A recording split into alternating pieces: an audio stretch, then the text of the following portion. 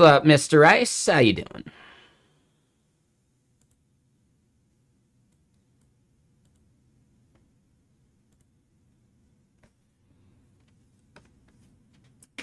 Yeah, I mean, it's usually good we can hear the music on this channel, but this album sucks.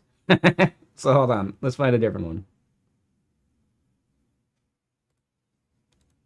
Okay, we are live on YouTube. Perfect.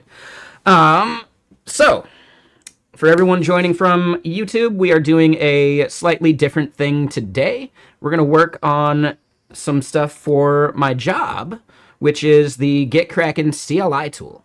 And the GitKraken CLI tool is written in Go, and we want to get auto-completion working for it. So we're going to do that. I've done a little bit of work ahead of time just because this isn't a typical stream project, but I wanted to figure out what was possible and all that. We'll look over what I've done so far. We may stash that and start fresh just to like have a better context, and also I'm probably out of date and I'd have to like deal with a bunch of merge conflict BS. So that's what we're going to do right now. We're going to switch over to the screen. We are using the older capture cards. The text may be a little fuzzier, so I'll zoom in more.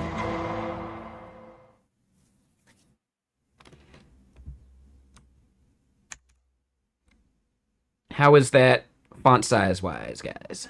Ooh, that was funny. Font size wise, guys.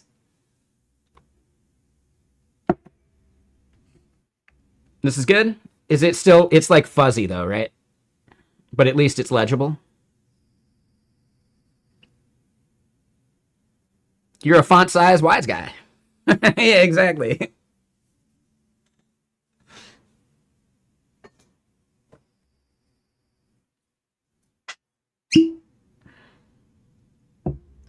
I'm calling you a wise guy, you jamoke.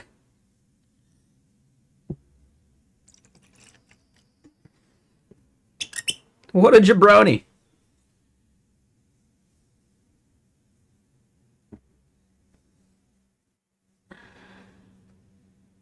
You're right, this is not Monakai.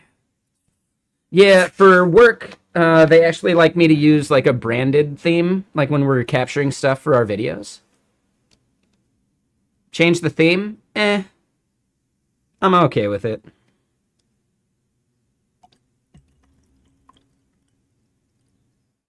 If I change it, I'll forget to change it back, and then that ruins a bunch of like video recording stuff I do. Colors do feel a little hard to read. All right, all right. Take it easy, guys. Jeez.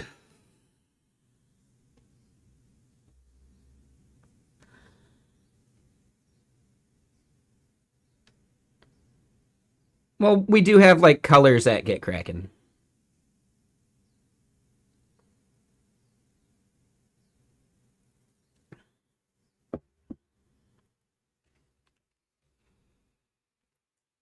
And yeah, I don't know if it's all right. So let's at least look at the theme.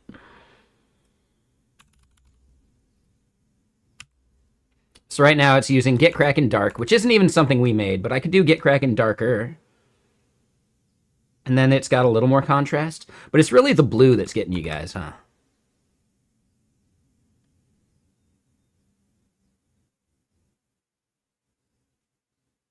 Is this one okay? It's the blue.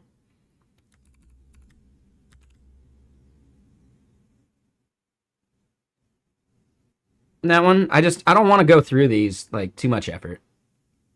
A GitKraken Light? Ooh, I don't think we have one of those.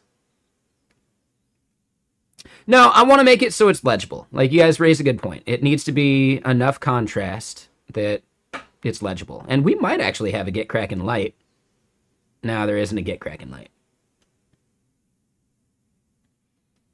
I mean, it's a theme. And no, we have a good partnership with GitHub. It's not like we don't compete with GitHub, right? We integrate with GitHub.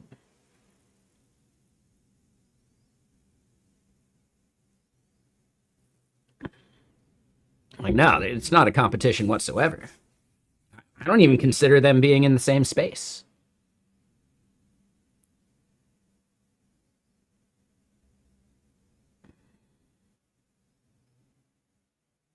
Yeah. GitHub and Git Butler are totally different.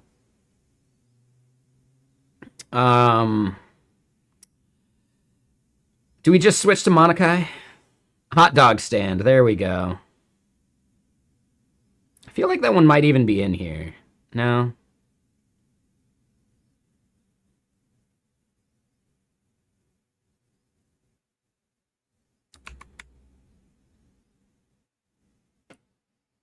We'll go until we find one that's good enough. How about that? But not a light one.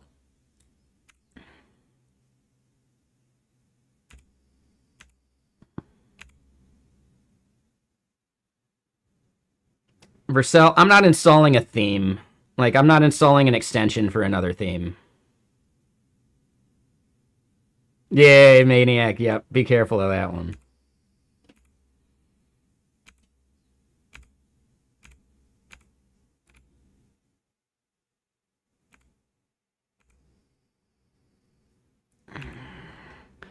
What's the one Prime uses? Groovebox? Wonder if we have that one. This one's not bad. If you do exclamation point song, you can get a link. Quazdunk. This one's got like the GitKraken kind of like teal to it.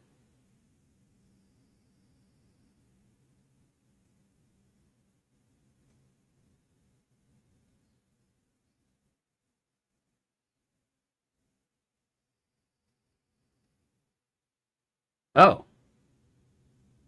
Oh, no, that's crashed. Hold on. Nope, that's totally crashed. My bad. Let me fix it. Damn, that's been crashed for a while then.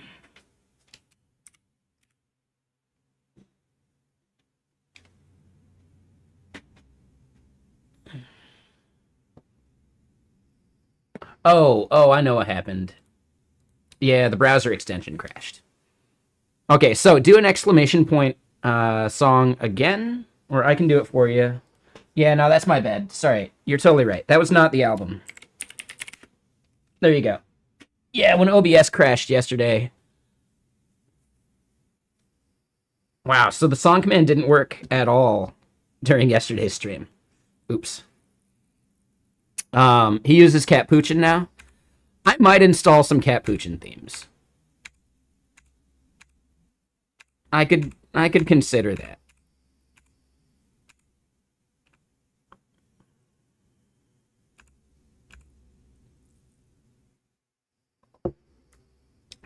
Fine. Hold on. I'll install the Catpuchin theme. Right, because it's a good collection. Oh, it's 2Ps.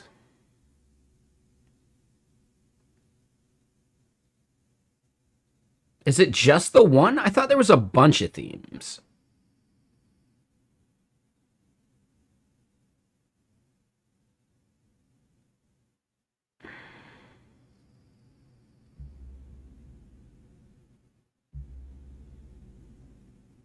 Oh, there's 4 variants? Okay.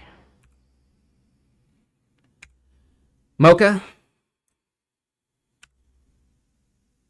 It's got like our purples for GitKraken stuff, so it works.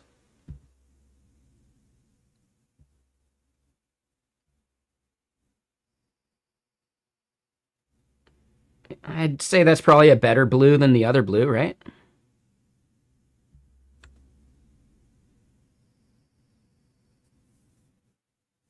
Actually, no, I don't like the blue.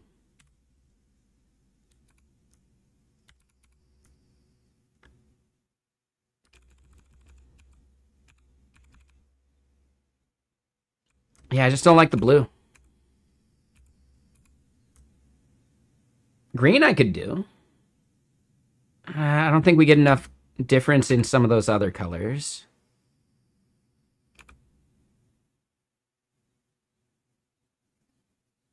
This one's not bad. I could do this one.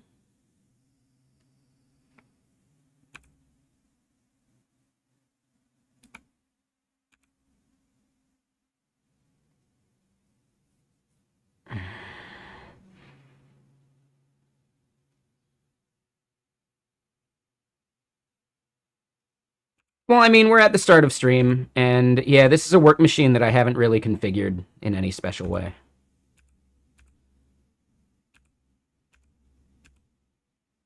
But no, like, mainly I'm not a fan of the blue stuff for something that I'm looking at a lot, just because of the whole, like, blue light thing. Even though my monitor, we've got it set up to reduce blue light. Oh, I kind of like grunge contrast. I kind of like this one. Grunge contrast. I think we nailed it. Let me just look at a couple others. We don't have Groovebox. Like, I'd have to install it.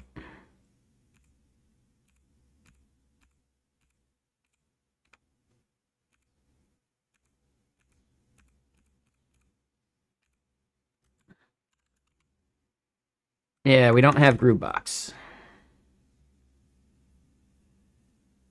And yeah, I lost my place.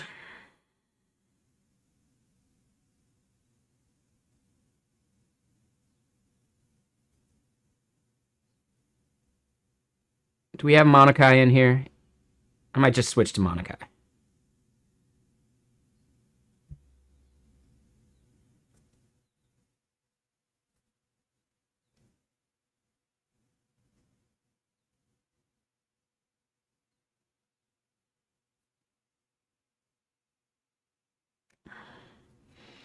Grunge was good too.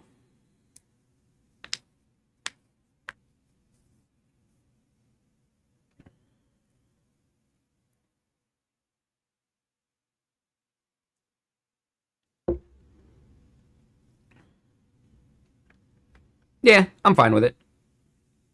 Let me just double check.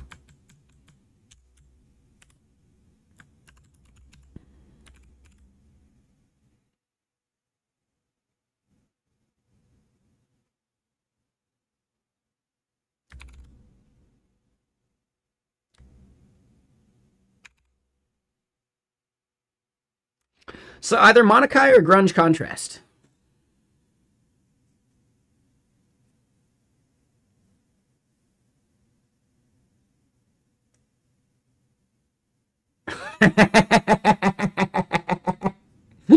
Anonymous Gifter? Well done. That is a good name to gift to. Row, row, row your goat.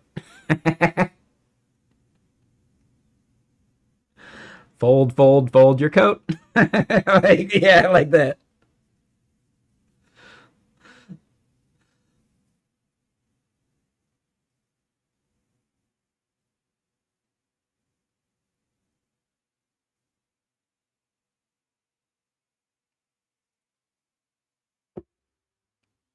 Monokai? All right, Monokai it is.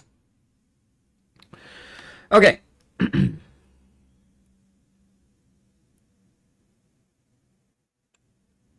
And yeah, thanks for the hype train, everyone. Appreciate that. And yeah, Alex, I just saw that. Thank you. Happy Saturday. Yeah. BRX, thank you for the follow as well.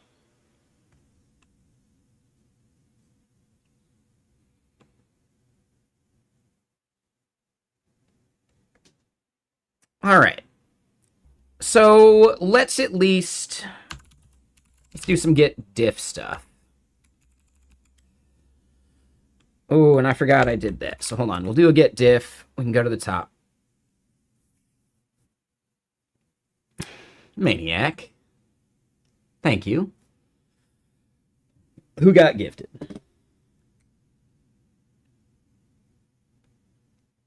Komenkakon. I don't know if I pronounced that right. Crystal Mess. I love that name, actually.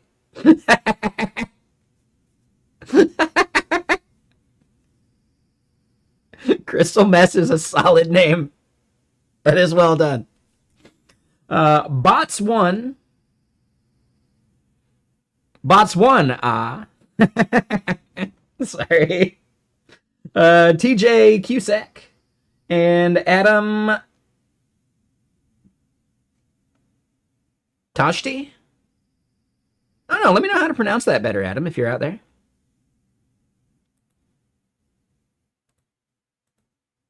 The Crystal Mess one was really good. That one was really good.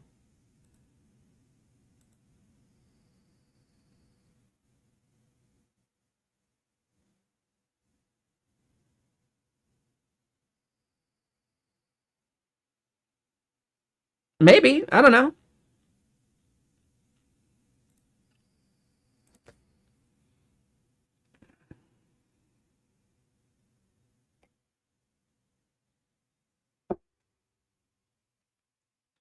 All right. So let's look over some of the changes I've made recently.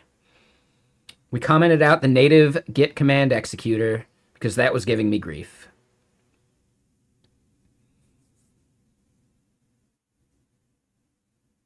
Yep. It's basically just turning that off is the main change I've done. And then I started doing some like testing of like auto completion. Okay. Commented that whole chunk.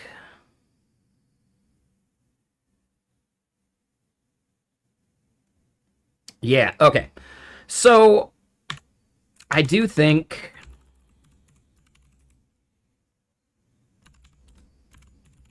what branch are we on? We're on feature auto completion.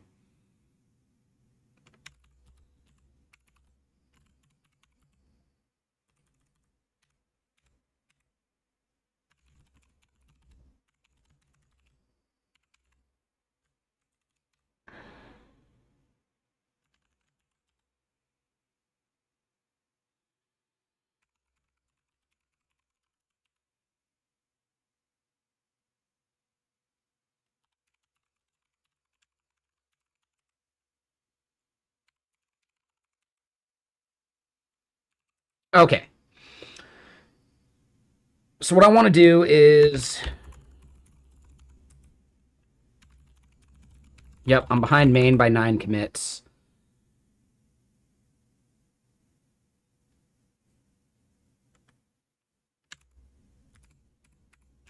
We're going to do a go build. Make build.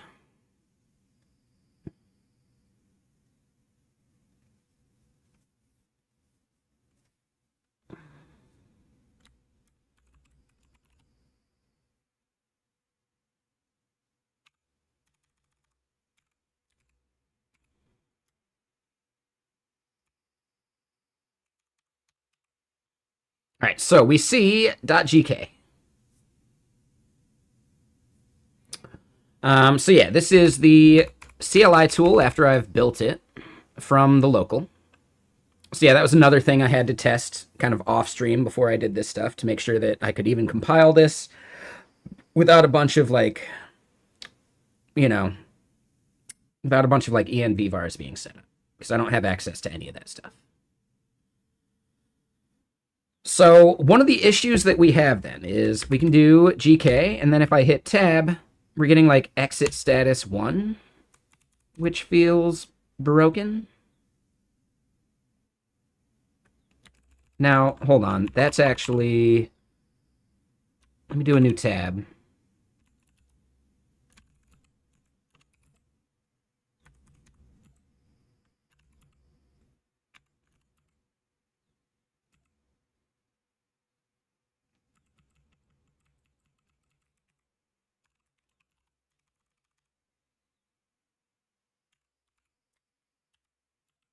Right, so now it's just doing that. So the problem we were having in this other one is I had done the auto-completion stuff, which actually puts things into this like shells instance, right? So if we reinstantialize without that stuff, we don't have any auto-completion besides like file system stuff, which just isn't going to work.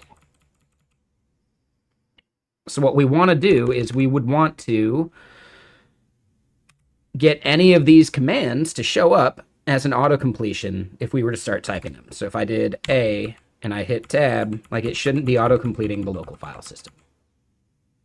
So that's the part where we're kind of leaving off. And yeah, thank you for the support. Thank you for the subs and everything. Like, guys, like, yeah, appreciate that.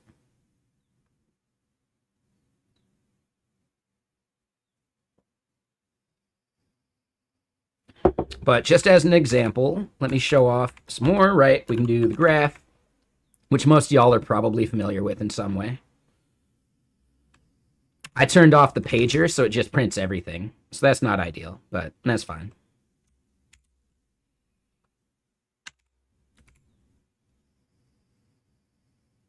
So, right, like some of the stuff we can do is like GK work info. And we don't have any work in progress. We can do a list of other work, but we don't have any other work created. So we could create a work item. But the basic idea is that a work item is an abstraction over working with multiple repos. Cool stuff, right? But again, like we should be able to GK work and get the commands that work has. So because of just this, we got some stuff to fix. So what I want to do is switch back to, right? And notice how, like, yeah, we can autocomplete git commands and get that stuff. Technically, GK, let's say checkout, it's doing file system stuff, but it's actually the, well, hold on, we have it turned off on this branch. Well, no, GK is the globally installed one, so this would be fine. What we could do is just GK status, and that passes stuff through to the local git executable. That functionality is actually getting in the way of a bunch of our auto-completion stuff too. So basically, right, I have that turned off on our current branch. Oh, I thought I had that turned off. Oh, plot thickens.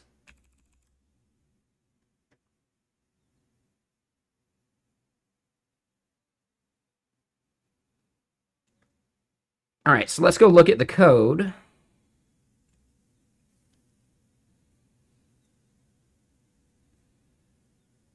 And we're going to use GitLens real quick.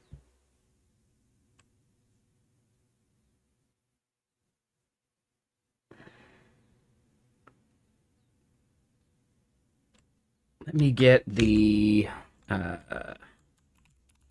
commit graph. So here we see my branch that is long-lived. I need to bring in everything that's in main. So let's do that right now.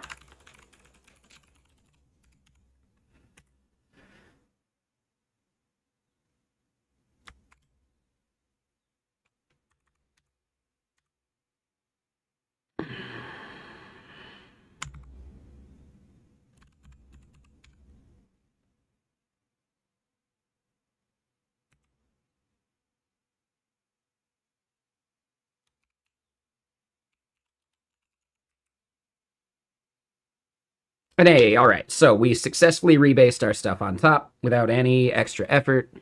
Nice. All right. So now we see that we are just one branch ahead of the main. Perfect.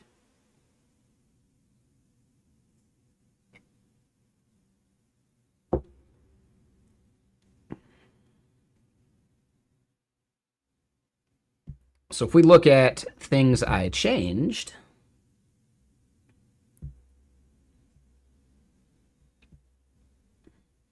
we can see that I really only had changes in GK root, main.go, and workspace.go.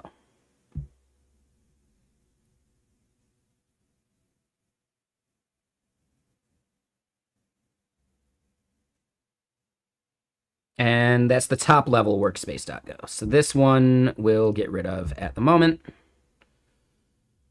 Work start we can get rid of, native git, logger, readme, make file, action, and work. These are the things that we've changed right now.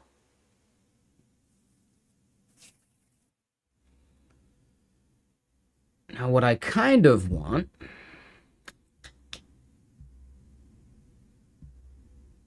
is the heat map.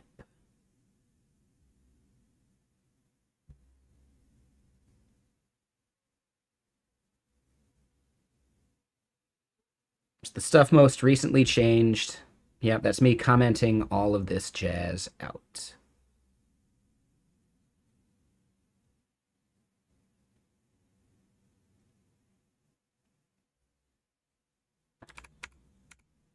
Oh, and I know what happened. Okay, so now if we do another build,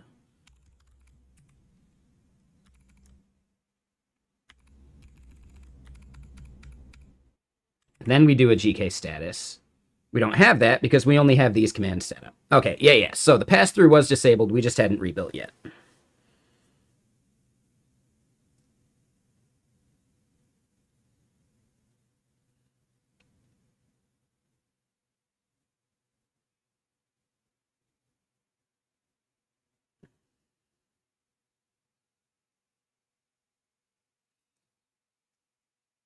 Oh, that is a cool one. Yeah, I like that. And hold on, let me read a message I might have missed. You're gonna go get work done, but you're here to do some co-working. Yeah, sounds great, Maniac, for sure.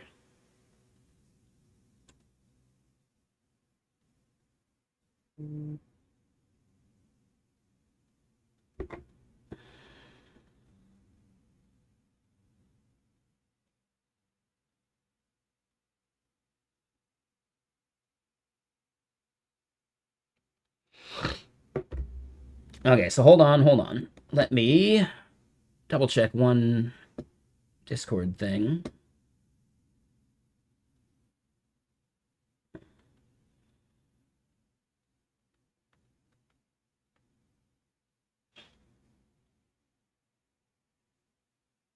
Wait, where even is that?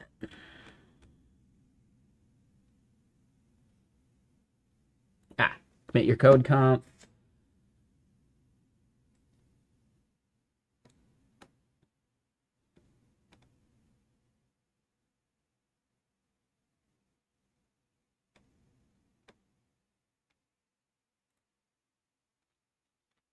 I just thought this was gonna kind of cool, like. So yeah, if y'all haven't heard, I'm giving a talk at Commit Your Code Conf 2025. My talk will be about GitKraken and how we migrated 600,000 plus lines of code from Flow to TypeScript. Why we did it, why we originally wrote it with Flow, and what the process was like, and some of that malarkey. So yeah, it should be fun.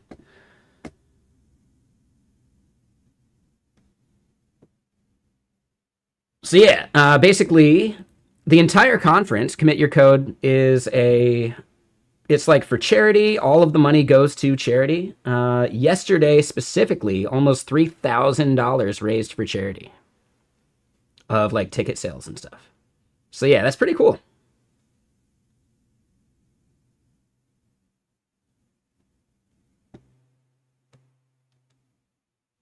I'd like to think all of that came from me tweeting about it. No. Yeah, no, Danny's cool.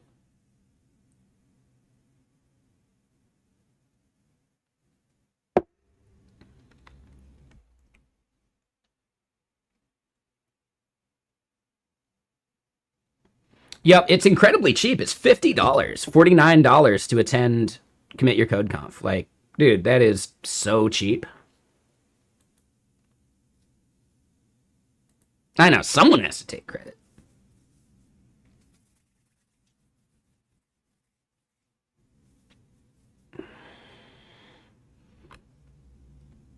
But yeah, seriously, $50 for a conference. If you're anywhere nearby, like in the Dallas type area, or if it's a couple hours away, it's probably totally worth going. Like, look at the speaker list. Aaron Francis is keynoting. Joel Hooks will be there. Like, let's look at it real quick because I think it's cool. Commityourcode.com. Let's see the full list of speakers, right? Aaron Francis, Leon Noel. I'm going to name the people I actually know. Diana Pham, Diana Soyster. Wayne, I actually met at Render ATL last year. Super cool dude. I'm aware of Brian Morrison. I don't know him that well, but yeah, he's like, DevRel at Clerk, which is cool. Let's see, who else do I recognize?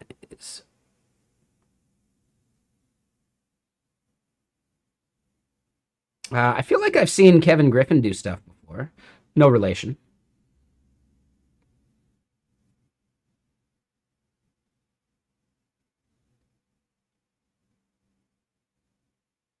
Roselle Scarlet's awesome. Lawrence Lockhart, super cool. Lawrence Decodes or something like that.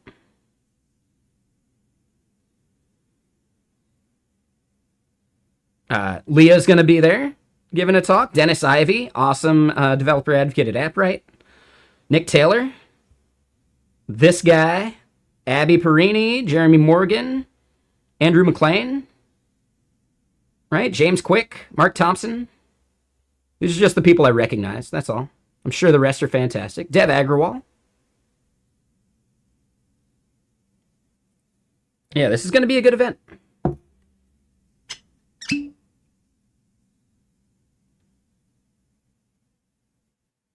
Yes, the host, technically. Or the MC, at least. But yeah, this should be cool.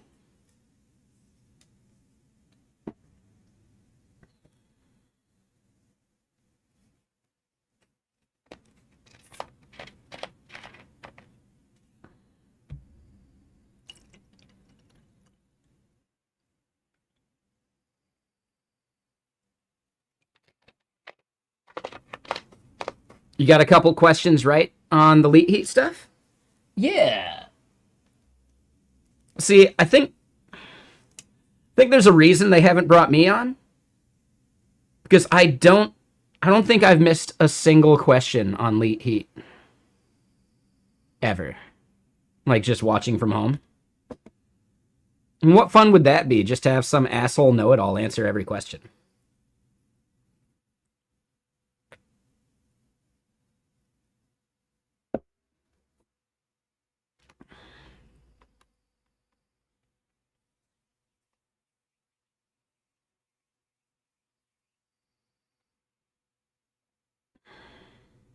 Add a feature to phone a Chris? Oh, that'd be good.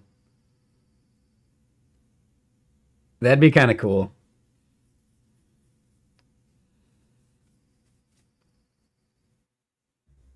Oh, I missed Swizek Taylor. Teller.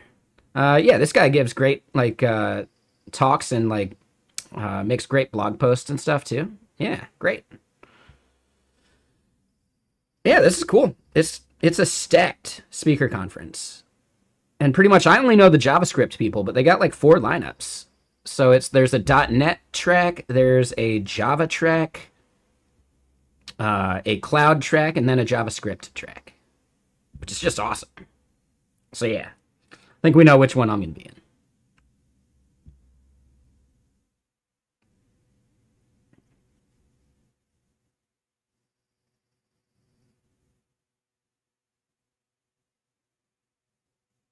But yeah, it should be fun. I'm surprised Adam Rakis isn't speaking again, because it looks like he spoke last year. Oh, it's a shame YK isn't going to be at this one. Maybe he'll still show up. It looks like, hold on, that's probably Chris DeMars right there doing the horns. It looks like he's picking what's his name's nose. Why am I spacing on his name right now? Oh, why am I spacing on his name?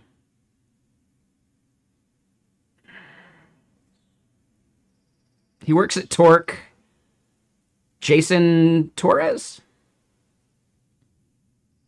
I think that's it. Jason Torres. Yeah.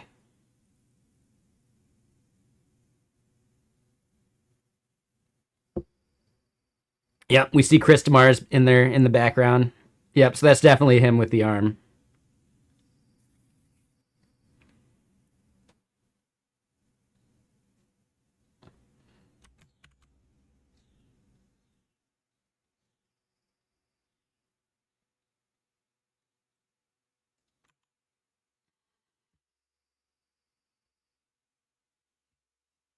Hold on.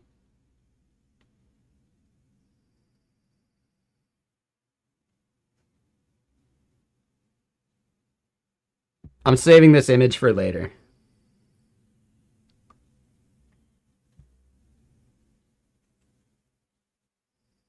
Oh, wait, no, not that. Save image.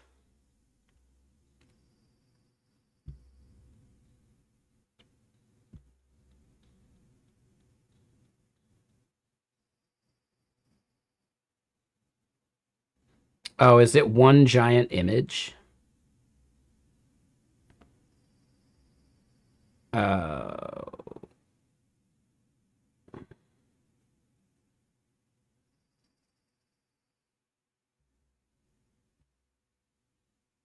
No, it's not. I don't know why it didn't highlight the right one.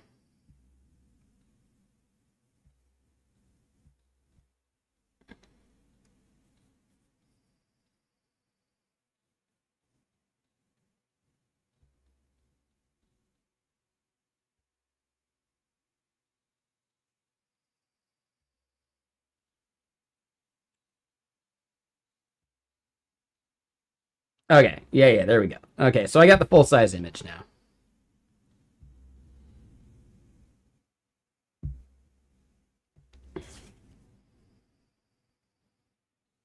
Jason Torres. Didn't I say that?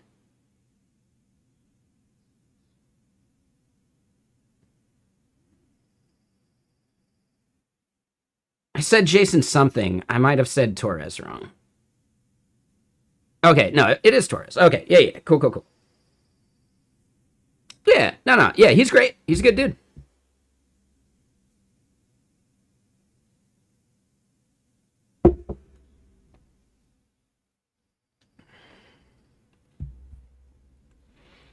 All right, so back to what we're doing here. We want to be able to do some autocomplete. This is something that I needed to commit, right? This is how we generate the completion scripts. So that's one big part of it.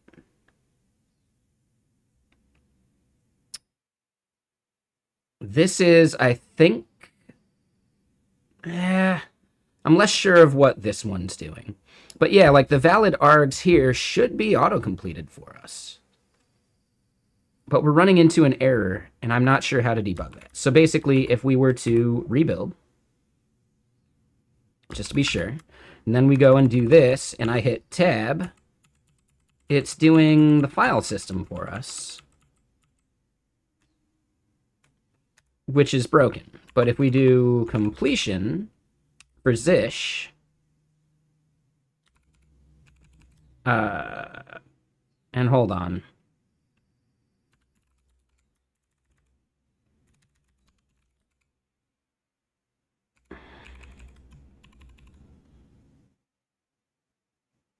There's a command I need to run to have this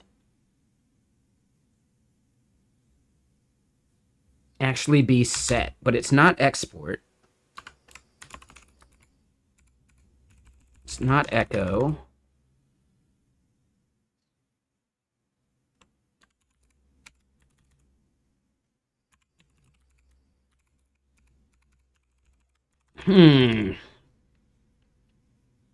So hold on. There is a way to do this. I need to look it up.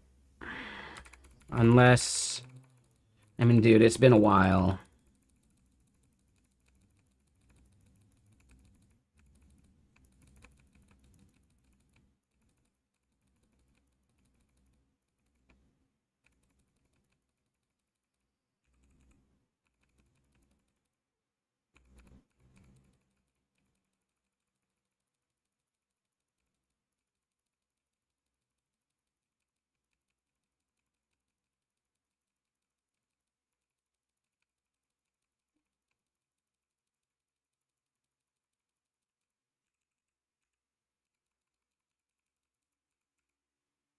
What's up? Up the Chells. How you doing over there on YouTube?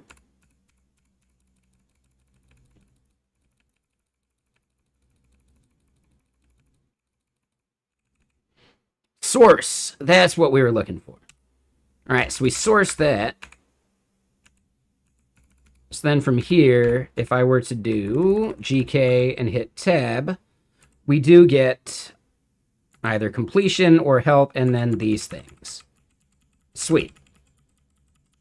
Okay, so we've got that part working. But then if we were to do something like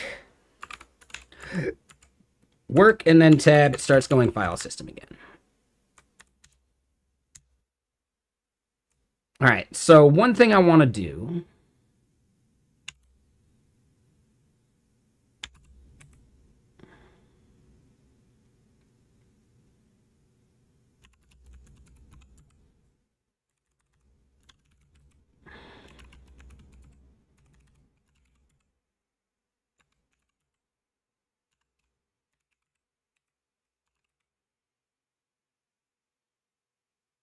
And that's something that Ghosty does way better.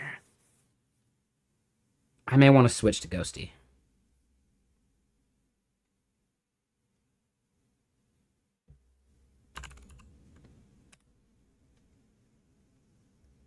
Yeah, we'll let it check automatically.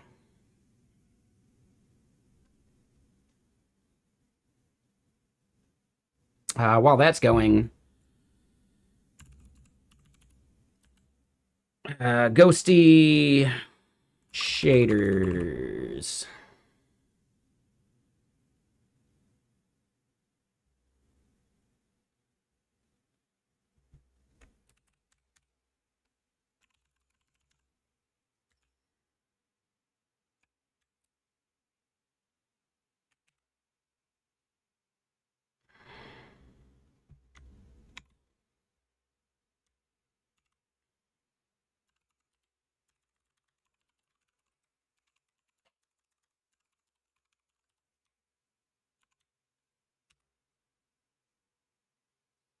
Right, we got to get shaders going.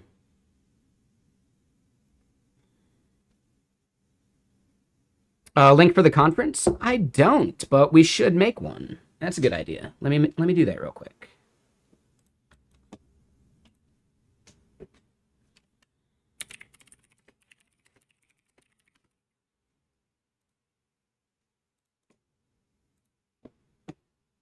Yeah, let me make a command about that.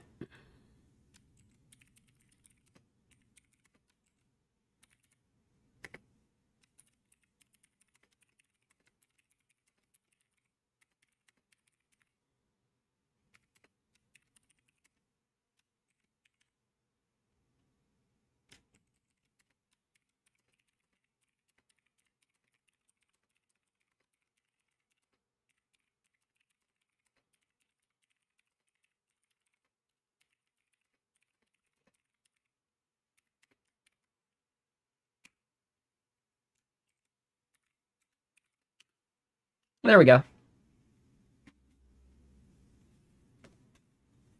So yeah, commit your code conf. It's great. Only $49. If you are near enough to the Dallas area, you're basically losing money by not going.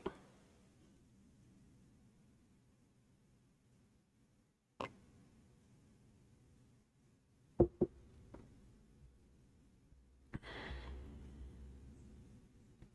right, so since this is a GitKraken thing, we should probably do like one of the water ones. Do we want to do the actual water one, or do we want to do like the light rays, like underwater?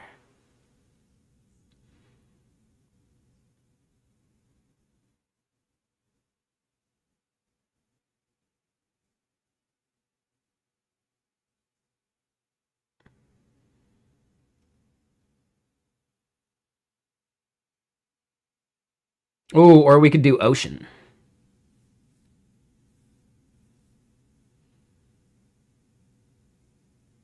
Ocean could be a little distracting.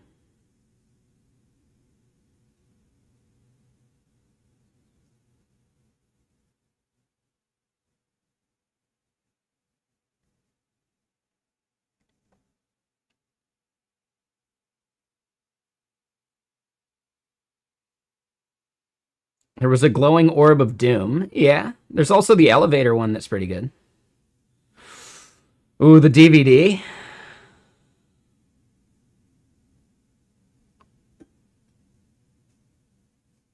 DVD's not bad. It's got like some water stuff to it.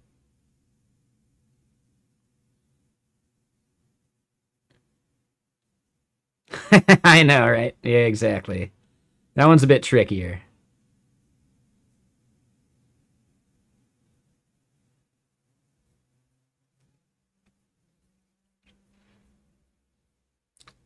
Let's do underwater for now.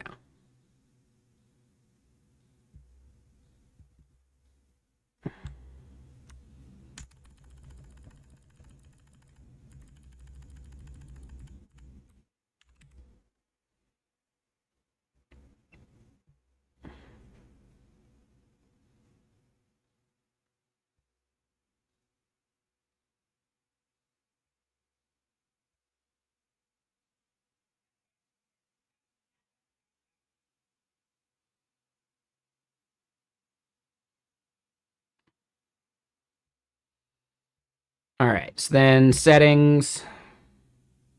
Ooh, they got a bunch more default config now.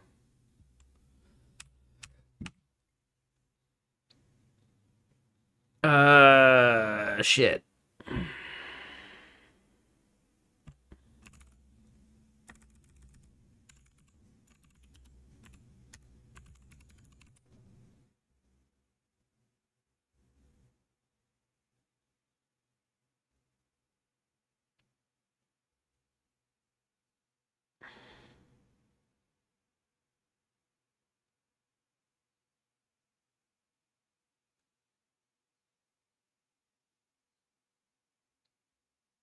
Wait, do I have instructions in there?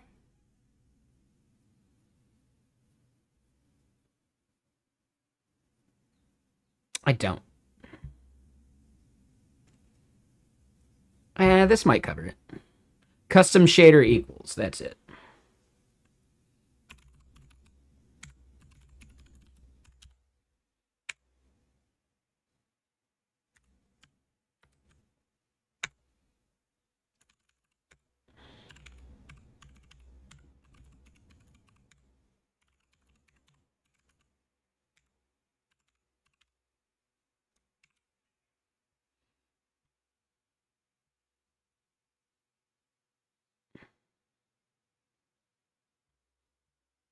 Oh.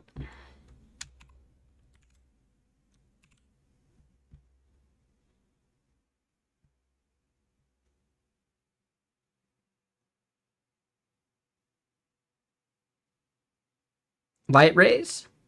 It's not bad, right? It's not like too distracting, yeah?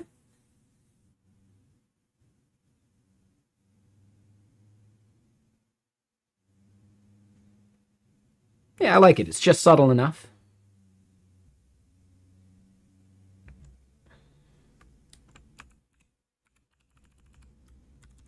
Let's just double check the DVD one.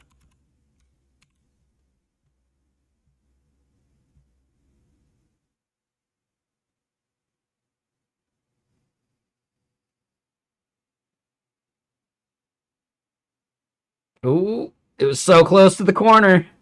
Oh, it was so close.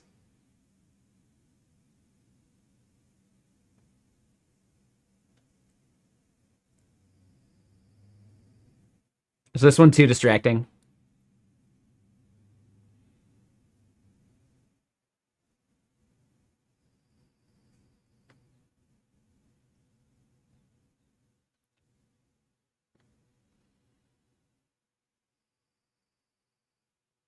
What's up, Chandragupt?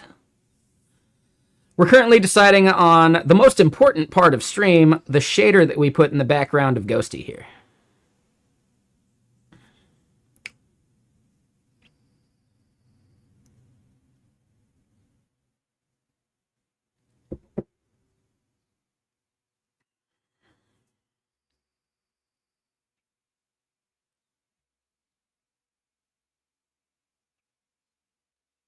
So the underwater light rays one was good. Maybe the water one.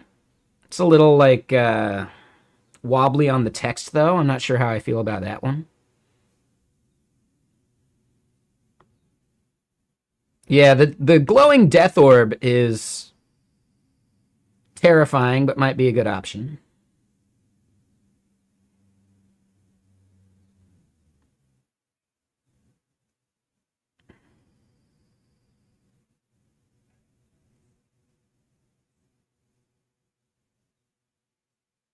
We could just go like retro terminal.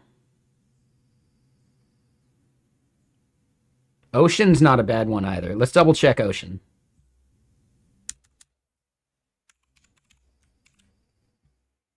What is it? There we go.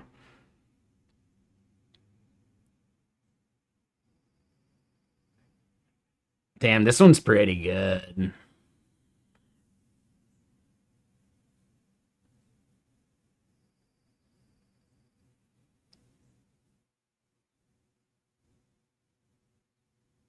Oh, I like how the blue kind of like ripples through the text. All right, we're leaving this one for now. If it's too distracting, we can always change it.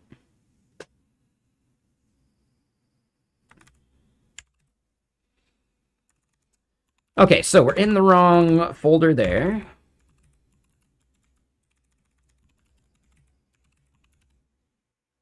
And let's just make sure, hold on, we want to get this on the other side of the code, and we can close iTerm for now.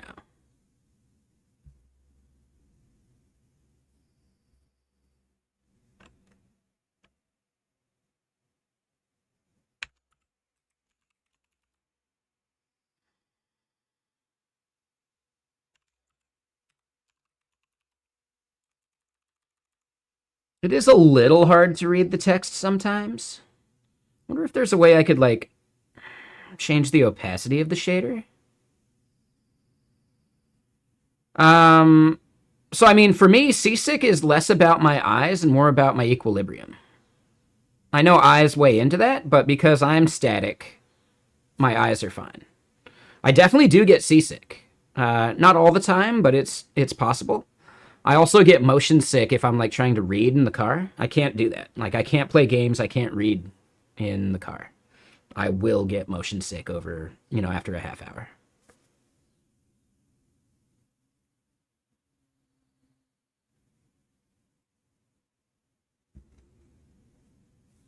Oddly enough, smell is a big factor in motion sickness for me too.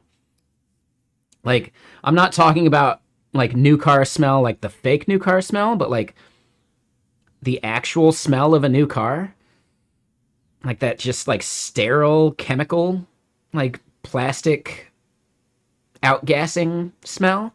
Dude, that gets me. That'll get me motion sick more than reading in the car.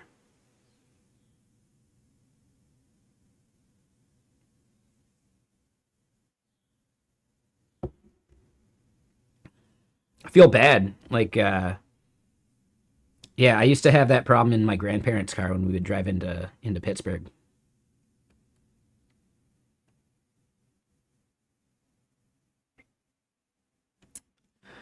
But okay, so here we are in this directory. We can pop open a new one and it gives us that same directory. Perfect. All right, so that's the functionality I was looking for. Another, like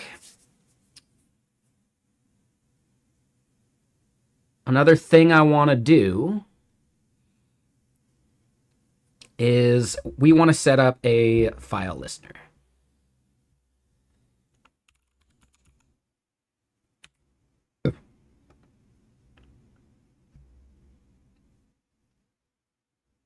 And NodeMon works for me.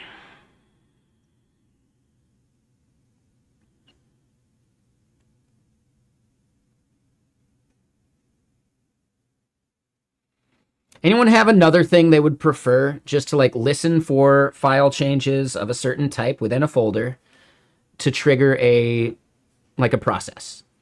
NodeMon's what I reach for. Is there something else that I don't even need to install?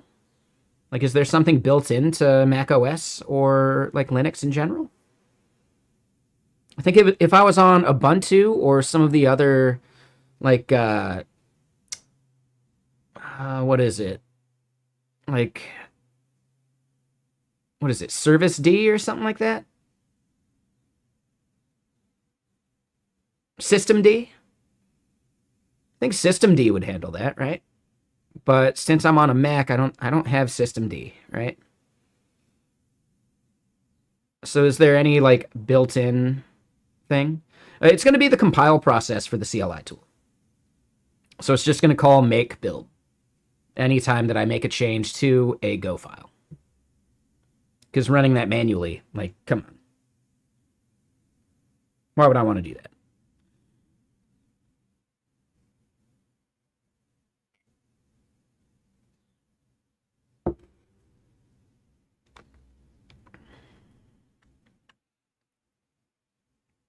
But yeah, I think NodeMon's basically it. It's fine.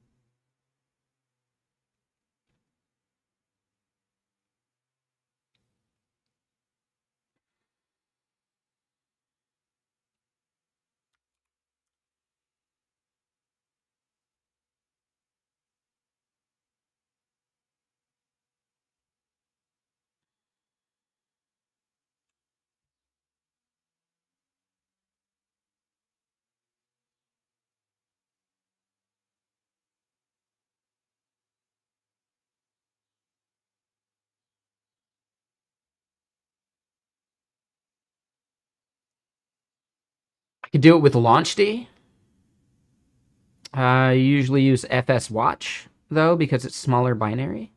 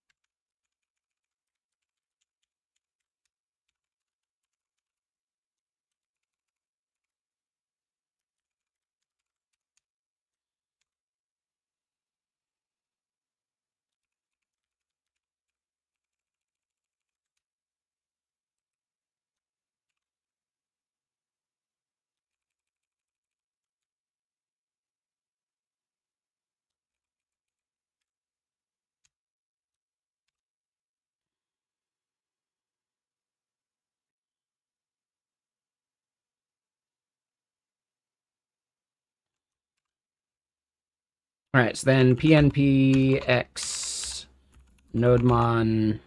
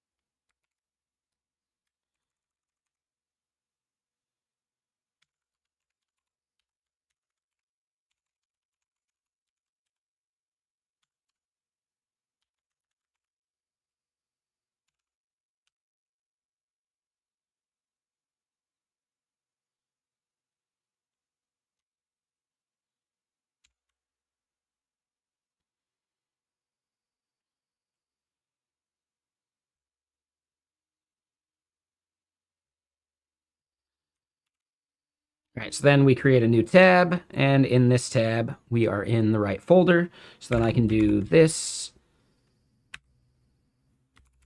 Yep, and then it's actually source.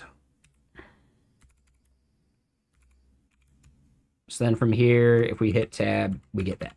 All right, cool. So we're at a good point where we can start thinking about how we want this stuff to go, and how do I get it to list these commands in the same way that these are listed.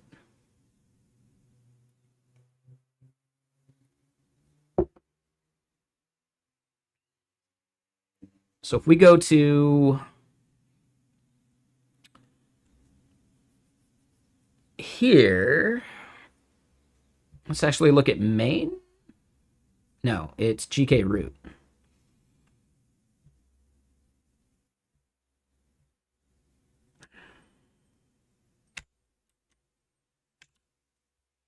So then I do that. We see that recompiled.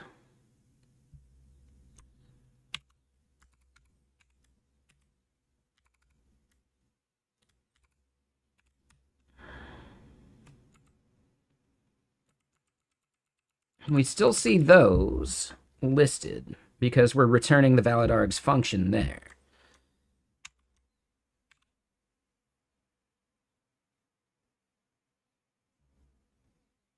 Right, we see that rebuild. We go here, we do a source again.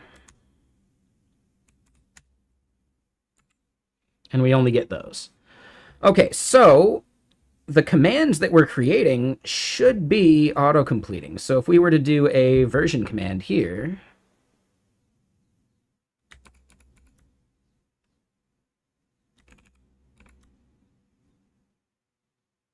and hey, what's up, Spheriphoria, Mr. Sir? How you doing? What are you up to?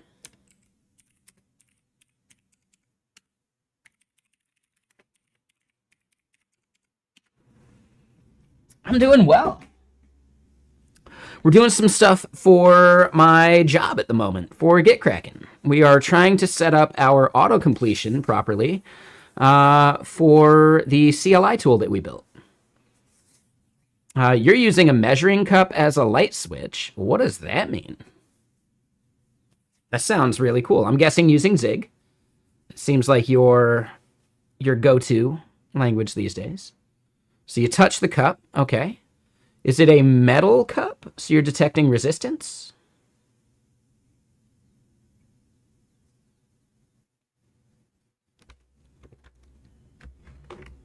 Capacitive. Yep. Look at the big brain on Chris. Okay. Yeah, no, that's cool.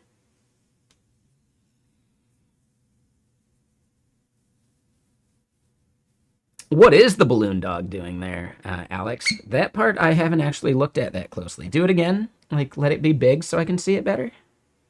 Like, do it solo.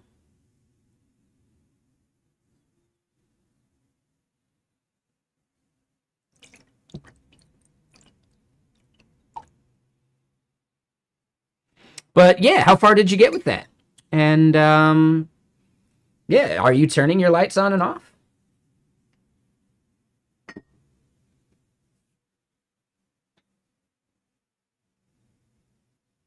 Oh, it's pooping. It's totally pooping. I get it now. If you do it just solo, it'll be just the one and it'll be big.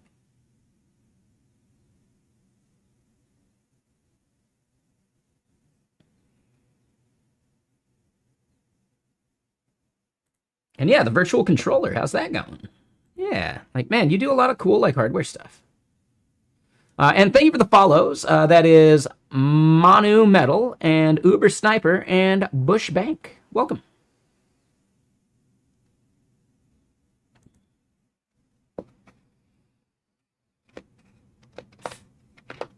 That is a solid hype train emote. Yeah, exactly.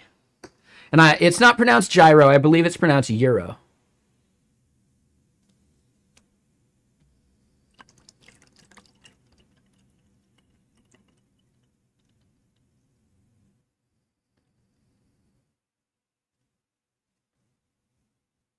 I would assume that you've made those jokes while you were dealing with the gyro stuff, right?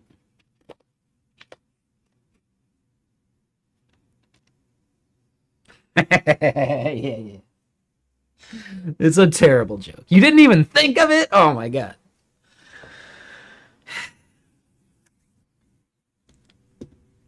My writing services are available through contract.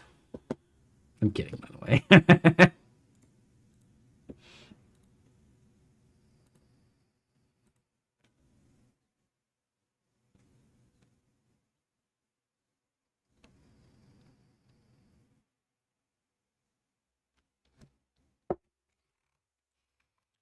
So yeah, basically, For everyone jumping in, this is my work machine. So there's definitely some like hiccups.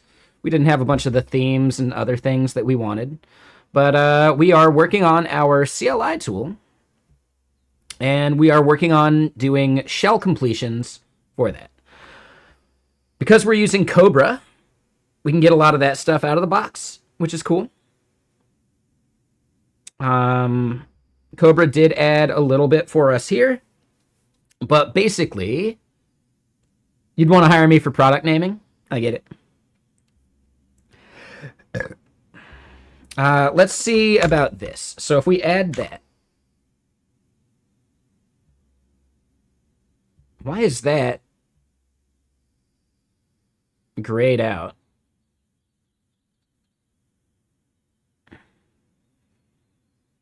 Not sure about that. But if we add the version command here, we should be able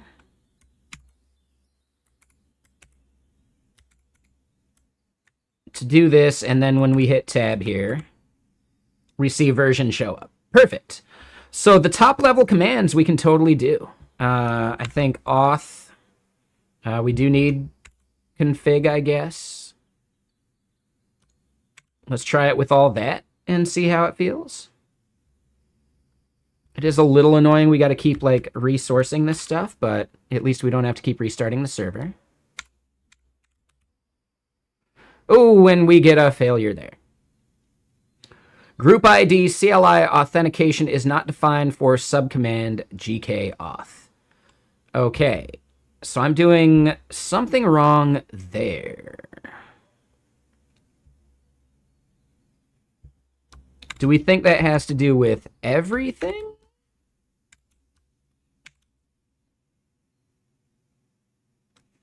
So that should stop and restart.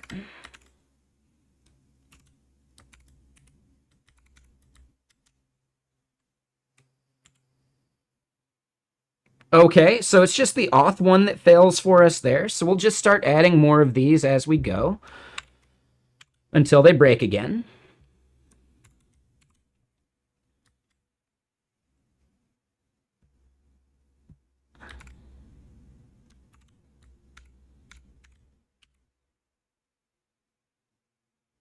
Aha, so then that one breaks on us. So CLI core commands breaks for work.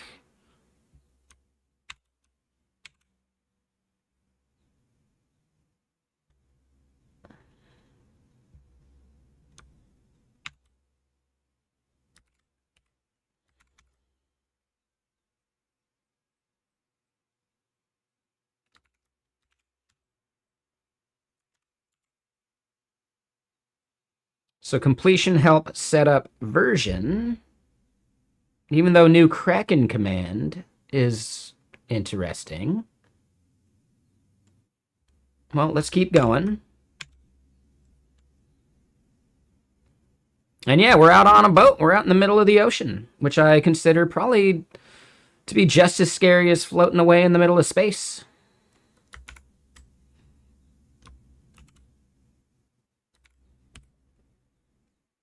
Oh, all right. What's the graph command we can't do? What about issue?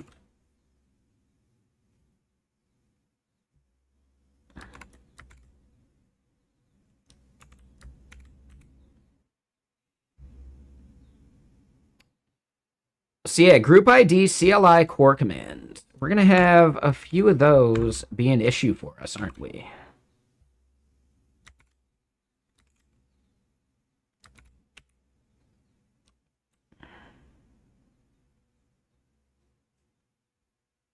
Yep, provider fails for us.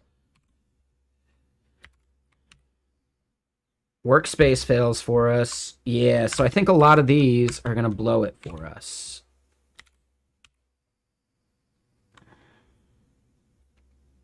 Yep. I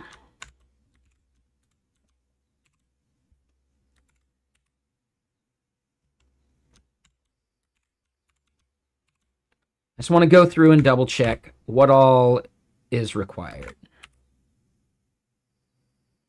Okay, so that one works.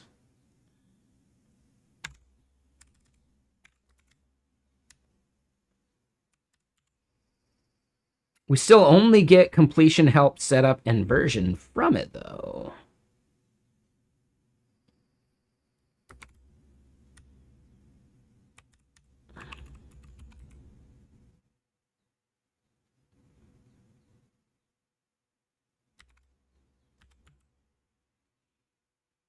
That one did autocomplete for us because we only have the one option. Okay.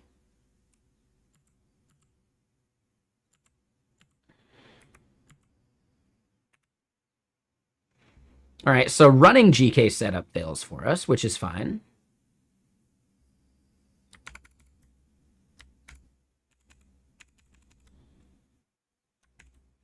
Let's just start with a fresh terminal here.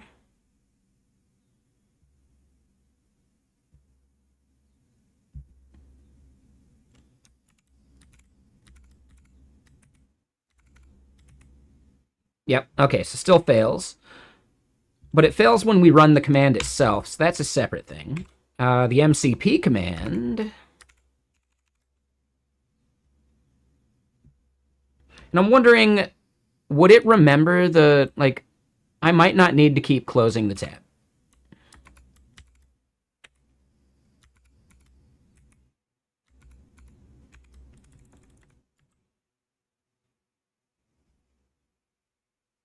So for some reason, the MCP command also does not do its thing.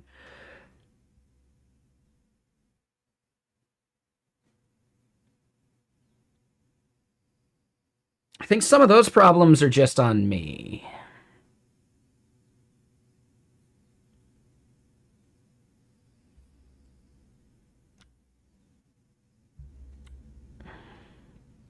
Okay, so hidden true. That's why it doesn't show up in our autocomplete. I bet this also has hidden true, which is hidden temporarily. Okay. So they're doing that on purpose.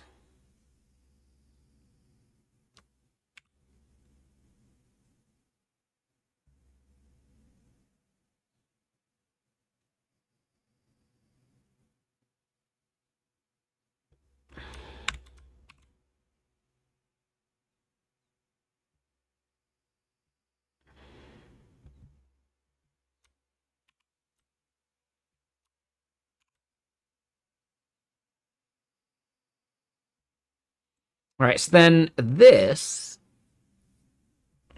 we might need to do this part, which means we end up needing the 2e part.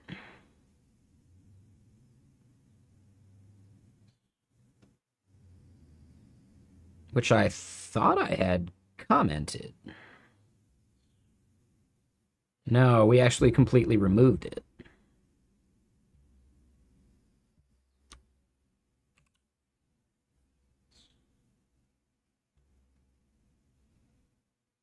And now we fail compiling. And yeah, this is the point where this shader is a little, yeah, it's a little hard to read. We'll just do underwater instead. Right, we'll keep the nautical theme. Let's do water and see how we like it. That might still make things a little annoying. Right, the fact that it's like wiggling the text. And that's probably a little annoying, right?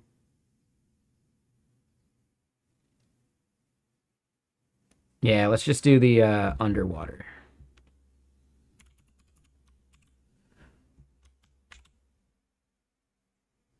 There you go. Less annoying.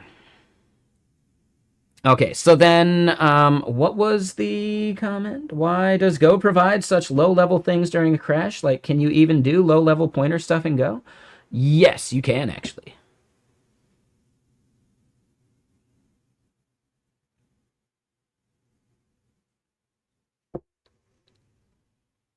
Heavier waves? Sure.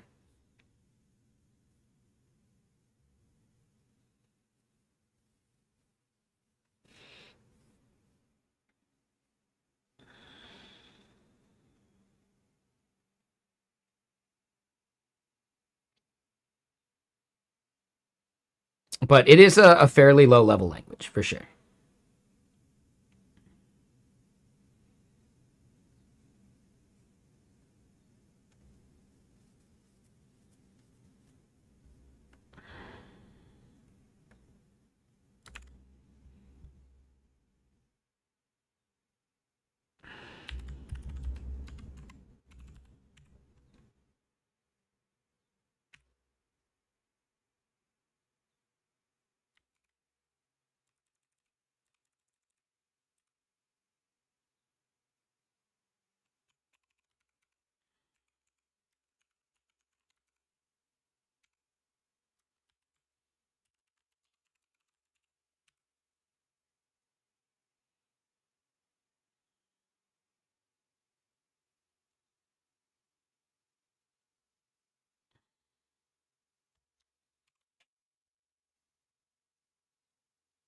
Okay, interesting. So that actually works, and we build. It failed when we weren't importing the right thing. So then here, I want to check if we can just resource things.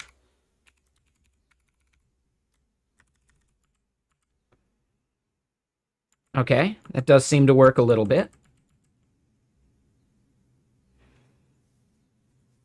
Thanks, Swagdev. Yeah, like Nodemon you can use for watching anything, really. But yeah, I just didn't want to have to keep rerunning the stuff. I'm surprised the Go compiler doesn't have a built-in watch. Make might. I just don't know Make well enough.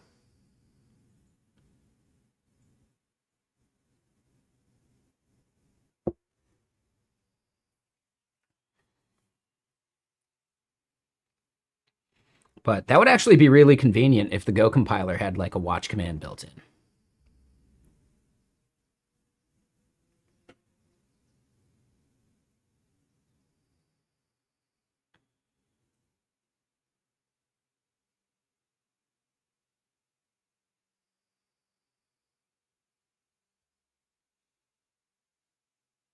Wondering why so much of this stuff is not highlighted. It's because, okay, so this is commented, sure. I think that's up in here somewhere.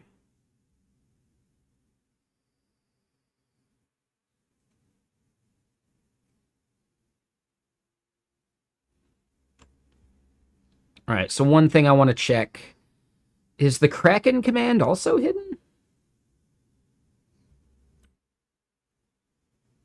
Why is that hidden? Oh, okay.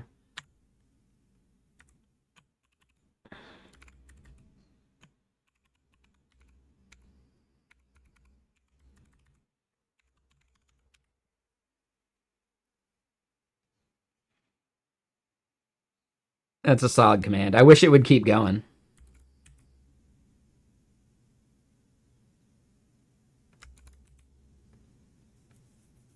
It's our dancing GitKraken logo. That is a nice Easter egg, actually. I like that.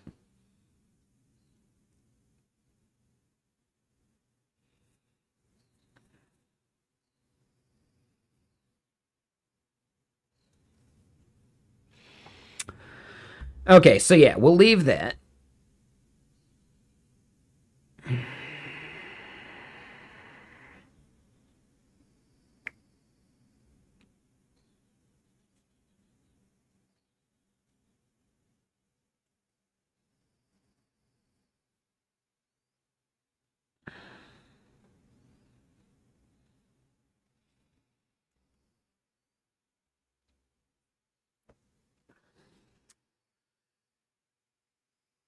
So what we kind of want to do is maybe, let's see if we can get auth completing.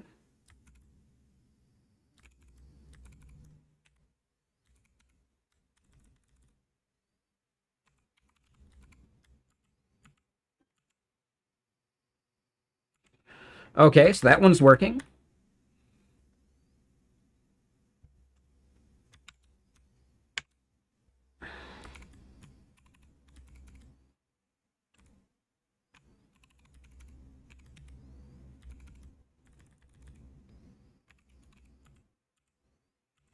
Nice, nice. Okay. So now we're getting there.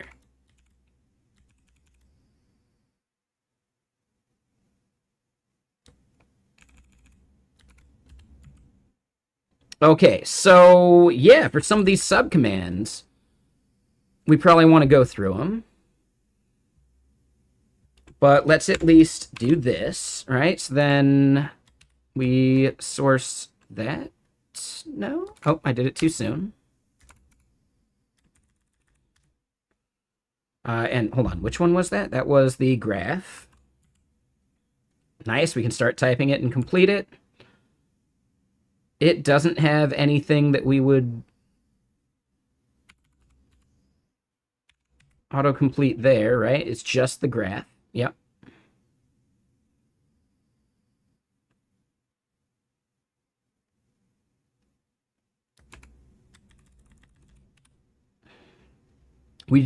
we run into an issue running it.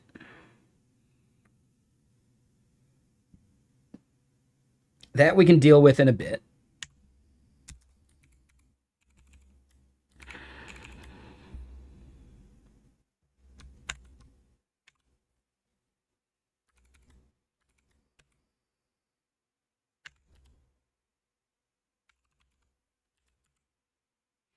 All right, so then GK issue gives us an exit status. Aha. So issue, I would say, breaks at that top level, and we should look at why. All right, so new issue list command is probably coming from in here. Not what I wanted.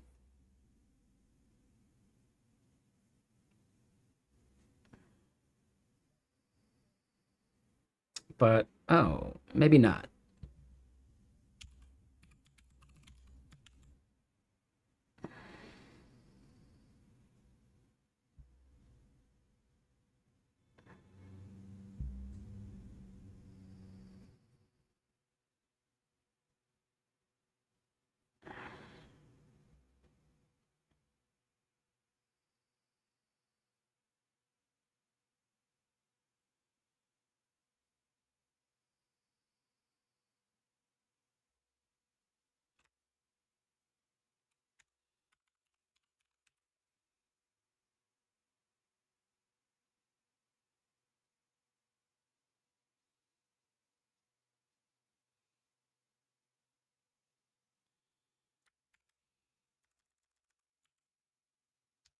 So that exit status there seems like a major issue.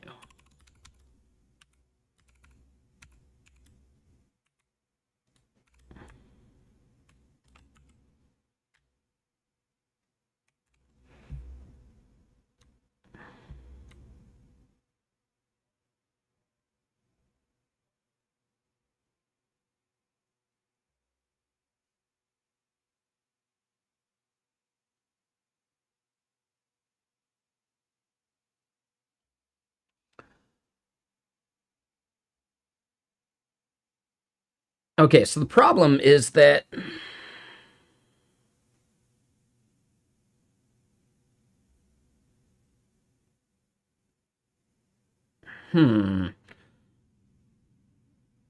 wondering if like this run E is our problem.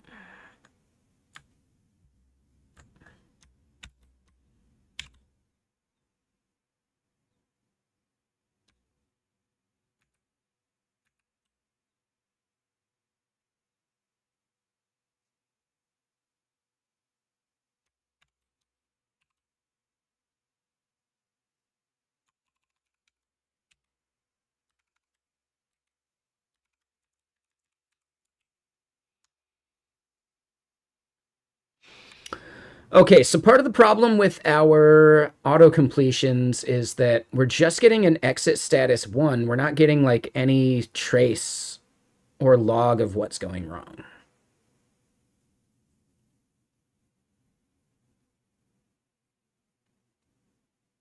And we were running into similar issues before. Oh.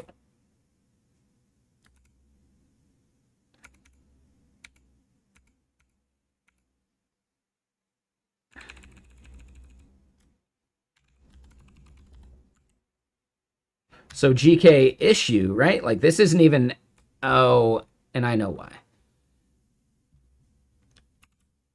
It's because we did the source. So if we do this GK issue dash, right? Yeah. So even if it's not our local,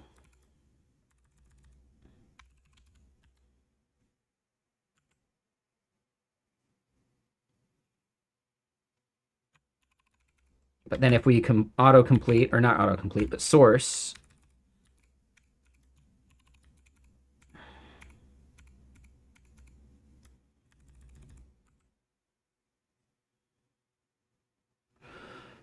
we don't even see issue in this list.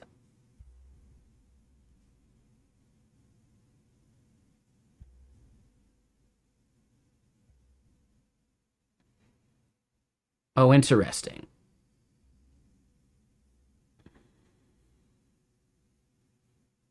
But the command is there.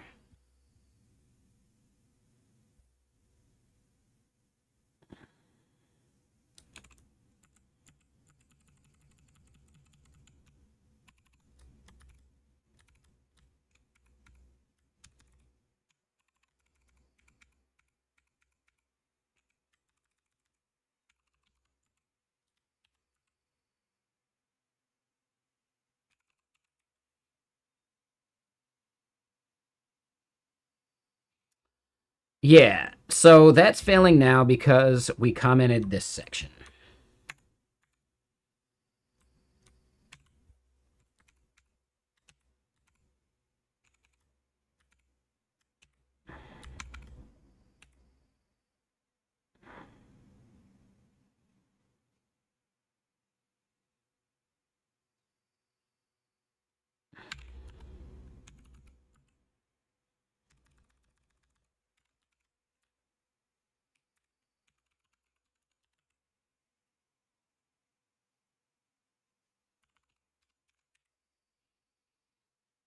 Okay, so then here's another thing. The provider dash help.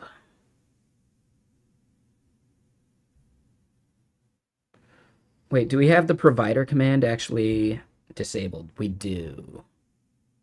Right.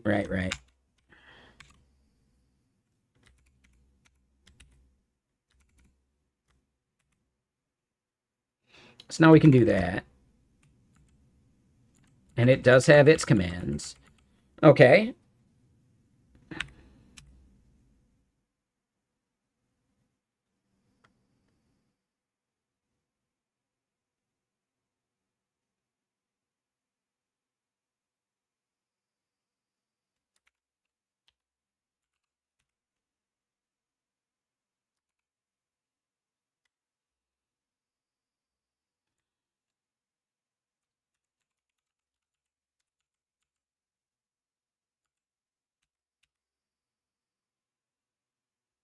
And it's GK dev there. Okay, so we're going to run into some of those issues, which is fine.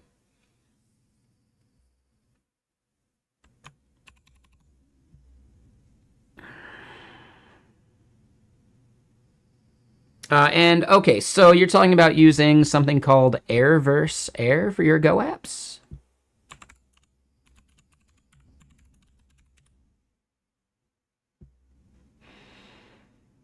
Oh, yes, live reload for Go apps.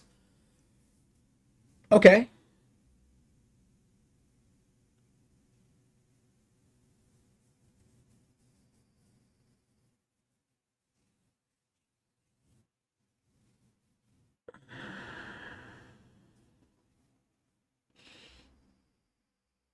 What the hell is goblin.run?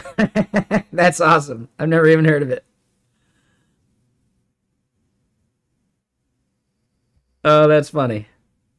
Okay.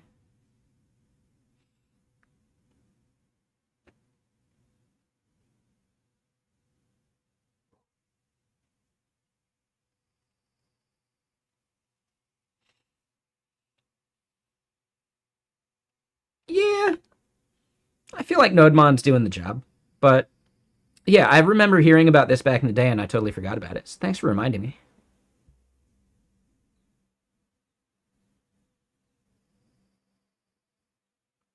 Go bins goblins. Ah, that's funny. That's funny. Okay.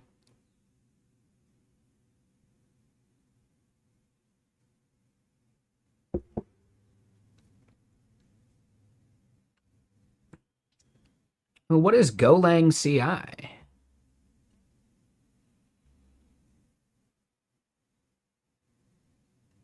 Never even heard of Golang CI. Nifty.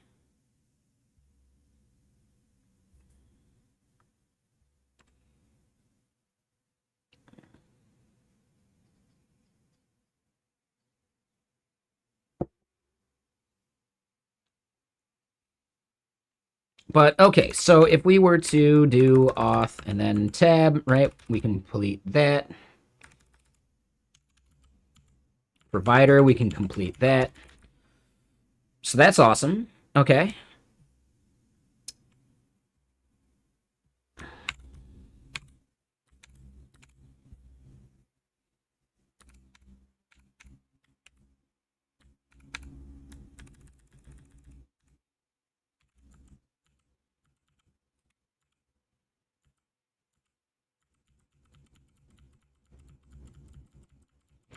Okay, so here's something. I think in the workspace, I made some changes that I didn't need to make.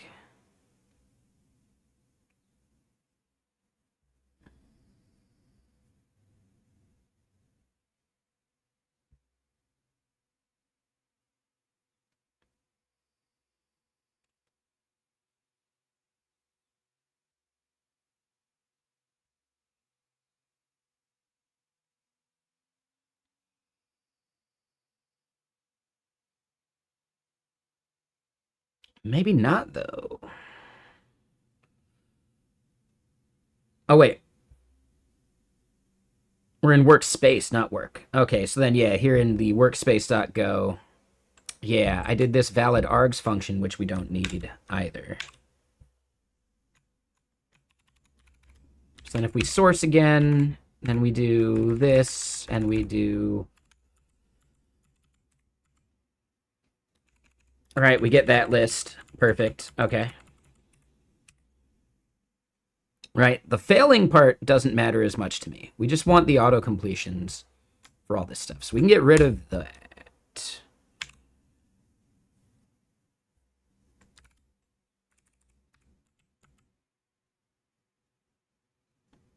So yeah, all those autocomplete fine too. So yeah, a lot of our auto-completion stuff is actually done out of the box for us, but we break it with the git command stuff. So if I were to use GK and hit tab, we get exit status 1. But if I do that, well, okay, so we're still getting exit status 1 with the GK binary, because that's a separate thing.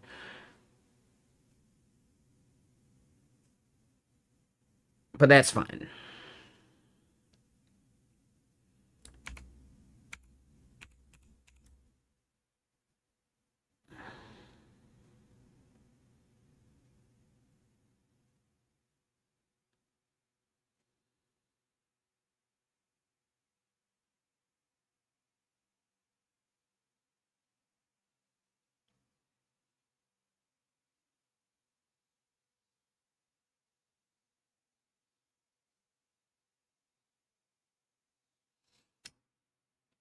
Okay.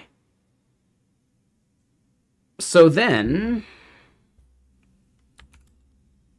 GK workspace list, we would actually need that to work at some point.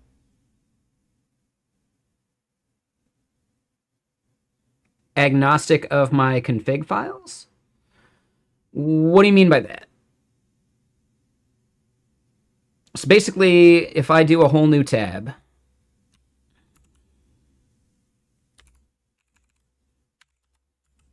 right? GK and tab only gives me like local file system stuff. The moment I do the auto completion, it fails. So it is related to the config files, but the auto completion like sh that we source into things could totally be part of the problem, right? But instead, if we were to do this,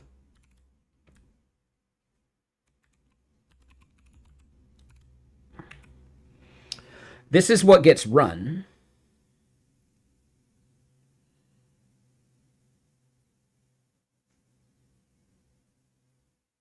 So we go here to the top. And this is getting sourced into our config, basically. Like, it's not getting saved to the config file, but it's as if we had it in our zshrc file, right?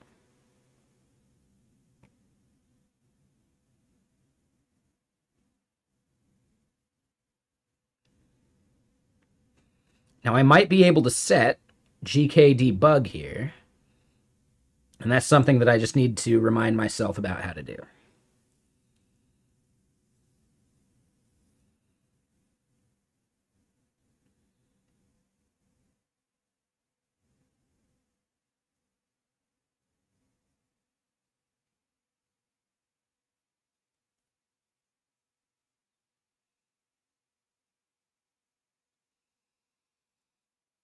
Do I have anything else in my zshrc about default completions? I don't know. Moshiko, we're doing this just for today and possibly tomorrow because it's something I needed to do. We'll be back on the other projects here soon, but like, I got other stuff I got to work on from time to time.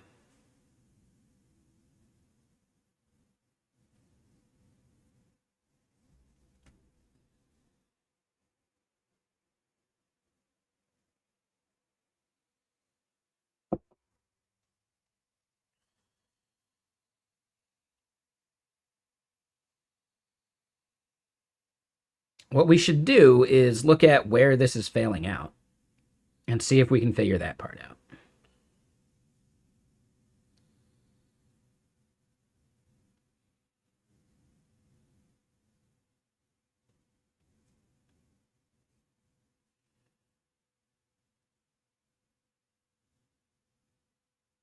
Yeah, maybe Maniac.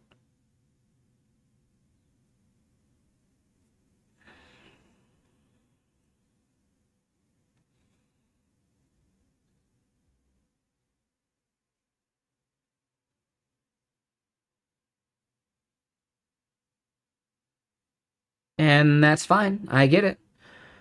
But we are specifically failing out. There is a return 1 happening here.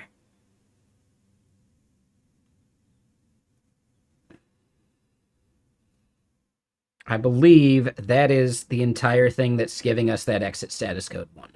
So it's something about here. So if directive and shell comp directive no file comp, then we fail. So that is exactly what's happening.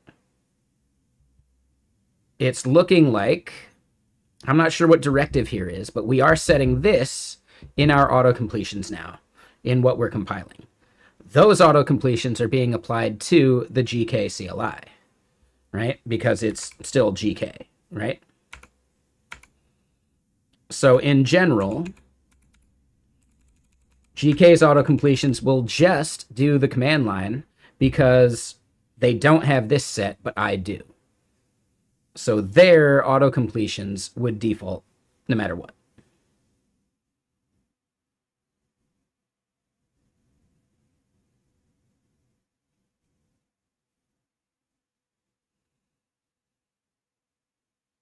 But realistically, this error shouldn't be a full-on status code 1 because it should be it should be falling back to other auto completions, right?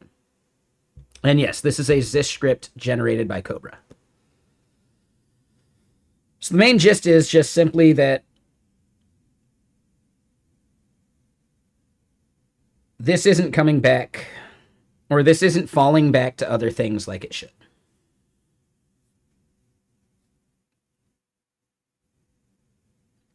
Yeah, there you go. Just delete the return 1. Problem solved. But no, this should actually be falling back to other completion scripts.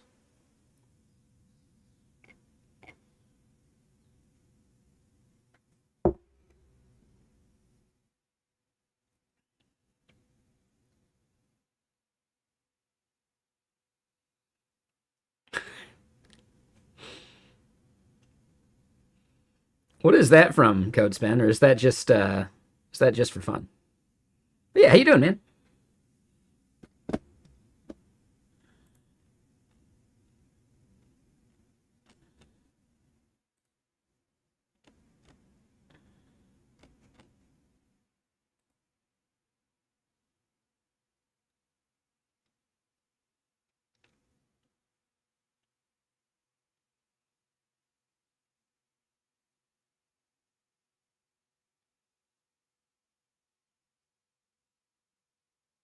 Ice cream cookies. That's the name of a flavor. Sounds good. What's the flavor I'm on right now? Oh, mine is Super Boof, which is a good name. It's a solid name.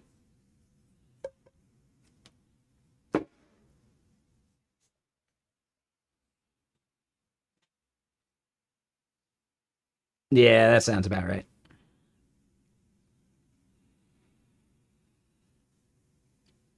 That sounds about right.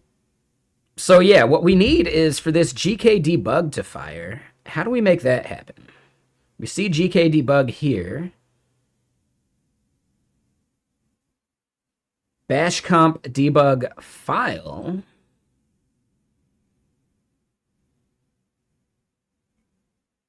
Hmm.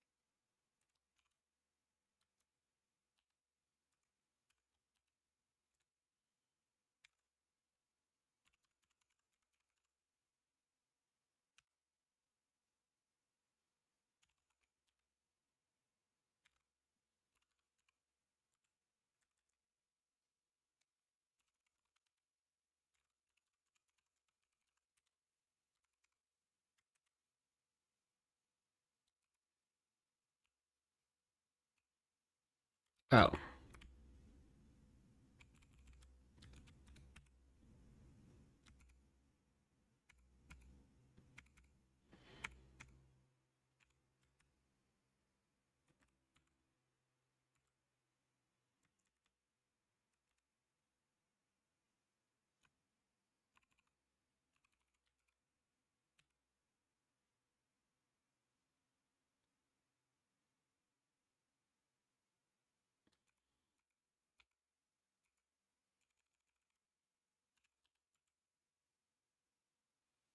Then did that create the debug.log file, and did it edit it? It did. Okay.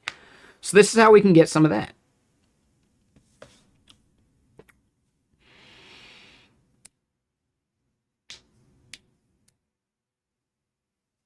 Does it also happen if I turn off completion for everything else but index? Just remember, here's the big thing, Maniac. We're getting the exit status 1 only if we're calling it with the brew installed GK. We don't get that error if we're doing it with our freshly compiled local GK. So the difference there is just completely separate.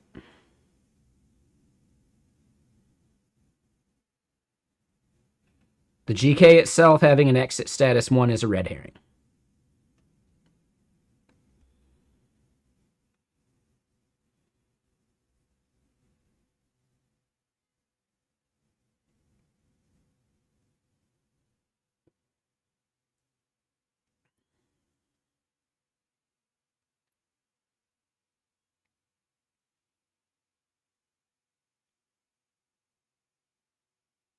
But if we look at what's happening with that GK command, then we're getting to this at least, where, yeah, the complete just isn't working.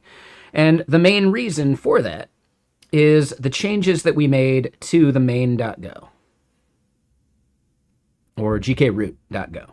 So basically, we are commenting out this entire chunk of stuff that I believe is actually getting in the way of things. If we add these back, we could probably recreate the issue. But this is, like, let's just double check it. Let's try it.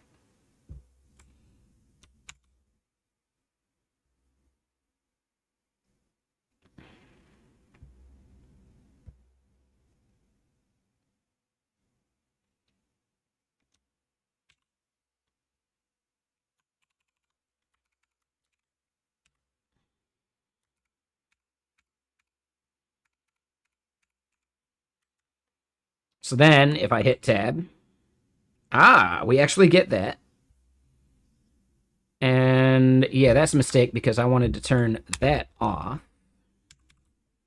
I think we do want to comment that.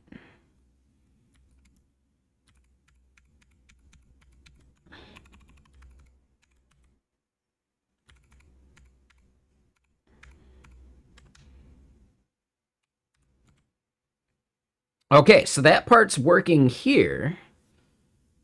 I believe there's some other commented code that I'm breaking. And then this is it, probably.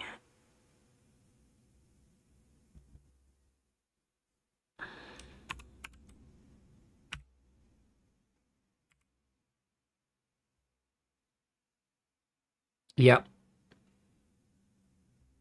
So yeah, there's some other stuff here. A big part of the problem is that we want you to be able to do something like GK status, right?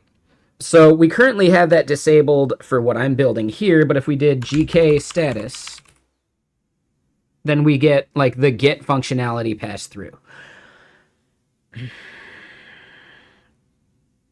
I don't know why they thought the pass-through was important. But the basic idea is you shouldn't have to think about juggling which get executable to use. You could just use GK for everything. And it's one less letter to type. I don't think that matters, personally.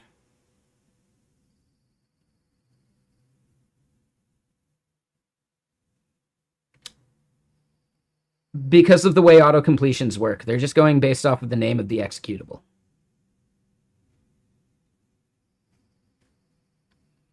If we were to rename ls to GK, it would do the same thing because it's just doing a string lookup.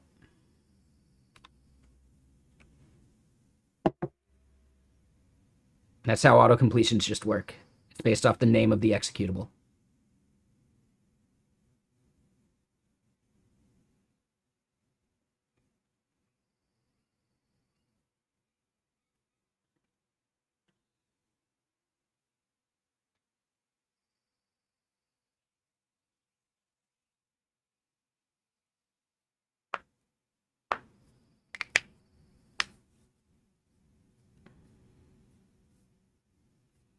Again, if we just show the autocompletions,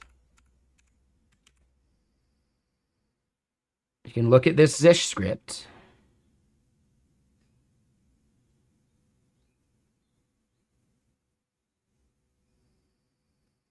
Right? Comp def GK underscore GK is GK. So it's literally looking for like the command name GK, which means anything named GK is going to get the same autocompletions. Or at least it's going to try the same autocompletions.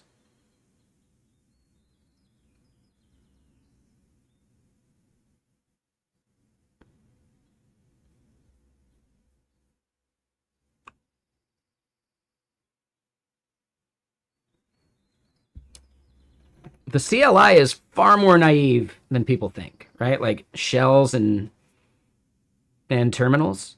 It's not about some identity. It's about literal strings. Every single command you type, it's just strings.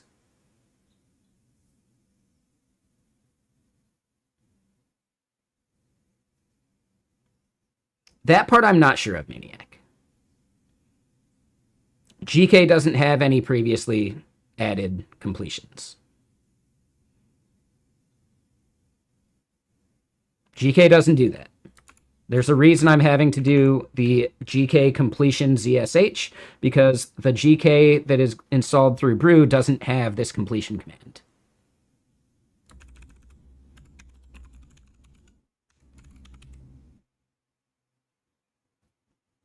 Well, I mean, number one, it's trying to pass it through to Git, but like it doesn't exist because that's something we had to create too.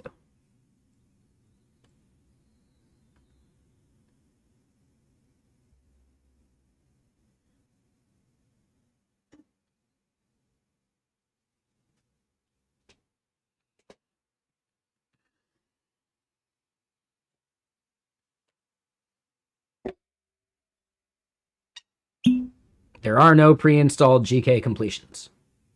That's why it's defaulting to the file system.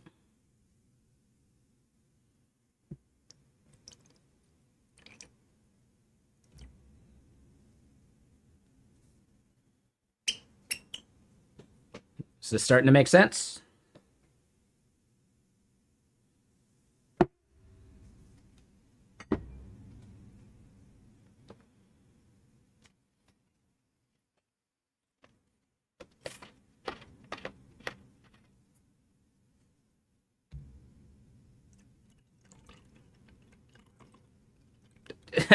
It's not something I care about rubber ducking at the moment. That's not a problem I need to solve. We've got other problems we need to solve.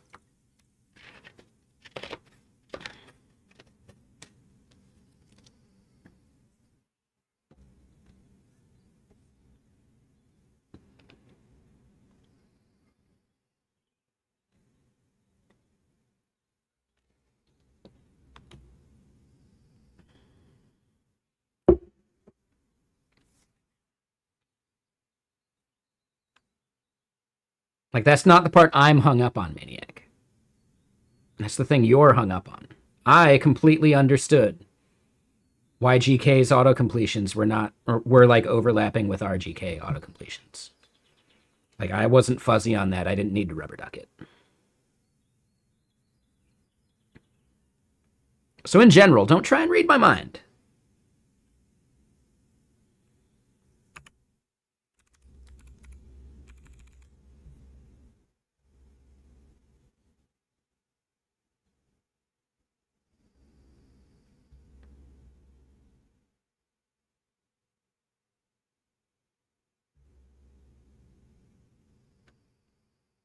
So this is the pass-through stuff.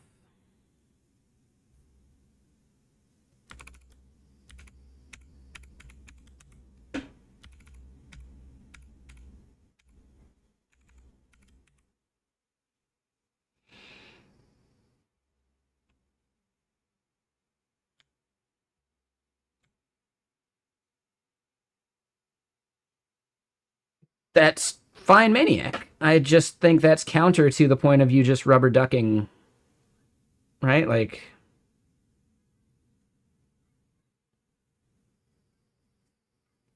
right? Trying to be a rubber duck. Well, yeah, that means that you're actually trying to answer the questions I have, and I don't have those questions. I will say the questions I have out loud.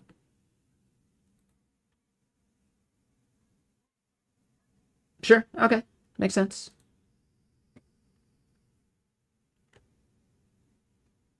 Let me get more music going.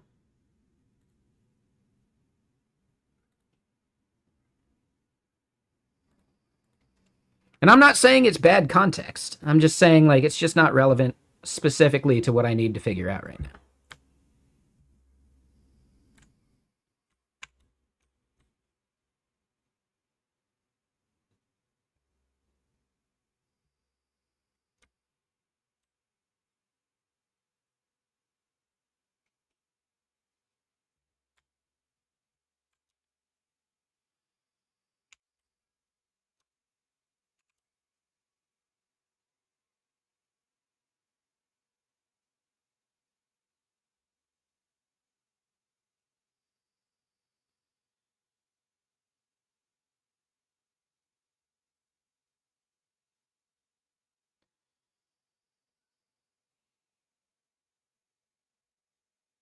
What I'm really curious about is why is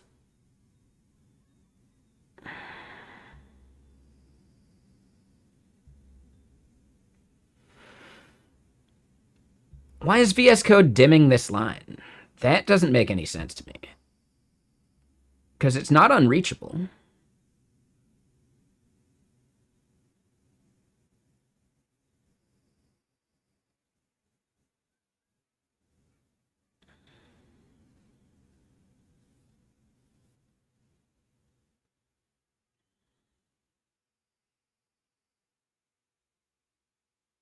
But it's definitely used, right? Like root command.add command is adding something to the root command and we're returning it here. But even this seems like lighter than it should be.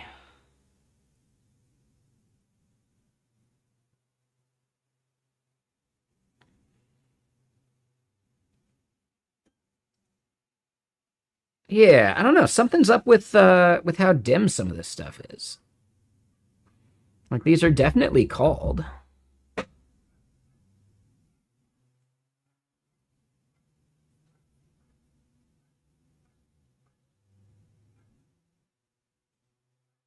Like, why would this be darker? Right? It's definitely called. And then these get brighter. Oh, is it the heat map? Oh, it's the heat map. Ah, it was the fucking heat map.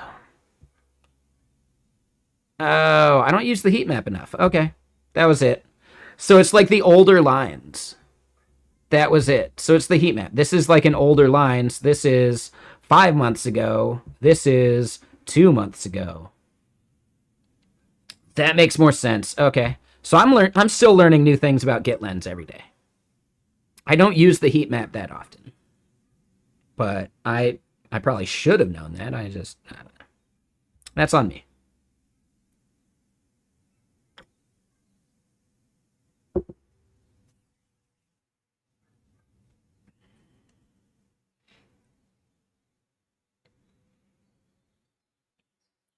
So root command is supported. That should be good.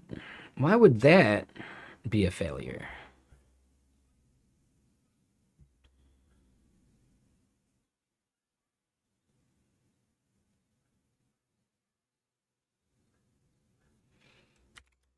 Yep. Okay, so I did that in the wrong place. I want to do or exit 1 here. Not at the end of the whole command. Okay, there we go. And hey, what's up, Kenny? How you doing?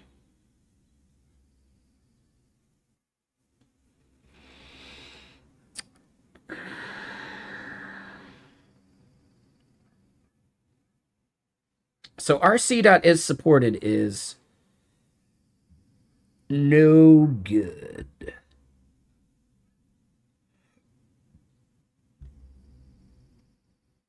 And it looks like this is it. Yep, okay. So me commenting that was a big part of it. A file path will bring in. All right, so then that compiles. So then here, let's clear that. Let's do that. We still source that just fine. And then I do GK status and something went very wrong. Oh, God. You're doing some work? Nice. So where is that something went very wrong?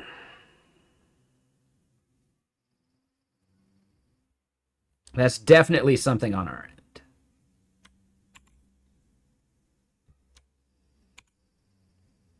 So it's here in go root.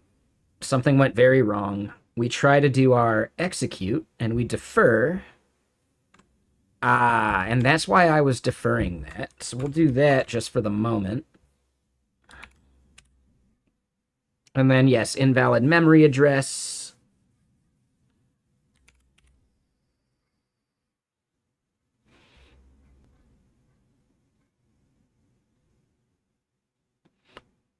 Because this is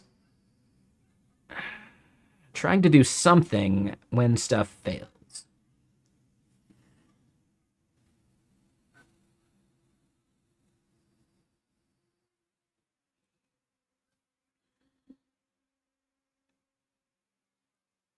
I know. Could have been, like, yeah, something went very wrong. Come on, man. But at least it's a unique error that we can search for. But it's happening here, and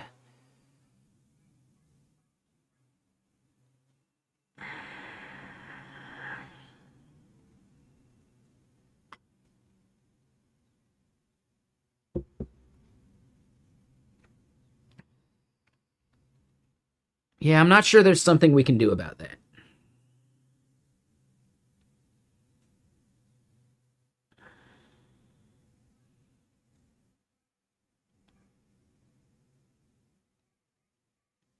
And yeah, Maniac, sorry, feel free to ask questions, man.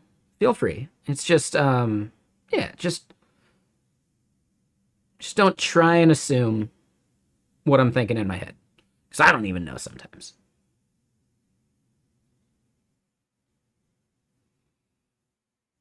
And what's up, Justice? How you doing?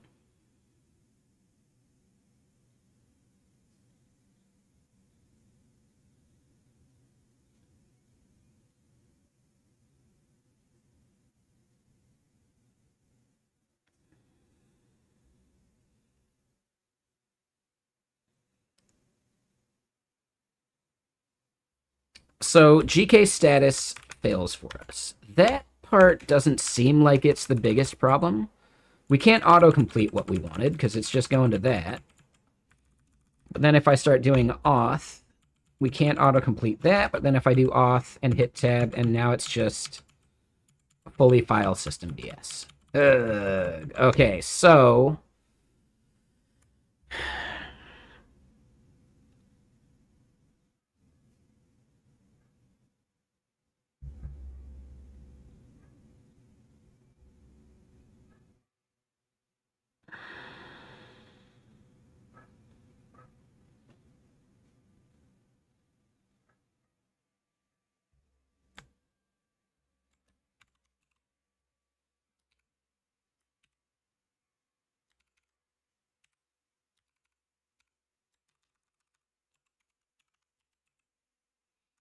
yeah, it's definitely our pass-through.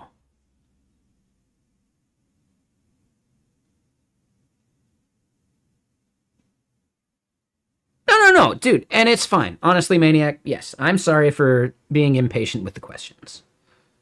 It was more that I was still, like, in the middle of some other parts. But, no, it was totally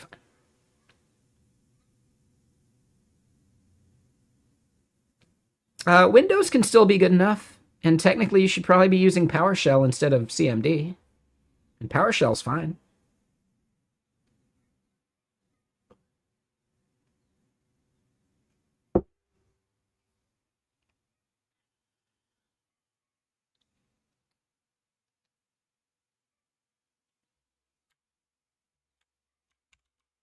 So then if I do that, status still fails, that still completes that. Yep. So even though we're doing... Well, hold on. Actually, I don't know where I'm setting that one thing. So if we do this again, and let me clear and then do it again. We can go to the top.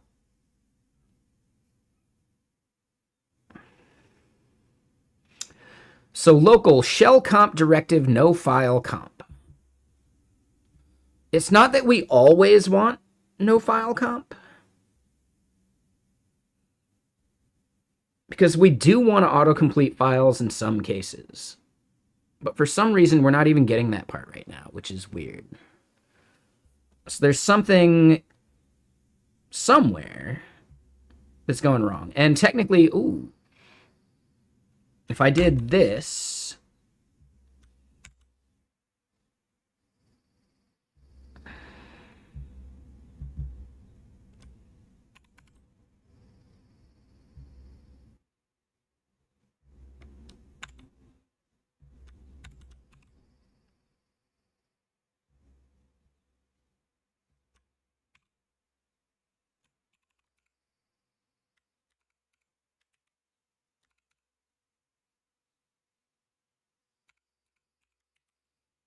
So then we can run the git commands. So the native git command executor doesn't seem like it's the issue. It was in some of the other stuff that was commented that's no longer commented. I'm wondering, was it this part?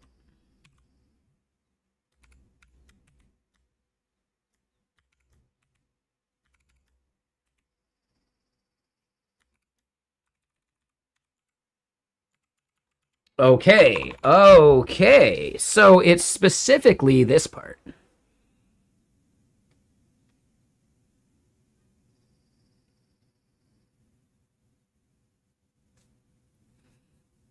So we can leave all of the other parts added, right? We're not commenting any other major sections. Our commands still work.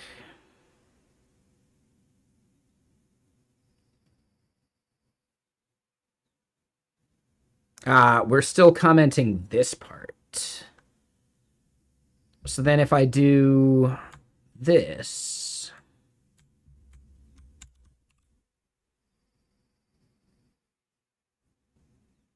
And Sonic, what are we building? It's a thing for work. I work at GitKraken, which is they make GitKraken Desktop, which is a desktop Git GUI.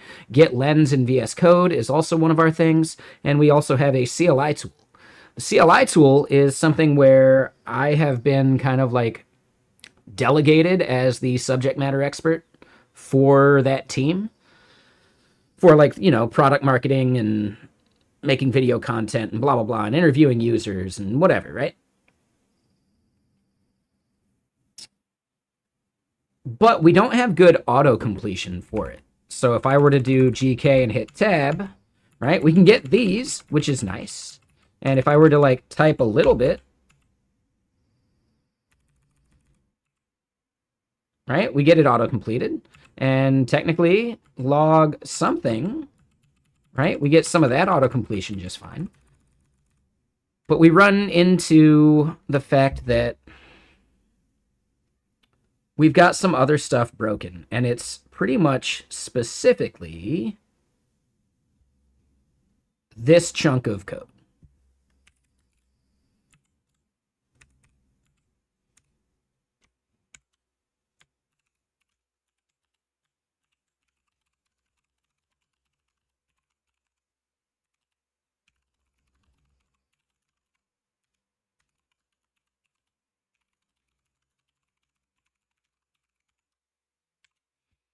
And part of it, like, that chunk of code is doing our pass-through. So unsupported requests will be delegated to the native Git binary. We still want to do that, maybe, but how can we do it in a way that doesn't break things? And technically, I'm not going to use the pass-through, right? Like GK status, which we can do here, right? But because we have it disabled in our locally built one, we don't have that command. If I do GK ST and hit tab, right, we get exit status 1. That's for other reasons. Without our auto completions, it just starts trying to autocomplete from the command line, like file system stuff, which we also don't want. We do want file system stuff eventually. But yeah, like we should still be able to autocomplete what we got here, and that doesn't work either.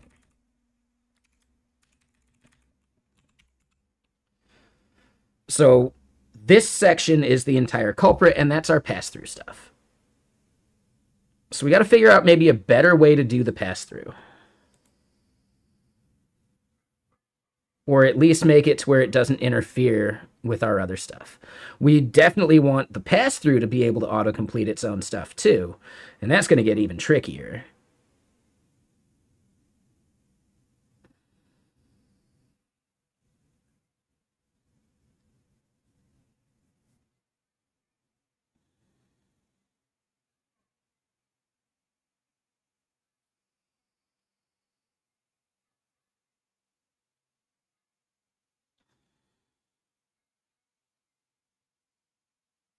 But yeah, then like the git native git execution command part.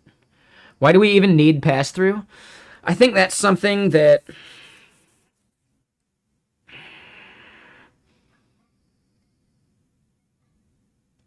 we'd have to take up with the team.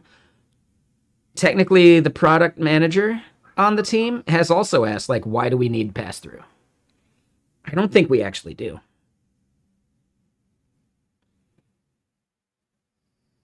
I don't think we actually do.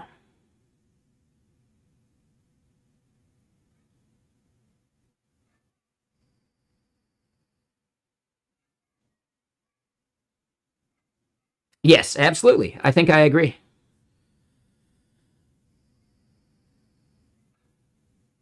And I don't think there's a single user that has ever asked for it, right? Like you can just type git. It's one more letter, but fuck it. Like if we don't have auto completion for those things, what's the point? Like if I can't do GKST and have it autocomplete status, like, if I can't do GK branch and have it autocomplete branches, like what's the use of any of that? So yeah, I think the pass-through is actually majorly complicating things, and I don't see a value to it.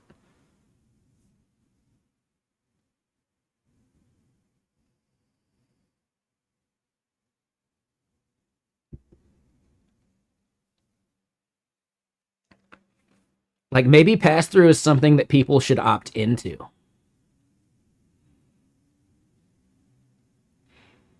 And we see how many people opt into it.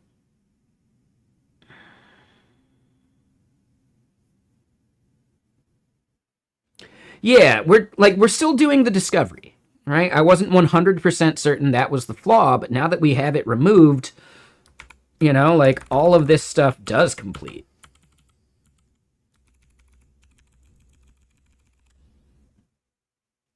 So having it is harming the user experience of the rest of the application.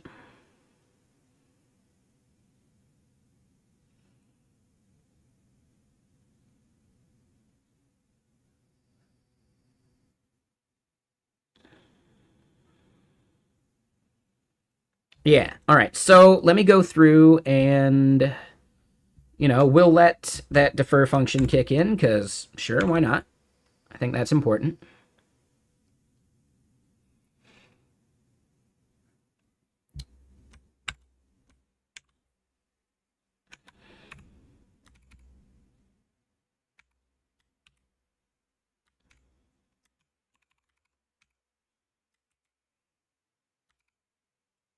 All right. So yeah, pass through is broken, but if we hit tab, okay. Yeah, it looks like the git lens command is also a hidden one. It is. What is it for?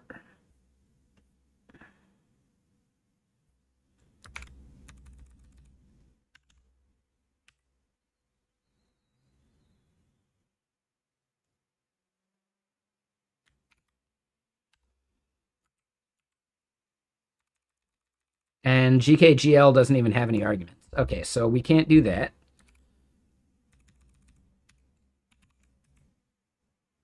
We can start the MCP server just fine, so that works. Yeah. I'm not sure what the GL command is, but it at least worked. And then if we do org here,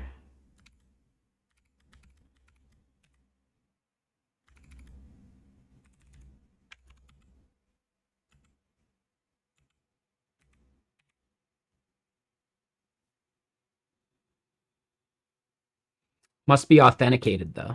Sure.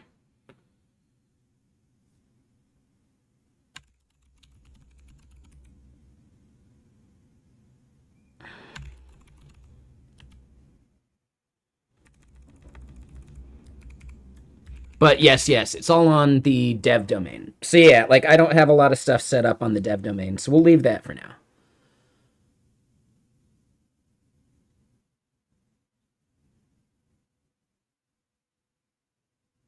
Yeah. So I think that's going to be a big part of the feedback that we give.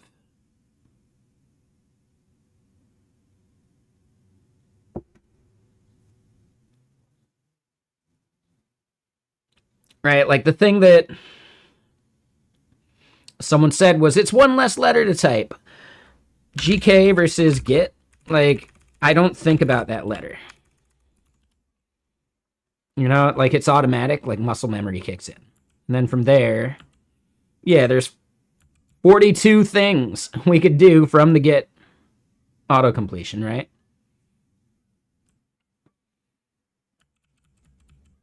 So even if we were going to have pass through, we'd want to have all of that auto completion come through. And I think that makes it way trickier. And we'd want that auto completion to be there as part of our Cobra auto completion as well. Yeah, no, like I do think there is value. Like having to remember which one does which might be some value. But it's actually pretty straightforward. It's just simply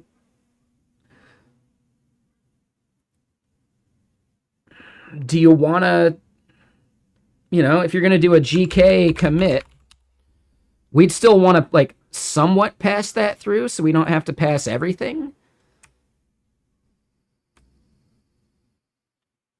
But ideally, that shouldn't be our concern. Like, I don't know.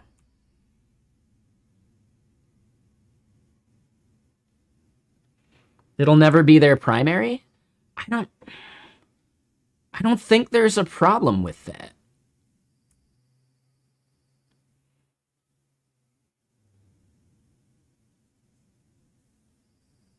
But there would be an issue. Like if we did GK commit dash AI or something.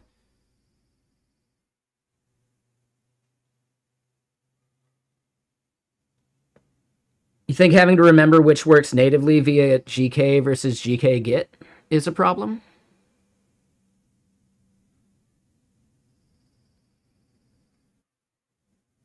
Maybe clarify?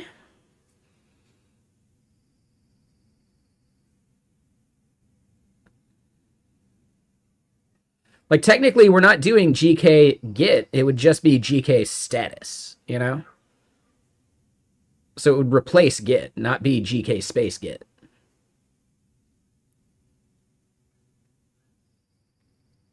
But what you're saying is if I do GK work, would I accidentally do Git work and not get what I'm looking for? Maybe. I don't know. Yeah, like I'm not sure the pass through has as much value as intended, and I'm not sure who is actually asking for that.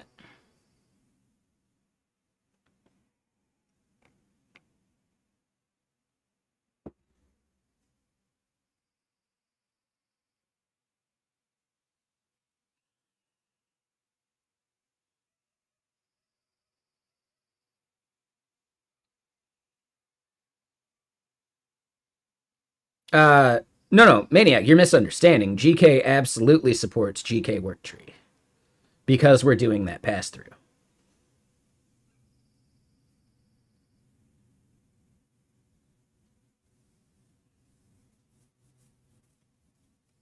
Yeah, what I'm thinking is anything that we would be like the only actual command we would have overlap with would be commit dash dash AI or whatever, right?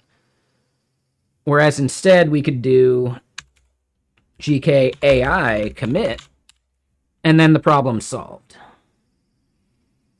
Then we know it's GK AI and it's just purely for the AI functionality.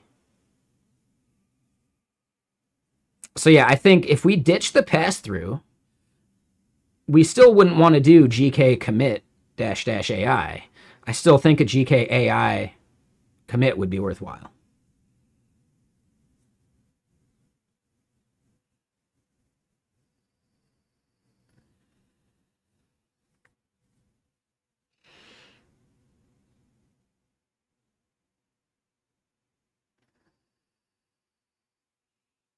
I've heard multiple people push back, like, why do we even have the pass through? Like, at the company. I don't think it's serving any value.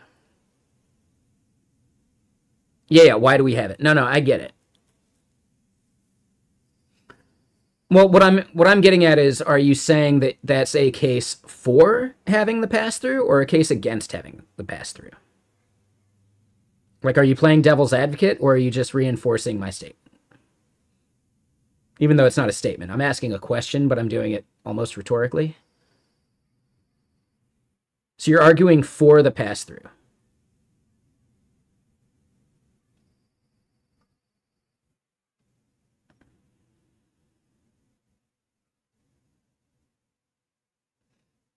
Okay. Would you say that GK AI commit solves that problem? Because you'll never be able to do GK commit dash dash AI, right? Or like git commit dash dash AI, maybe eventually. But I think the AI commit solves that problem because then it's not GK commit, whatever.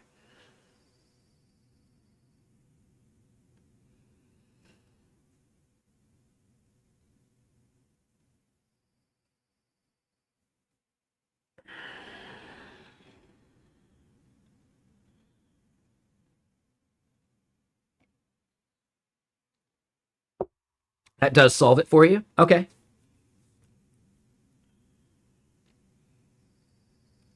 Because, yeah, right now the only way to get our AI functionality is like GK work.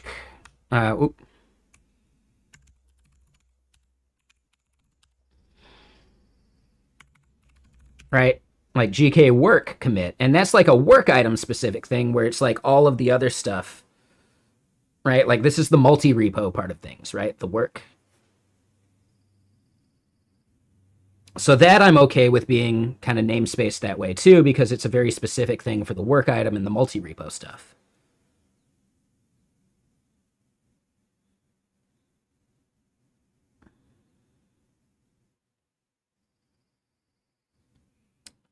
Does it muddy things if we're doing GK AI commit versus GK work commit dash dash AI? Or does that actually maybe help prevent you from like calling the wrong one? Because if we did GK AI commit and then GK work AI commit, I could see like accidentally forgetting the work part.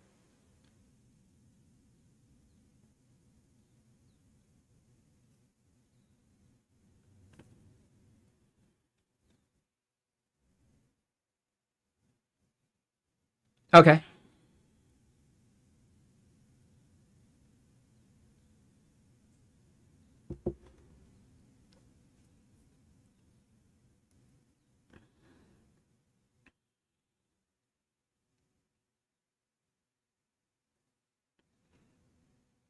Yeah, no, this is good feedback. Like, yeah, this is entirely like part of the reason why it's valuable for me to be streaming and talking about this stuff because I can get user feedback without having to like schedule the calls, which we do have some calls scheduled, and seeing how people like work through these things might help. I may be poisoning the well a little bit because one of the people that's going to be in those interviews is here right now.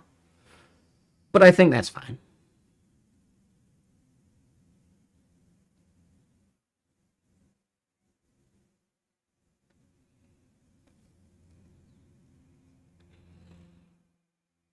And what's up, Sonic? I mean, you can stay over on the YouTube. I was answering your questions, right? If that's the same Sonic. But did you come over for the music? This is a good album.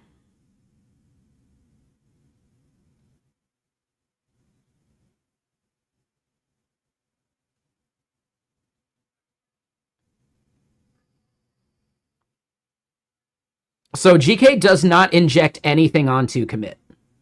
That's the point, right? Like, we would not be able to add an extra flag to the native commit. We couldn't do that. So it's either. No, not the same Sonic? Oh, all right. No worries. Sonic is slow.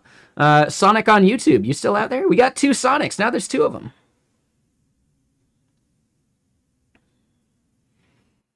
Or, hold on. Technically, you're not the same person. One of them's talking shit. Sonic on YouTube. Sonic is slow is saying you're slow.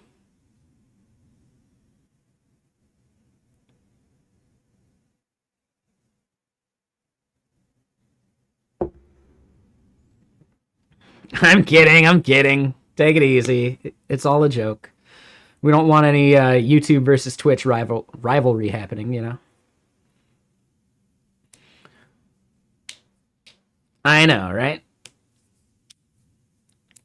Yeah, no, I love this discussion. Like, yeah, thank you all. Yeah, yeah, something to think about. But the fact that like all the other auto completion is working, not like completely, we've got some other things we might want to do as we dig into this stuff.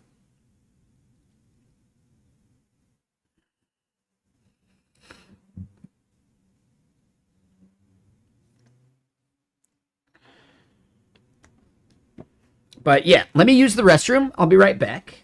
And yeah, I want to keep hacking at it.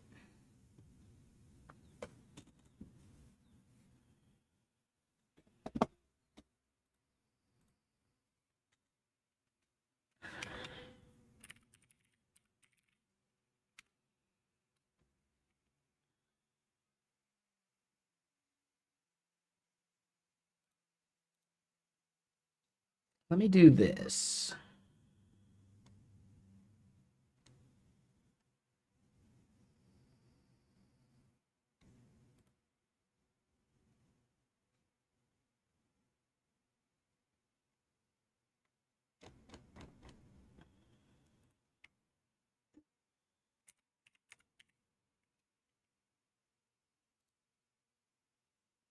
So I tricked myself. Now I want some Coca-Cola. We're going to get 2 of them and call that good.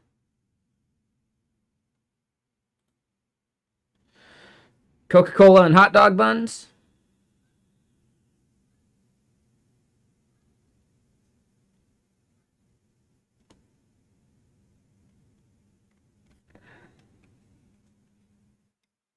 Good on whiskey today. I can grab some more whiskey tomorrow. Oh, but if I don't have to, that's just even better.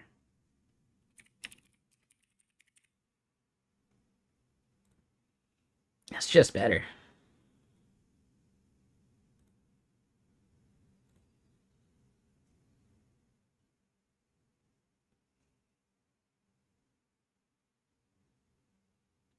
Any workflow when it comes to project planning? Did my real ID show up? No, not yet. So Monday is going to be tricky. Maybe it comes in on Monday and that'll just be great.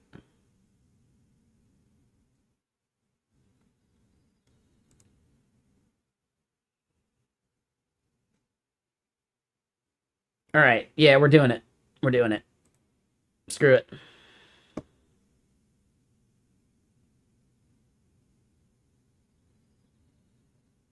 Oof. Man, they really screw you.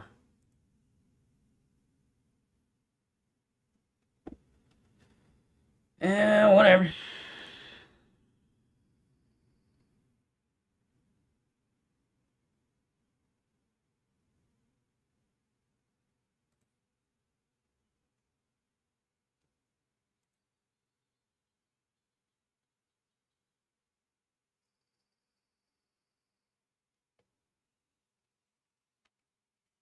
All right, so let me go use the restroom. Your ID never showed up. Oof. Let me pee. Sorry.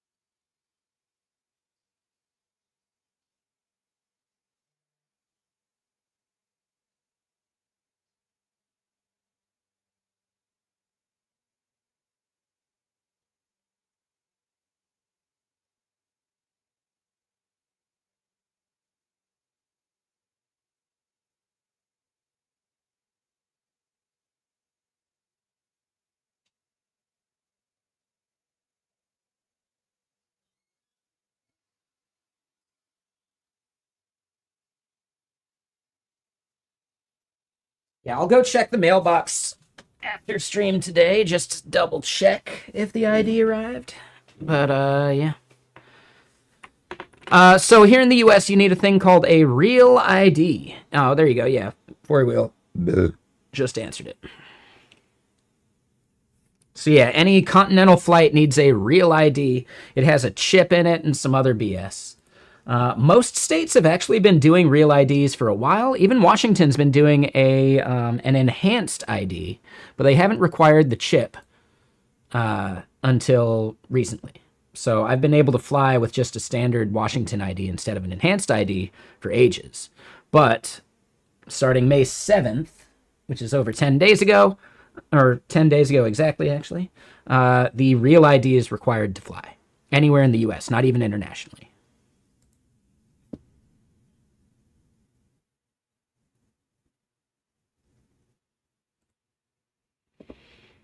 Is it the FAA? I thought it was TSA. I thought that was a TSA thing.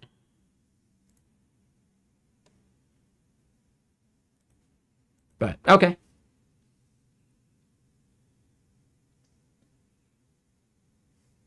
So we need ID, right? But yes, like the special ID, right, with the chip and everything, that's the extra.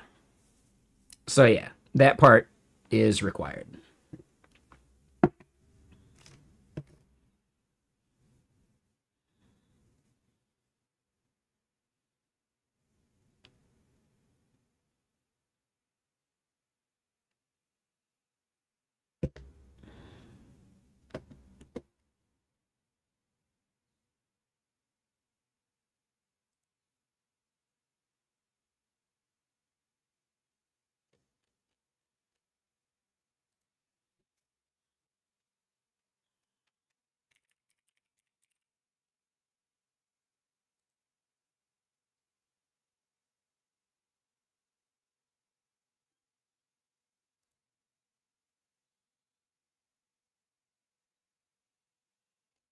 And yeah, I added the candy. I added some candy.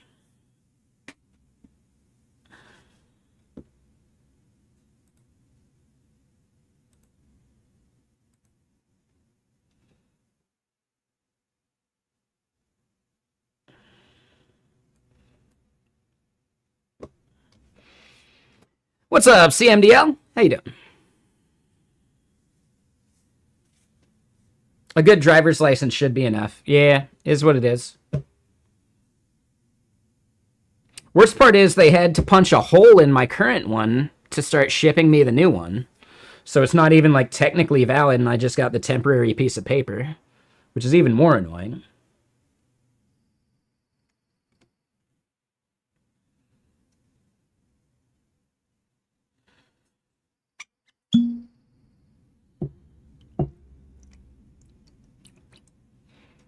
But yeah, how you doing, CMDL?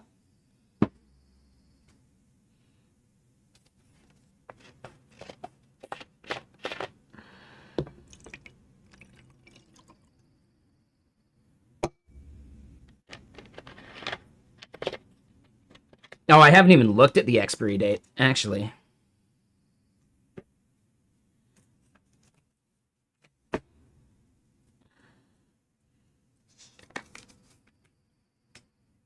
Yeah, June 17th. Yikes.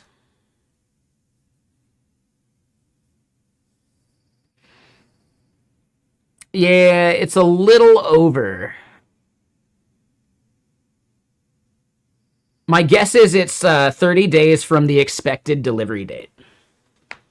So technically, they were expecting it to arrive today because it's 5 to 10 business days for shipping.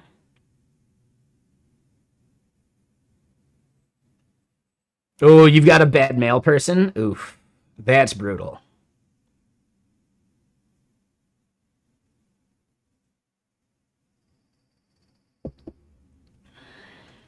They say if I haven't received the document in 30 days, please call. So, yeah, they'd still want me to dial in and call that like June 10th. So, yeah, that sucks.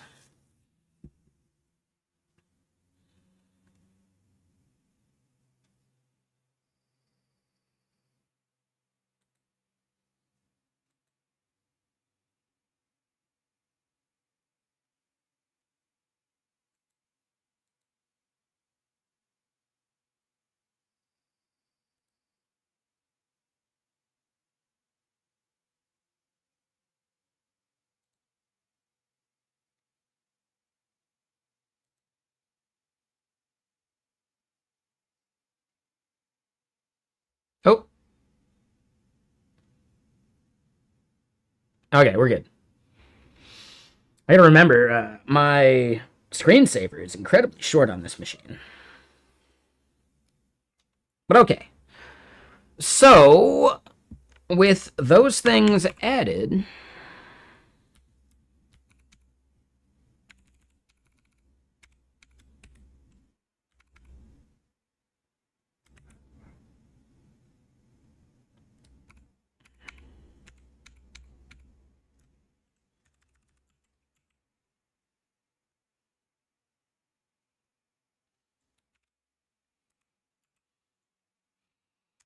all right, so yeah.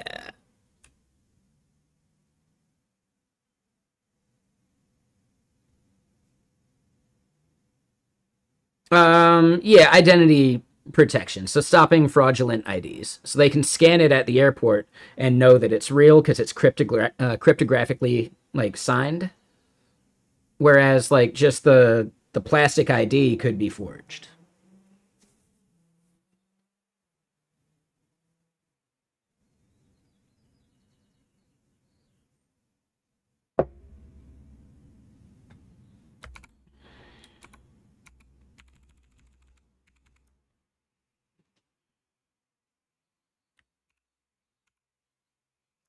May even be able to add it to your Apple Wallet. Oh.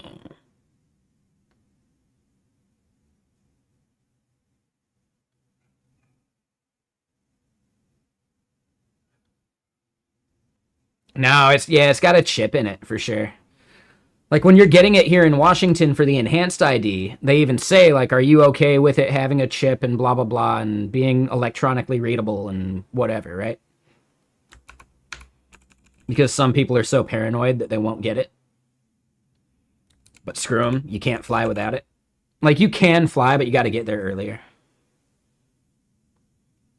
So yeah, if my real ID doesn't arrive by like Monday at 1 p.m., I'm probably not going to be able to stream on Monday because I'll have to go to the airport like 4 hours early just to make sure I make my flight.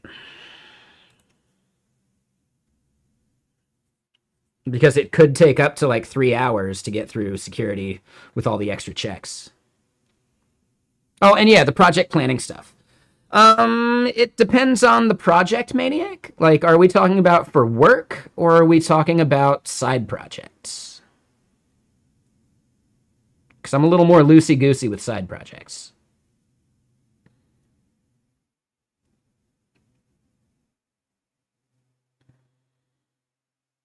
For a client, I would say for work then. And yeah, at that point, you want everything signed off on. Yeah, exactly. Flying's going to be really annoying. Um, so number one, like you need to do that initial planning in some way so you have a statement of work. And the statement of work is a thing that the client signs off on. The statement of work dictates what are the deliverables, what are the things that you hand off when the work's done, like all that stuff. So you should look at the general paperwork required to do freelancing correctly. And statement of work, listing out the deliverables, what the client owns, what you own, blah, blah, blah. Like, yeah, it's a separate thing. The statement of work is what you would end up relying upon if the client doesn't pay you or if you don't deliver what you said you would, right? The client would actually use the statement of work to maybe get damages from you or to if they put down 50% up front and then they were going to pay 50% when it's delivered, but you don't deliver what you said, well, they're definitely not going to pay like the final 50%, but it also gives them leverage to get back the initial 50% if you didn't even do that much, right? So the statement of work protects both parties.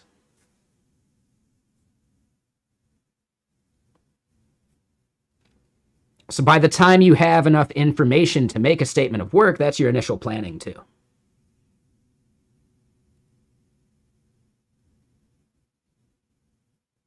Does that make sense?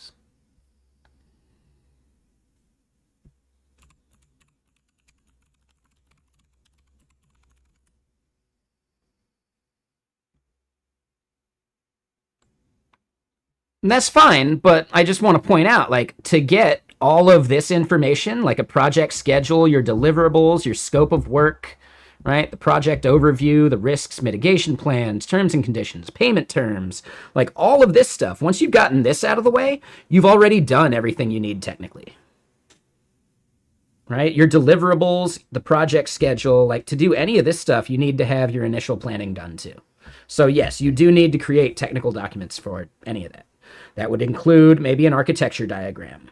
That would include your estimate of hours, like all sorts of stuff. In creating the statement of work, you will check off the boxes of the things that you need to plan technically as well. Now, keep in mind, I don't do freelancing anymore. I don't do it. I don't touch it. Because I fucking hate doing this shit. You know? I hate it. I'm a terrible project manager. I'm not a salesperson. Right? Like, all of these things are why I don't freelance. Dealing with shitty clients. It's why I don't freelance.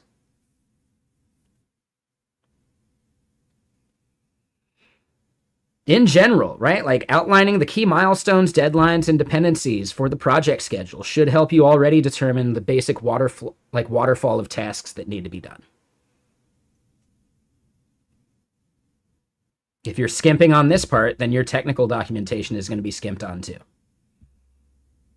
So in general, treat this like a checklist. As you do these things, the stuff to do these things ends up being required to be done anyway.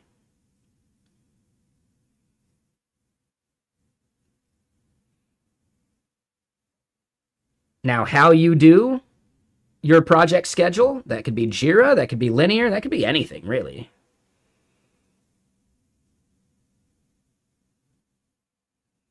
But you're going to want to have some tool that has all that info so that you can create the general schedule anyway.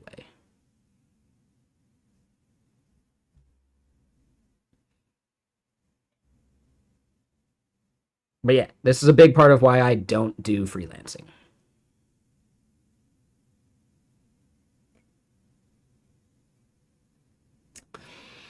I would already say don't work for family friends.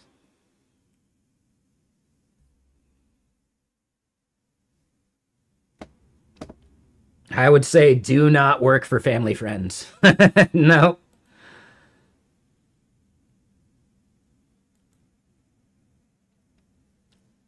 But, you know, if you've already agreed, you're kind of on the hook. You're going to burn that bridge if you bail now anyway, right?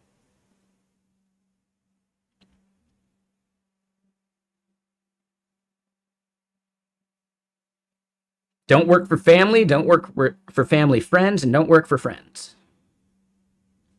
Yeah, I'd push back very heavily on that. Anyone expecting a deal is going to be one of the worst clients to ever work with.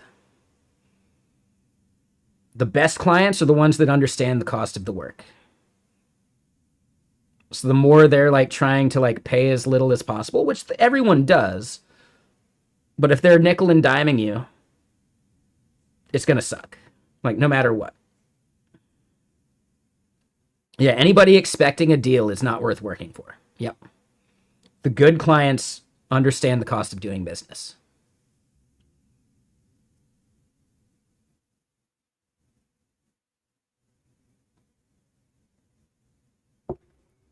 Yep. Yeah, anyone trying to get a deal is also going to push back and try and get extra work. Exactly, X metrics. Yep. I got this killer idea. You'll work for total like equity and shares, right? You know, obviously you'll get 10% because I came up with the idea. Right? Like, dude, nightmare. Never work with a client like that. Ever. Laugh in their face as much as you can just to like discourage them.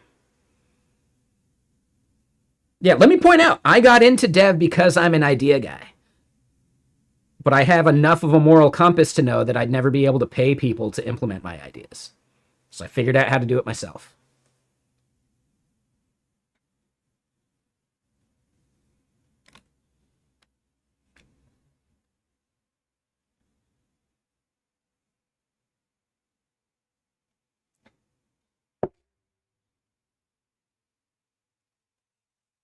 Yeah.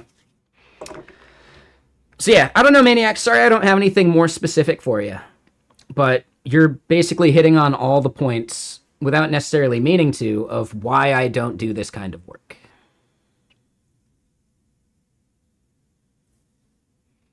I will do some of this kind of work for like content creation. Right? Like I did for Highlight. I will do contract content creation. But that's it. Because there's less like pushback. You get X amount of revisions, blah, blah, blah. Like, you know, you can set that up and it's easier. But yeah, like all of the things we're mentioning, it's why I don't do freelance and I don't recommend freelance. Like if you have no other options to build up your portfolio and resume, then you have to do freelance. But if you're not early career needing to like fill out your resume, I don't recommend freelancing at all. You'll make way more money with way less aggravation working at a company that has people who are paid to deal with that shit instead of it eating into your bottom line cost. Because that's free work that you do before you even get the client to agree to pay you. Whereas someone else is getting a salary to do it at larger companies. There's a salesperson, there's a product manager, there's a project manager. Like all those people, that is their job to do that part.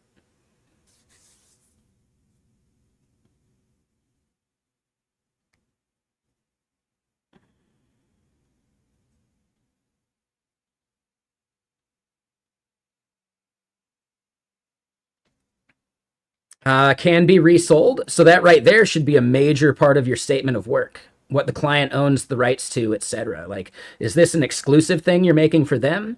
If you don't have it as you retain ownership over the source code and they're just getting a thing that does it, you might actually be shooting yourself in the foot.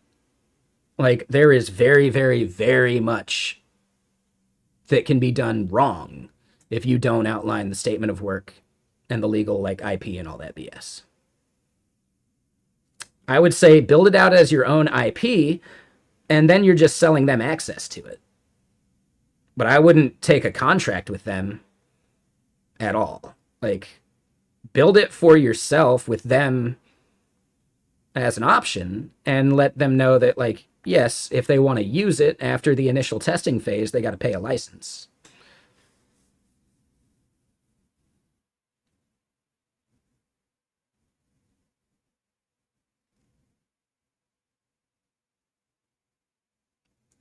Yeah, so then it's not freelancing, you're a product company. I think that's a better option. Sure, yes, I think you could do that. But then I wouldn't consider it freelancing. It's a startup and they're just a potential customer.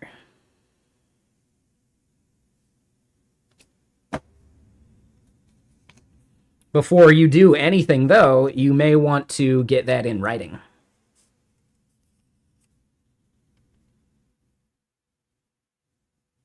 Or else you're going to deal with them maybe. Like, and this is where you could burn a bridge with a family friend, too, if it's not licensed, right?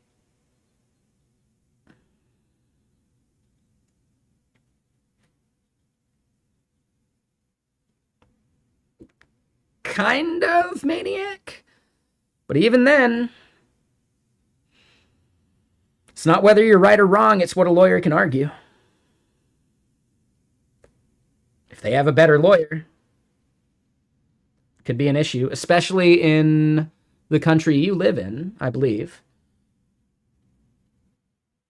The legal system there is not nearly as objective as it should be. More expensive lawyers have relationships with judges, etc.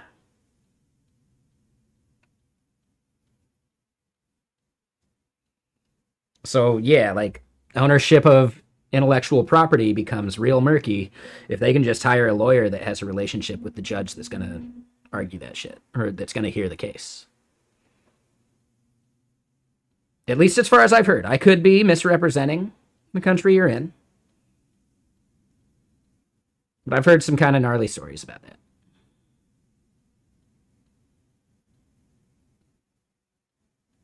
Yeah, yeah. If you do that, if you get it in writing and they sign off on it, then you're in a much better place. That's something you're probably going to want to do.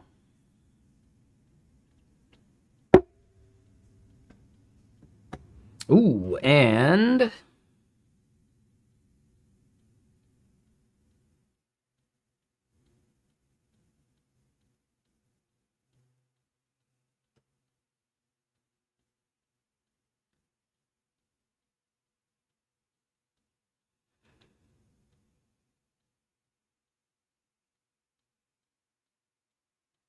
Hold on, hold on.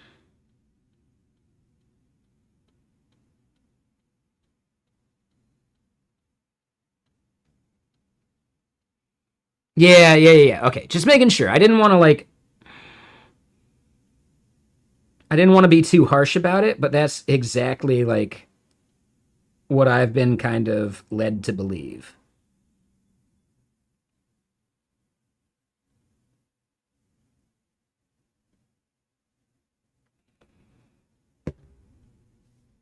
Which sucks, but yeah, it's a thing.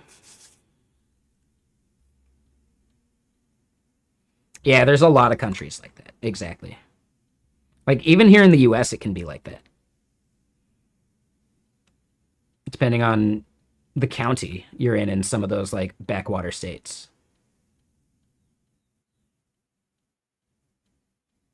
But okay, so my Coca-Cola and my whiskey and my candy and hot dog buns are on the way.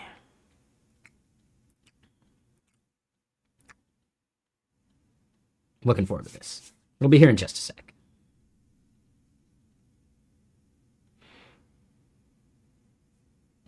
Speaking of snacks, yeah, grabbing snacks, damn right. Did you guys see that tweet? I did the "We are not the same" meme. You exercise so you can be healthy or look good naked. I exercise so I can dome an entire pack of Airheads Extremes in one sitting. We are not the same. Accurate, right?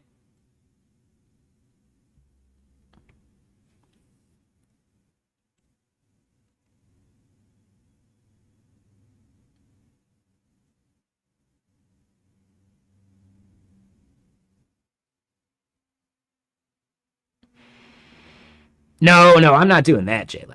Nah, we're good. No, I just wanted some hot dog buns for if I want to do um, maybe Philly cheesesteak tomorrow, or if I just want to eat some hot dogs as a like nice, easy, lazy meal. Hot dog buns are pretty versatile.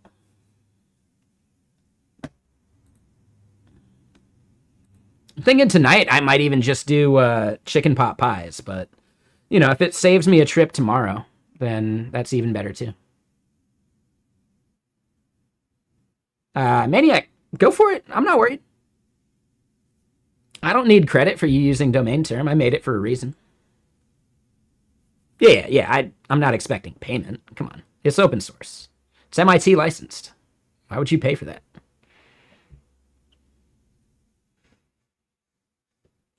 But okay, so we've got these commands being auto-completed for the most part. We don't have the sub-command stuff working. That's going to be a little trickier.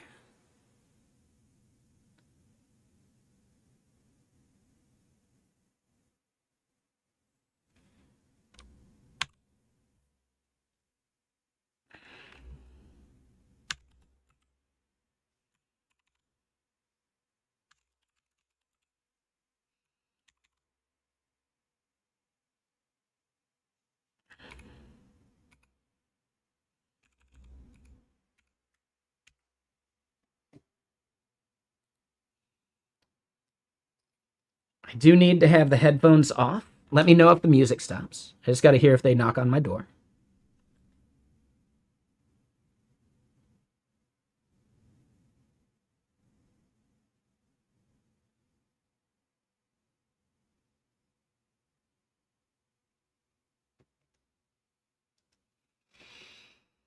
Um, but yeah, so we can source this stuff, and that works fine.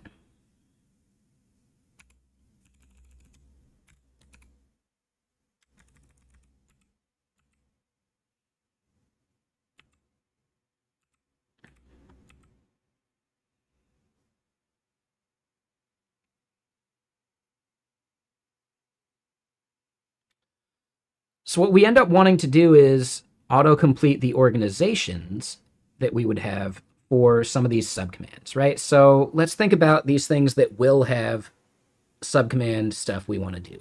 Work would have some subcommands where we want to list the work items available. Issue, we'd want to do similar. Provider, we'd probably want to do similar. Workspace, organization.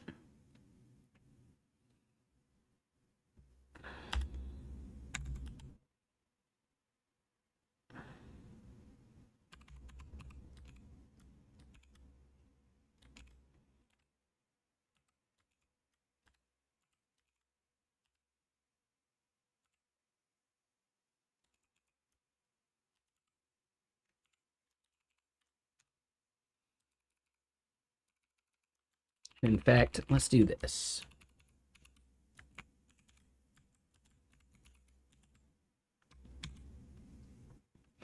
Yeah,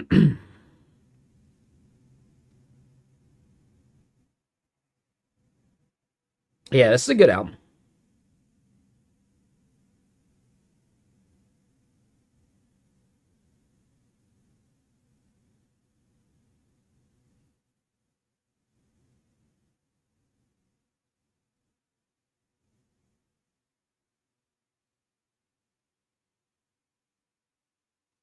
So yeah, we will start off with work.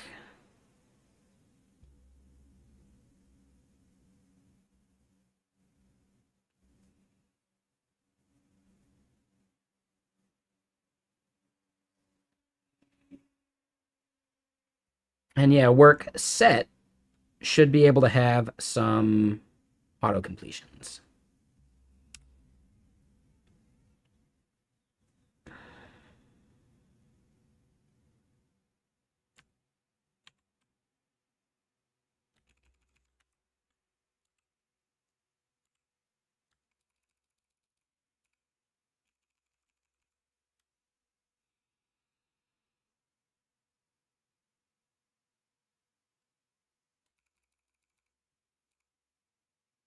So I don't think I want length of args here. Like, yeah, I don't think any of this was actually what I wanted. Oh, but you know.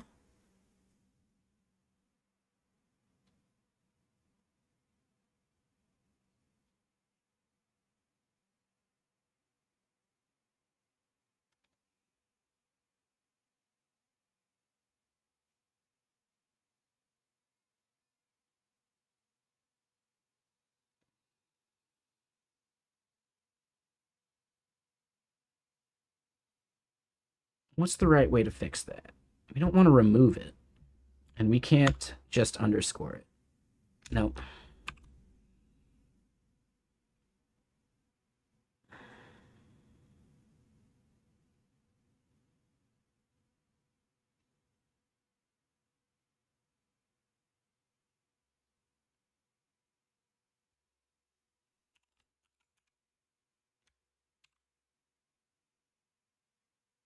Can't seem to do that.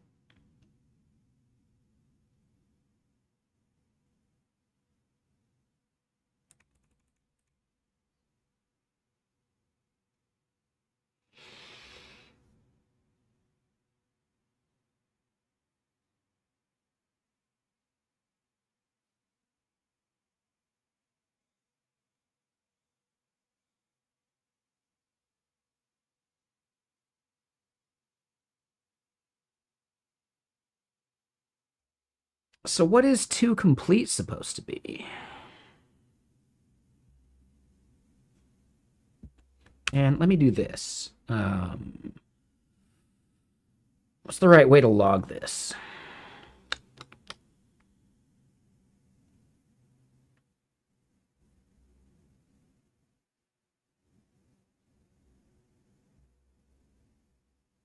I think we're doing some logging somewhere.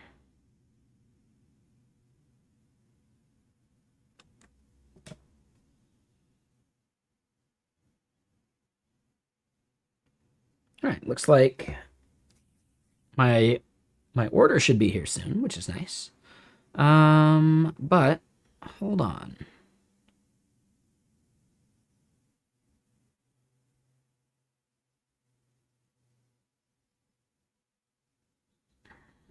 There's got to be some place where I'm doing some logging. Log.recover? No.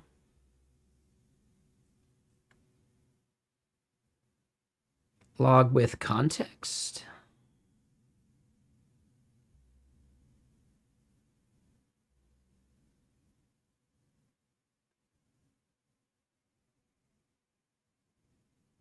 We could just do format.println. I think that's probably the move.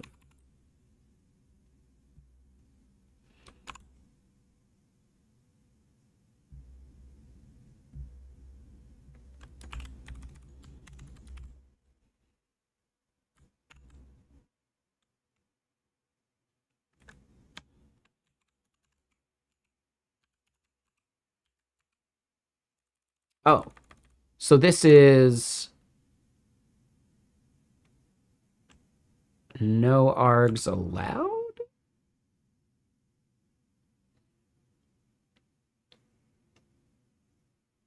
And I think that's okay.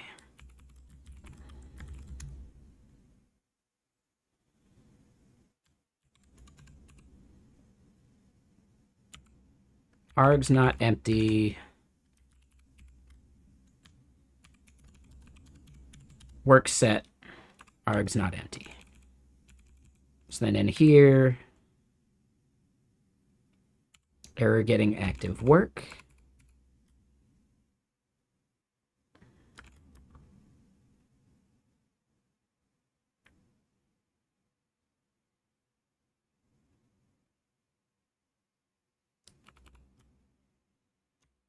Which would be fine because you shouldn't have to be in a workspace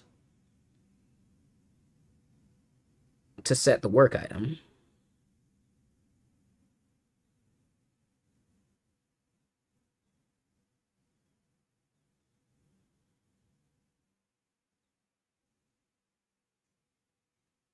So I'm curious about these errors, and then this part should actually be good. All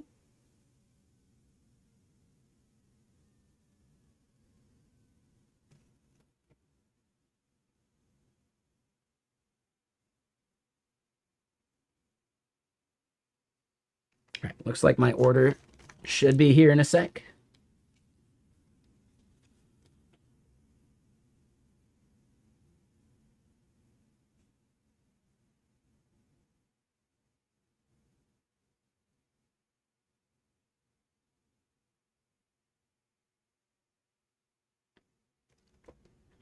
This is some dev for work. Yeah, exactly.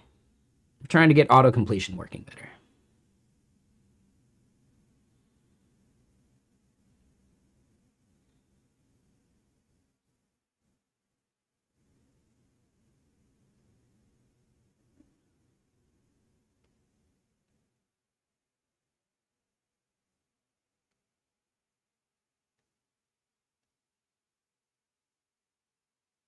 Larobi? No, I'm not aware of that. You could do it with tabs.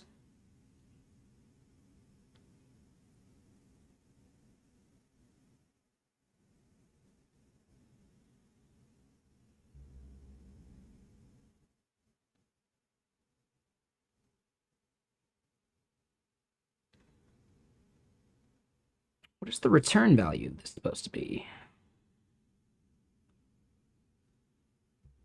Okay, so what they're actually looking for is Cobra dot no file comp. Maybe? Wait, what does list come back with?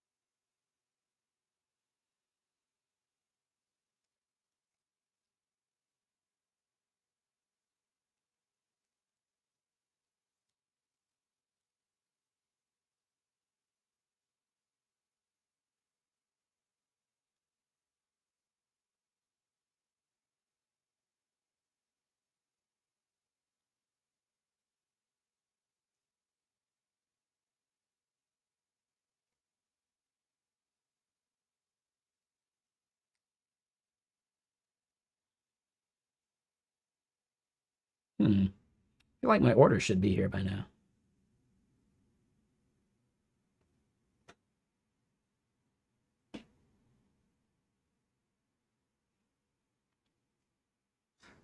That's something I wish Instacart had that DoorDash has, right? Like the real-time location tracking.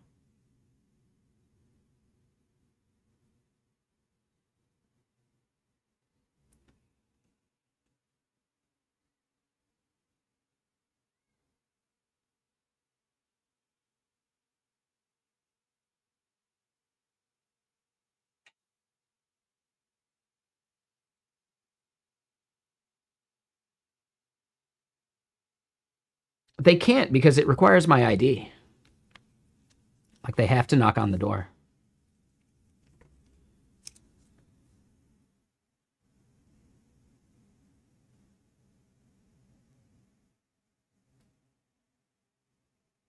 Oh, looks like they are there. Okay. They just didn't knock. BRB, 1 sec.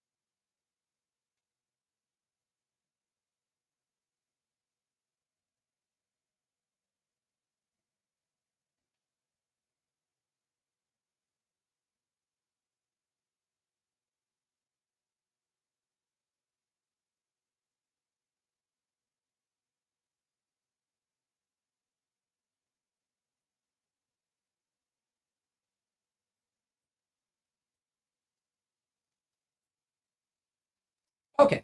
So yeah, he was at the door. I just didn't hear the knock, which is fine. Alrighty. So now it's soda time. And yeah, what's everyone up to today? Anything fun?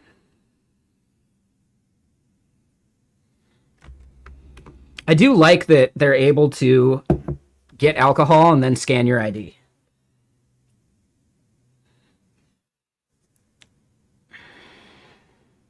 You're speccing out home lab gear. Okay.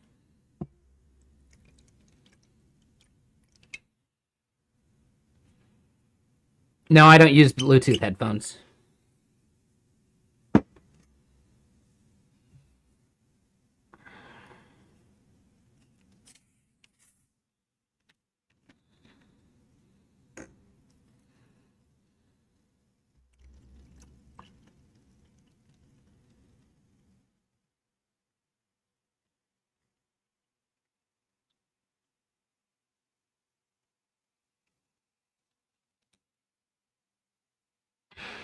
I don't know about that, Sir Elfman. I just think they're too much of a hassle. I would say anything like that, like you probably shouldn't be putting a cell phone to your head if you're worried about it either. But that shit's been proven wrong decades ago. Probably shouldn't stand near your microwave.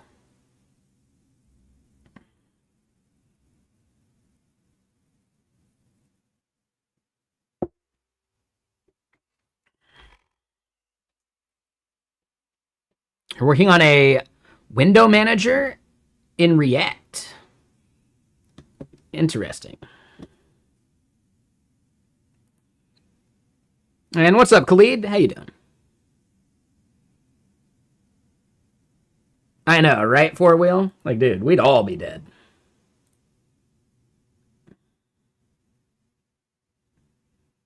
But yeah, let me read some of these messages that I might have missed. 1 second. So, Jalen, building small projects to try and buff your portfolio, taking a break from your bigger project. I think that makes sense. Sonic is slow. You're going to be speccing out a home lab as well? Okay. You're playing WoW right now? Wow. Supadino, you're trying to contribute to Mihan, an Android manga reader. Or manga, I guess, technically, right?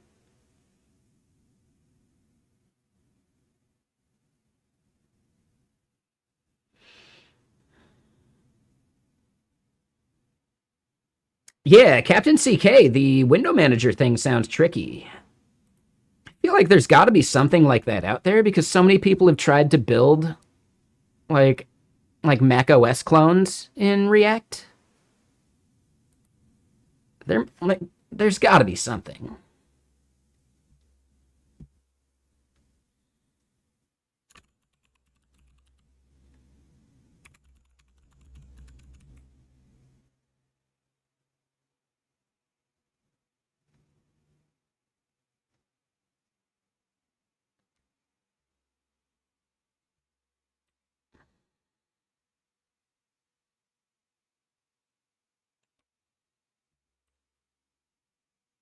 Oh, you're doing it in Svelte.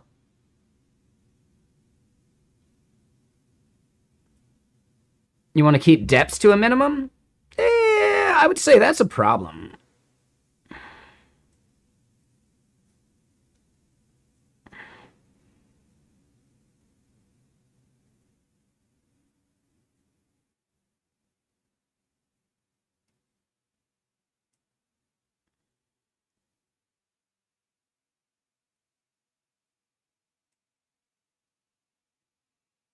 Like in general, if it's MIT licensed, nothing prevents you from vendoring it yourself.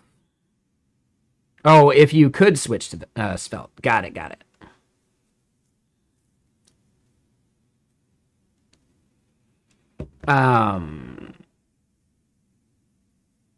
Apache license, totally fine. Yeah, so I don't know. Some of these might be worth checking out.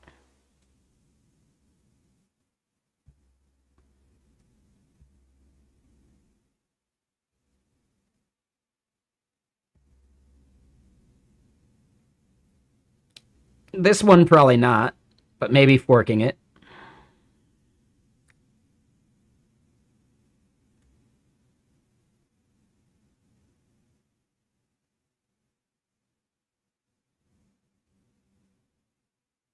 Yeah, no, I get it. It does sound fun to make it yourself. Like, I get that. But I also just wonder, is that the best use of your time? But really, the only one that we saw that even looked remotely usable was React Mosaic. And that's probably not exactly what you're looking for. Because you maybe don't need, like, the tiling part. So, no, I get it. I think it makes sense.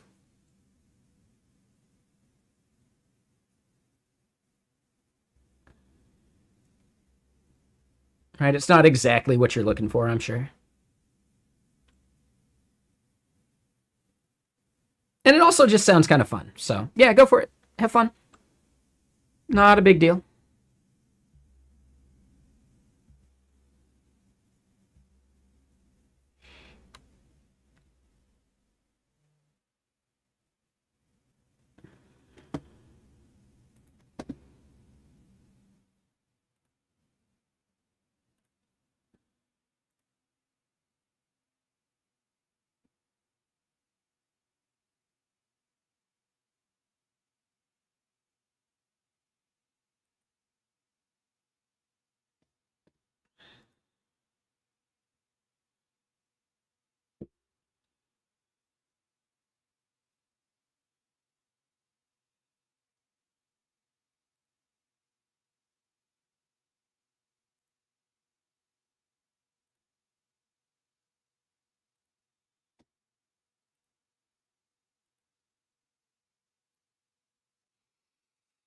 And okay, so hold on.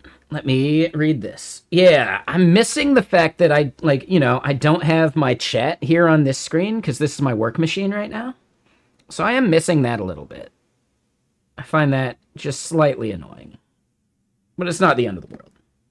But let me read this. So you looked at a couple of them already. Some look okay. Maybe if yours doesn't work, you'll check again. But those that you found range from it last release. Yeah. The one we looked at looked all right.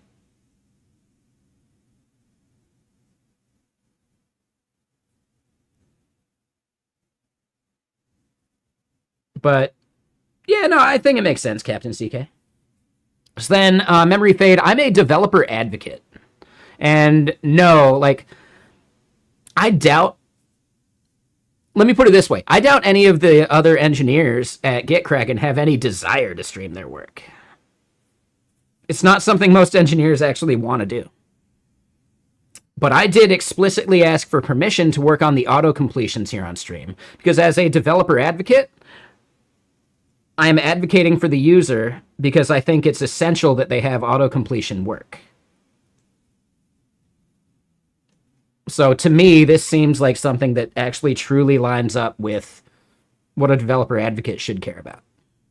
And also I get to like show off the product and talk about it, which is, it's basically marketing at that point too.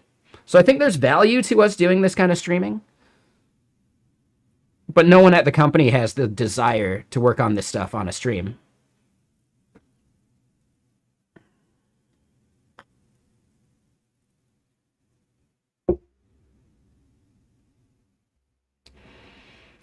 Yeah, you're right. I could totally do that. Let's do that.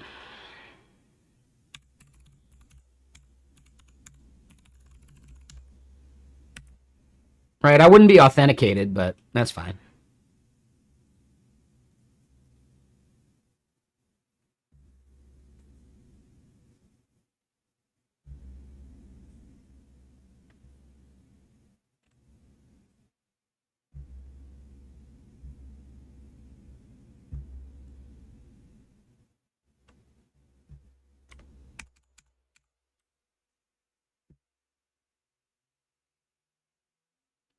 Yeah, that'll work.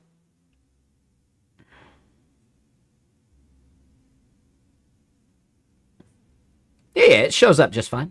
Thank you.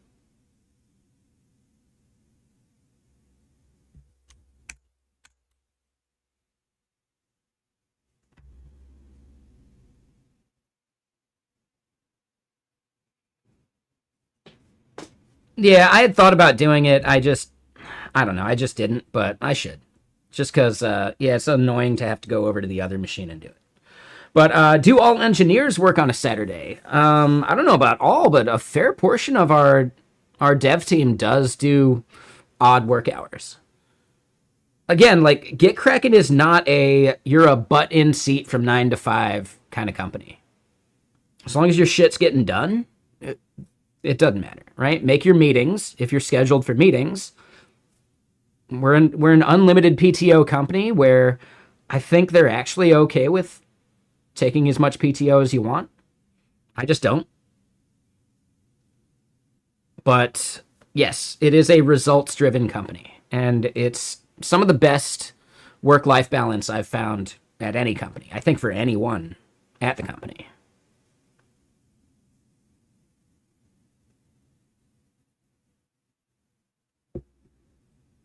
Yeah, it's a solid job. Yeah, I like my whole team. Right? I work in product marketing, so it's a little separate from like the dev stuff, but everyone in dev seems like super chill, super cool. We've got people who've been there for like 10 plus years. So there's got to be something that's being done right, you know?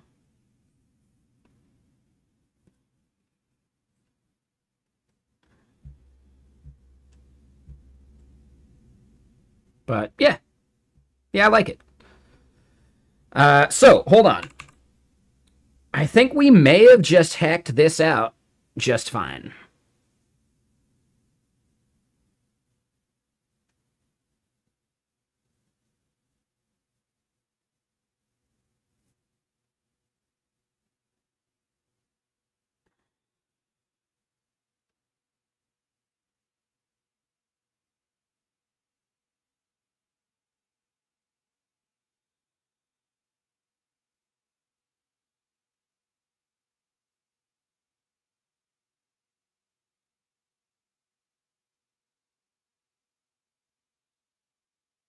I don't even know if we need these logs, but let's at least see what we get here with it.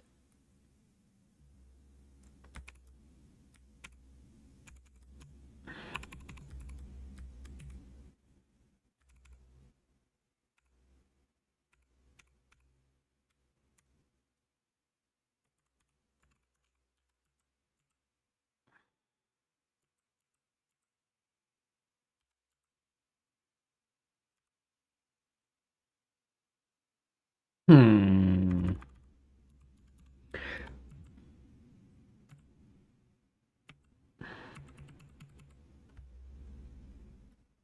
All right, so that's the work set command, but we're not getting any of those arguments.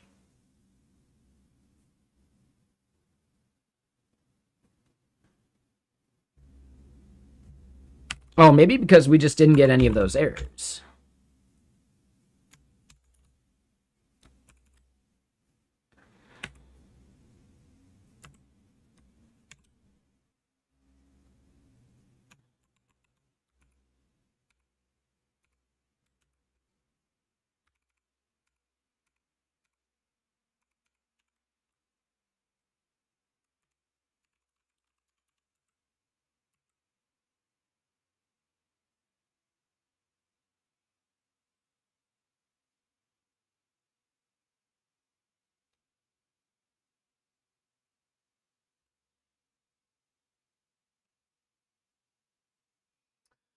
When a web page is loading, but instead of a spinner, it's like a div that has its background fading. That's called a skeleton loader.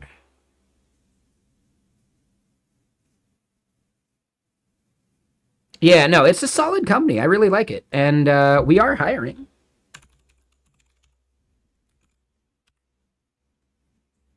I think right now we're looking for remote backend engineers or a remote backend engineer. We're also looking for, I think, some other stuff, but maybe not remote for those. So yeah, the only like fully remote role would be the senior backend engineer. And this role is focused on like Kubernetes, like cloud type experience. So yeah, like feel free, check this one out. I think hold on, wait. I don't think I'm logged in here. Yeah, she didn't make me log in. All right. That's a little more annoying.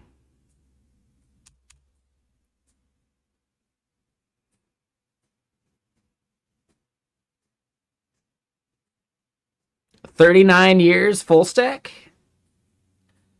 Are you talking about when you were like stacking blocks as a toddler? I don't think that counts.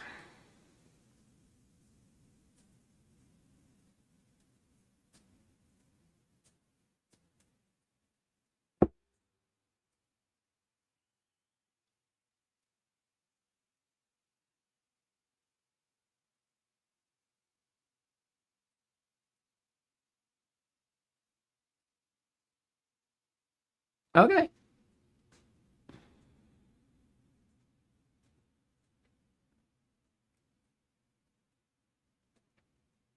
Oh, see, I never heard about this. Company paid domestic trip? I may need to chat with someone about that one.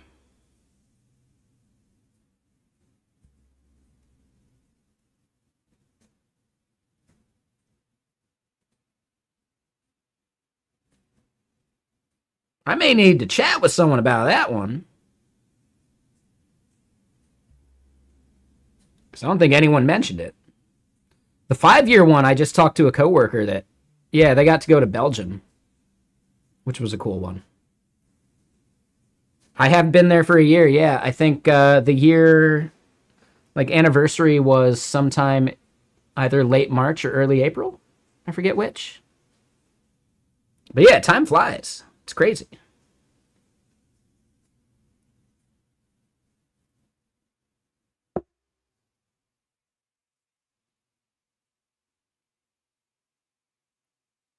Oh, absolutely. Yeah, yeah, for sure. Just getting my foot in the door as like an actually employed developer advocate or DevRel person is massive. And yeah, I really, really appreciate GitKraken for that. I think it's just the 1 year trip.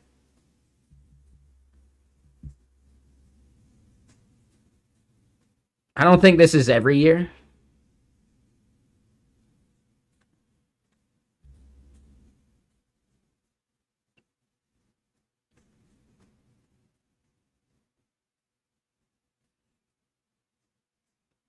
But yeah, even then, I don't know. They've covered some of my conference talks, even though like that's not necessarily like a trip or a vacation. I don't know. I might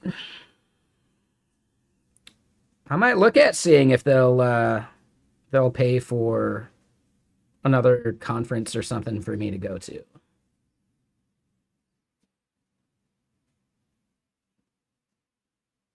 If I'd known, I would have gone to React Miami actually.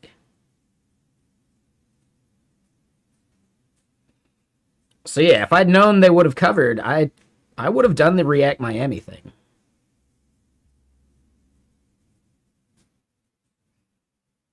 But maybe next time.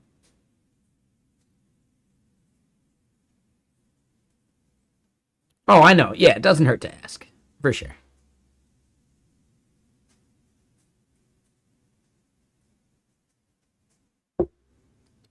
But yeah, if you consider yourself senior backend, a lot of our API is Go stuff. And, you do need at least some knowledge of container orchestration, cloud providers, etc. Go is going to be the most sought after, but we also do have some TypeScript API services too. I think. I'd have to double check that.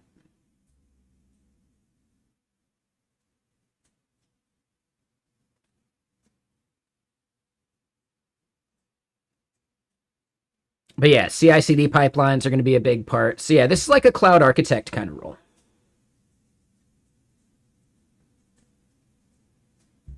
Yeah, I would say, they're looking for seniors, so this does kind of require that experience first.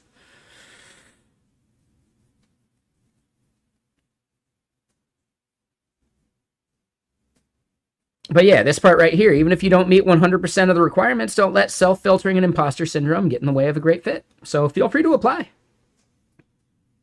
Like, yeah, solid company. I don't even know if there's a strict requirement on the country, but just keep in mind that the countries that we do hire from currently,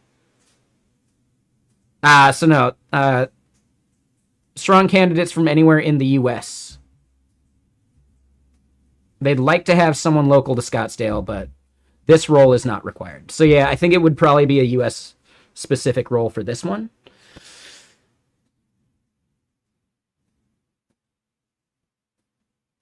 We do have an office in Spain and an office in Russia, but anyone working on this stuff would be heavily collaborating with US based people. I don't know if we have anyone living in Canada. It doesn't hurt to try. It doesn't hurt to try, but I don't think Canada counts. Just because, like any international country, there kind of needs to be like something there. No, come on, Xmetrics. Yeah, we do have a Russian office. It's because we acquired a company called Big Brass Band, I think.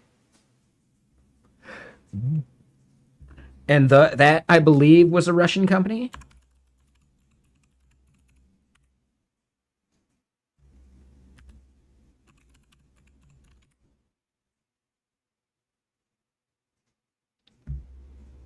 Yes, the Git integration for Jira is now owned by GitKraken. It's interesting that this website is still available.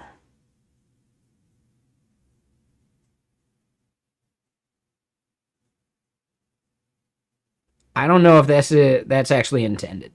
But yeah, the Git integration for Jira was an acquisition, and I believe that was a Russian company at the time. Not 100% certain. And yeah, I think we still have those like developers.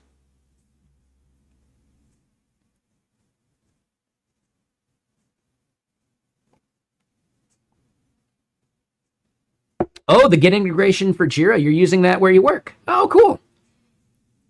Yeah, like that's a huge project. Like not huge as in like the code base, but how useful it makes Jira by having all that data just populated in there for you. Like it makes Jira way more usable, for sure. You know what I find weird? That Bamboo HR doesn't have padding in this bottom section.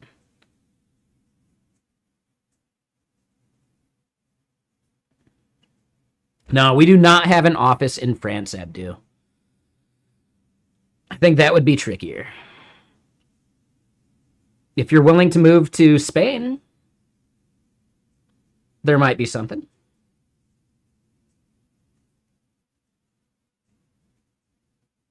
I know, right? Like, dude, just a little bit of padding in the footer. Come on, Bamboo HR. Do you not employ a designer?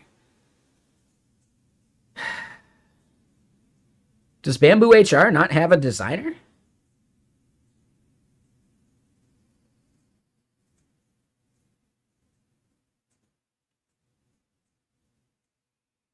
Yeah, like, what's even the point of the gray? There's not even a point to having the gray background there. You could just make it the same color as the background and you're done. What's the point of the gray?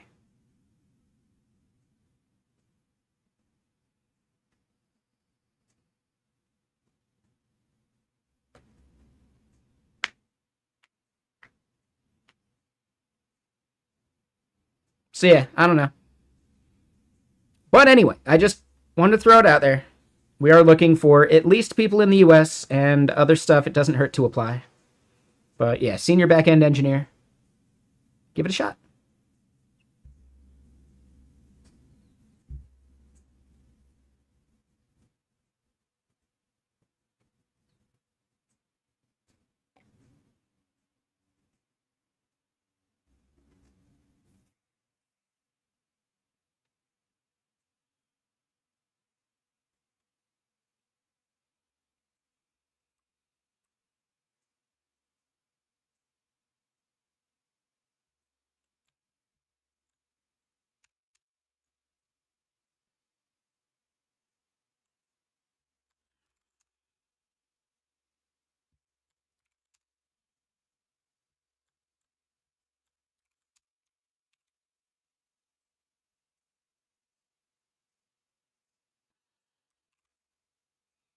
But yeah, I think Super Maven nailed it with that auto completion. Just because we can't complete it now, that's just a flaw in my config. But we should start going through some of the other commands, you know? So update is not implemented yet, so we don't need that part. So here's my next thought.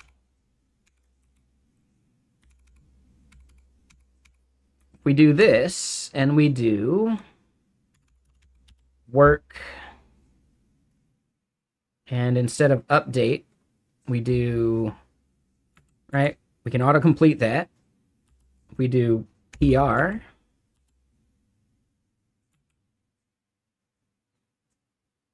All right, so the PR command is not listing its subcommands when it should, because we see PR create, merge, and review.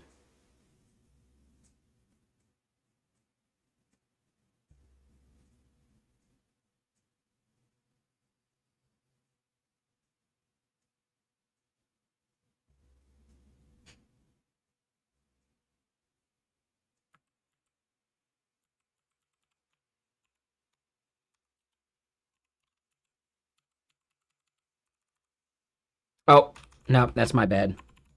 We're doing work add there.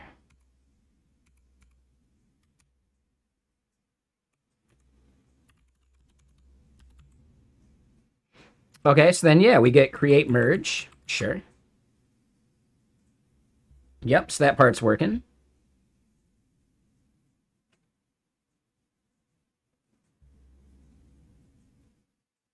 I haven't actually looked at what review is supposed to do. Review PRs?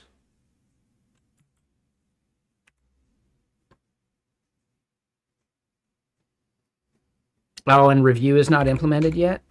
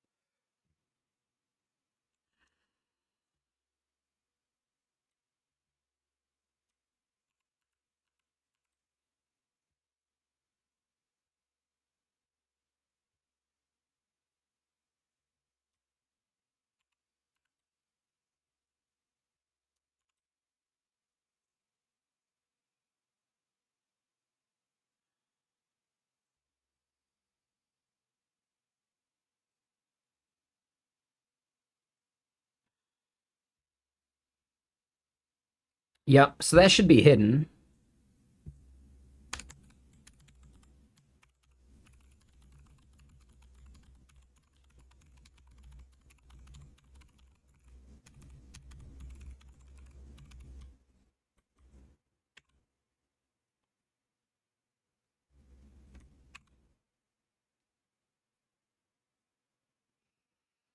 And wait, what happens there, Xmetrics?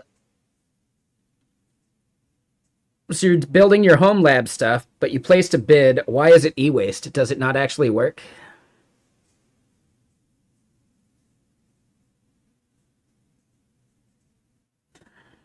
Like, is it totally broken? Oh, the wrong thing? Oof.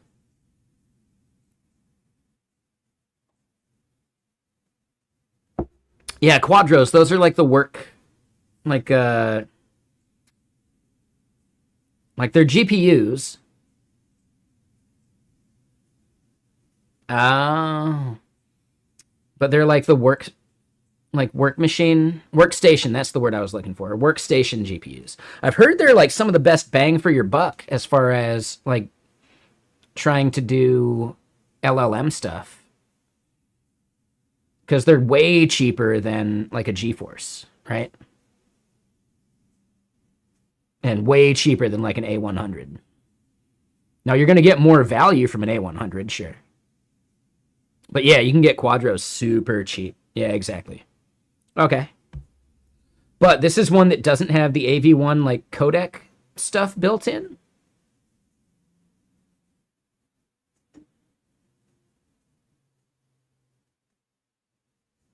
Like that's for like video encoding.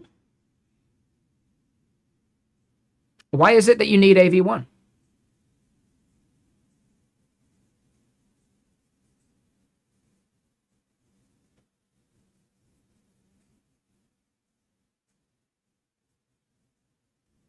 So it's a transcoding media server. Okay, so basically you want to have so it's I feel like that's less of a home lab and more of like a media center. Sure, they can overlap a bit, but I don't think I would actually want to mix those things together.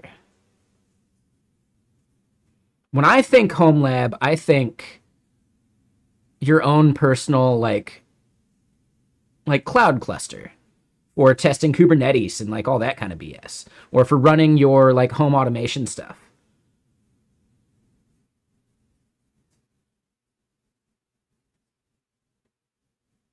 Yeah, I don't know, like the transcoding a video thing doesn't make as much sense, but maybe you're doing it for security cameras, at which point the re-encoding makes sense. I was thinking media server for just like movie streaming. If you're doing it for security camera stuff, that makes a lot of sense.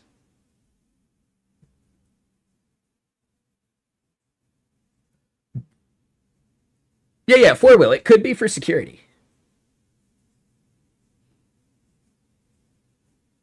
But yes, I would definitely separate out your media center from your home lab.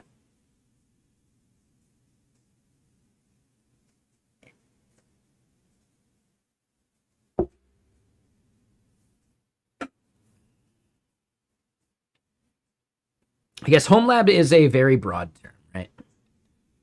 So I get that. Makes sense to me.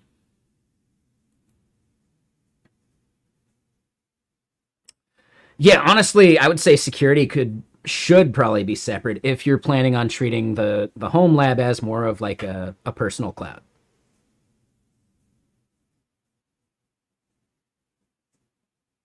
Right? Just as far as like the air gapping of those two things, you know? Like technically your security stuff should probably be air gapped.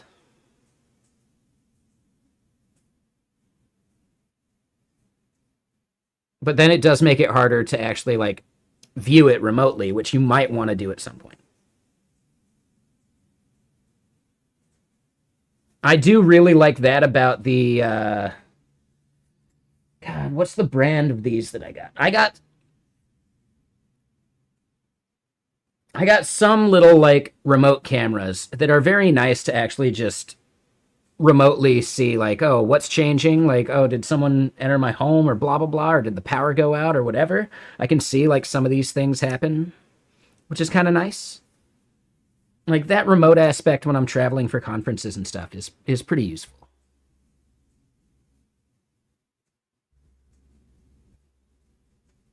You're getting 5 2 gig fiber lines to start business class. 5? Okay.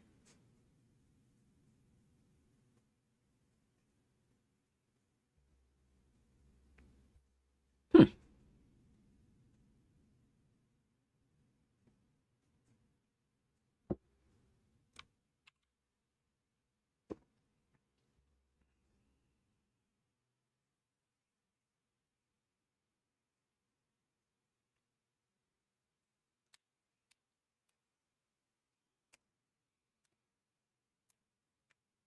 Yeah, Xmetrics.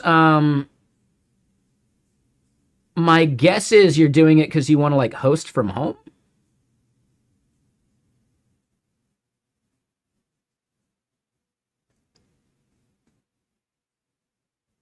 Like you basically want to do like the base camp thing,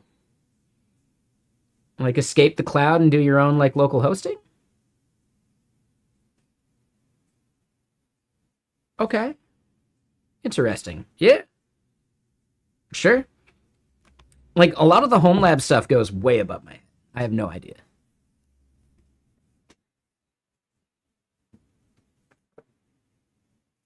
At any company I've worked at, it's above my pay grade. A real estate company doing sketchy stuff. MLS, like Major League Soccer.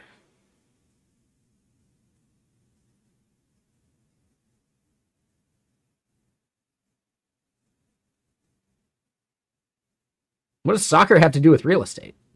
Oh, okay. The name of the real estate system is MLS. Okay. Huh.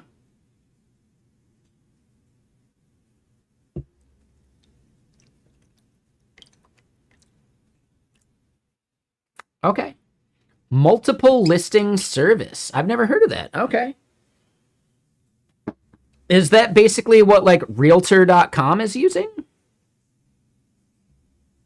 Or is that more like what? Okay. Okay, interesting. Like Zillow, Realtor, For Rent. Interesting. So I had always, like, I don't know for sure, but when I went to KubeCon, I talked to some people from Realtor, and they said that Realtor actually has the most up to date data of any of those. Like, things will be listed on Realtor before you'll ever see it on Zillow or Redfin. Is that not it? Like, is it all just the same system at this point?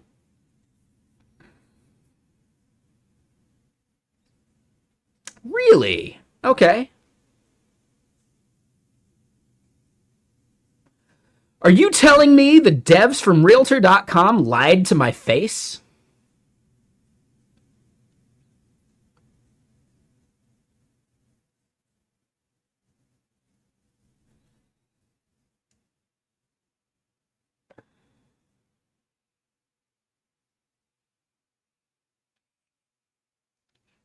And here's the thing, I doubt they were lying. They're just telling me what they've been told. Because they're just devs, right? Of course they're going to listen to what their bosses and marketing department say.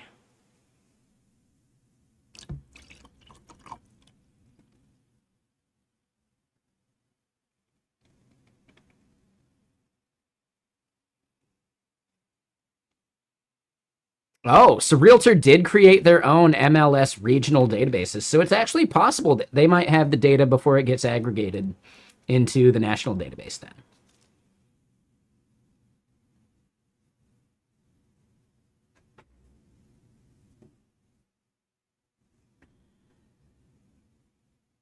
Is that what I'm like kind of understanding?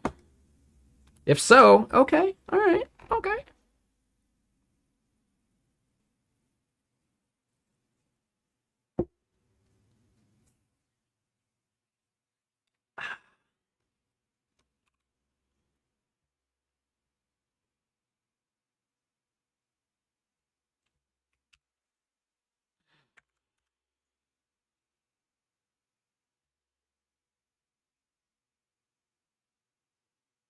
prreview.go.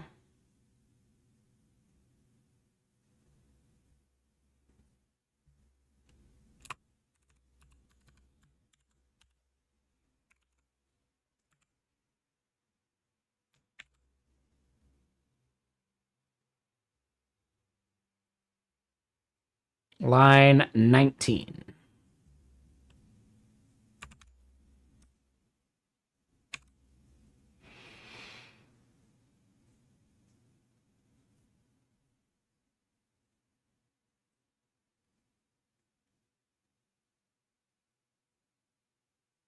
Got it, Xmetrics. No, I get it. That makes sense.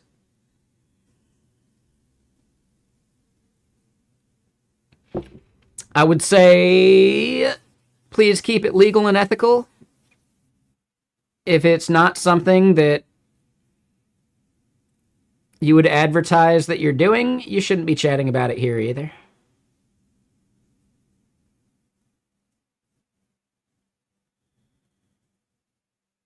But I know I asked you all these clarifying questions, but yes, let's at least understand we want to keep things legal and ethical here in chat.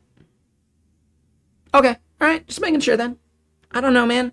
When I see you're not supposed to, but you're gonna do it.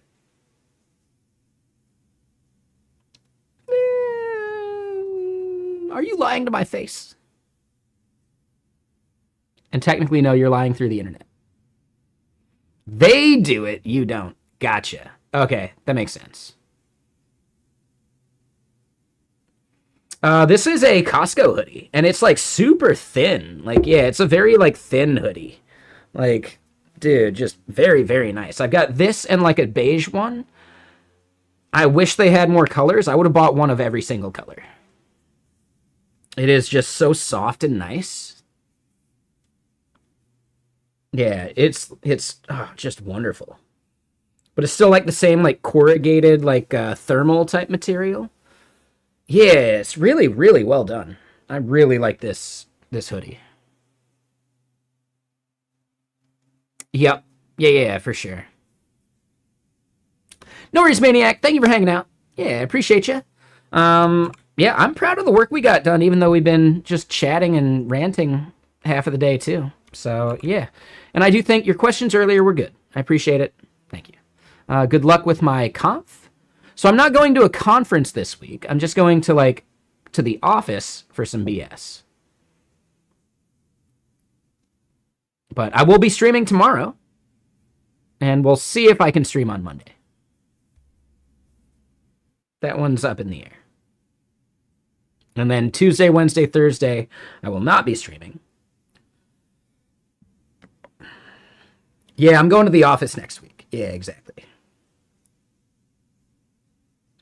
Hoping they don't decide to move me to a dev position after seeing this. Well, I mean, then they'd have to hire another DevRel.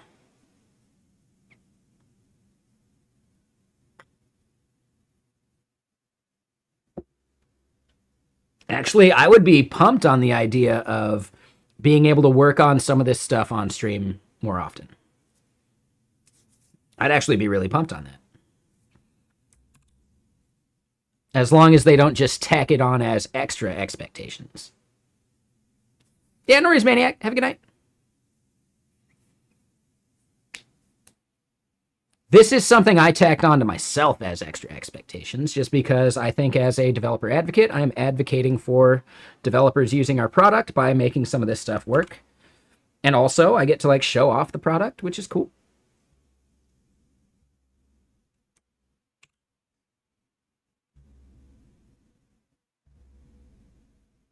But yeah, PR merge, PR create, those don't have anything that we need to fill in.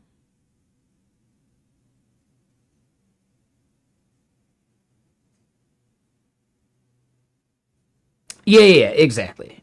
Yeah, I have more of the context. The lead dev on this project uses Warp, which autocompletes a lot of stuff for him. So the lack of autocompletion isn't harming his experience, but it has harmed the experience of at least 2 other people at the company that have tried to use this stuff. So in my opinion, good autocompletion is required for this to be a successful CLI tool.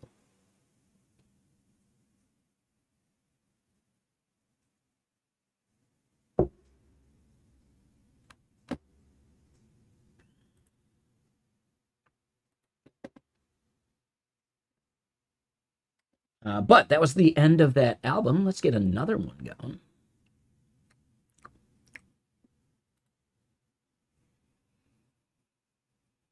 How does autocompletion work? Is there a hint file we have to write? Well, that is some of the magic that Cobra is giving us.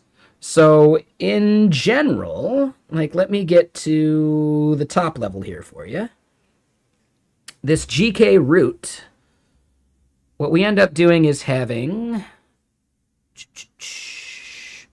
these commands. So creating these commands is actually like also setting up some of the autocompletion. But then when there's certain things like data that we would fetch from our local DB or from the API, that data would have to be like filled in via a function. If you're creating commands, commands can autocomplete, right? Let me get the music going. Sorry, almost forgot to click the button.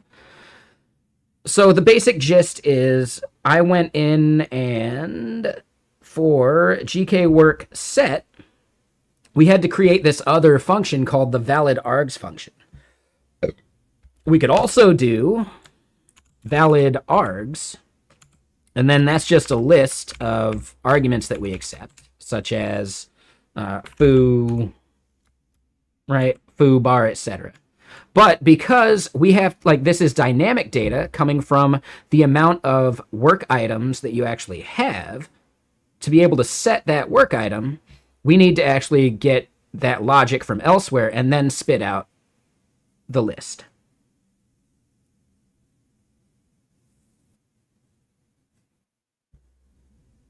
So this is where we're getting our like string list of, you know, like work items that you have set dynamically. So if I were to do GK work list, we can see these are the work items I have with the production GK dev tool. I don't have this in dev because like they're using the dev database and I don't have that set up properly. And the auth could work, but we're running into auth issues because I'd have to like request a code kind of thing. But the idea would be that if I did GK work set and I hit tab, it would autocomplete one of these names, right? Like I could select from that list or I could start typing the name and then we would like autocomplete based on that. So that's the part that we just set up that isn't going to work here because we're doing our autocompletion for the local, like the locally built .target GK work, whatever, right? And that's going to fail. We don't have anything to complete because I don't have my dev.gitkraken.com data set up right. So some of this we're just kind of like blindly doing, but I think there's still value. And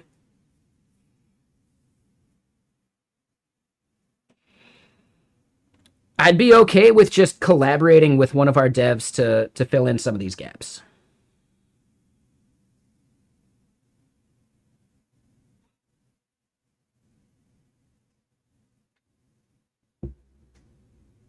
So yeah, the goal would eventually be we make a PR from the work that we've done today. It may be like a somewhat longer lived PR so that I can get in there and, you know, maybe help test it with another dev because I'm probably missing some environment variables or something. I don't know. But being able to like verify some of this locally, yeah, I might have to just chat with another dev. But we can still kind of like hack at it. Like, dude, Super Maven completed almost all of this perfectly for us. Not completely, like we had to then go do this part. But then it auto-completed that part for us too.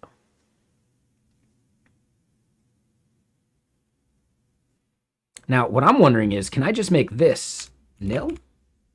No, we can't.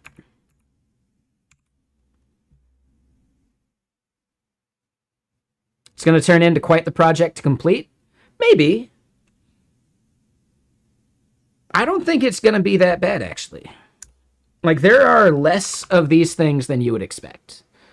It would be a much bigger project if we had to make the pass-through work.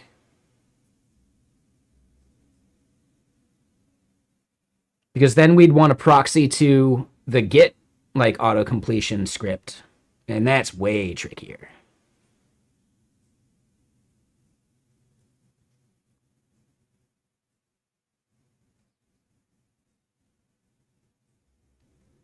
Yeah, I think instead we can just push back. I don't think the pass through is a feature that we actually need.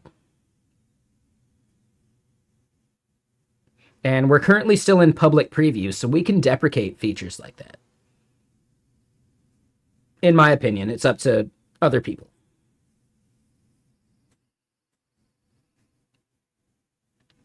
Being in security, you don't get to code a whole lot. Maybe.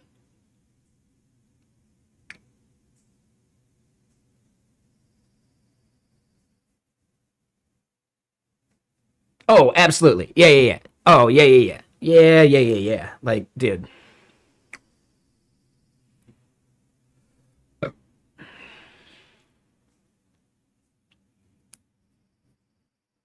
Now, we've already had other people push back and say that the pass through might not be necessary. Oh, yeah, yeah, yeah. No, we can have, like, we've got only a few more things to worry about. Like, the workspace stuff, sure.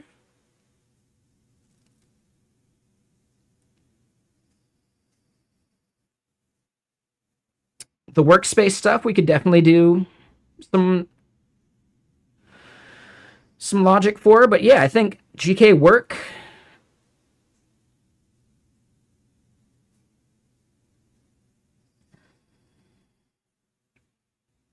Provider list, yep, that'll be another one where we probably need, and not provider list, provider add.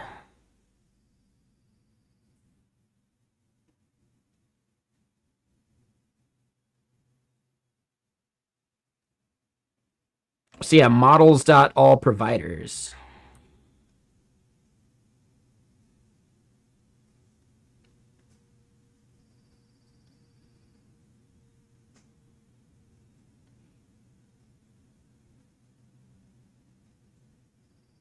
Failure to maintain proper auth with GitHub is another big issue. No, the GitHub auth is easy, right? This is not actually GitHub as the issue. This is like the issue is my lack of a connection to our servers, not GitHub servers. Because we do proxy a bunch of that stuff. The main thing is we're going here locally through dev.gitkraken.com versus gitkraken.com. That's like the biggest problem right there.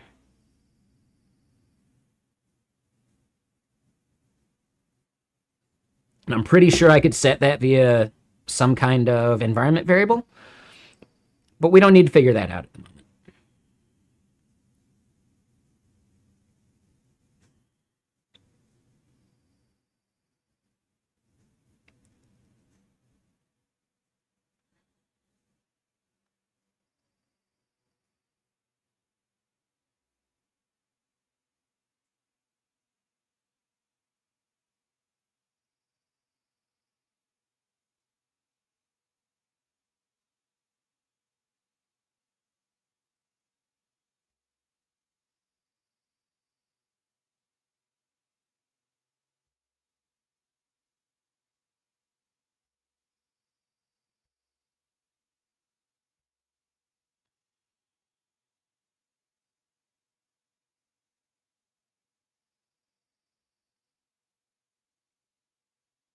All right, so yeah, this provider list is probably the big thing there.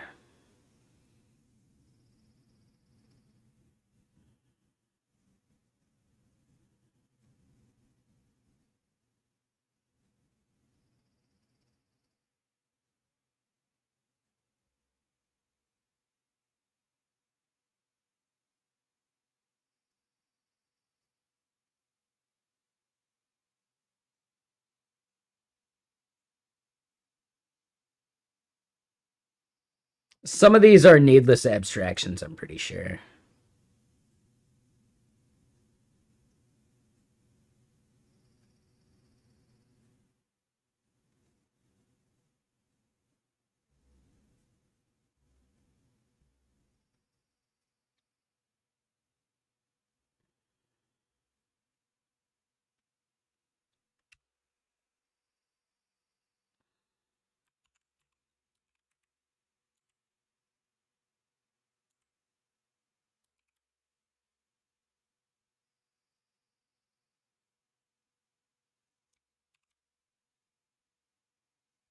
All right, so let's try this.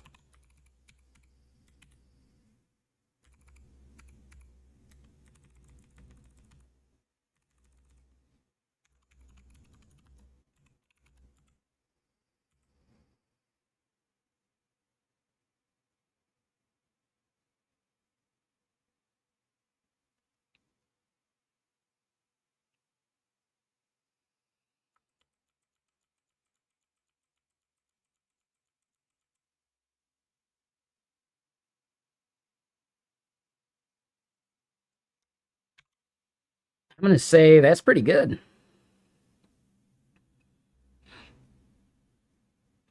Yeah, dude, Super Maven nailing it with some of this stuff.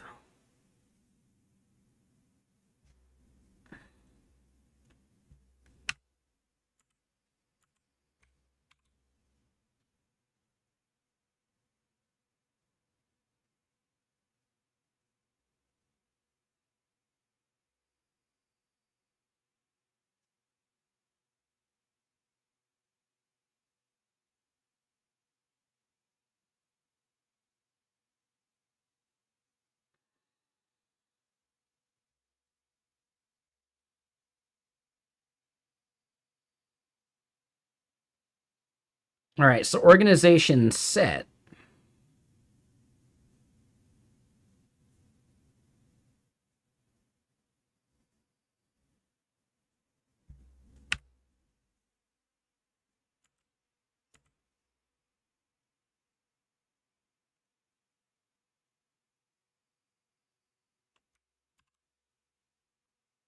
Dude, that is actually one of the really nice things about Go. The language is so simple and it's so rigid, and the types are so strict that LLMs are able to autocomplete this stuff pretty easily. And the compiler is able to let you know if it's actually correct, like pretty easily. This is kind of nice.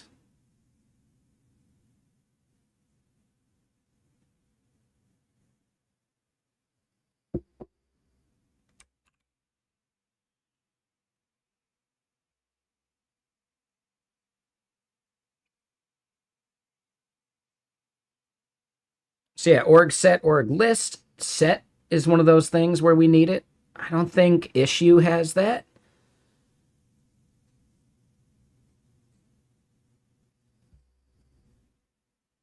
Provider set is another place where we could probably do this.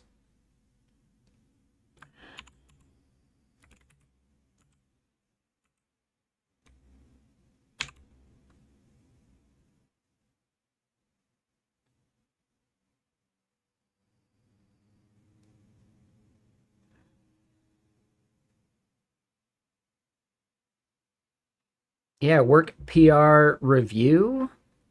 That one, we just do that part, sure. Work set, we've got that bit. I think some of the workspace stuff we could do, and then that'd be fine. So workspace clone, yep, this is going to have an arg that we care about.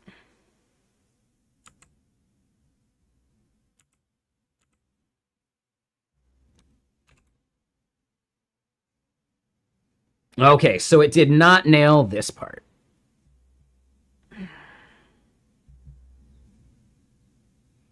So the workspace clone.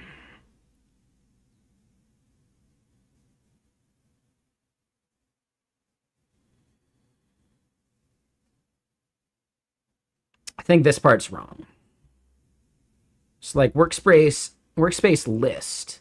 This is client display list.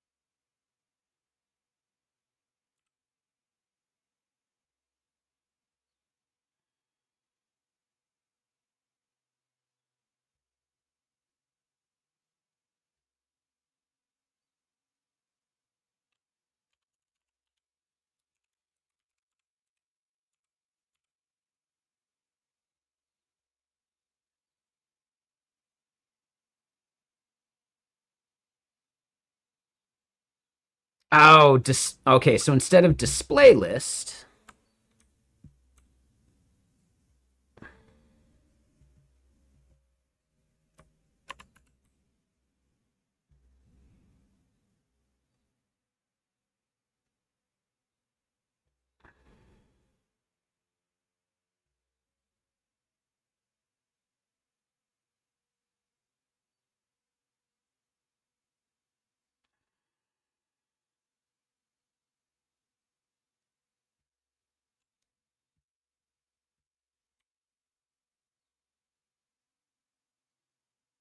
okay, so instead of display list, I want list.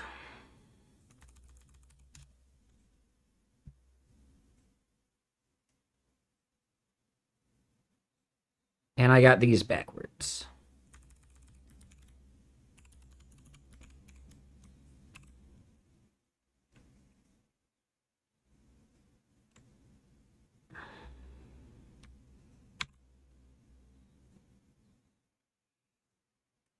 Okay, yeah, I think, dude, yeah, this is a really good experience so far. As far as like Super Maven and Go, I haven't done any Go stuff since I've started using Super Maven, and it is nailing it.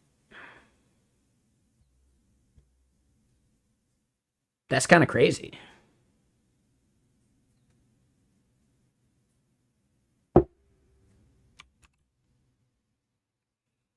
All right, so the clone command there. Sure.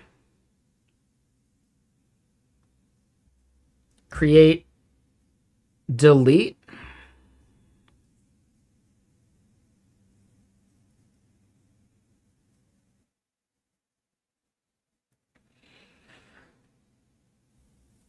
Yeah, I'm going to be okay with a bit of duplication. Mainly because... You guys familiar with the idea of a duck in your code?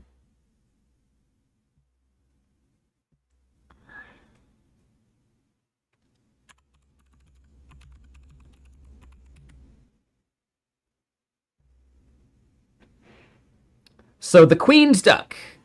A duck in your code is a feature added for no other reason than to draw management attention and be removed, thus avoiding unnecessary changes in other aspects of the product. I don't know if I actually invented this term or not, but I am certainly not the originator of the story that spawned it.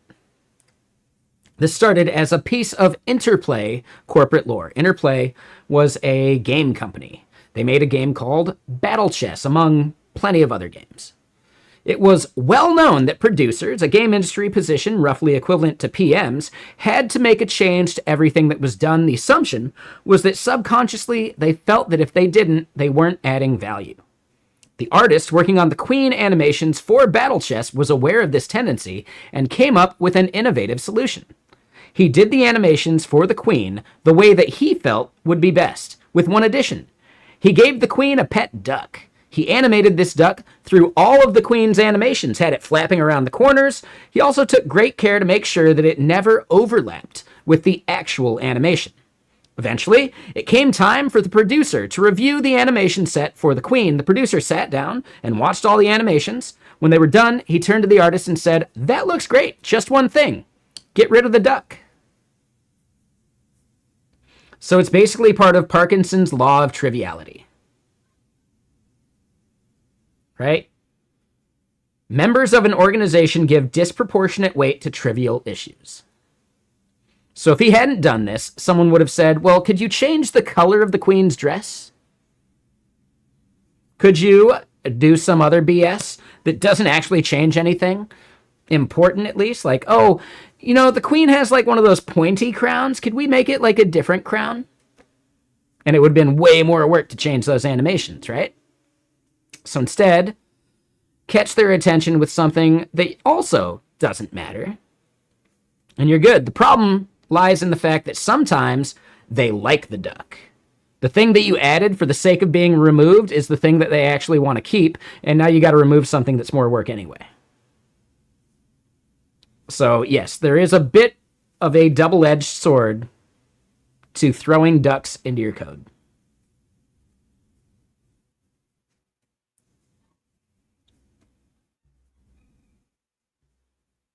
But you can definitely have some ducks in your code that aren't going to negatively impact things too badly, where it's a very obvious thing that someone might make a comment about in code review. The idea being that if they don't make a comment in code review, how are people going to know that they actually reviewed it other than just like you rubber stamping? So if they leave a comment, well, then obviously they read the code and they're not just rubber stamping.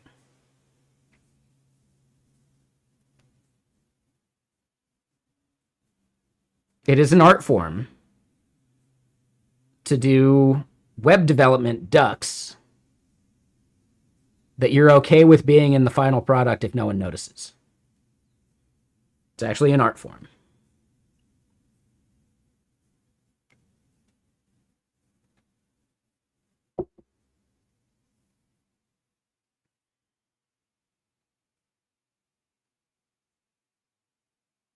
All right, so Eurovision final was tonight. You believe you had the best mashup in Eurovision history. Check it out on YouTube. Karija and Baby Lasagna Eurodab at the grand final. Oh, you actually went out to the arena for Eurovision. That's cool. I'm not going to watch it. There's no way it's better than My Lovely Horse from Father Ted. There's no way.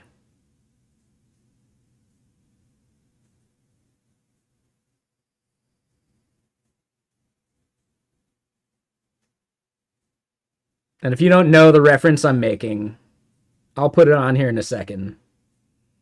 If you've never seen Father Ted, well, then you're blowing it.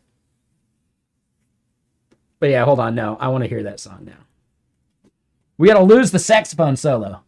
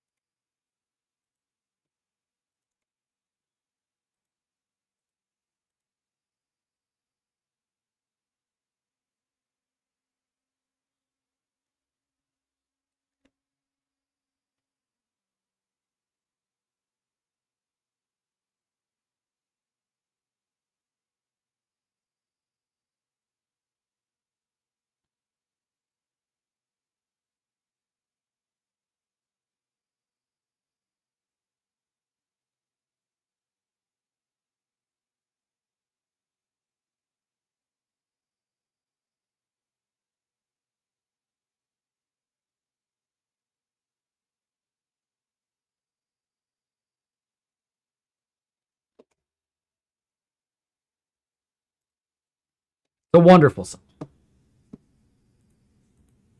My Lovely Horse running through the field.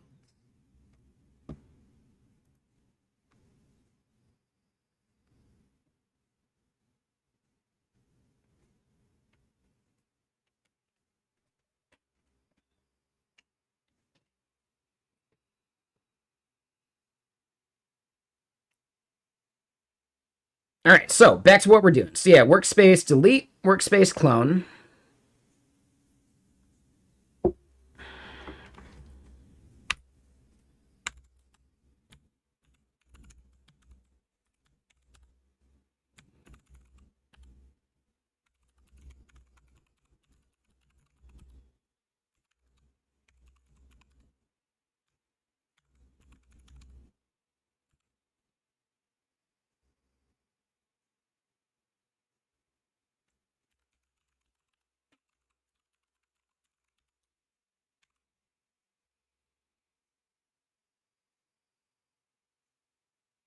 All right, so then info list refresh workspace set.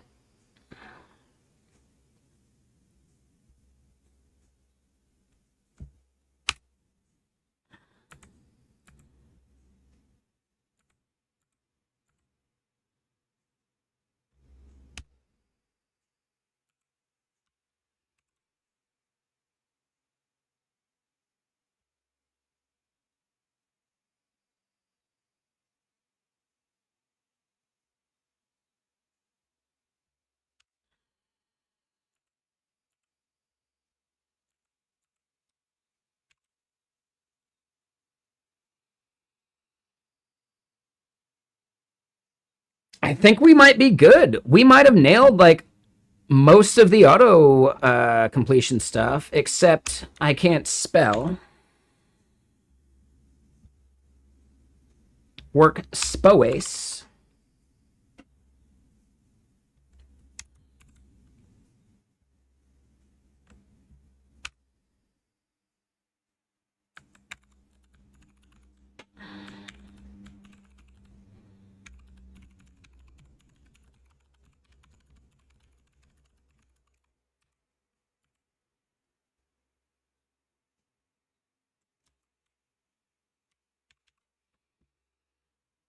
So yeah,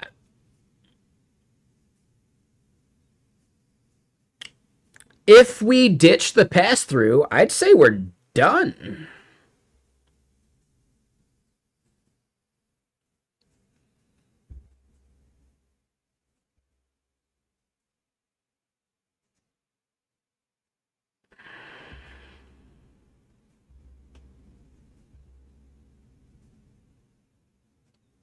Oh, and that's not code that I actually wrote.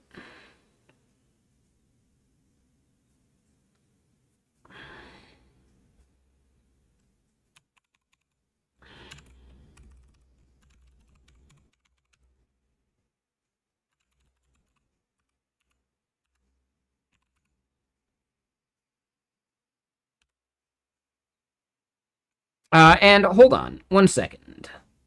So you have this weird problem at work. One guy joined and he is sold on hexagonal architecture or something. They have 3 other people that they just want service repositories without any domain-driven development. They are always, this is overkill use cases, commands, and the other guy is just talking about ports and adapters.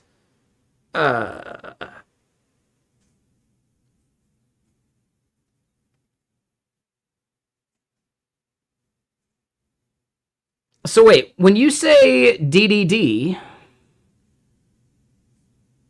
what do you mean by that? Like, I've never understood, like, the whole DDD thing. Like, maybe I've done it and just didn't know the name for it, or maybe it just hasn't applied to anything I work on. But, yeah, how would you describe DDD?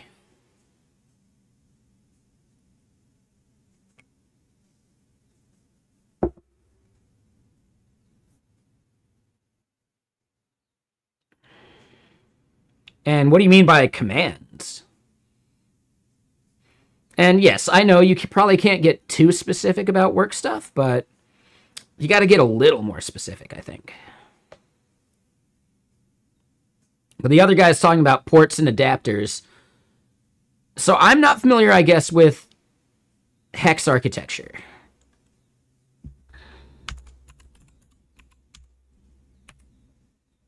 Right? Hexagonal, okay.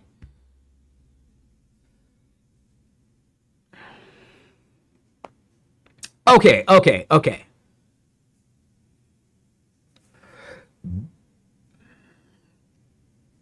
I think I get it. I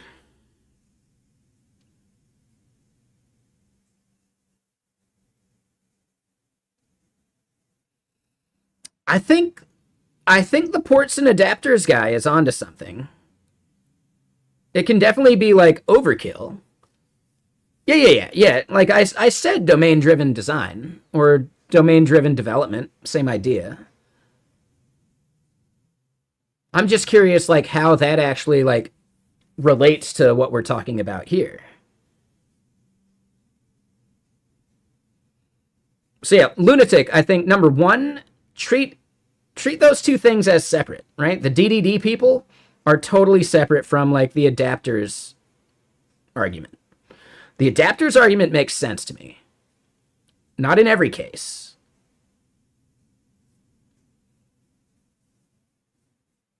You can apply DDD without hex architecture. I think those things are totally separate, actually. Right? So, lunatic, I think you like mixed two problems together when you'd be better off trying to solve each one separately.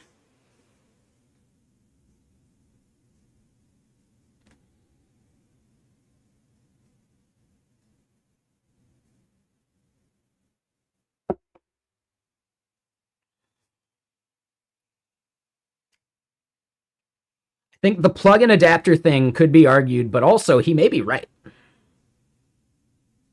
Because if you're doing like notifications properly, whether it's an SMS or an email, it's probably still the same basic like structure. And then the only thing that changes is the mechanism of sending the notification. So then like an adapter makes a shitload of sense.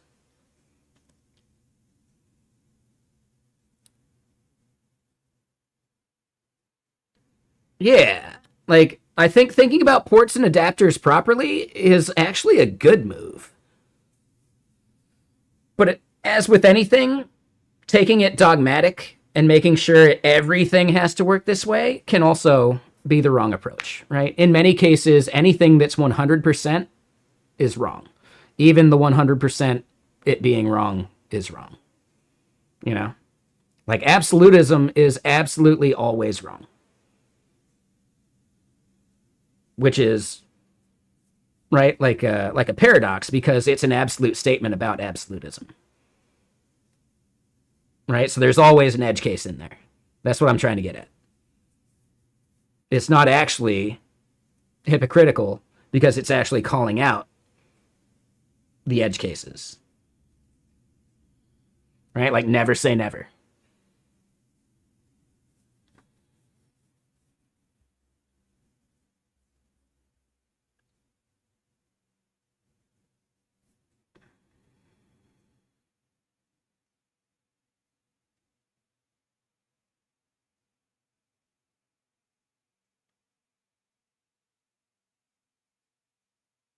Okay, so I get it. When you're talking about repositories, you mean it more from like the data repository like aspect. And like from a microservices kind of aspect, right?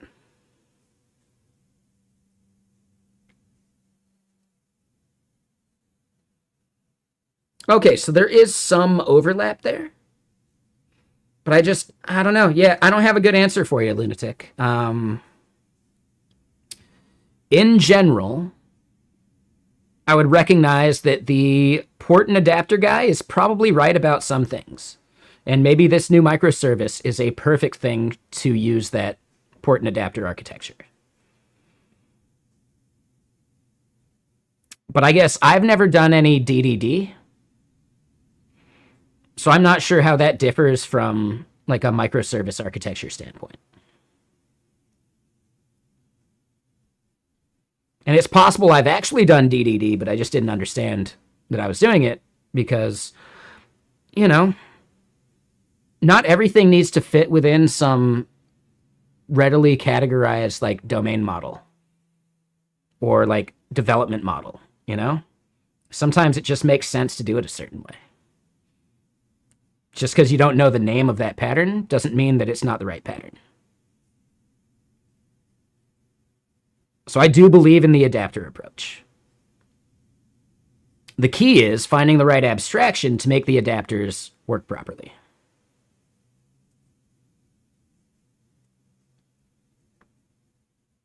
So I would point out that yes, creating an adapter pattern ahead of time can actually force you into a bad abstraction. At some point, you're going to have something that you think is the same kind of adapter, but ends up needing to like do something very specific and different. And then you start modifying the abstraction for that one case. And then you start doing it for other cases. And then, yeah, you're at the premature abstraction level. So that part I would say is the trickiest bit. Like when to recognize if you're prematurely abstracting the adapter like interface. At that point, I would say don't do adapters until you have at least 3 things that you need to communicate with. Because then the common ground between those 3 should at least be enough to understand what's different about them. All right, the rule of 3s as far as abstraction goes.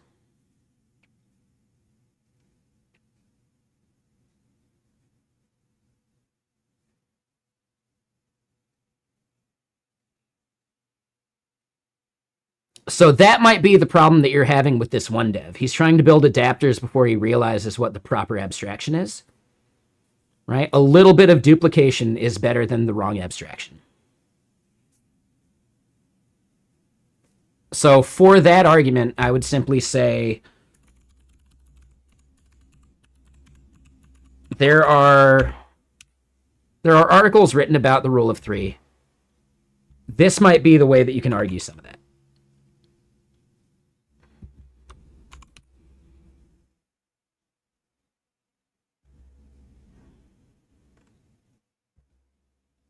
Right? So some of these articles about the rule of three. And keep in mind that it's not even like a rule, it's like a guideline of three. So yes, I realize I can't paste this, but yeah, rule of three, and start looking up articles about why it's important not to prematurely abstract. Because basically premature abstraction is a premature optimization for developer time rather than runtime. It's still an optimization though. So you might be able to convince that dev that the thing you're building doesn't need adapters yet.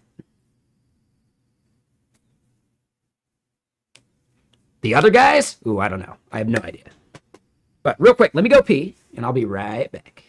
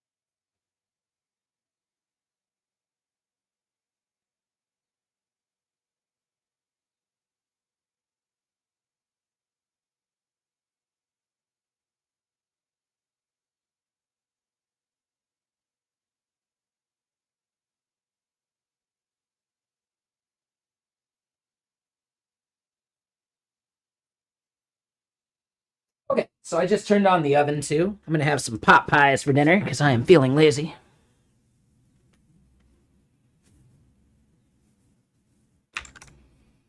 There's no reason for the abstraction. Yeah. So I would point that out, right? Like use the argument of premature abstraction is equal to premature optimization. And if he really wants, like you can create a backlog item to create the adapter.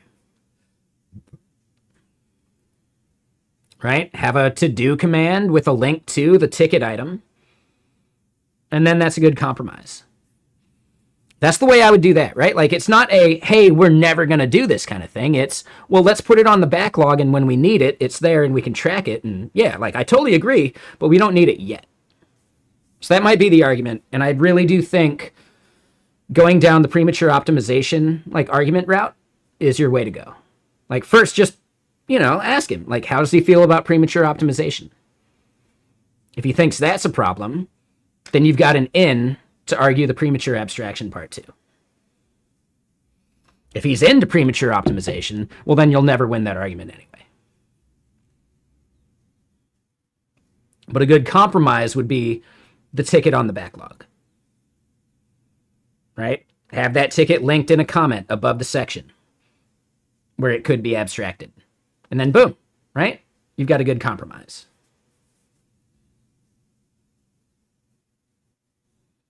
And what's up, Celestial? Yeah, no worries, Lunatic.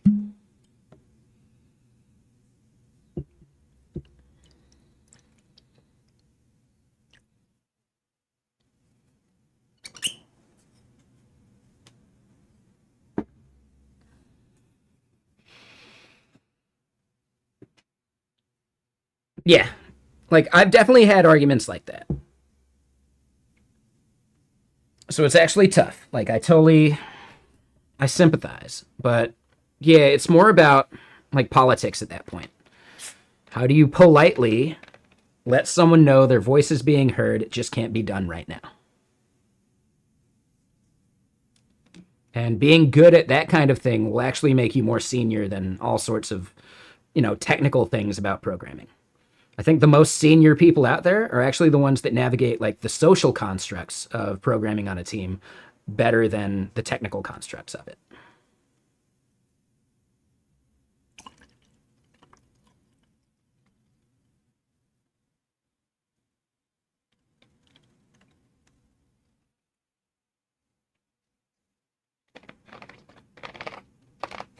And hey, what's up, Colton? You're having a beef pot pie tonight. Nice. I've never had a beef pot pie. I've done chicken and turkey.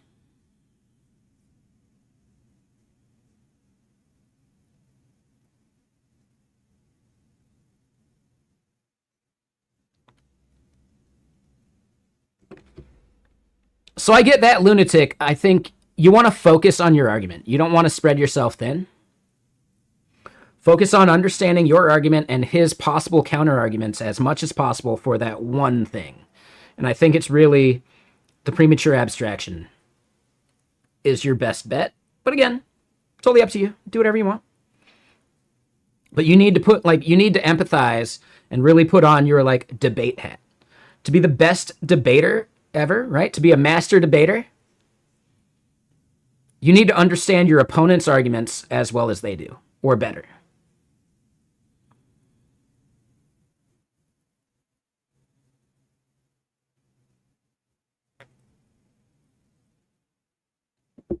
Right? Debate is not just about knowing your own argument, it's about knowing your opponent's argument too. If you truly know a subject and both sides, you're able to argue it better than anyone who just knows the one. That's like debate 101. And yeah, I get it, Colton. Yeah, that's like the banquet pot pies then, right? Like that brand. Those are good. I found the banquet pot pies really like skimp you on the proteins, whereas like the Marie Collanders are amazing. Problem is, like, when you go to the grocery store, the Marie Collanders are like the giant ones that take like an hour and a half to cook. But from Costco, you can get like the banquet sized ones that are really good. So I'd say if you have a Costco membership, next time you go, check out their deals on pot pies. The Marie Collander ones are way better. Yeah, they're really good, Mr. Bankster, for sure. Yep. Like, and they separate from the tin better, right? Like the banquet ones like stick to the tin. It's very rare that you can just like flip it over and they just fall right out. Closest Costco is 20 miles. Well, yeah, you bring a cooler and some ice and then you're good. If you got a vacuum sealer, right? Like pick up some meat, some of the frozen items. Make sure you bring a cooler so it stays cold as you're transporting it back home. And then, yeah, vacuum seal like individual portions of meat, etc. Like throw maybe get a chest freezer so that you're not running out of space in your like fridge freezer. Just some options, something to think about. I've heavily thought about moving out to the boonies, but I'd be like an hour away from a Costco, so that would be my plan. I would do the cooler thing.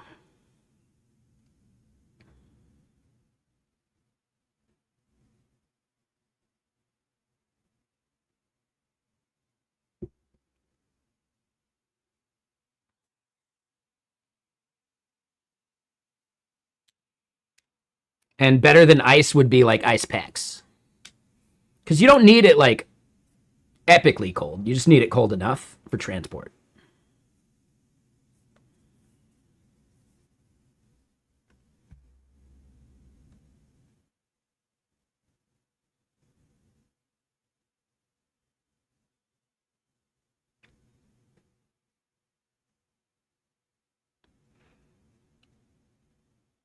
Yeah. No, I get it, Colton. I get it.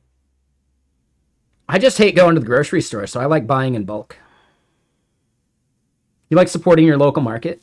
That's fine. I think Costco is definitely a company worth supporting too, though. But yeah, local market. I mean, local market's good for stuff that you don't want to get at Costco, like produce. I think produce is one of the worst things to get at Costco. Right? Like fruit and vegetables and a lot of that stuff.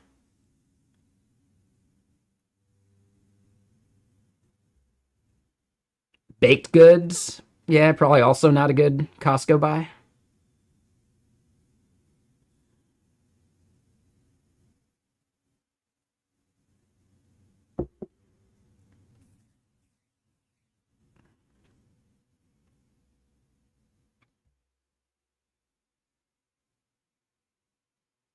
Oh, yeah. No. Yep. Do not go to Walmart.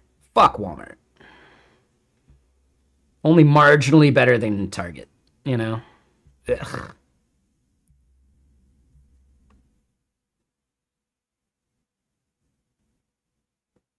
Like, I refuse to shop at Sam's Club just because that's basically Walmart.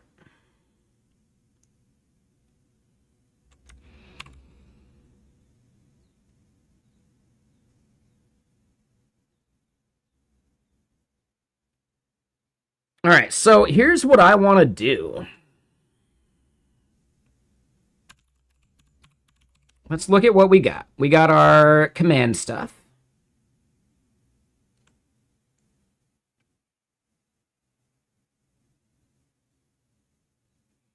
Chandragut.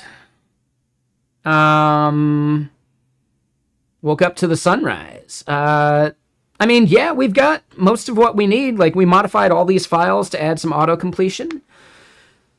We're going to need to...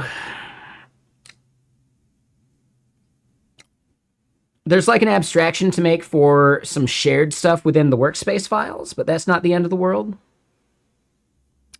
What's going on in the workspace.go file? I might have forgotten something there. But that's in models. What did we change in here?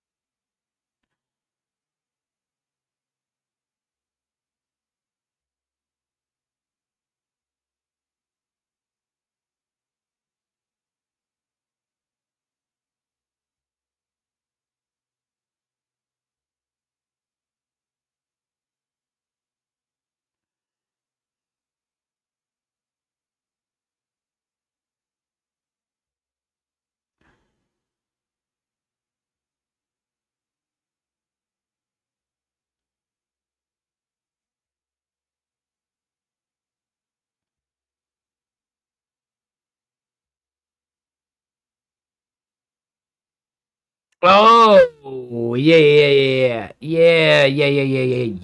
We changed that because we don't need that anymore because the subcommands do that for us. Yep. All right, so what I want to do is let's look at it, get LG. If we look at the most recent thing,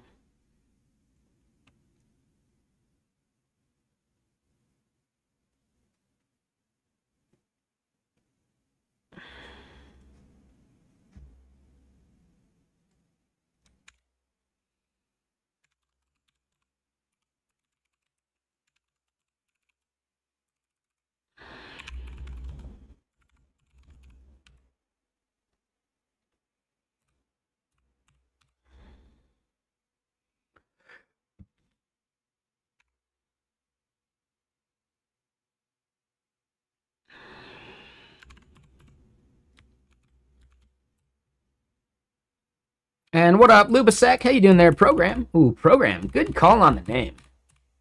Greetings, program. Like, that's definitely That's definitely a Tron reference, right? That's definitely a Tron reference.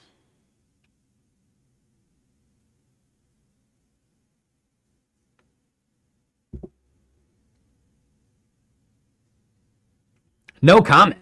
Come on. You know that's a Tron reference. You don't gotta lie. And if it's not, well, it's okay. If someone asks if you're a god, you say yes.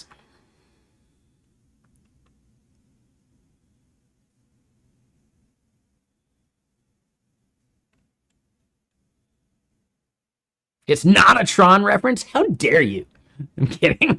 It's fine. Is it a reference or just you just were that good? You nailed it on grabbing that name. Like, how long have you had that name? Like, I'm not even mad. I'm impressed.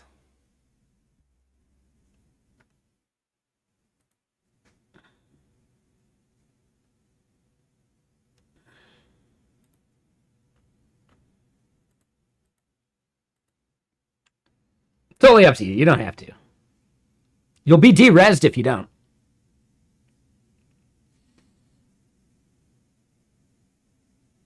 Until morale improves, the Tron references will continue.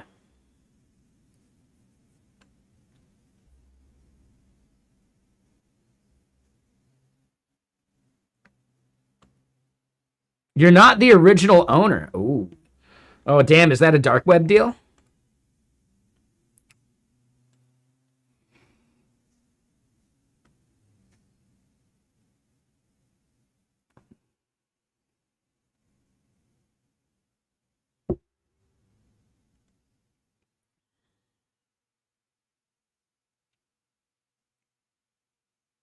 I am familiar with Justin.tv. Yeah, for sure. I'd never used it back then, but the idea of Justin.tv is fascinating to me, right? Like, dude, Third Rock from the Sun did the idea of Justin.tv before Justin.tv even existed. It's kind of genius, actually. There's an episode where John Lithgow's character streams every single moment of his life. He's even like remotely teaching his class at the university or whatever.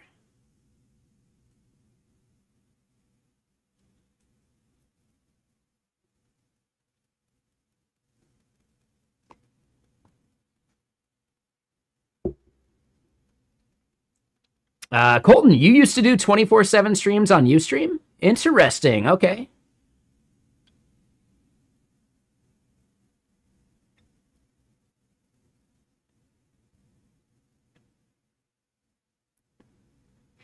I've actually considered it.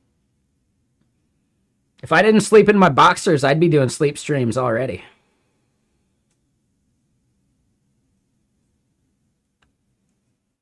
I'm gonna have to get like a solid set of pajamas.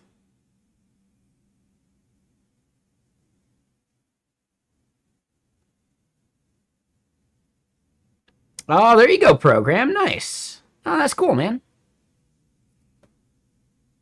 Yeah, Heiner, I'm not kidding. Like, dude. Yeah, if I didn't sleep in my underwear, I would totally do sleep streams. So why not? I already do cooking streams.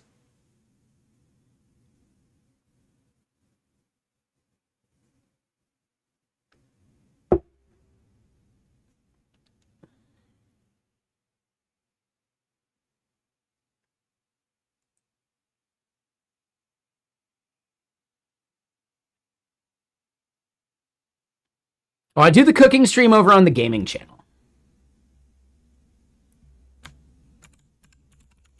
And, oh, shit.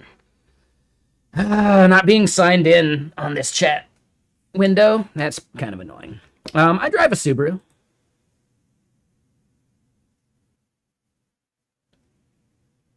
Hold on, we'll allow it. Led to a permaban on Twitch. Yeah, it wouldn't be worth it. Because you get one account banned, you get all accounts banned. So even if my Griffing and Chill channel was separate, I'd still be screwed. It's a Legacy. I drive a 95 Legacy. I work remotely. The company I work for is in Arizona. I live in Washington State. So yeah, no, not a Forester.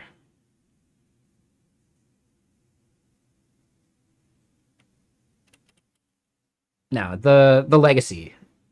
Basically, like the last year or two before the Legacy changed their body type, so it has better ground clearance than modern Legacies, and yeah, it's like the older, like not like the old Legacy that's like the linear, like kind of like thin, streamlined one.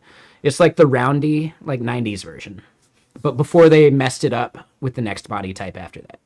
So it's basically like the last round of the good body type.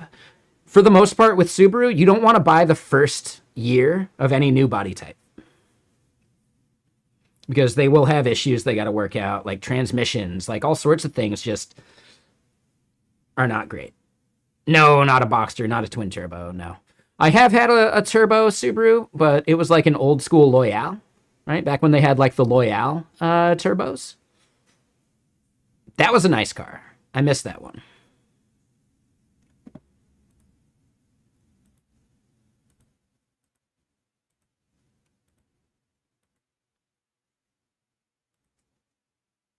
But yeah, so gaming channel, which is where I'll be probably a little bit later, depending on when Robotic Head shows up and if Algo Bro's trying to game tonight.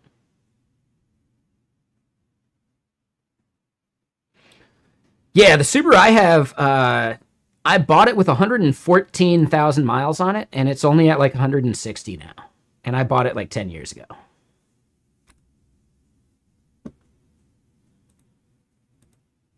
So yeah, like this Subaru could easily last me another like 20 years. Because I did an engine rebuild pretty soon after I bought it. Because I bought it kind of cheap.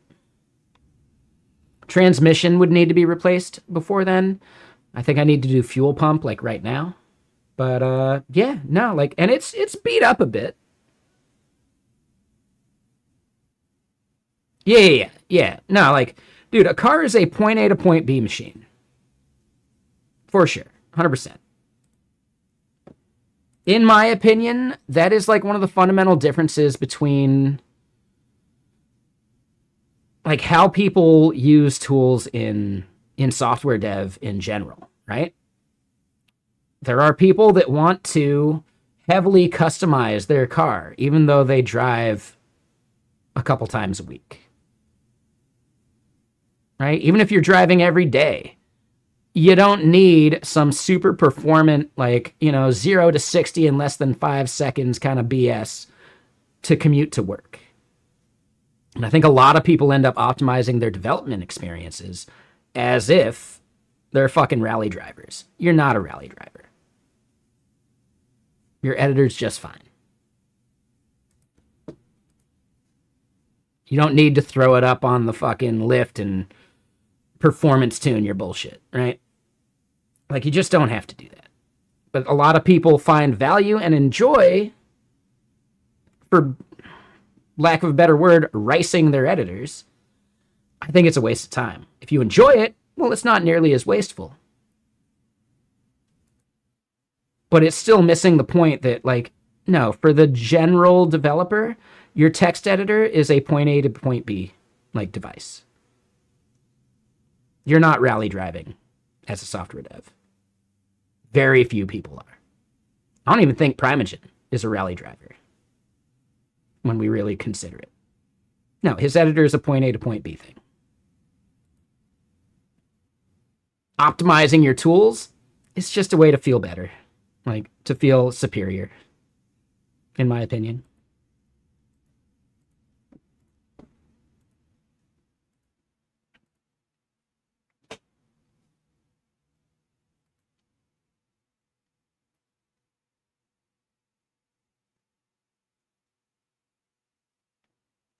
Xmetrics, I fundamentally disagree. No, I disagree. Typing speed is increasingly less relevant. I completely disagree. I think typing speed is less relevant as time goes on. With linters and autocomplete and super maven and all that stuff. Dude, your typing speed doesn't matter. It's one of those things where I completely disagree with the Prime engine. Normally, there's like nuance to my disagreement with Prime, but for typing speed, dude, fucking bullshit. Like total bullshit. It's another way to feel superior. That's it.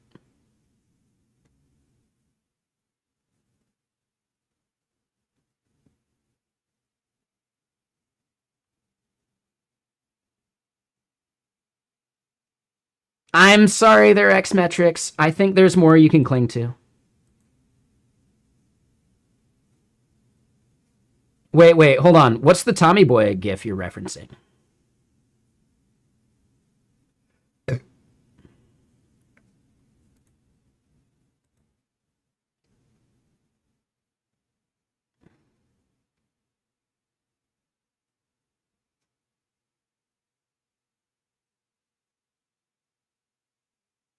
Anyway, let me get more music going.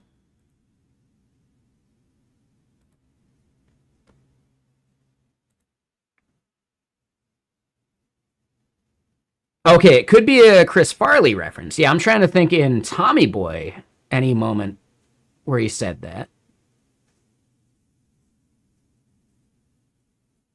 Maybe it's in Black Sheep. I can picture there's some like Chris Farley thing where he's like, "This is all I have," or something like that, but I don't remember what film it's from.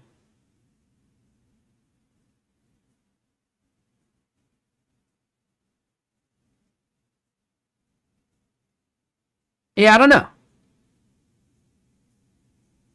Oh, maybe the guy in the van down by the river, Matt Foley.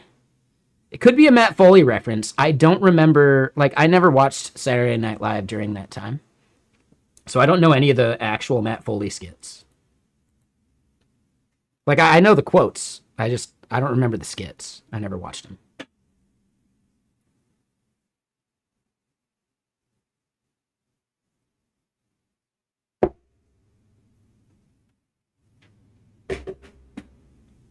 Yeah, if you find the clip, let me know. We'll check it out. Sure.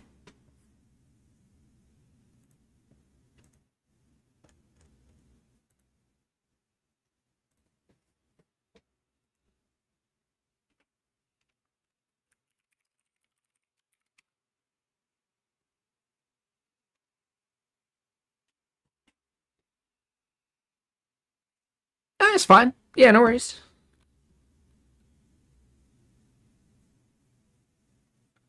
Now, there's definitely some like Chris Farley, like "This is all I have" kind of line. I just don't remember what it's from.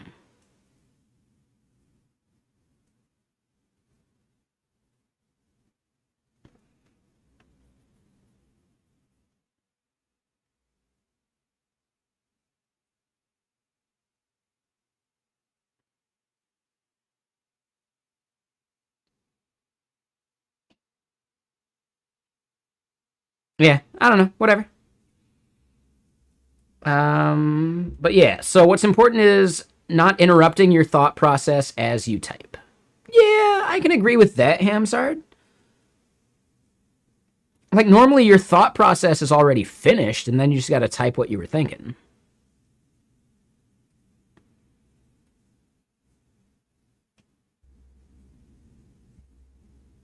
Performance upgrade you would buy for your car is a comma 3x to make it self-drivable. Yeah. No, that'd be cool.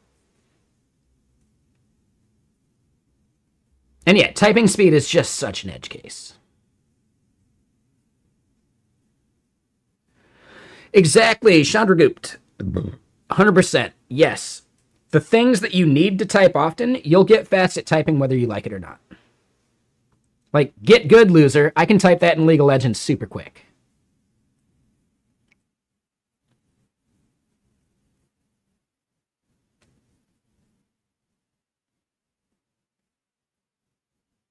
I'm kidding. I don't actually type that. I just type LOL. Right? When someone chases me as a singed, yes, I type LOL.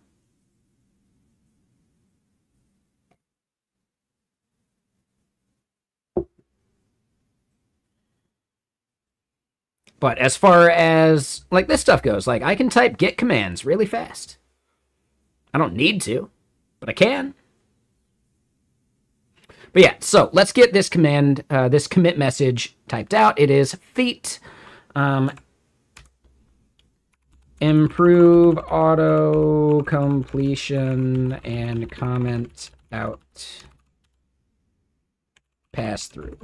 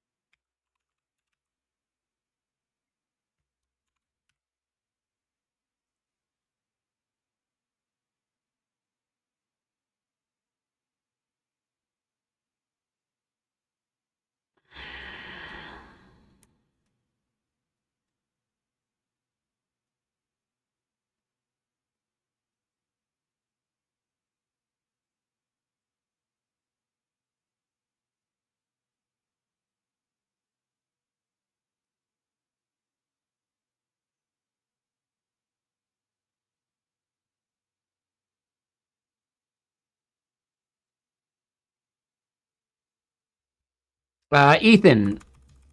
Yeah, no, that's like T3.chat's main selling feature. It's fast. Like, it's faster than any other, like, chat interface. Now, it's using Gemini 2.5 Flash, which is also faster than a lot of other ones, too. Like, as the default. But you can set others, too. Even on the free tier. So, yeah, like, 10 messages a day. Like, dude, I think Theo nailed it with T3.chat. He did a good job. And it's cheaper than Claude. It's cheaper than other stuff. $8 a month. It's kind of a deal. A mobile app for T3.chat? I'd wonder if it just works locally.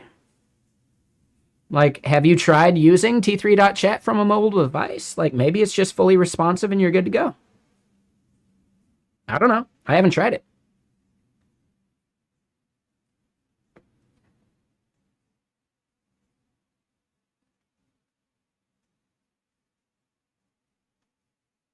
Yeah, 4-wheel. I think it'd be worth checking out.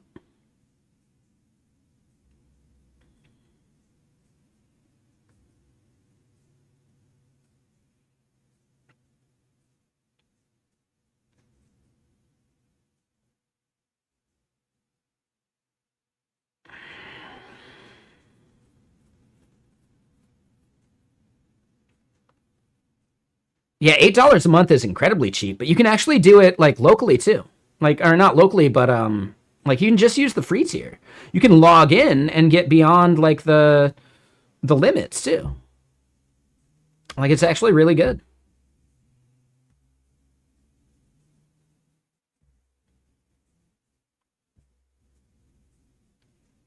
Like, I haven't even paid for it, but I think I don't remember any limits. Like, I haven't hit a limit yet. He did recently overhaul the UI. Yep. Yeah, like, no, it's a good tool. I think he nailed it.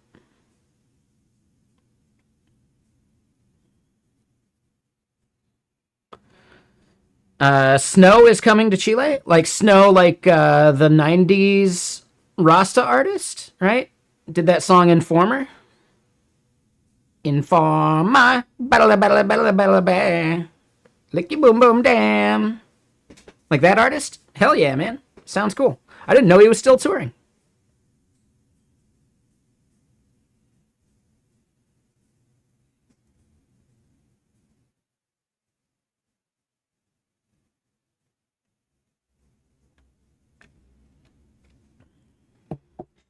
And I know you're kidding, or I'm kidding, right? Like, you mean it's actually going to snow in Chile? Yeah, I'm not at a point where I can afford to do like a Chile snowboarding trip. Like, I got to stack money to like buy a house or an apartment here at some point. There's very few things that are worth a couple grand that I'd want to pay out of pocket for at this point. Which is a shame because, yeah, I really do want to go to Render ATL again. There's some other conferences I didn't get accepted to, but I'd love to go hang out. But it is what it is.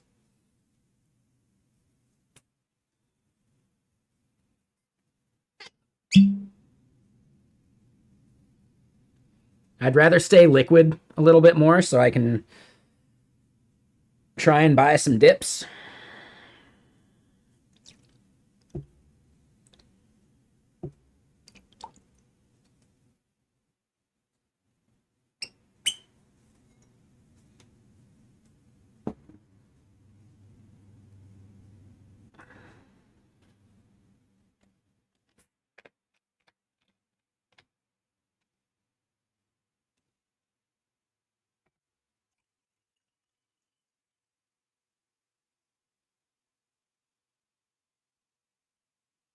Or I just need like GME to Moon at some point, and then I'd be good.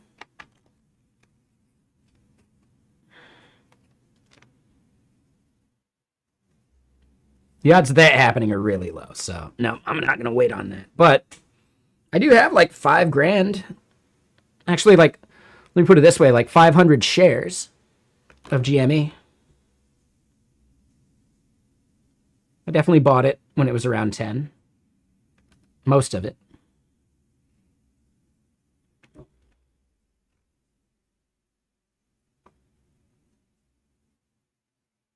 No, it's fine encoding. There was a music artist that had a song called Informer in the 90s. You probably heard it. It's not worth caring about. Maybe you're too young and you don't even know. Whatever. Like, it was such a big song that Jim Carrey did a spoof of it on In Living Color. Instead of Informer, it was Imposter. Like, which is super good.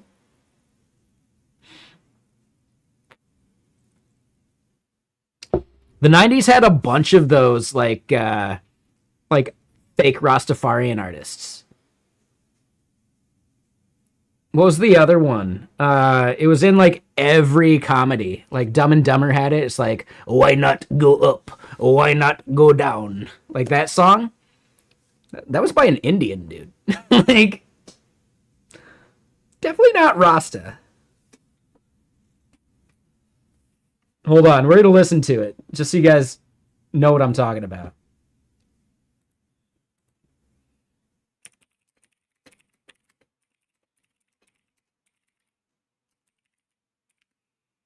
You guys know the song. The artist was Apache Indian. Boom shakalak. If you watched any movies in the 90s, you heard this song.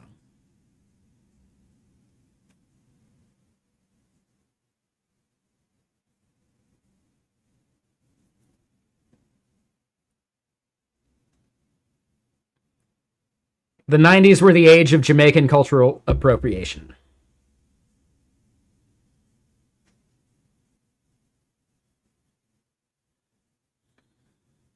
Why not go down?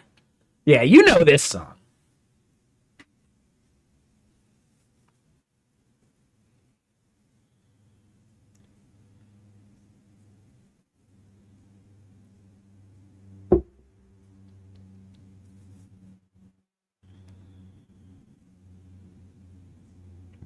It's a catchy song.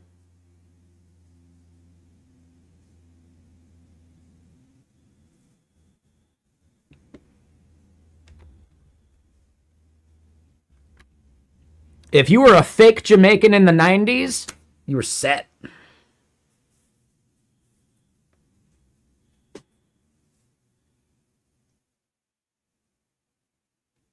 Doesn't matter what country you're from. If you could just pull off a bad Jamaican accent,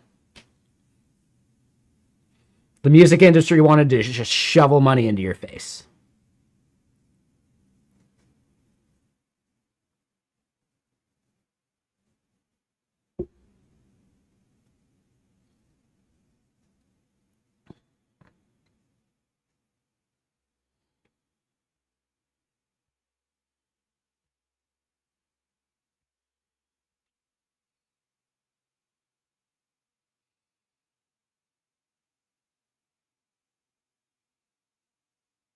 It's a catchy song. I'm not gonna lie. I'm bobbing my head to it. All right. All right.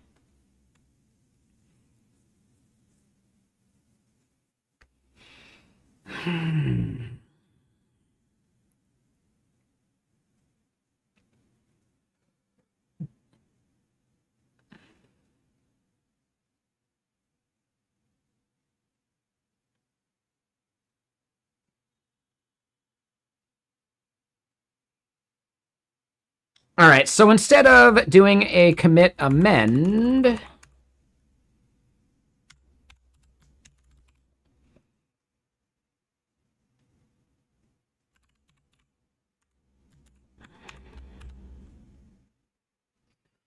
right, we can just name it better and then squash, right?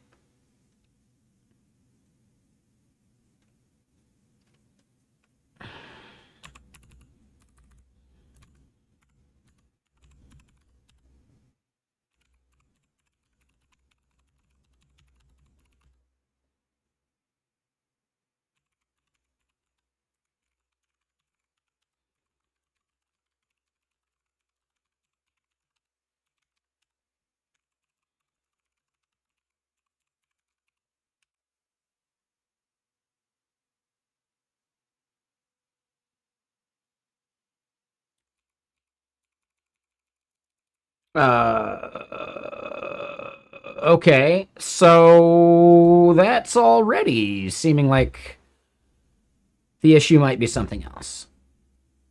All right, so I don't leak stuff. Let me double check this. Okay, so that was the one song. The song that I think encoding you need to hear is the one by Snow. Informer. Imposter.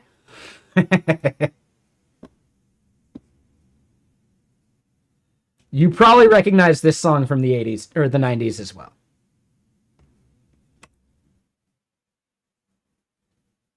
Yeah, you would say that as a Canadian. Because this dude's Canadian. Canada's already apologized for Bryan Adams.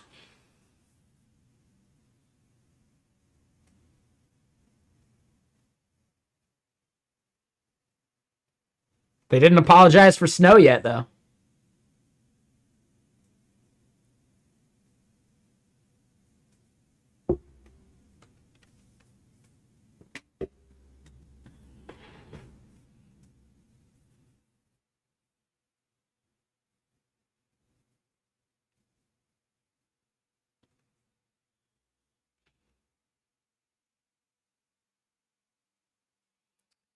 You know what's actually like the common thread between this and that last song? There's like 3 lines of actual lyrics. And then they just repeat them over and over. There's like 3 lines of actual lyrics.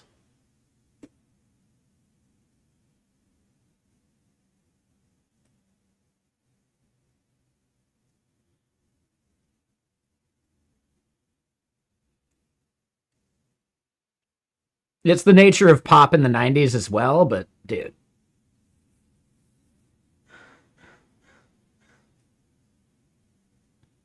I guess it's the nature of modern pop too.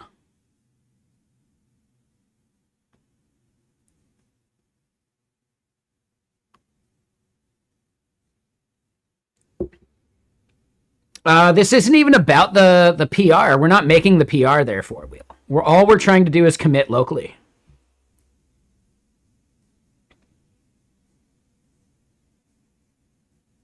And we were able to make a commit. We were able to rebase it, right?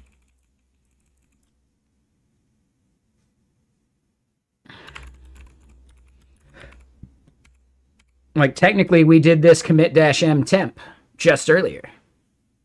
No, it was a good thought. But yeah, we're not even pushing yet. And you're correct that I don't have permissions to push to that repo, but I could do it as a branch and then push it to my fork. Like, no problem. But right now we're running into GPG issues, which I find more questionable.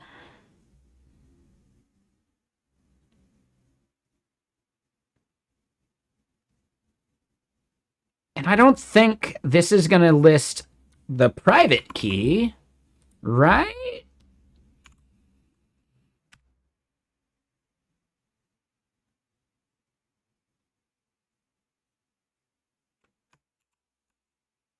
Like, there's no way that's the private key.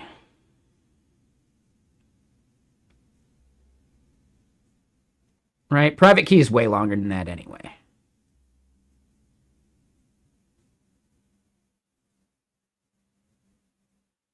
God, this song's so bad. Yeah, so that's the same, like, identifier.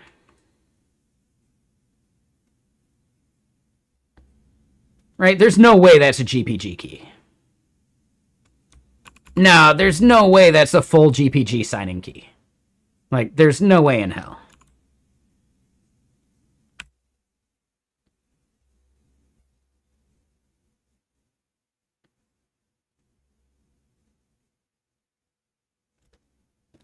And dude, yeah, just awful 90s song. Awful 90s song.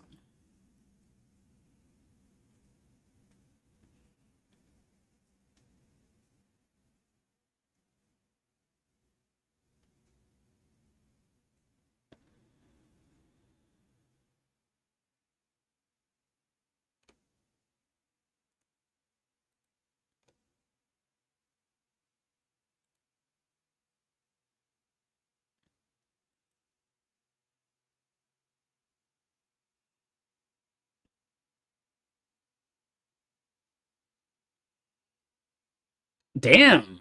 All right, so YouTube has this hip hop mix that they put together for me. So far, the first 5 songs look perfect.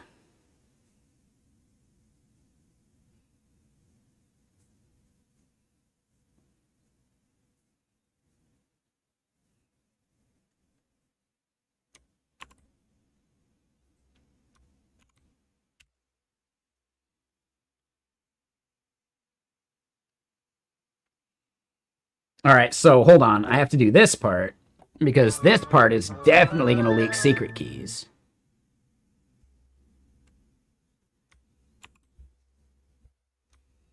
Right? List secret keys. Yeah, that would definitely list everything. And yeah, so I see the 4.3 value, and yes, that is absolutely just part of like the UID that identifies it. So the thing that we were showing earlier, we didn't actually leak anything, which is good.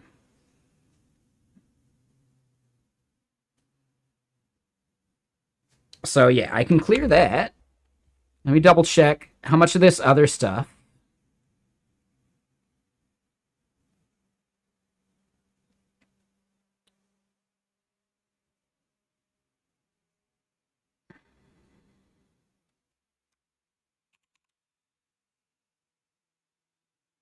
Now, wouldn't you like to be a pepper too? Right? All right, GPG agent running.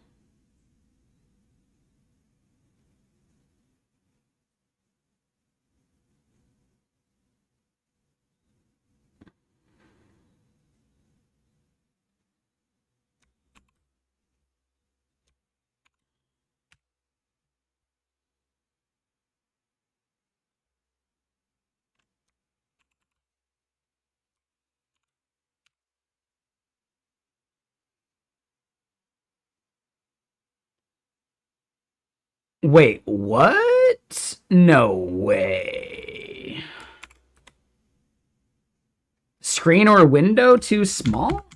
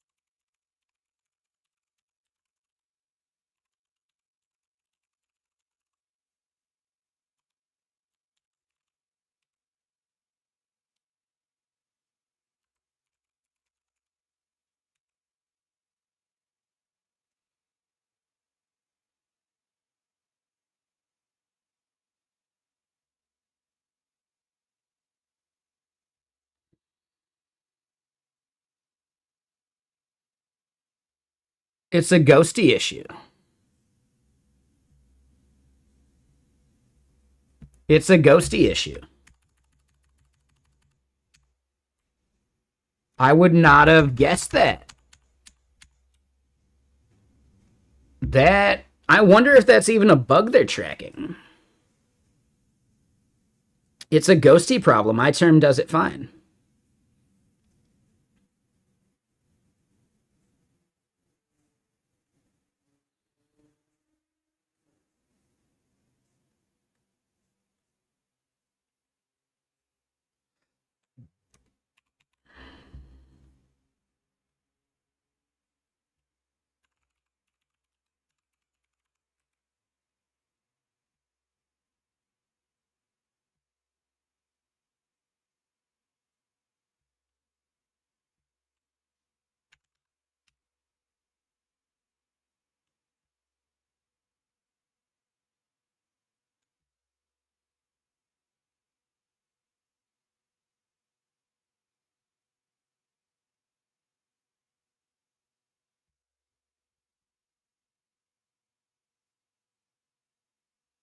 Ooh, do you have a link for that, Ethan? Please share it.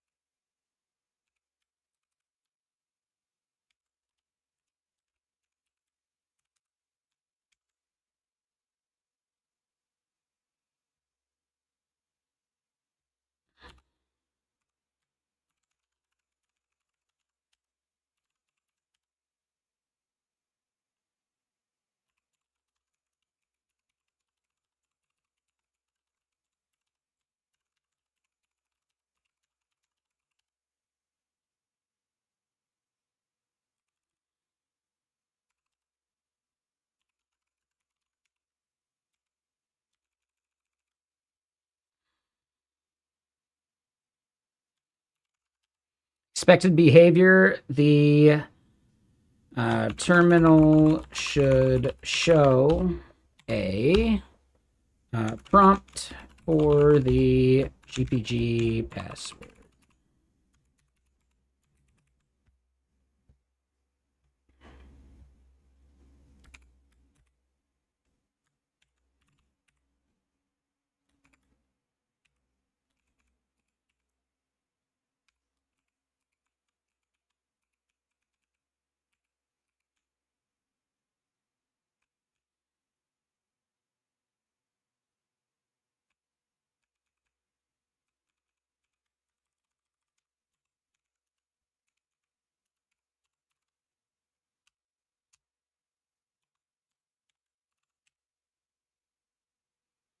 Ah, shit.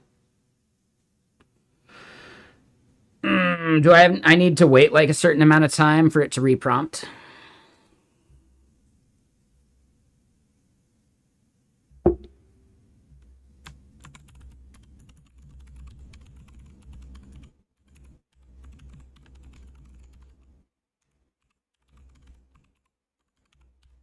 Ooh, this song. I haven't heard this one in a while.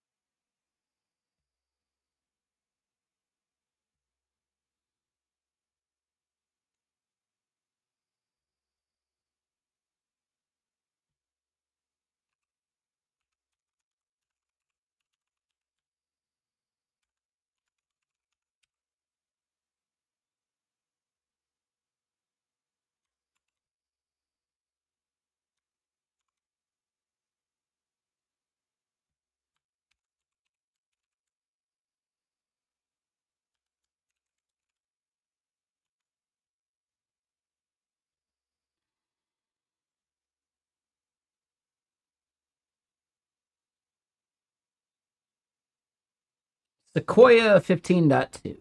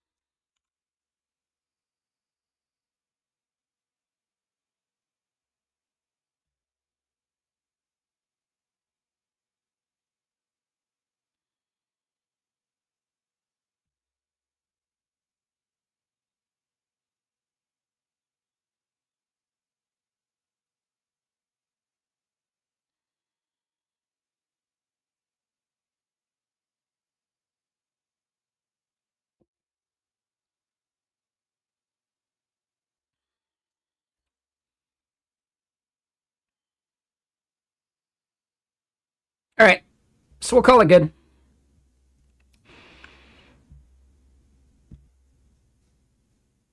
Did they have a fix? It is closed.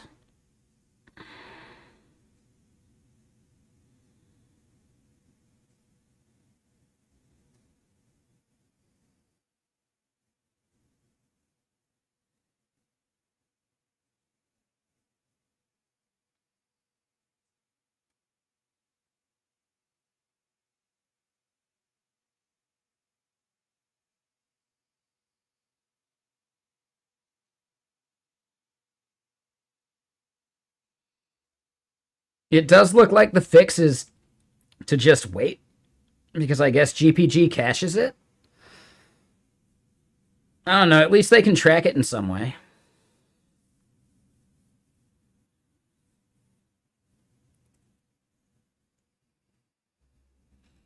Yeah, all right, so if they end up closing it, then that's fine. Yeah, we were able to make it work, but yeah, kind of annoying. But it's also because I was probably zoomed in too much. But here's the thing, like, I'm zoomed in just as much, and it worked in iTerm just fine.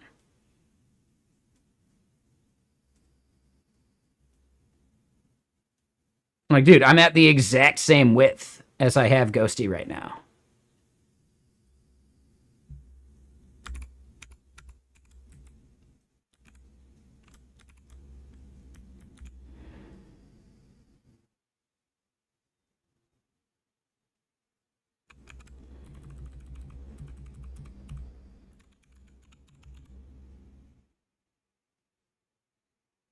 Oh.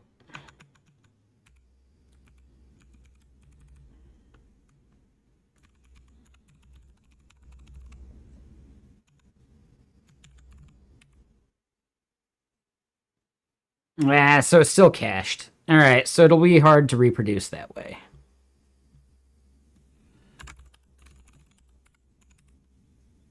All right, so I do need to add my own fork.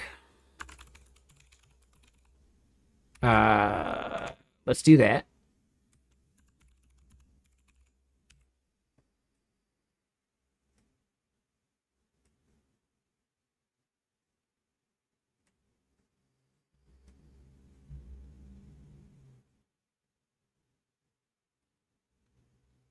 All right, I don't want to search that too much.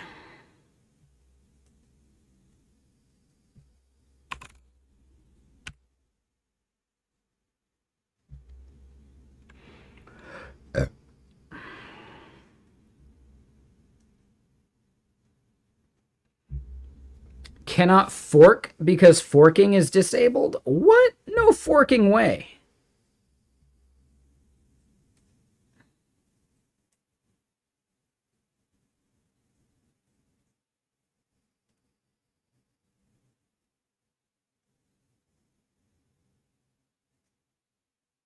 Get the fork out of here.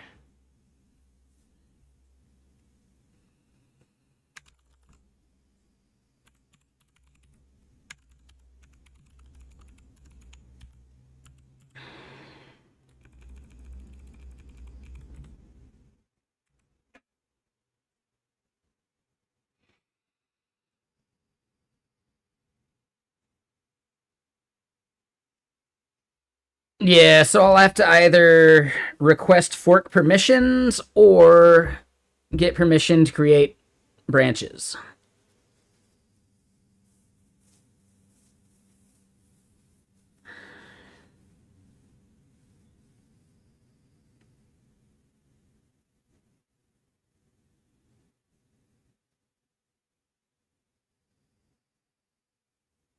Yeah, let me see if I can do that.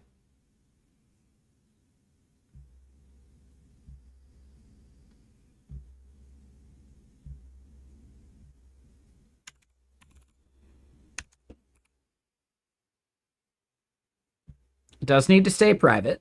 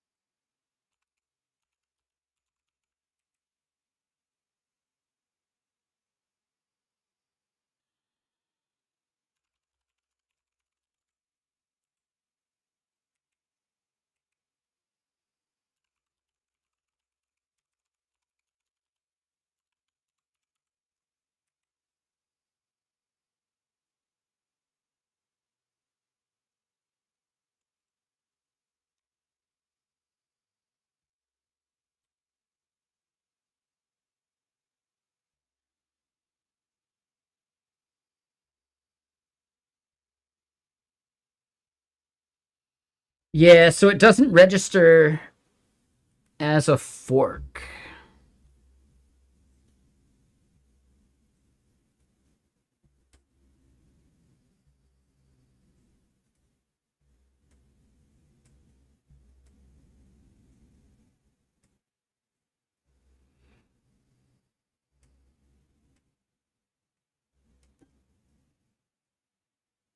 Yeah, no, just can't do it. So yeah, I'll probably just end up deleting mine. I don't know. I can't dig in any further about it. Sorry. That stuff's private. The fact that you even saw it is probably not ideal, and probably why they would probably prefer I don't work on this stuff on stream at some point. So just pretend you didn't see it so that I'm allowed to do this stuff still in the future.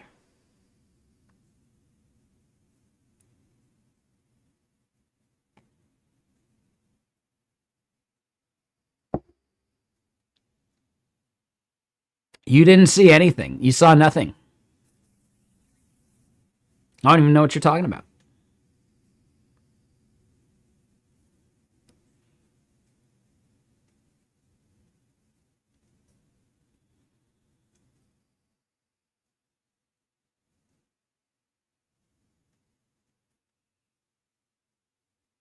All right, so it looks like we might not be gaming tonight.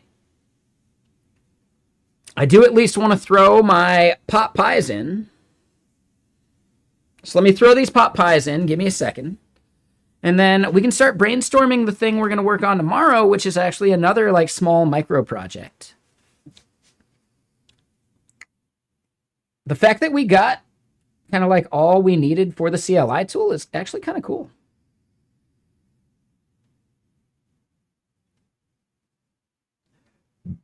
Yeah, exactly, Surly. You couldn't see anything even if you tried.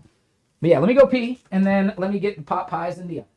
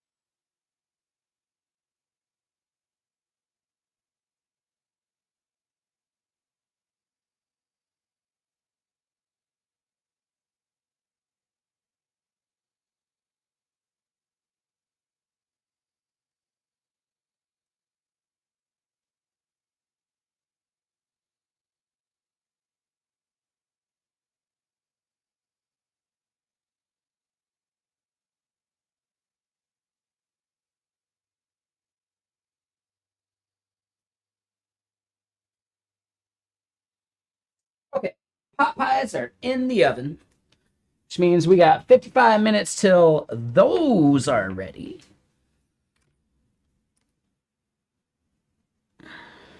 Looks like Robotic Head does want a game. Okay, so we can figure that out.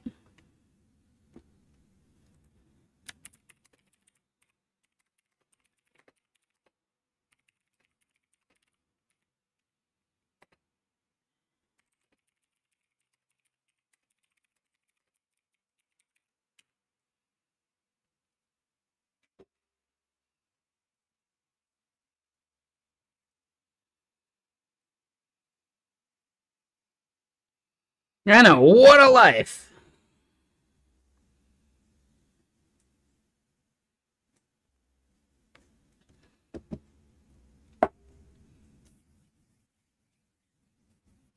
All right, so I'm going to say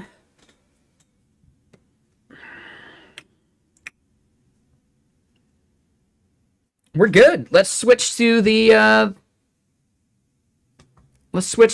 dev machine instead of the work machine.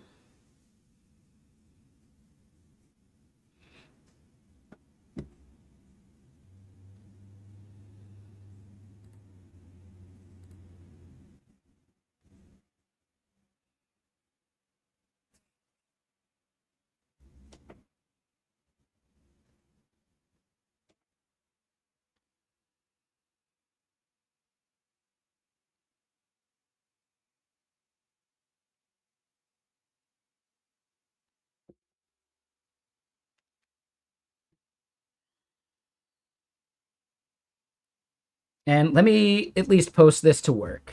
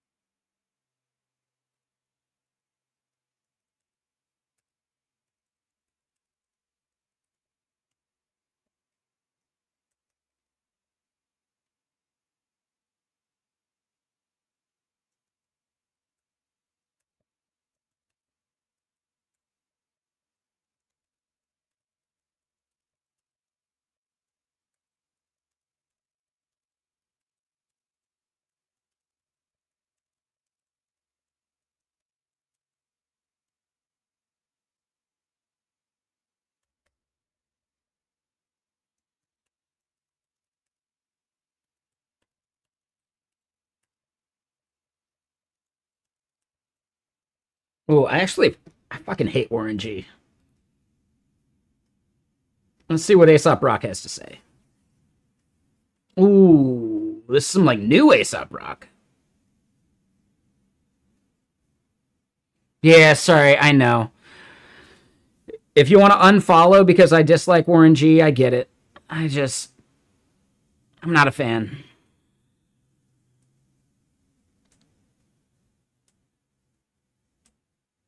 Like, you might dislike Aesop Rock. At which point you should probably unfollow as well. I'm kidding. I get it.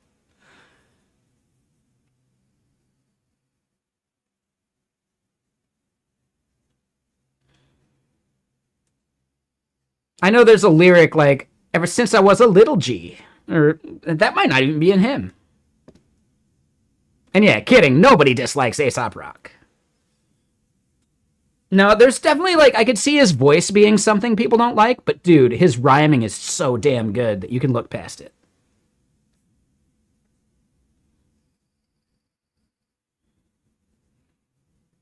But I could definitely see like his voice being like a little too annoying for some people.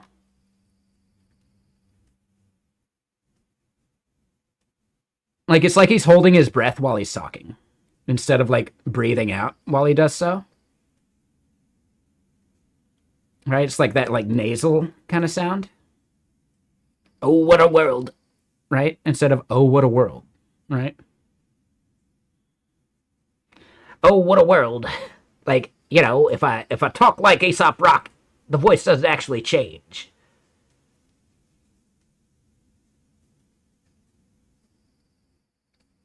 No, it's really like a nasal approach to singing. There's like singers that sound like that too. There are people that absolutely like don't actually breathe out while they're singing as much. Like, it's like their nose is clogged, so they're like talking kind of like this, you know? Yeah, not a fan of Mob Deep. Ooh, Gangstar is solid though.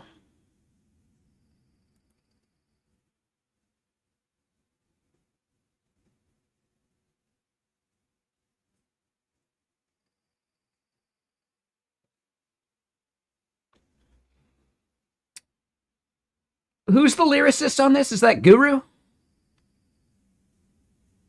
I think it's Guru.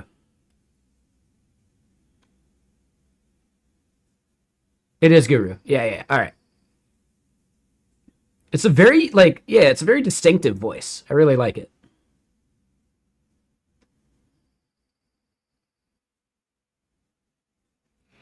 But yeah, like down to the voice thing.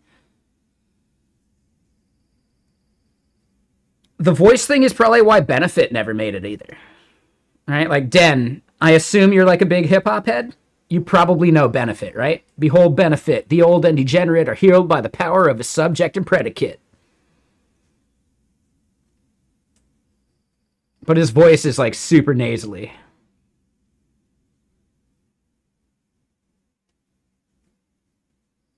Hmm. We'll put on a Benefit song then. He did like the Super Mario Brothers rap and the little person rap song. You probably know the Super Mario Brothers rap. And that was like a late 90s like classic.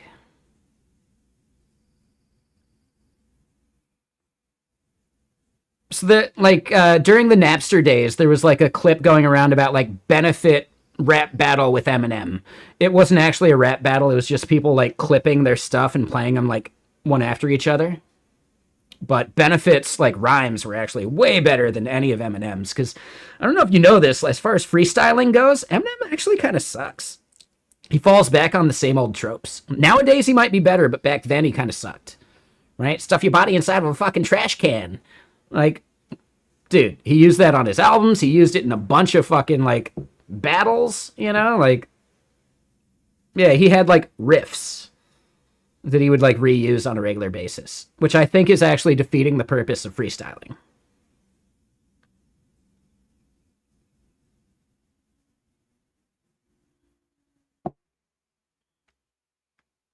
With more holes than an Afghan.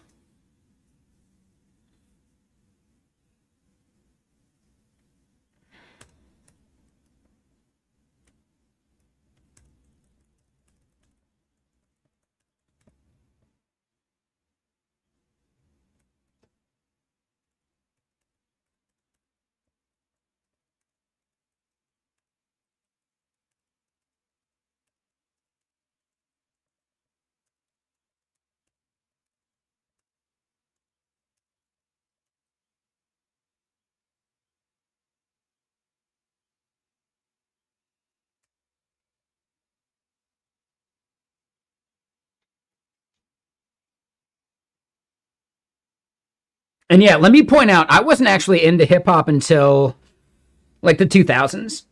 So I'm more into like Blackalicious and some of that stuff. But I watched enough like old snowboard videos that referenced like 90s rap. Which one? Wait, are you looking at the benefit stuff? Hold on. No. Yeah, let me show you a benefit.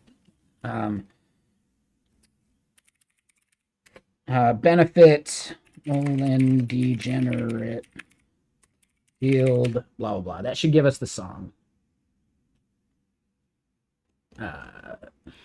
No. Come on, YouTube. Proceed with caution. I think it's this song. But this is one where, like, yeah, his voice, you're gonna, like, it'll be really obvious why this dude never made it. But his rhymes are solid.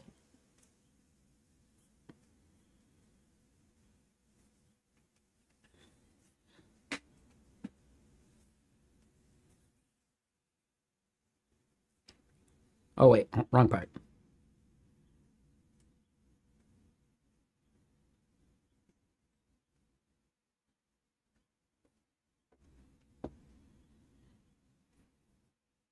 He also, product of the late 90s, definitely using words that don't fly as much these days. But Eminem had the same problem.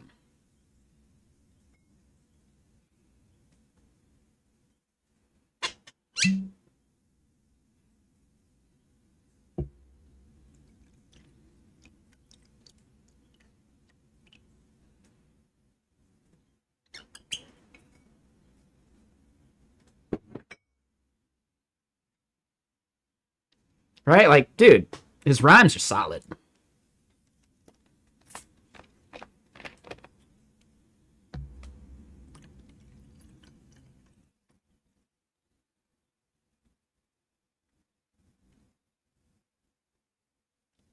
Right? Like, yeah, solid.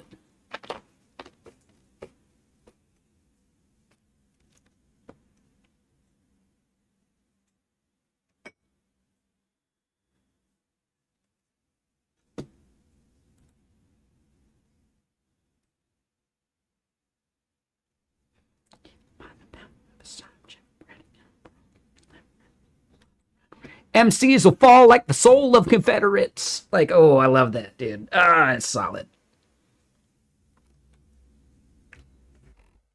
Yeah, like, dude, he's got so many good rhymes. But his voice is just so annoying.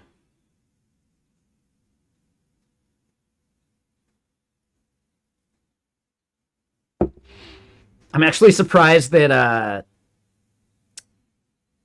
God, what's the dude that roasted Drake? I'm not a fan of his voice either. His rhymes are awesome. I'm not a fan of his voice, though. Yeah, Kendrick. Like, he's really good. I don't like his voice. Still better than Drake. But yeah, I'm not a fan of Kendrick's voice, personally. Same thing with Wiz Khalifa. Also, fantastic rapper, good rhymes, but I just don't like his voice.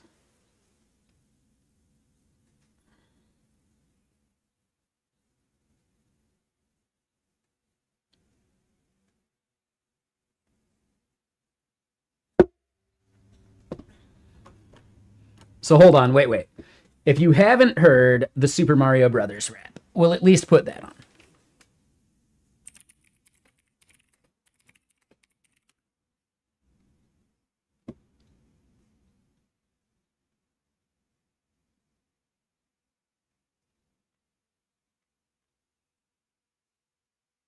Oh, damn. Okay, hold up. Wait, no, I just saw it.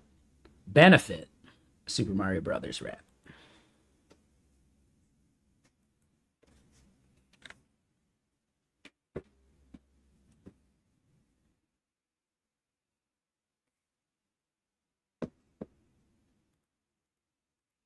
Yeah, you remember this song. You've heard it.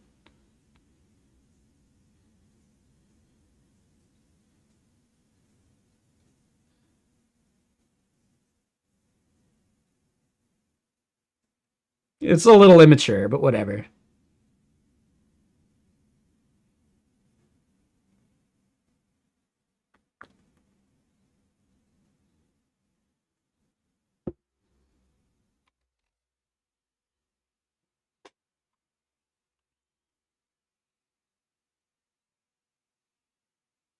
Eat a magic mushroom, grow a little higher. Like, dude, some of these lines are good.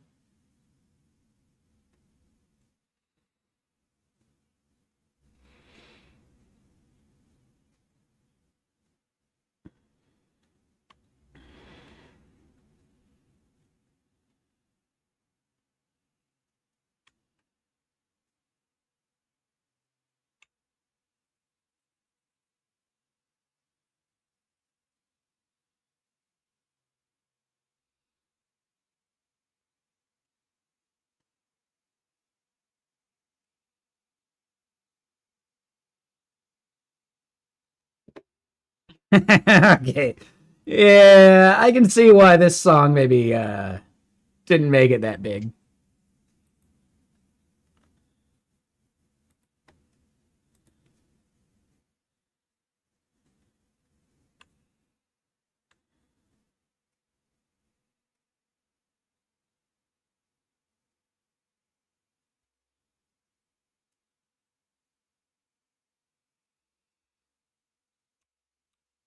Till I get one up.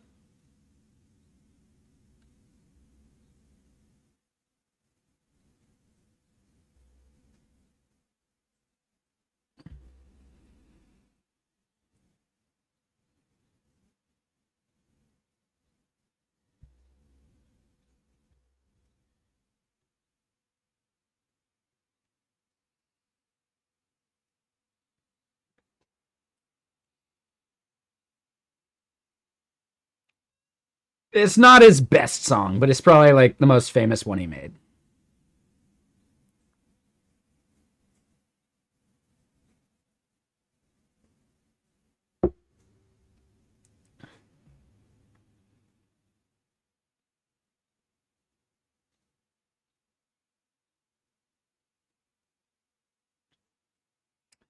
Yeah, one thing might be, Haxer, that he was actually singing this maybe not necessarily to the beat that you're hearing. And the beat was actually put on after the fact. I think that's actually a big thing that happened with that song specifically.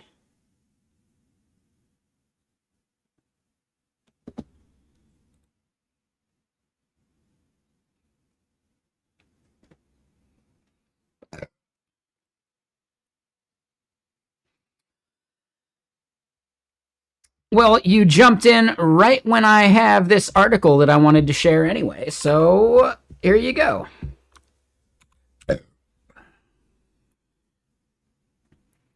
The general thing is vibe coding is really good at making programs. It's not good at making products. And if you're really curious about the difference between a product and a program, read the article I just linked.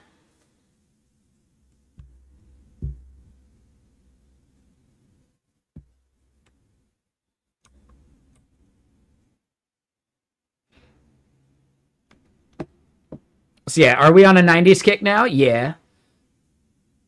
That's Dylan Beatty. Yeah, that's how you know it's correct. Because that dude's a genius. Yep. He's a Rockstar programmer, so obviously he made the Rockstar programming language. But if you learn the Rockstar programming language, then you're also a Rockstar programmer.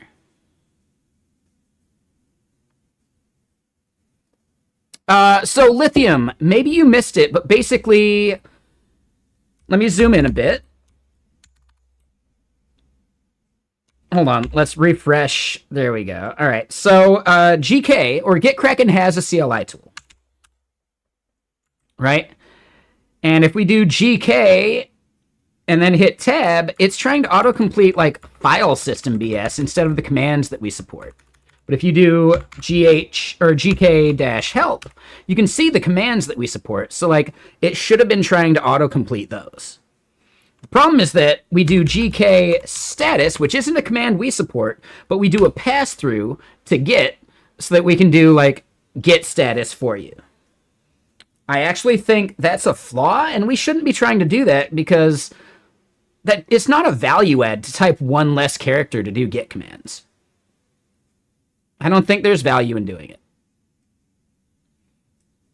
And if we abandon that like status pass through, we get autocompletion for everything basically, besides a few things where I had to add some stuff, right? So like you know, if we do GK, right, like looking at the help for workspace stuff, or, you know, like, right, GK workspace, and then hit tab, it's still doing file stuff. But if we do -- help, we can see that GK, right, WS clone,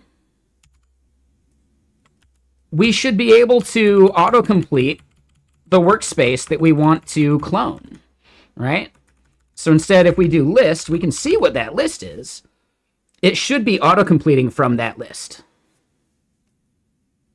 So we're already doing some TUI-like things for this, right? Like this table, that is pterm. We actually had a charm bracelet or a charm CLI-based CLI tool that nobody was using. I think that's a separate thing. We will probably bring Launchpad back into the terminal, but we might not use charm for that. That's up in the air. But the idea is we will do TUI-like things, but I don't think going too heavy on it is the right move.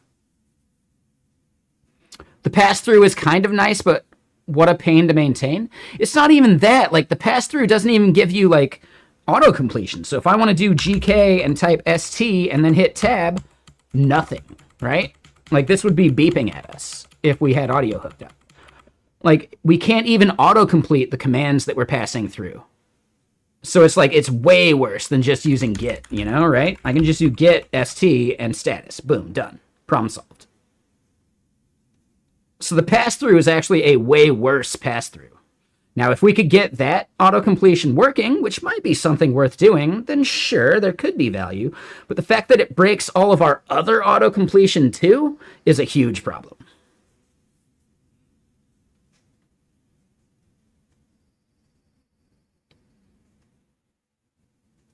And yeah, I said 90s stuff. This isn't 90s stuff. Hold on. It's a good song. Here's some 90s stuff. Here we go.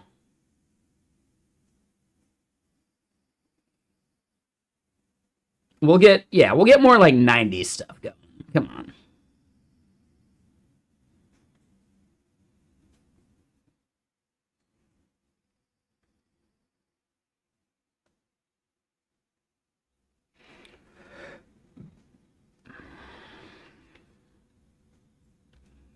So yeah, no worries there, Lithium.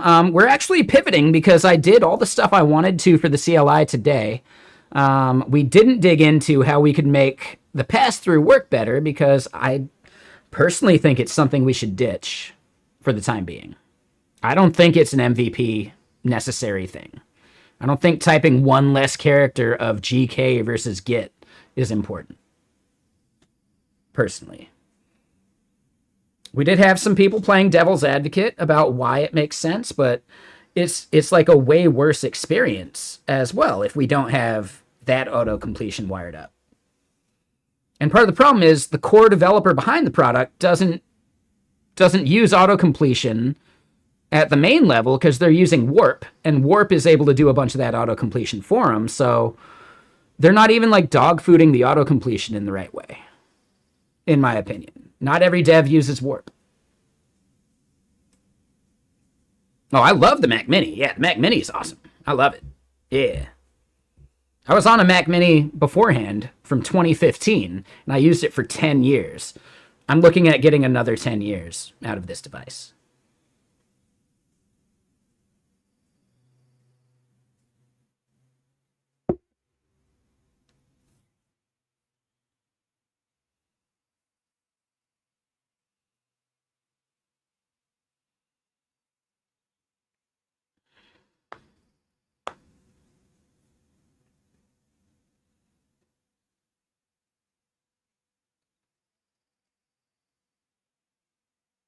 Yeah, just standard bash or zish or fish auto-completion works really well.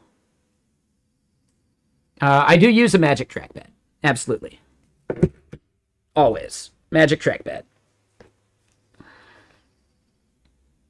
And no, you're good. You tried fig.io and it would crash all the time. And 1 second, Dan. Yeah.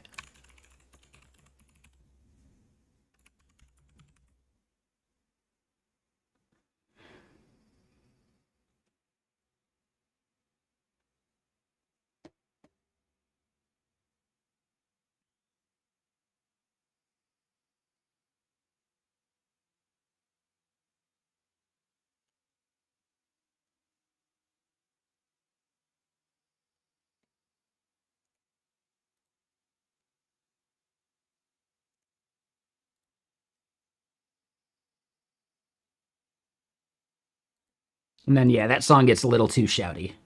This one doesn't shout at all. I mean, it's like yelling, but it's not like screaming. The last song got a little too screamy.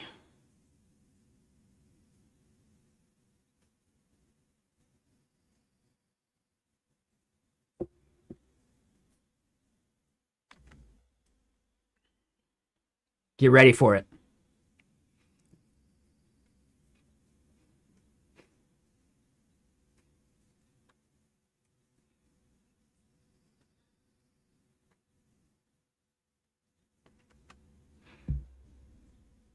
Love this song.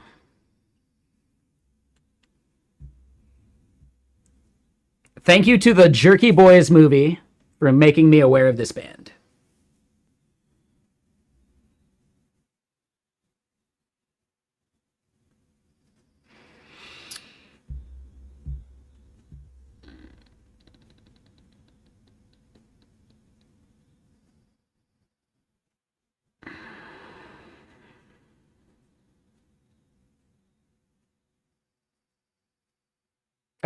Yeah, most classes are actually really easy, for sure.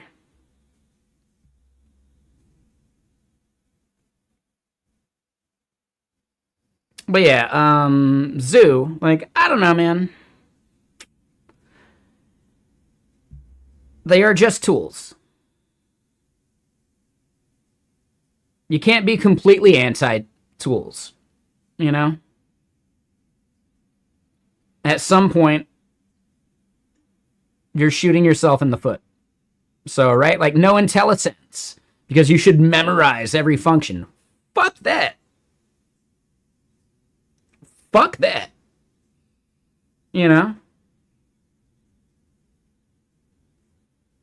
So, yeah, like, your anti-chat GPT logic could be taken down a slippery slope of don't use anything to enhance your programming experience. And then, dude, that's a terrible idea.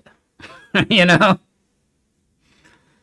No matter what, you should understand what IntelliSense is autocompleting or what ChatGPT is giving you or whatever.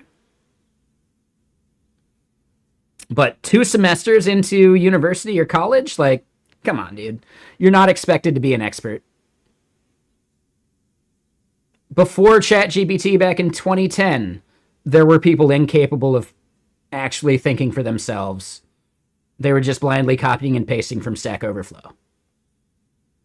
There's no difference in that kind of person. Exactly, they're dead. Yeah, we were making the same point. No matter what, there are going to be the people who are clueless and lazy and will never put in the effort. Don't blame ChatGPT for that. It's the kind of person they are. There's always been a way for those kind of people to take shortcuts.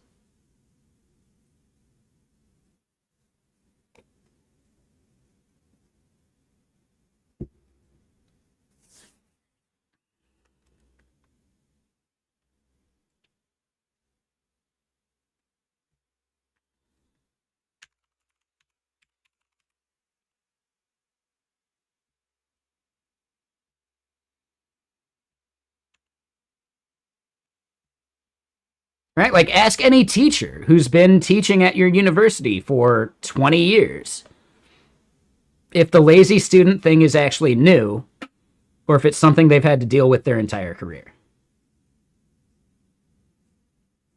My guess is it's something they've dealt with their entire career. Ooh, and that's not 90s. Come on. Yeah, no worries, Sonic. Have a good night. Yeah, lazy is not new whatsoever.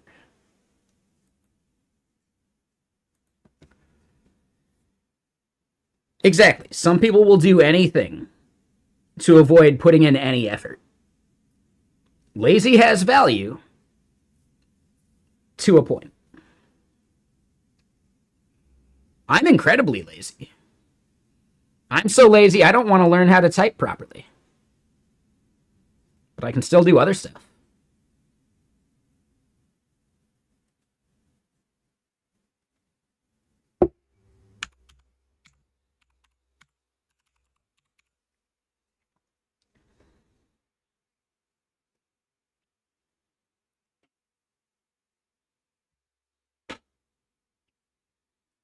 All right, so yeah, we're gonna call this Oh My God.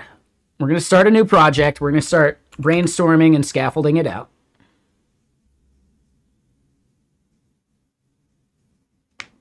There you go. Yeah, you're just training to type fast at that point.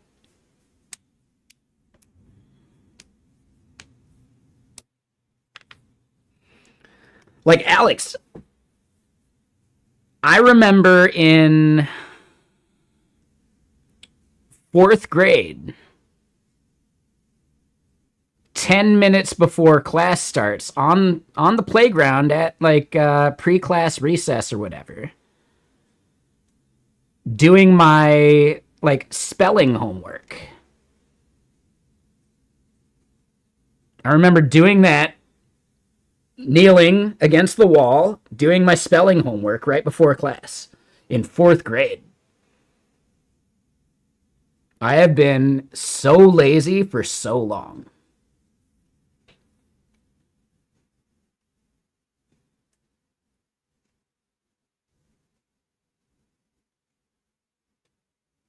Oh my God. Yeah, exactly.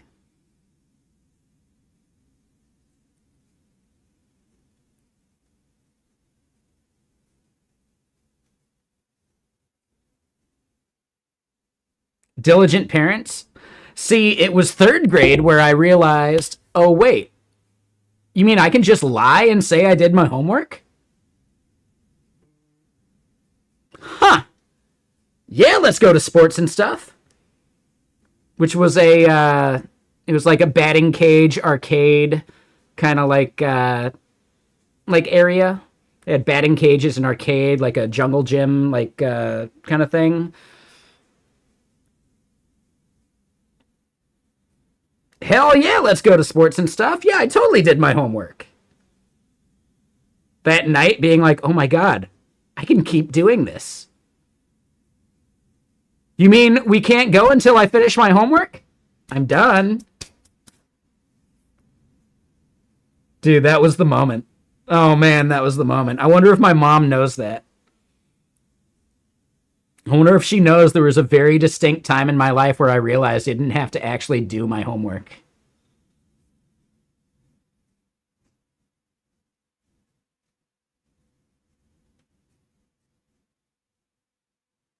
It was good.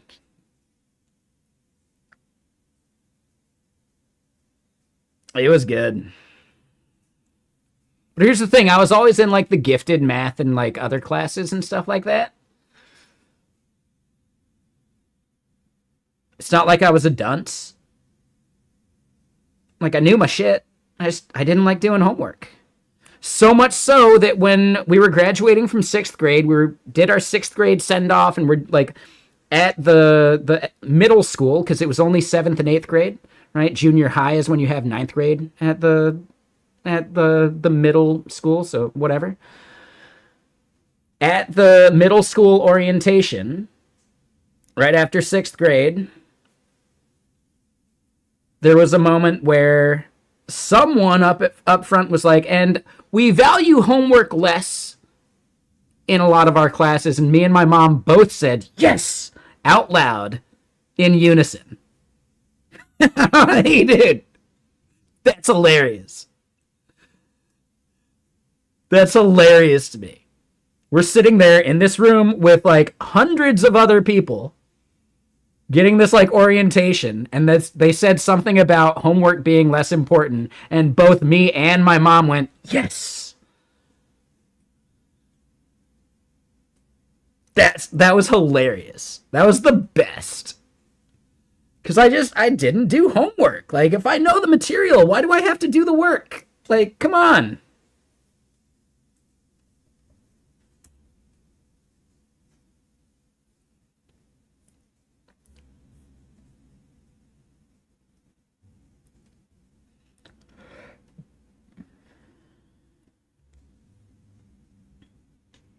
Yeah, yeah, for sure.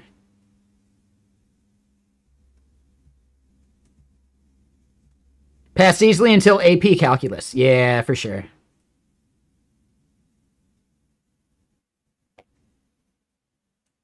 So my thing is, I would actually pay attention.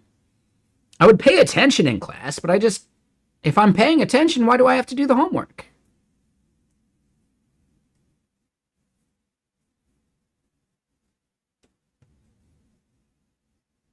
Like, I get it. I'm listening. Why do I have to do the homework?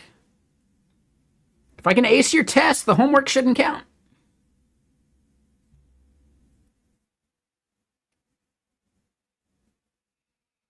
And yeah, so Den Wallace, do you know the story behind this song? The singer of this song is the singer from Butthole Surfers. Ministry had this song recorded. They asked him to show up. He showed up shit-faced. He's like falling asleep, like in the studio. Right? And then at some point, they're like, hey man, wake up, sing the song. And he's just like just nailing it. He did it in like one take. And that was it. History was made. That's their song. Nailed it. Like, he didn't even have lyrics written ahead of time. They brought him into the studio, and because he's the dude from Butthole Surfers,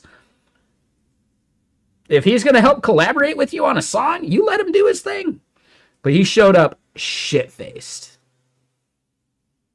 It's really cool, actually. Like, he doesn't remember recording it.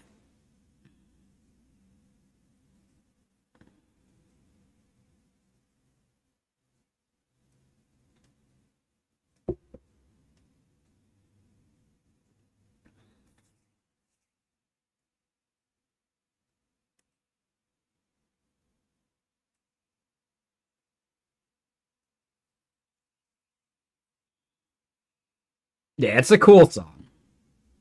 All right, so someone asked, what is oh my God? Oh my God. So God, in this context, stands for GitHub as a database. Oh my God. I want to build out a library that will help us build applications that can treat JSON files in a Git repo as your data layer of some kind of application. And it's fine. Just, I'm pretty good at coming up with names. I'm really proud of the name. Oh my God. Yeah, I came up with that today. Today, I came up with the oh my God thing, right? The GitHub as a database, I typed it up and, put it into our today command.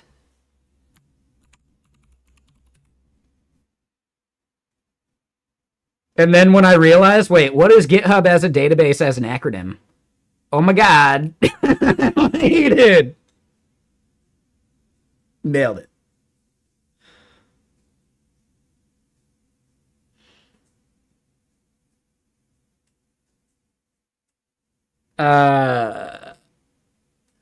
We came up with it like on stream while we were writing our today command, for sure. Like, I'm actually really proud of that. And no, I don't feel like listening to Stained. Maybe Just Go. We'll give Just Go a try. I do really like this song. I hate the singer of Stained, but this song's good.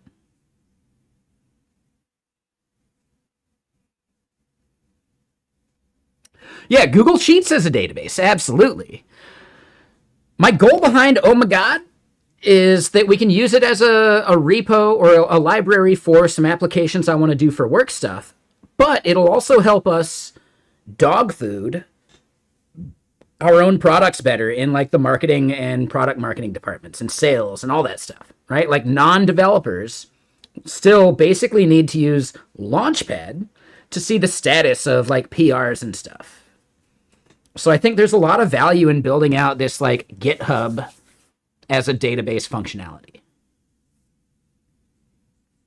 And it comes from the fact that I don't want to maintain a Google Sheet for these like submissions for like conferences and CFP talks. Well, I work at GitKraken. We need product people to understand our products better. I've been trying to figure out a way to make the entire product marketing team dog food Git better. I think this is going to be at least one of the ways we can get other people involved that maybe aren't the product marketing team. You see a sellable product? I think no matter what, it'll be a good library.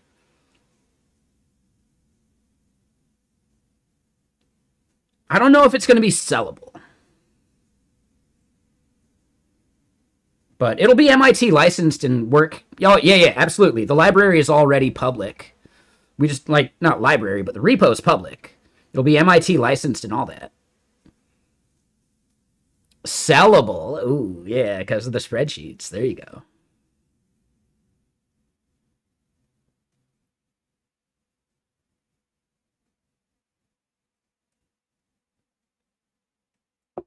Good emote. Good emote. I'm way too kind?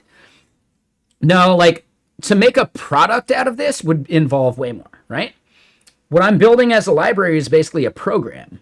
To make it a product would be way more effort. So if the company wants to take it and fork it and do whatever they want with it to make an actual product, sure, I don't care. But no matter what, we're going to establish this as an MIT licensed thing that people can use and fork and blah, blah, blah. And then eventually maybe it helps build out something else. My goal with this at the bare minimum is to propose it as like a talk at various like conferences. So there's like Git merge or GitHub merge or whatever. No, not merge queue.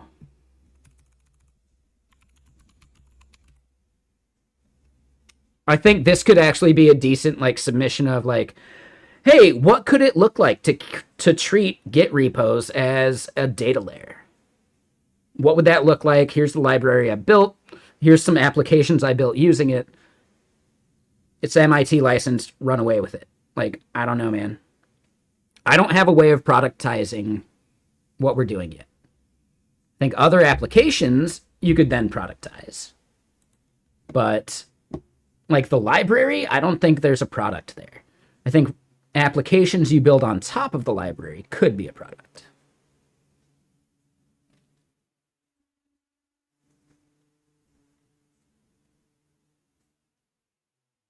So yeah, hold on. Let's put on some more music.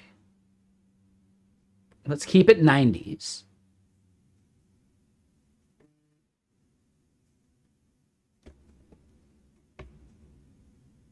What is that notification? No, yeah, we're good there. It's a library. It's a like so basically today we focused the main part of the day on working on some GitKraken stuff because I've needed to work on it for a while. It's not quite NoSQL.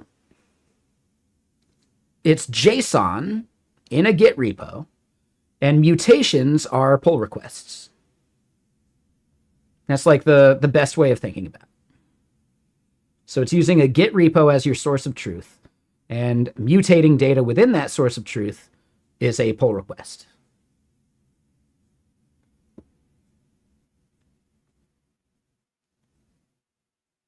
That's like the main gist.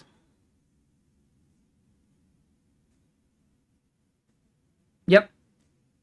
So yeah, I think as long as we understand that that's like the goal, it becomes a little more like nuanced about how we do it. Like what should the API look like, etc. We're going to rapidly iterate on that stuff.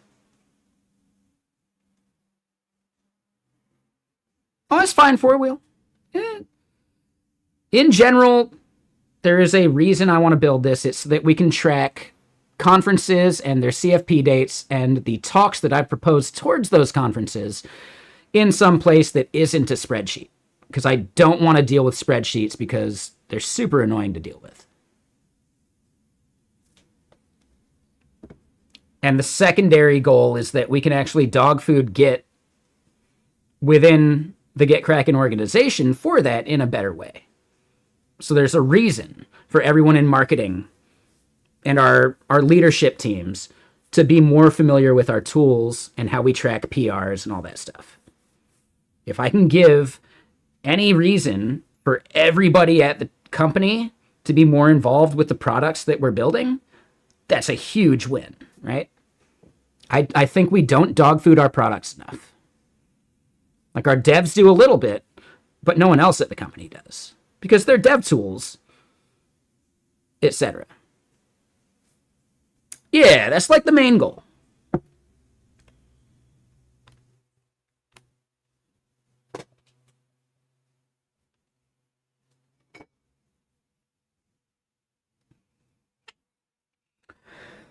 If you're not aware,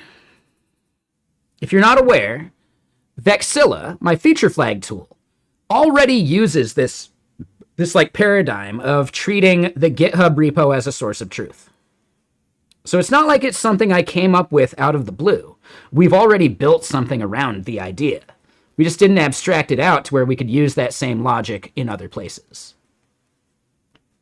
Now, Vexilla does have some of those abstractions, and we may look at how we do that, but the abstractions Vexilla has is about abstracting out GitHub versus GitLab versus whatever, not necessarily building out like the CRUD of it, right? Like the create, read, update, delete. How we maintain like type safety, etc. I think a lot of that stuff is actually going to be the core goal of what we build with Oh My God.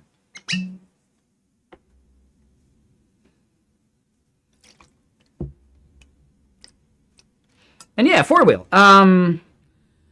Yeah. Like, I'm trying to find ways that I'm more valuable than just the BS of it, right? Like, how many blog posts have you posted? Like, how many videos have you posted? I cannot be defined by such simple metrics.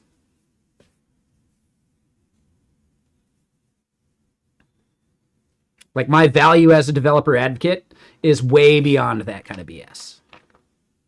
Which I think a lot of other developer advocates actually struggle to demonstrate their value.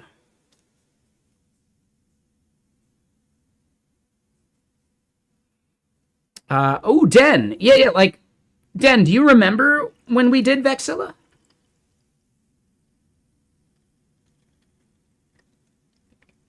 Like, I feel like you might have been here while we were doing Vexilla stuff, but maybe not. But the main idea... Okay, so Vexilla is static file-based feature flagging, where we treat a GitHub repo as the source of truth so that changes to it can be tracked as Git history. So that solves like a bunch of like SOC 2 compliance type issues, right? You have users associated with modifying things, like all that stuff. As far as like your feature flagging goes, you can have fully static JSON-based static file like CDNable feature flags. And then the logic of whether the feature is on or off, gradual release-wise, is actually all done at the client level in your server or your front end. So the JSON file is static, right? But you still get like the traceability of who modified a flag when type stuff.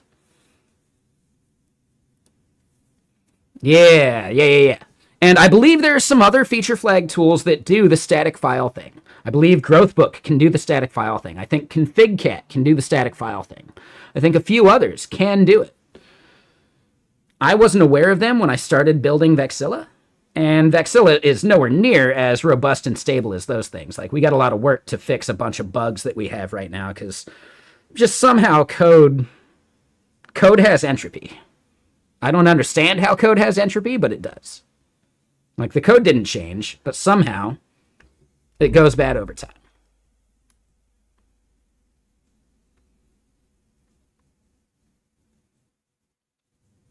That's one of those like weird... It's one of those weird things about code. Like, code has entropy even though the code doesn't change. That's super weird, right?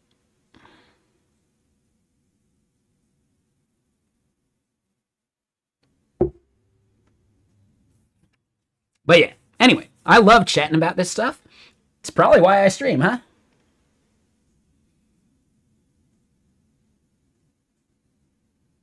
Let me double check on my pot pies. I know Robotic Head wants to game tonight, so we'll see, but let me check on the pot.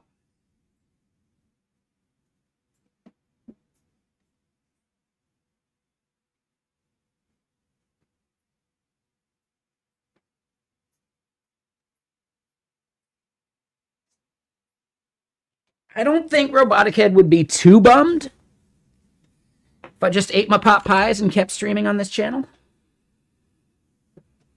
We'll see. Yes, exactly. Yep. Yeah, APIs change, all sorts of stuff changes. Yeah, no worries, Robotic Head. Like, I'm assuming it's going to be just you and me.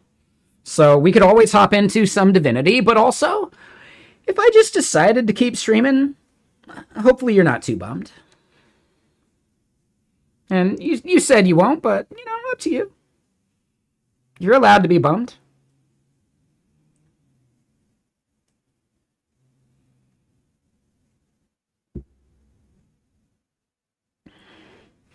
You're updating your marketing site for Near Beach?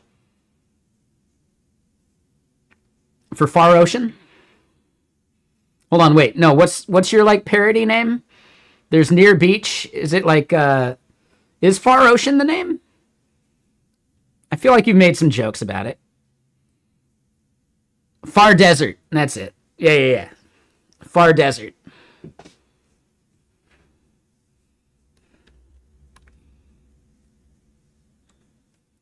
For sure. So yeah, let's start scaffolding out some of the BS of this.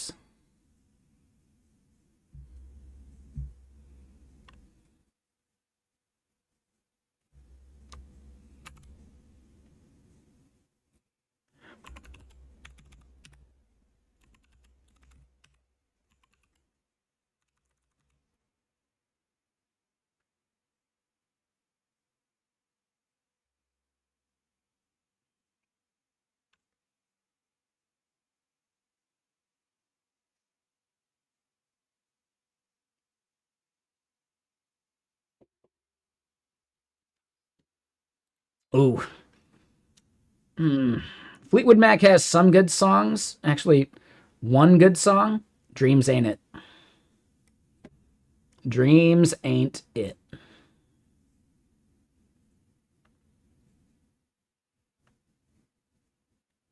Here we go. Here's a 90s. You like Dreams? I'm not a fan. Personally, I don't like Goat Lady.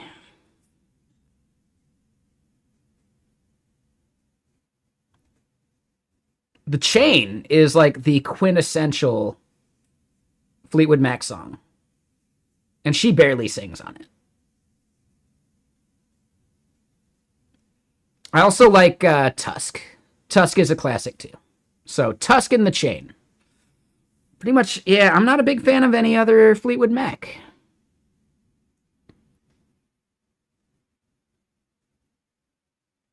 Yeah, exactly. Like, this is classic.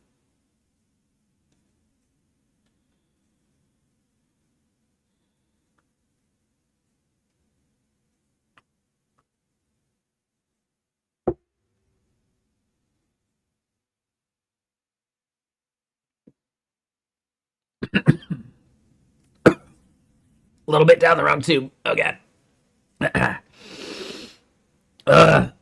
I'm dying. So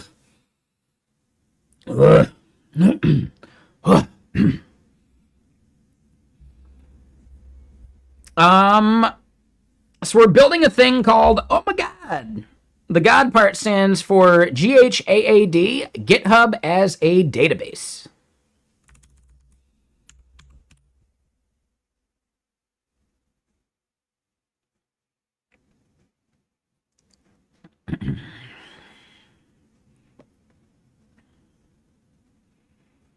It's at least a good working title. We may end up abstracting it out to be GitLab, Bitbucket, and Azure DevOps compatible. But at least for the time being, GitHub as a database. In the future, it could just be Git as a database, so it's oh my God, but like we just ditch the H.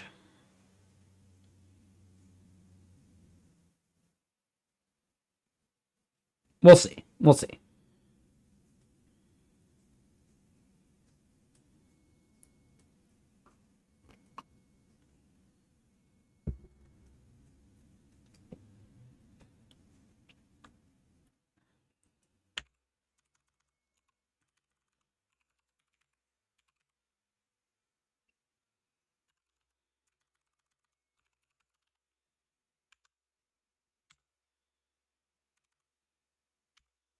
Oh my god!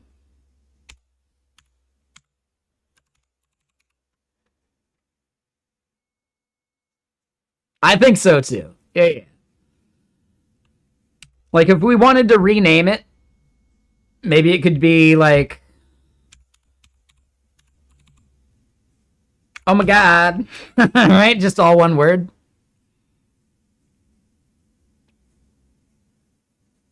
Oh my god. Like, I don't know. We don't have to decide just yet. We'll figure it out eventually. Maybe we come up with a totally different name. I don't know. Who cares?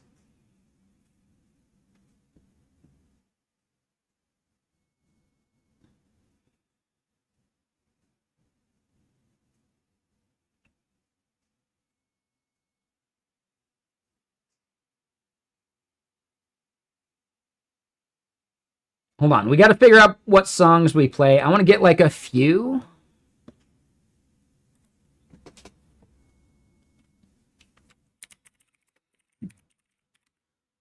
Can we find like a cake playlist? The ultimate cake playlist. I'm not sure I believe them, but we'll see.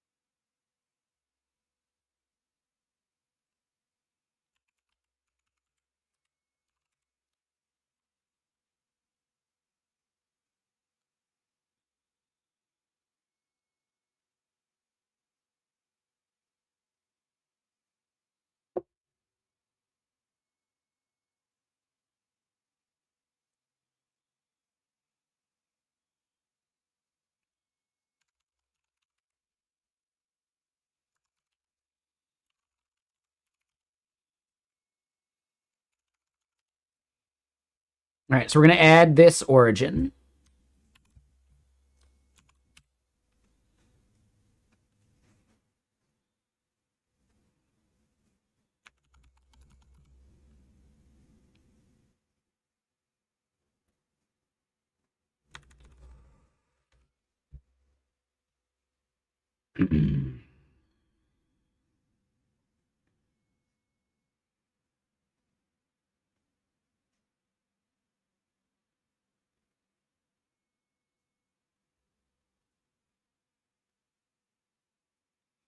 I don't actually know this song.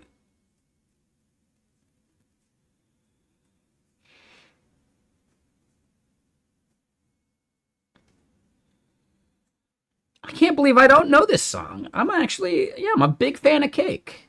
Huh.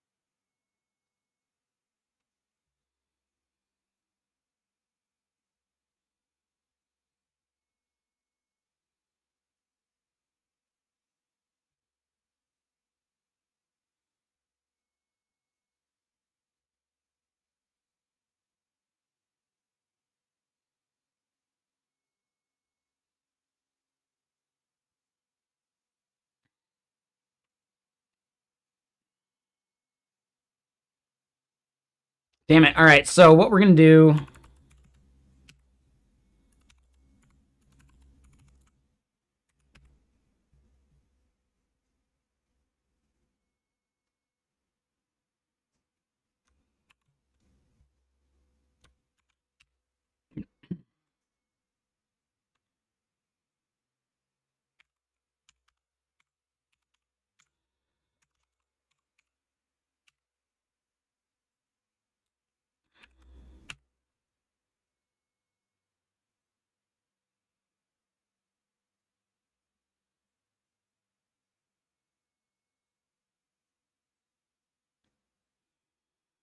But yeah, Colton, everything does have entropy. It's just weird that code that doesn't change does.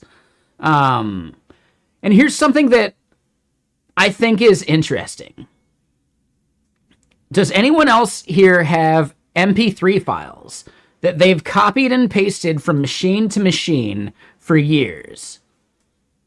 Do those files eventually degrade over time? Literally, it's digital, so no, but sectors of hard drives fail, right? Like cosmic rays flip bits. So MP3s that I've had for 20 years actually have glitches in them now. It's not like they literally have entropy, but the medium they're stored on does. And as you copy and paste from an inherently entropy-bound thing like a hard drive, from hard drive to hard drive, you'll introduce more and more artifacts of that copy process. Because it's copying literally byte by byte, but sometimes those bytes are on bad sectors, so they're null. Or they're zero, or whatever. So I absolutely have MP3 files that exhibit entropy due to copying and pasting over years, in the same way that a tape recording of another tape is worse than the original. It's kind of crazy, actually. And yes, there is some kind of like short or rant or something to be written about that. We don't have to do it right now, though. But I think there is something philosophical about that. Something that absolutely shouldn't change does change over time, because no matter what, everything is lossy at some point. There's value to that. I think it's kind of cool. All right, let me play this song, just because it's a nice one. Good and short, but my oven's beeping at me. Let me go grab these pot pies. We're going to let them cool, right? But we're going to eat them, and we're going to keep chilling on this stream for a bit, and I'll be right back.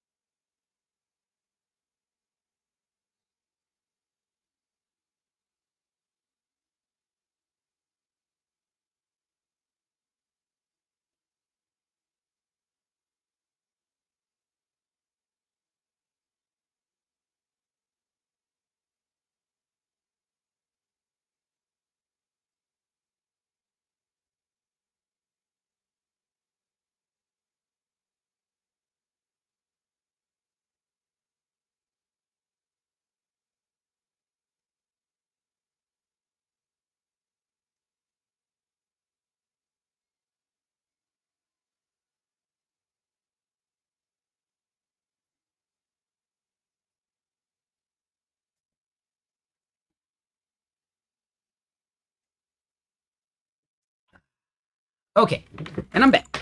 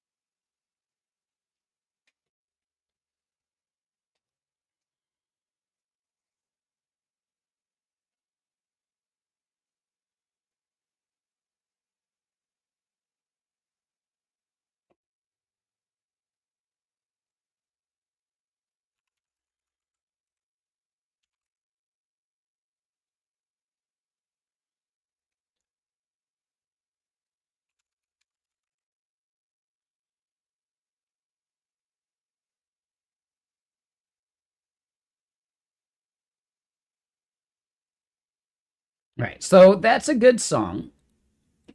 Oh, we are going to play this one. Nope, never mind. Good job, auto-completion. Nailed it. I was going to play some soul coughing, but nah. Thank you, Built to Spill.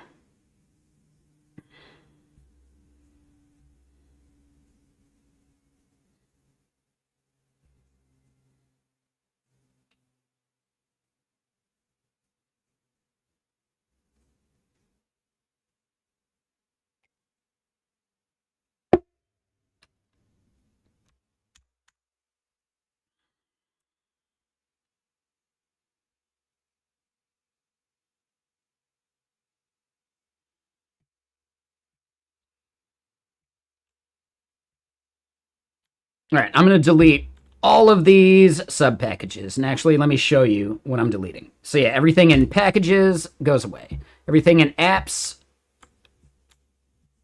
goes away.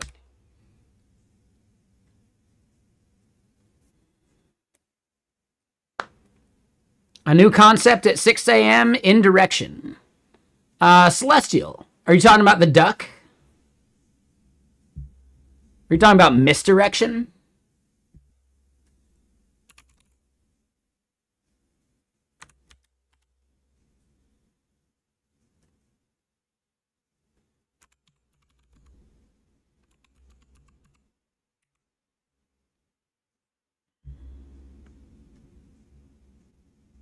We talked about it earlier. I'll talk about it again. The Queen's Duck is a feature added for no other reason than to draw management attention and be removed, thus avoiding unnecessary changes in other aspects of the product. I don't know if I actually invented this term or not, but I am certainly not the originator of the story that spawned it. This started as a piece of Interplay lore. Interplay corporate lore. So Interplay was a game company in the 90s. It was well known that producers, a game industry position roughly equivalent to PMs, had to make a change to everything that was done. The assumption was that subconsciously they felt that if they didn't, they weren't adding value. The artist working on the Queen animations for Battle Chess was aware of this tendency, and it came up with an innovative solution. He did the animations for the Queen the way that he felt would be best. With one addition, he gave the Queen a pet duck. He animated this duck throughout all of the Queen's animations, had it flapping around the corners. He also took great care to make sure that it never overlapped with the actual animation. Eventually, it came time for the producer to review the animation set for the Queen. The producer sat down and watched all of the animations. When they were done, he turned to the artist and said, "That looks great. Just one thing. Get rid of the duck."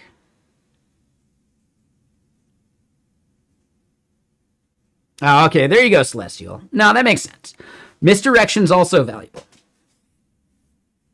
As coders, we're basically magicians.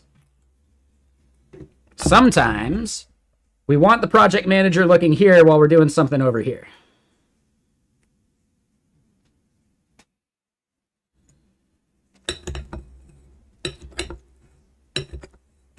When I used a fork, I should grab a spoon for this. Yeah, BRB, let me go grab a spoon after I break this up.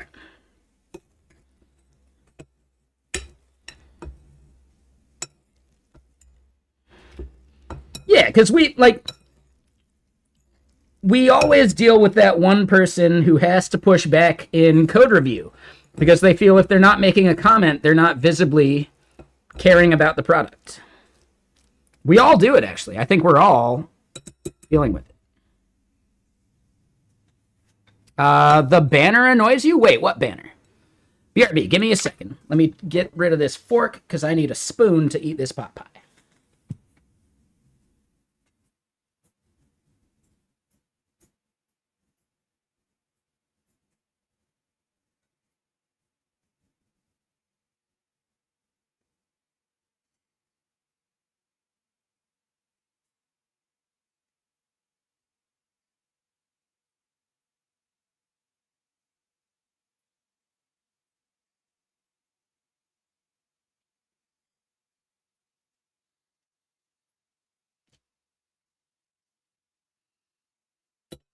Oh, it's your 2-month sub-anniversary, so you were just announcing it. I got it. Yeah, no worries. Thank you. Appreciate it, Nickel.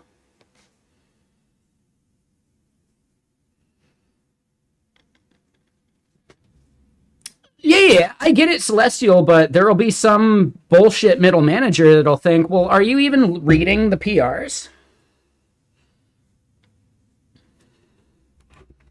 Are you just rubber stamping?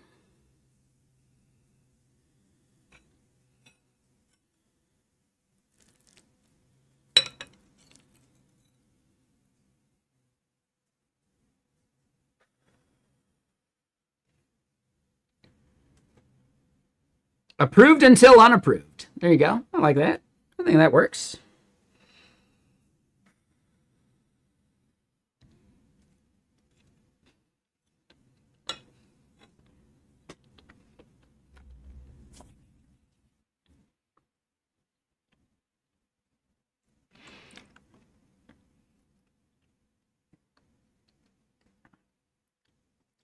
Um,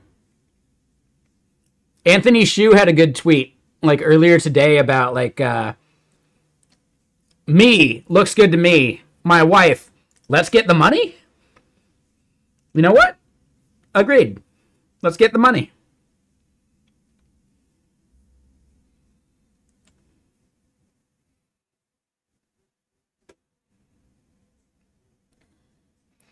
To which his reply should have been dollar dollar bill, y'all. Right? Totally. That's just science.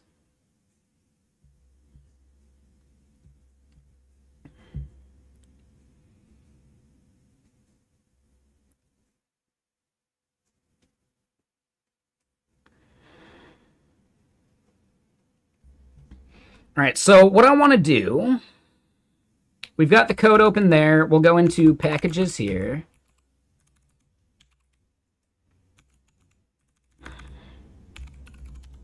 We'll call it core.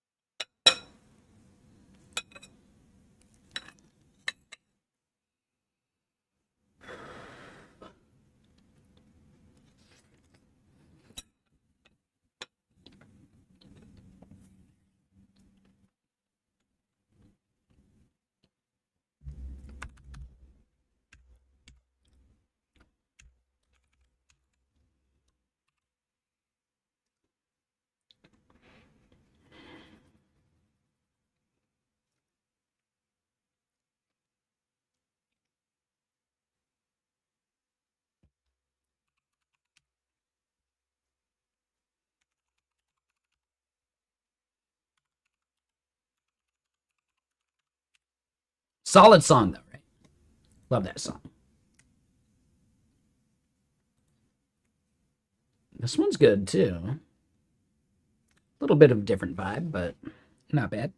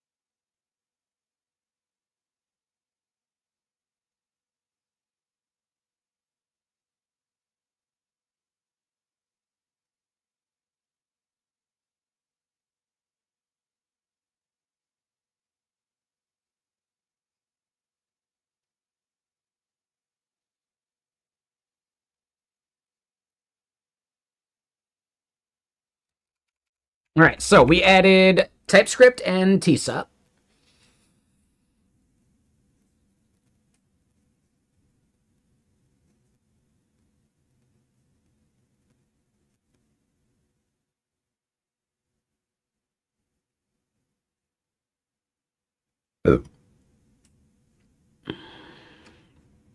If we really start thinking about it, I should abstract this out.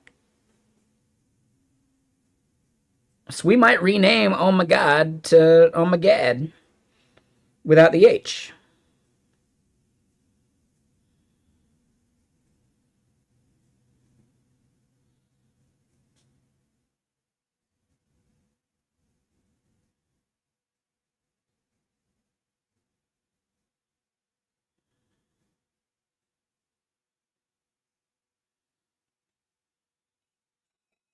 All right, let me grab another mouthful of chicken pot pie real quick.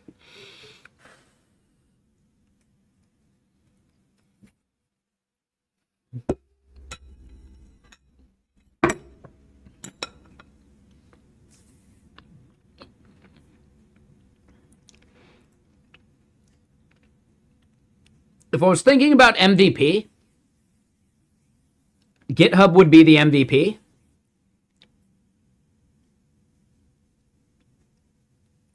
But no, like, we could rename it to Oh My God with just the G.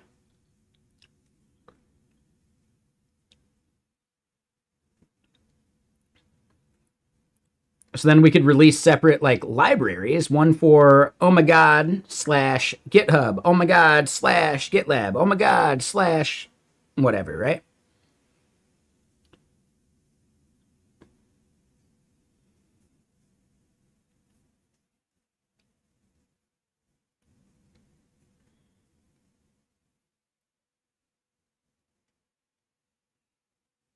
At which point, yeah, I think we really do want to look at what we've done with Vexilla.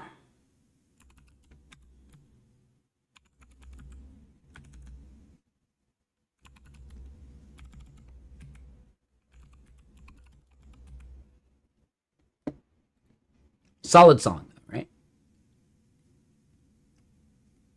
Let's put on the soul coughing mix here.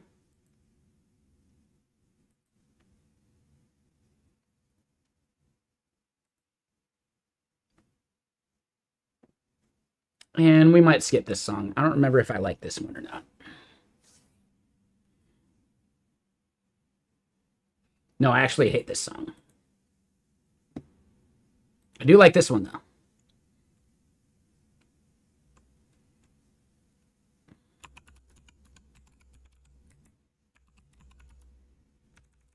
No, definitely not. Hell no.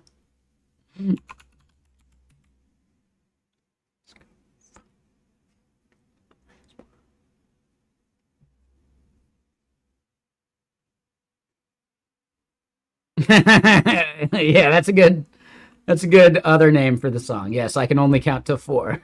Yeah. Nothing wrong with me.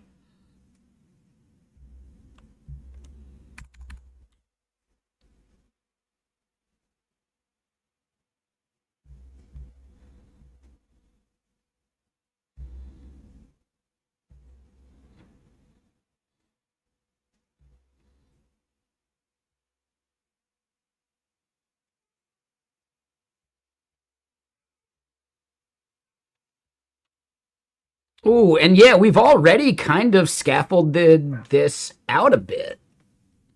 We've got Bitbucket, GitHub, and GitLab abstractions for the auth part. So yeah, like a bunch of this might be just extracting what we've already done in Vexilla.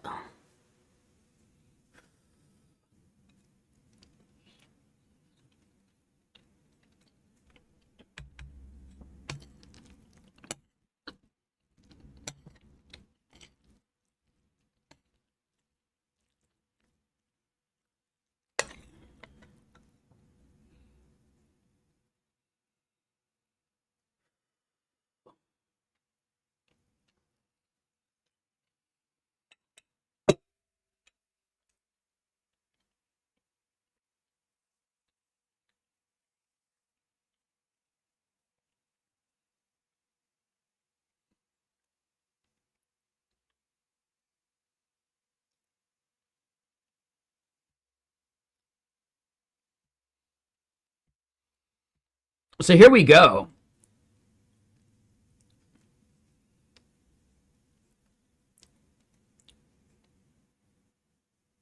We already started creating some of these abstractions, but we have it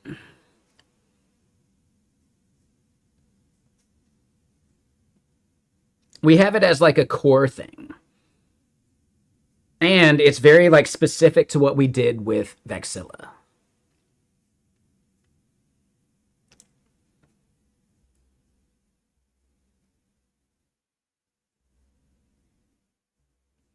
Right? So the fetcher, this is like our core fetcher, and then we've got the get fetcher as an abstraction on top of the fetcher.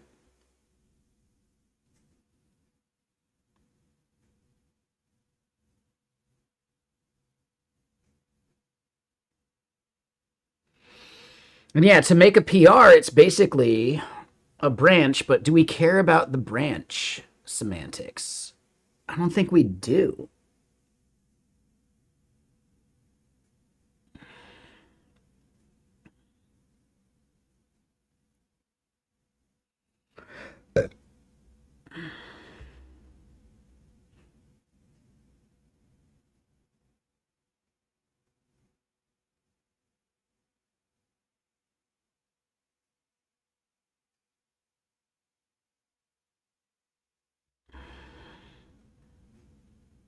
Yeah, Nori Celestial.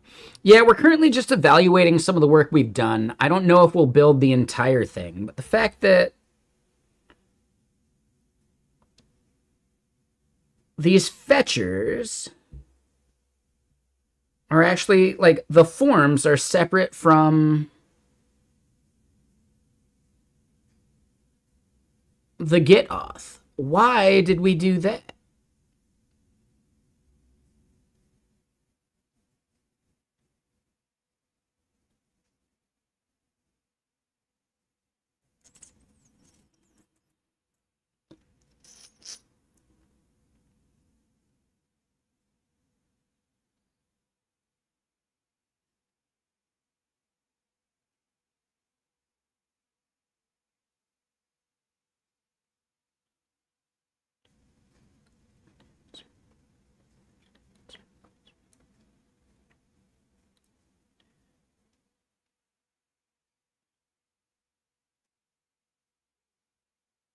Yeah, so that part's not a big deal. Yeah, why are the fetchers done this way?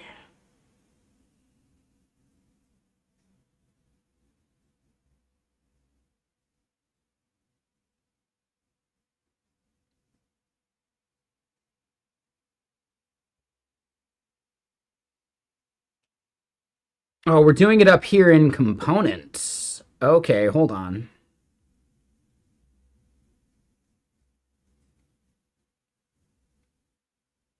Okay, so this is this part. Right. So yeah, we've got a bunch of abstractions that we don't actually need as part of like our core library.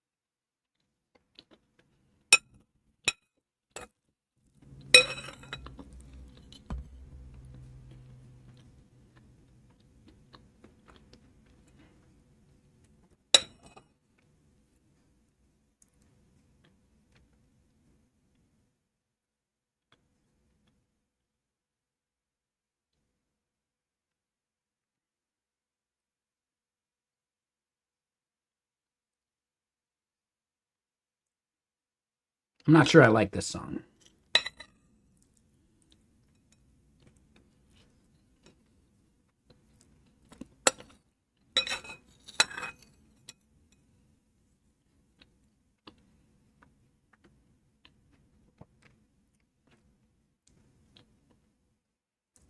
Yeah, I don't like this song.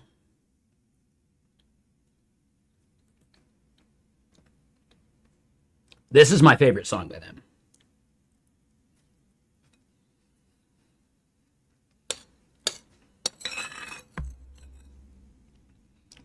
I saw these guys in concert last fall, and I walked into this song. It was like the perfect timing.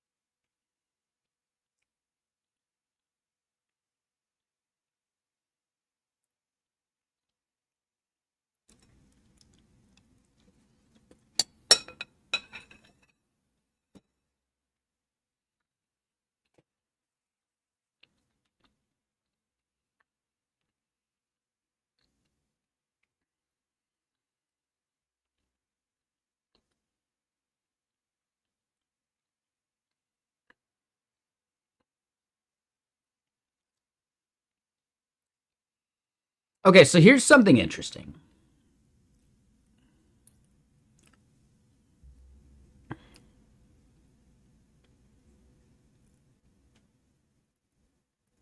We don't have a GitHub form or a GitHub adapter.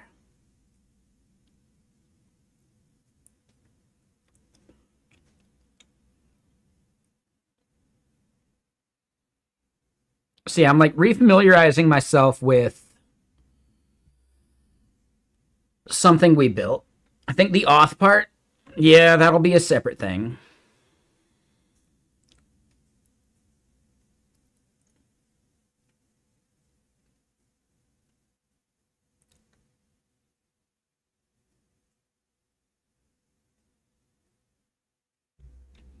If we look at packages, we see core here.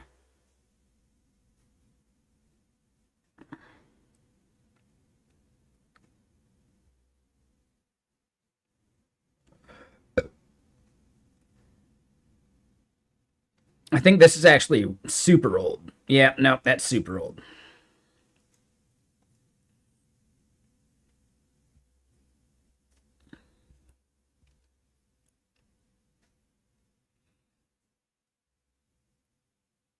CLI we don't need.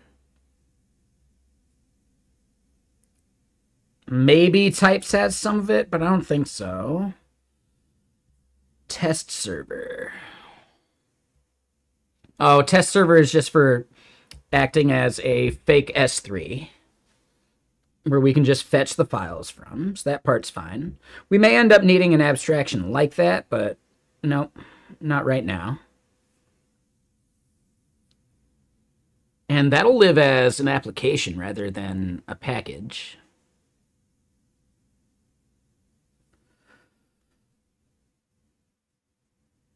Where the hell is our GitHub stuff?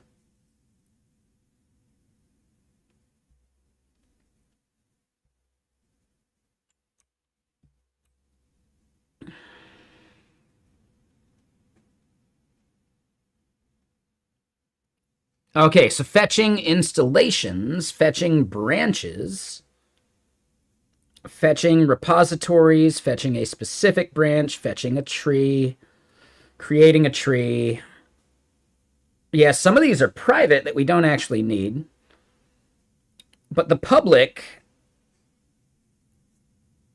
Okay.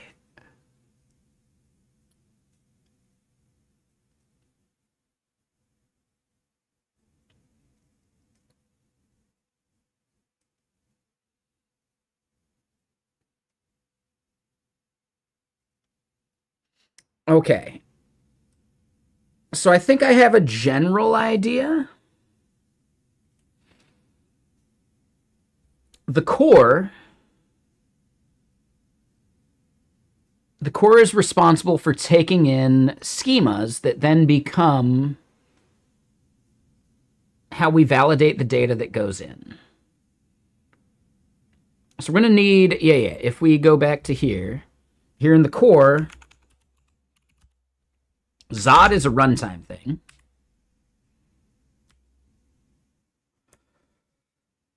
And we could have done Zod v4. Right, so we're going to add Zod for sure. We're going to add...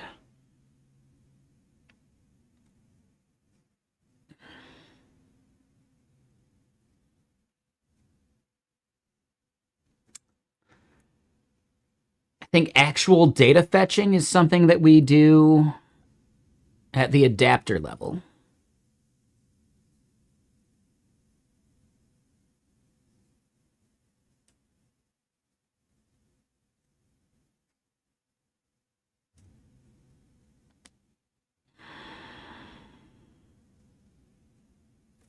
So that might be enough for now, right? We've got TypeScript, we've got tsup for building. That might be all we need here in the core.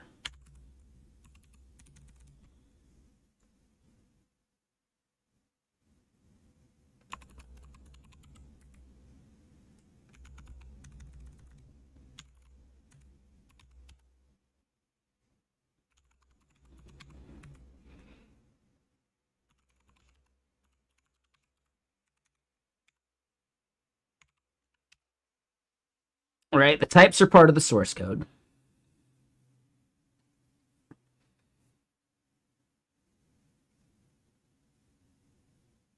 What do we want to name?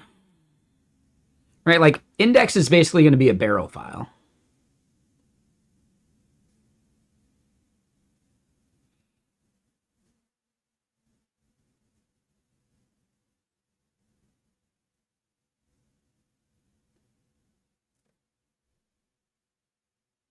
We'll call it,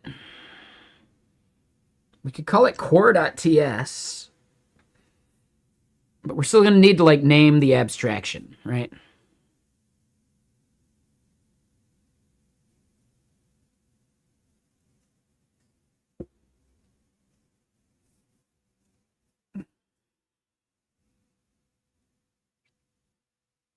Maybe engine.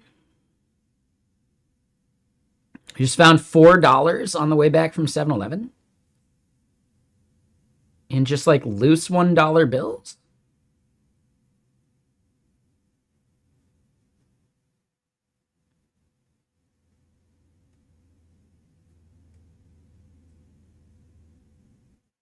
Loose $1 bills. Wow, that's crazy, man.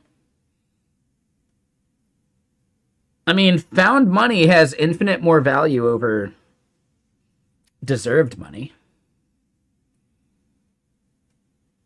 which has infinite value over undeserved money.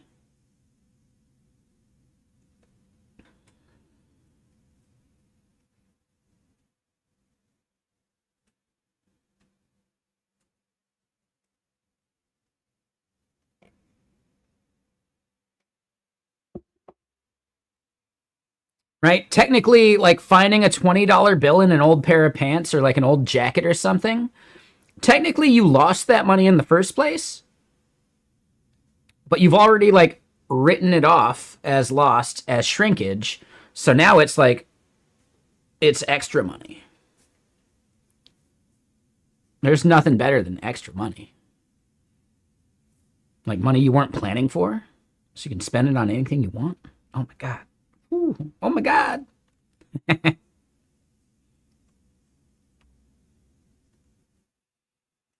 can't remember if I like this song or not.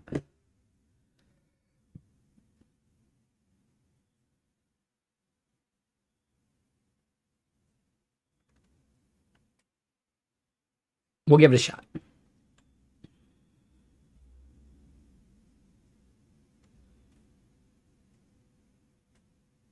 Is that a duck sound I'm hearing?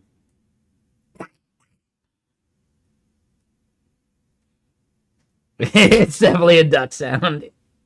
Is someone doing a bad Donald Duck? We're going to leave it.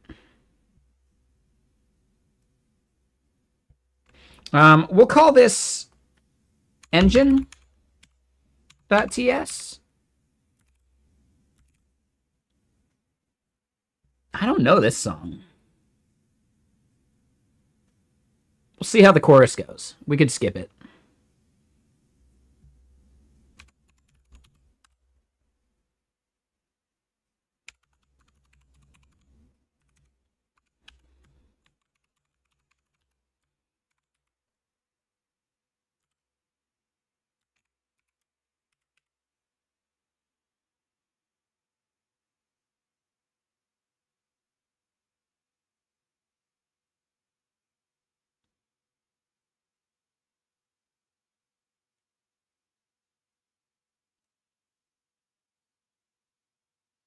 Yeah, no worries, Lightspeed. Good luck, man. You got it.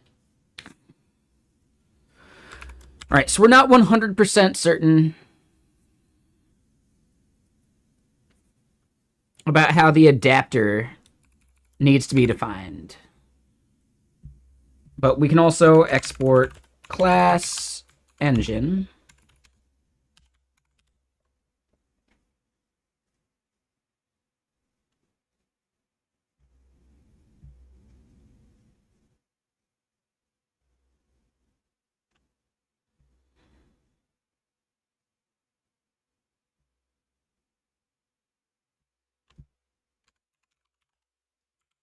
Export star from types, export star from engine.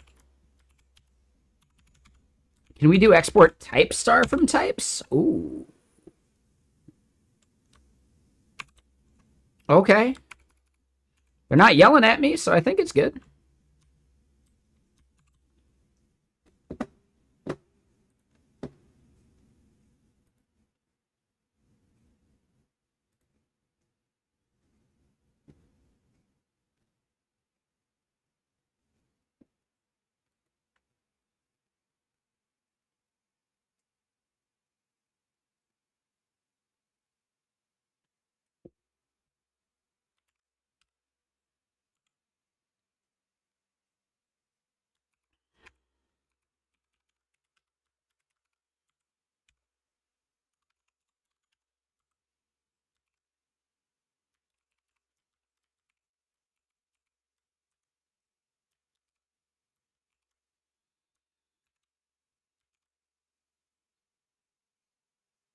Okay, I like this part. The bridge is solid. Roller buggy motherfucker. No, this is good.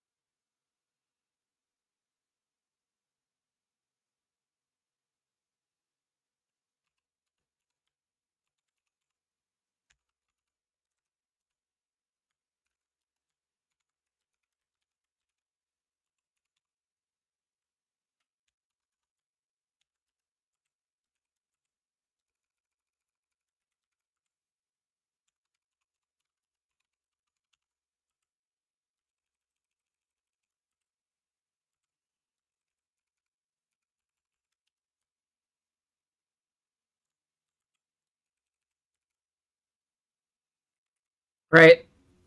So get adapter, sure.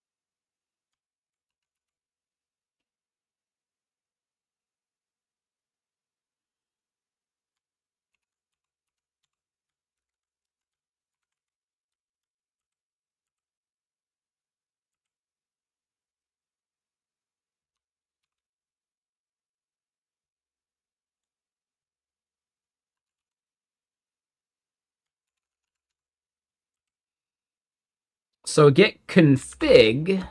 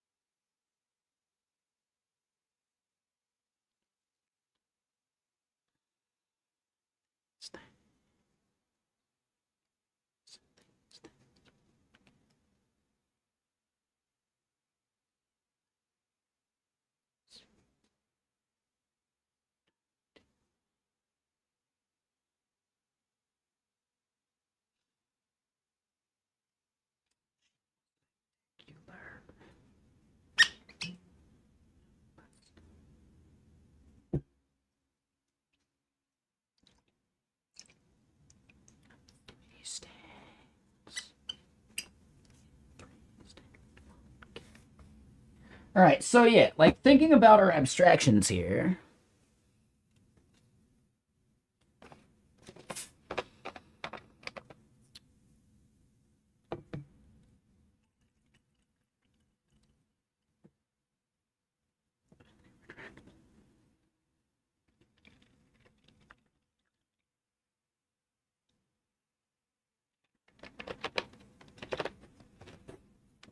Right, add to collection, remove from collection, get collections.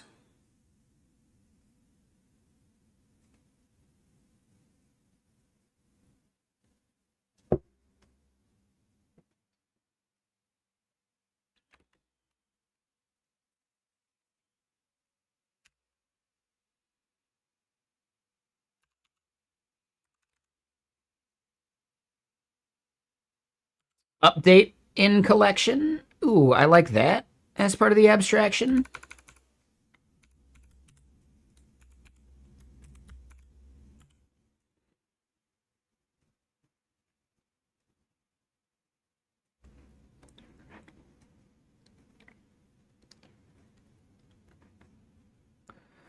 Yeah, like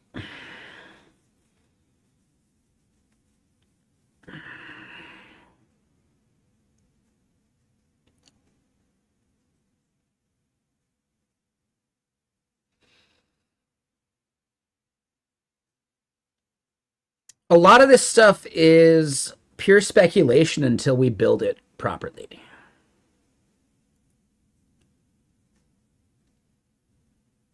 Until we build something that dog foods it.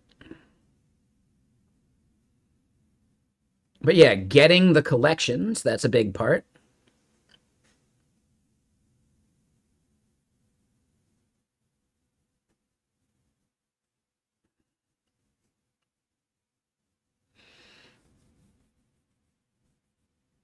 No, this song sucks.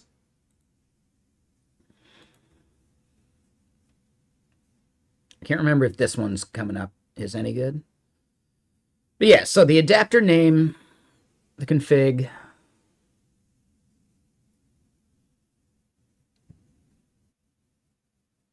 Deleting a collection doesn't make any sense to me. What we end up needing maybe is the idea of what a collection is.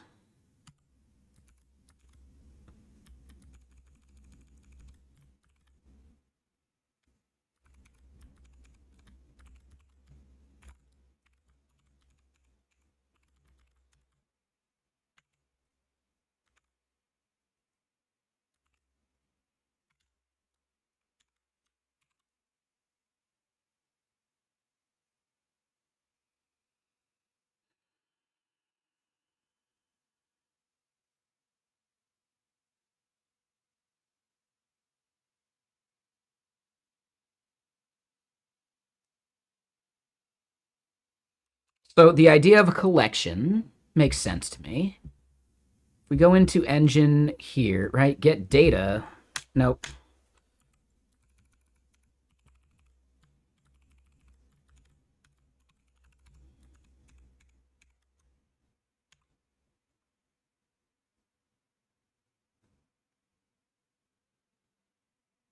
And yeah, the config.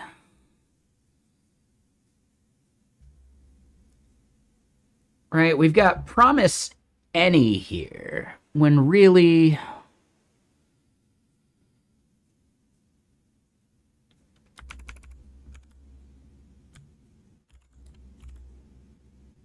and instead of, well, no, we can make it T.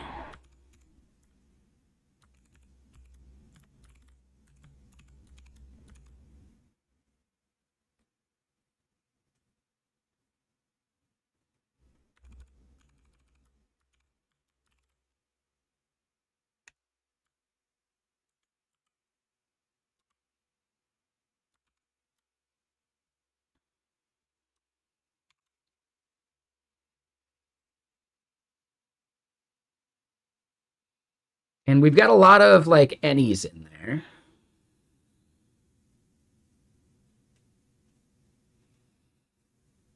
Yeah, this is going to be a major exercise in doing the typing for this thing properly.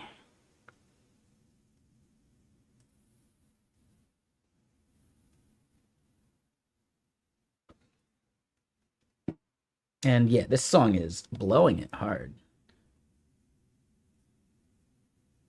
I think the next one's okay. No, this one's a bit meh.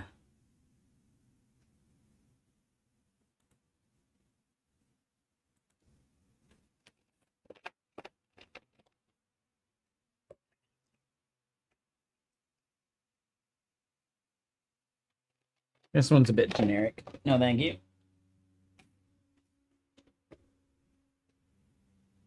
The incumbent's good, though. This one's good. I think.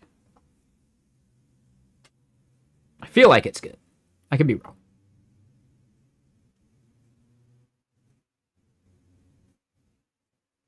No, I think this one's fun. Yeah.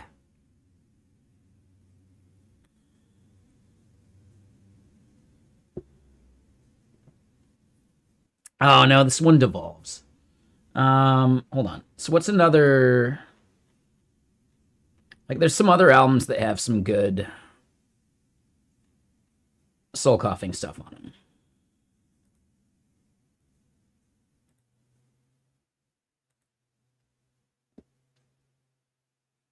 Yeah. Super Bon Bon's not my favorite.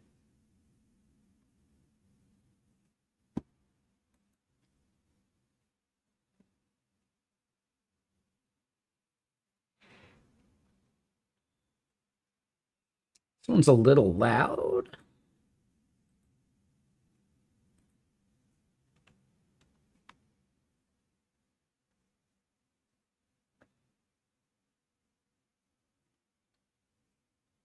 Yeah, I feel like the dude flanderized his voice a bit on the album after this.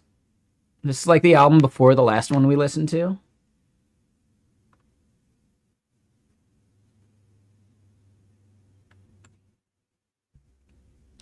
Right? Like you can hear his voice like go into like the flanderized version of it.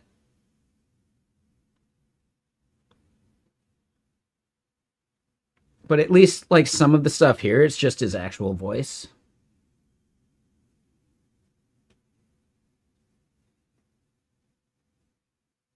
He definitely does the 90s thing where every other word ends with law. All right? It's like the thing Family Guy made fun of Pearl Jam for.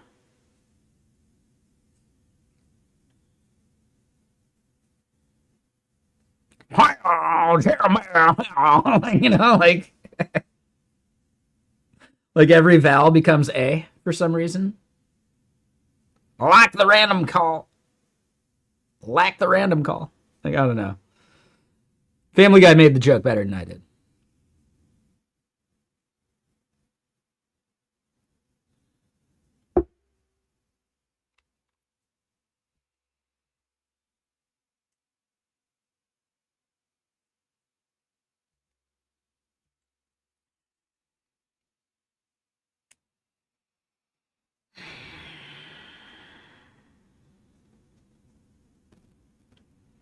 So yeah, this is where our typings... It's hard to make this like a good library at this point.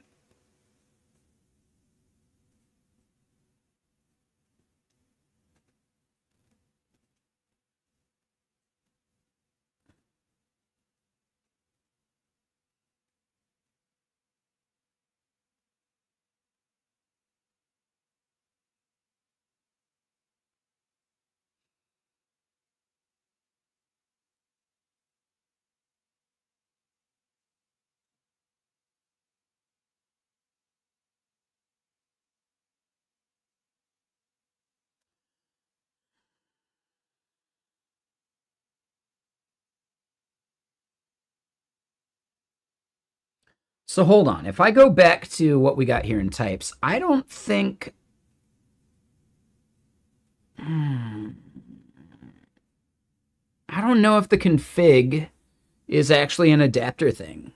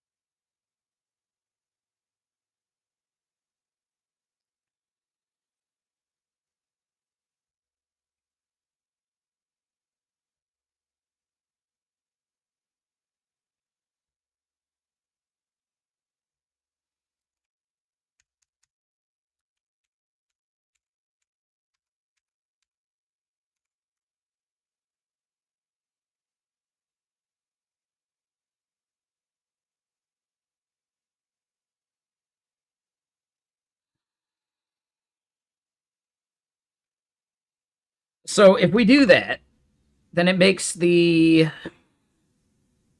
adapter at least generic enough so our engine's not failing.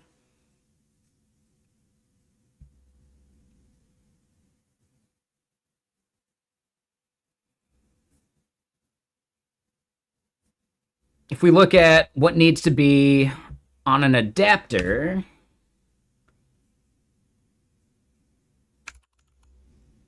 we can do icon string.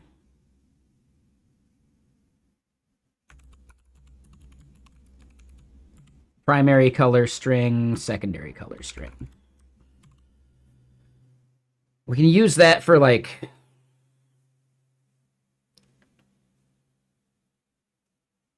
applications, right? Adapter config are things that you would configure.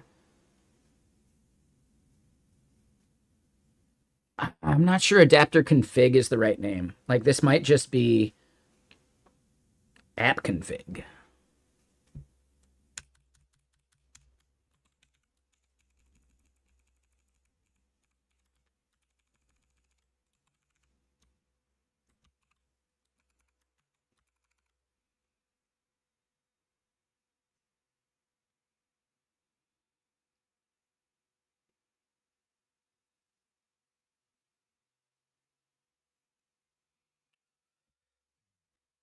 Is it becoming really obvious that I'm not a great like library dev? I'm an application dev.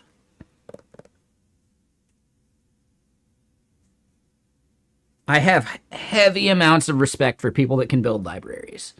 Like Tanner Lindsley, right? Like, man, that dude is able to think about like use cases and abstractions for libraries in a way that it's just crazy. Like, yeah, really well done.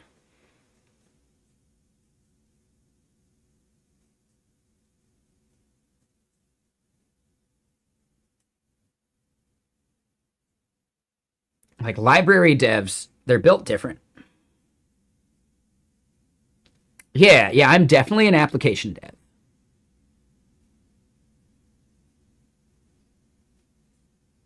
But I'll never get good unless I try.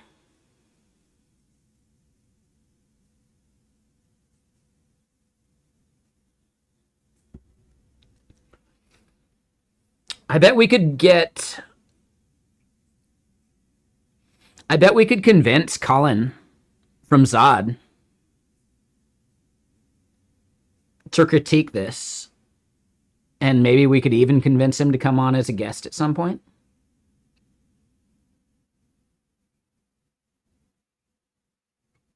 Especially because I think we're going to need to do stuff with like Zod types and like inferred Zod types to make things more type safe. And he is the genius of type safety. Oh, dude, especially like the stuff he's doing lately. Yeah, I don't know if you know this. He lives in the Seattle area here. Like, I've gone golfing with the dude. He's really cool.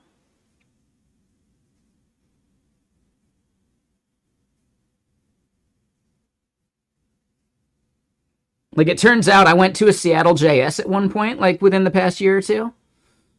Maybe 3 years, actually. Damn, that's a while ago now. But he's sitting there chatting with like the organizers. He comes and walks up and he's like, "Are you CM Griffing?"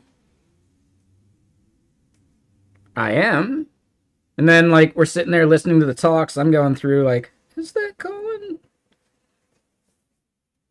But he doesn't use his own like a photo, so he just has like that like hand drawn thing that someone did as like a portrait for him. So I wasn't 100% certain, and I just had to ask him like after the talk was done.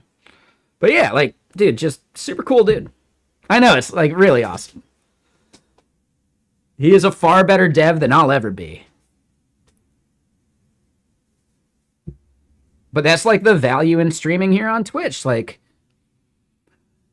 you can chat with people way better than you. And it's fine. That's the best part about meetups. You can chat with people way better than you. It's an equalizing factor to just be able to chat. I really like that. I really like that. Like the fact that I consider the Primogen a peer, it's only because of streaming. Like, there's no way in hell we're actually peers. I'm nowhere near that level. You know? But yeah, streaming, meetups, you're all at the same level in those contexts, which I think is really cool.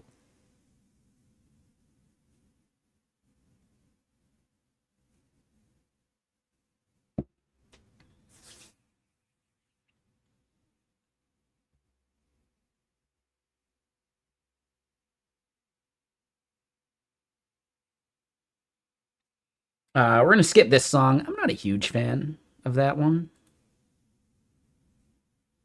I know there's at least like one or two other songs on this album. I might be thinking of their other album, actually. They've got like 3.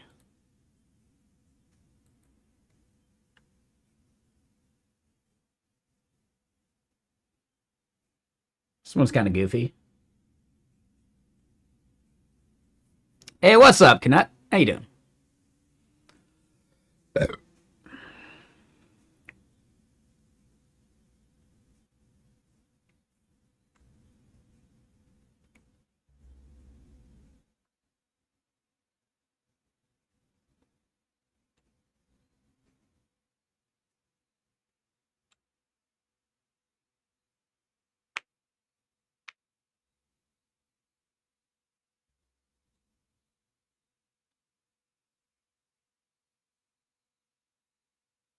Oh, that's right. No, it's this song, yeah. It gets boring pretty quick. But yeah, what you up to, Come Connect? Ah, I appreciate that. Thank you. 27 months in a row, dude. Hell yeah.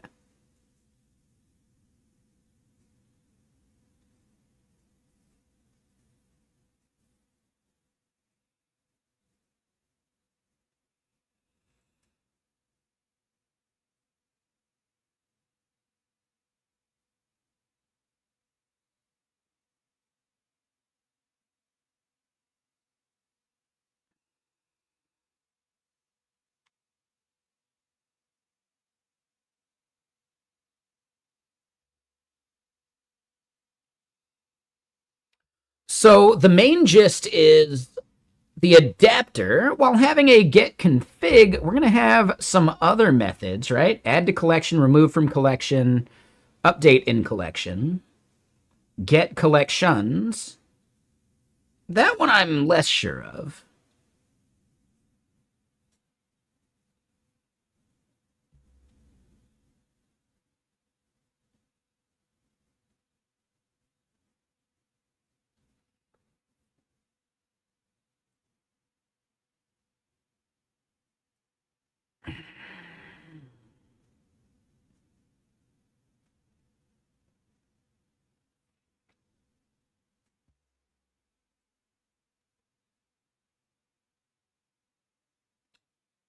What I'm actually thinking is a bunch of this stuff.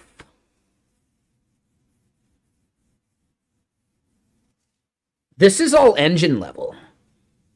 Instead, the adapter should only be doing the the data fetching, right? Like create PR, delete PR, etc., right? So yeah, these are engine level concerns.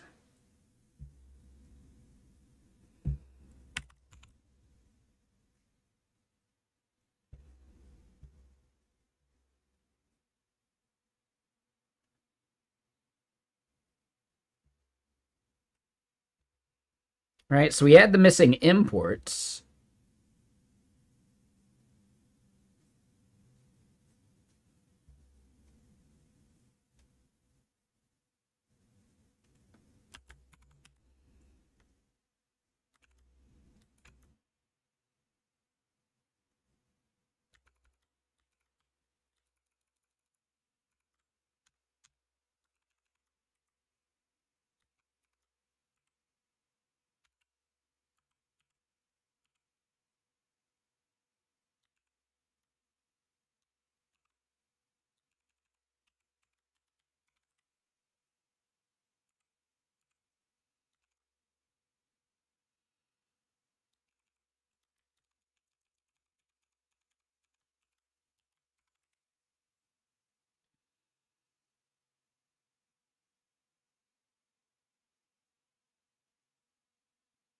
I don't remember if I like this song or not.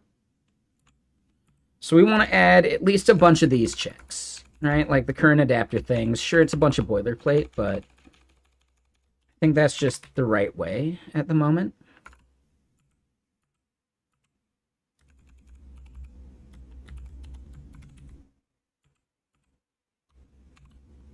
We'll at least do that.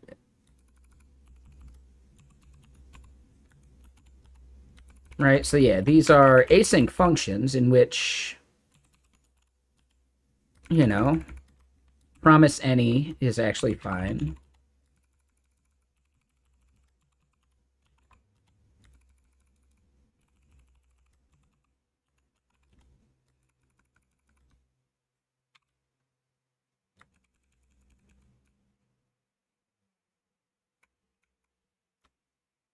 I'm not sure app config actually needs to care about some of these things, but we're at least getting there a little bit.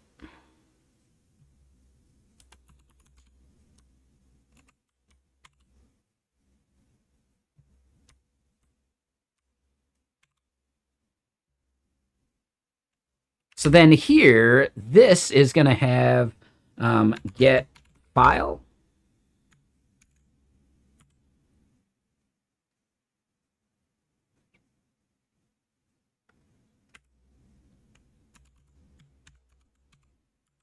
Get PRs.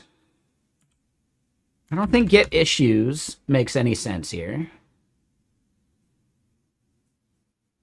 And yeah, instead of PRs, we'll say pull requests.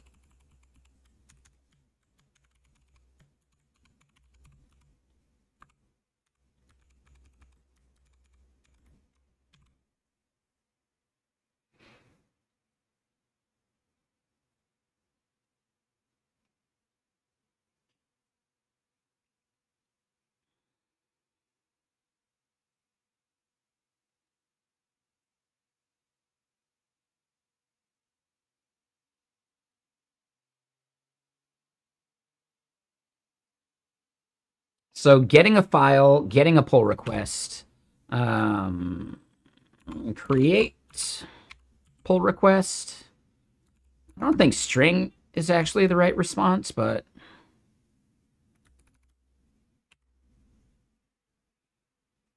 create file, update file.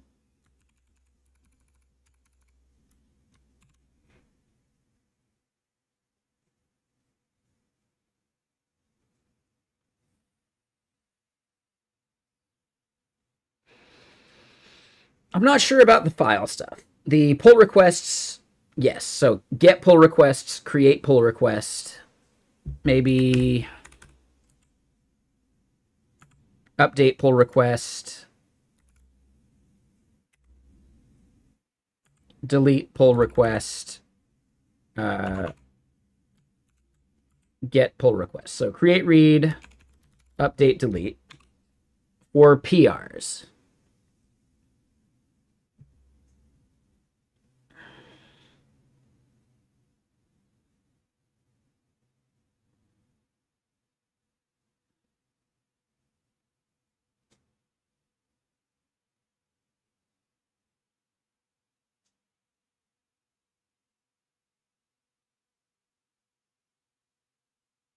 Yeah, string is probably wrong for almost all of these.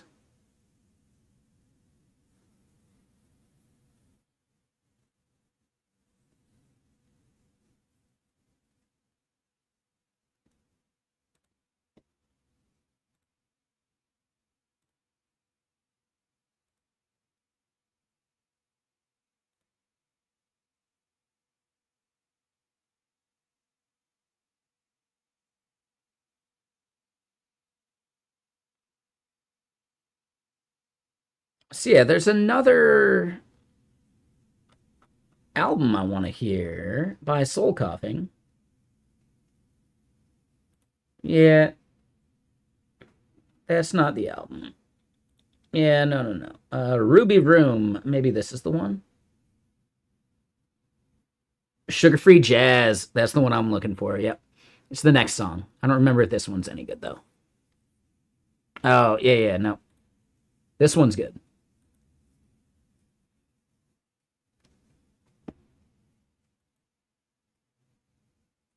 And yeah, there's definitely a few on this album, right? This song and True Dreams of Wichita, and then maybe like one or two others.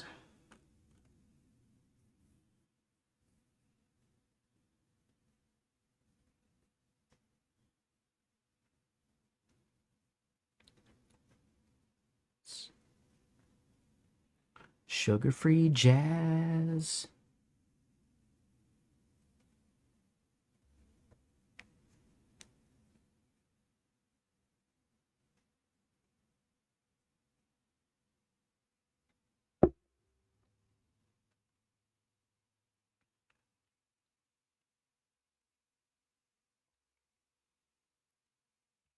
All right, so then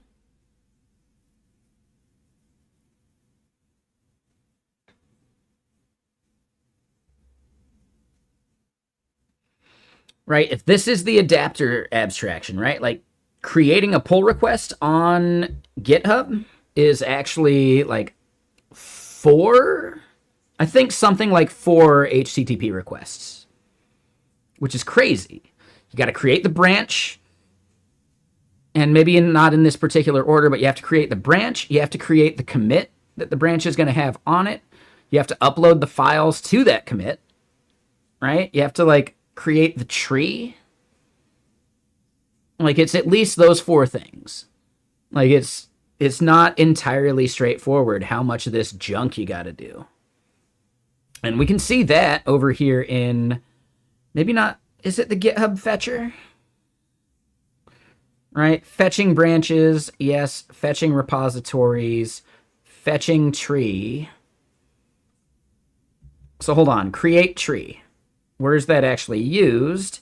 That's used in publish directly and publish pull request, but that's private. So then, yeah, this async publish function, right, publishing a pull request ends up being a bunch of junk, right? So we got to fetch the branch, which means the branch needed to be created ahead of time. Then we need to create a tree, right? Like, so we have to fetch the original branch so we can get that commit SHA. Then we have to create a new tree from that current branch's SHA, right? So that's 2 things. Then we have to create a commit use like onto that new tree, which is a bunch of junk. And then from there, we have to create the new branch. And then finally, we can create a new PR from that branch, right? Like creating a PR through the GitHub API is 5 separate HTTP requests. Like, holy shit, dude. Now, technically, you could abstract out the fetch branch ahead of time, but to at least create a PR from that branch, you're looking at 4 separate HTTP requests, which is crazy, right? And yeah, we're working on, oh my God, for sure. We're like thinking about our abstractions.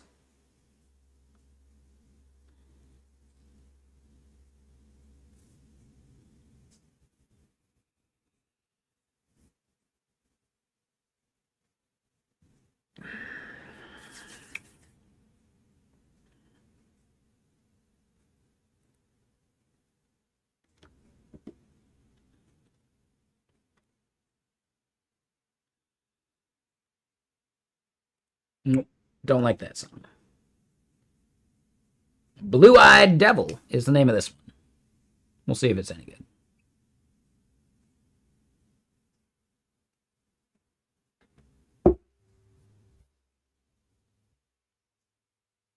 No, not a fan of that one. This song's titled Bust to Beelzebub.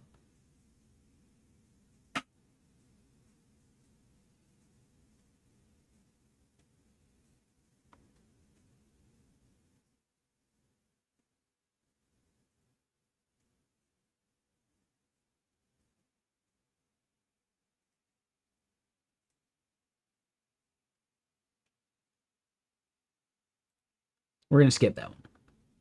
This one's good, though. True Dreams of Wichita. I really like this one.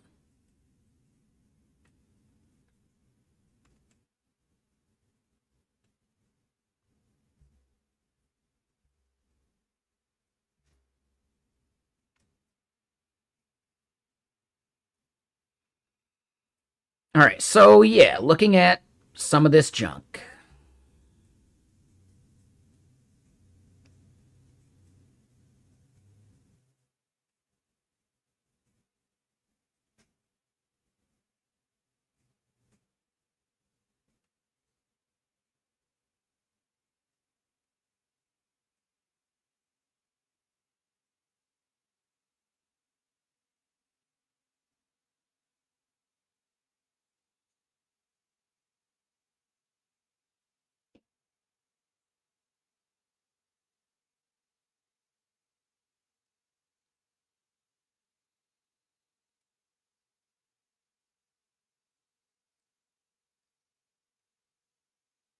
I really need to trim the mustache.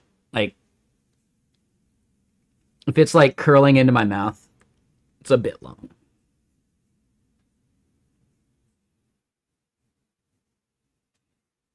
It's not a good mustache, but yeah. We'll be getting rid of it here in a couple weeks.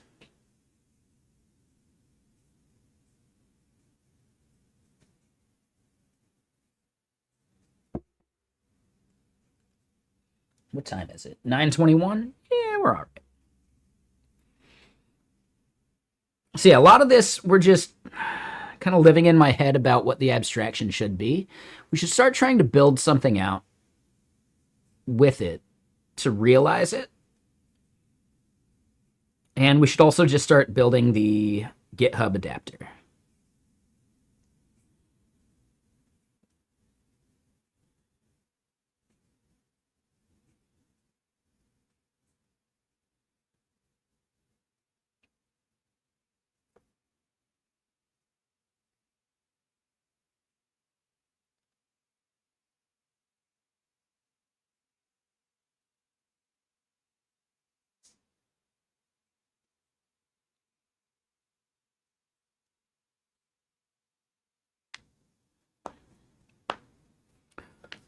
So the main gist, hold on, let's go look at this. If we look at GitHub form fetchers and we go to the top,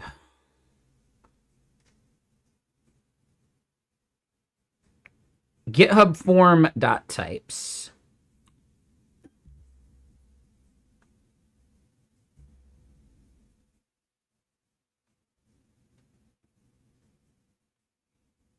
Oh, and a lot of this stuff is actually something that we abstracted. I feel like the GitHub API should be creating these types for us. But yeah, no, we've had to make our own for a bunch of these.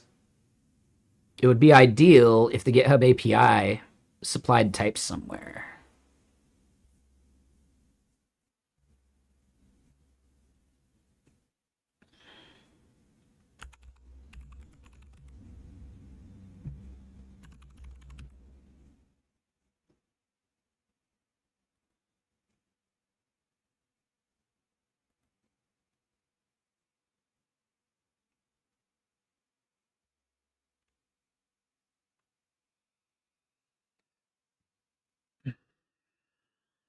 So yeah, actions, no, GitHub, like, yeah, there's not an abstraction for their API.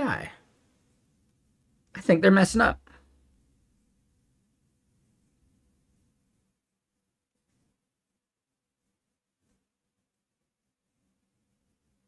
Yeah, the lyrics are a bit mid 90s.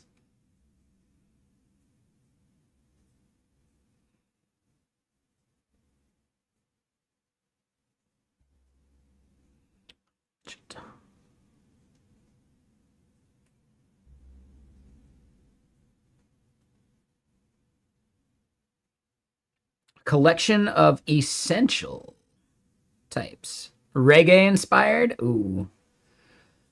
I don't know about that. I think it's more just like living in Brooklyn, but tomato, tomato.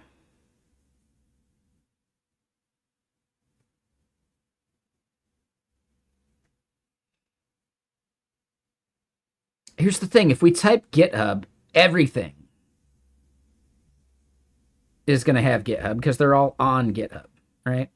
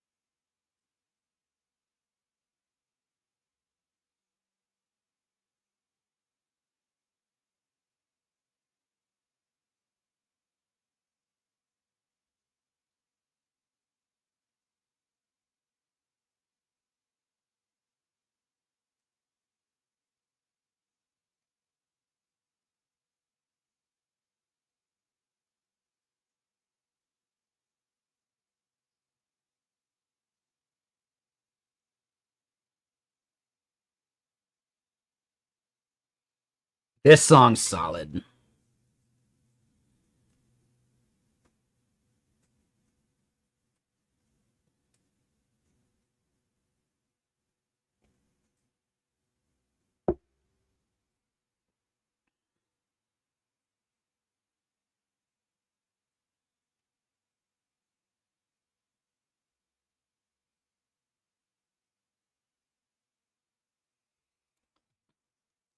It's kind of crazy how much soul coughing and like cake are actually like two separate flavors of the same genre,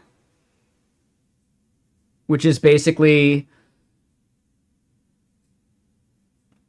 funk hipsters or like jazz hipsters.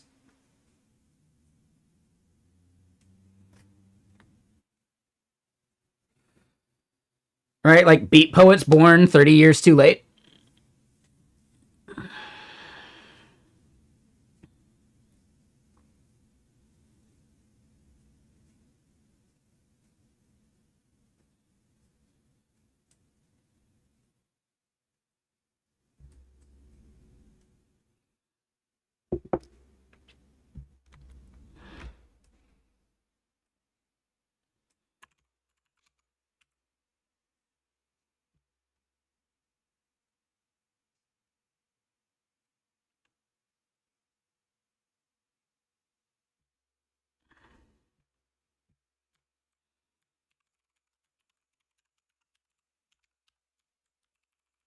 Soul coughing and cake are part of a genre, part of a 90s genre I lovingly call beat poets born 30 years too late.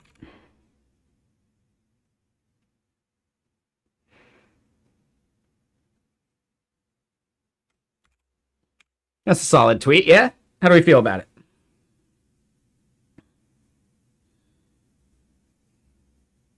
Besides the typo.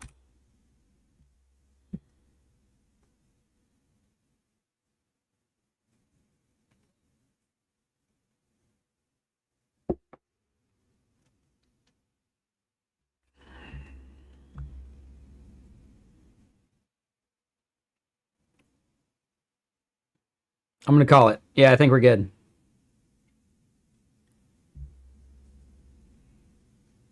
Hey, what's up, Blaze Bits? How you doing, Mr. Sir?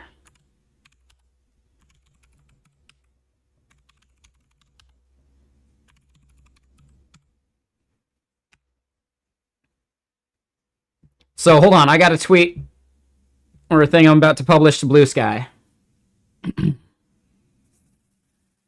Basically, soul coughing and cake are part of a 90s genre I lovingly call beat poets born 30 years too late. Pretty accurate, right? Any notes? Or should I just share it right on it? I think we're good. We're sharing it.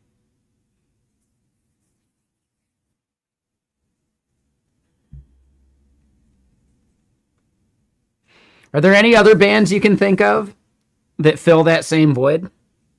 Right? Cake and soul coughing. Soul coughing we're hearing right now. Is there another artist that you would equate to being like basically the lyricist is a beat poet born 30 years too late?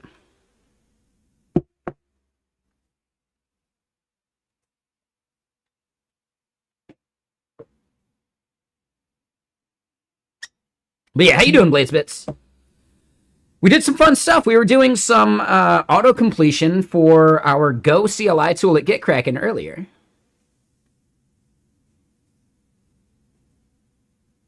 Oh, the stream had paused? Well, I was also thinking really hard. They're not mutually exclusive.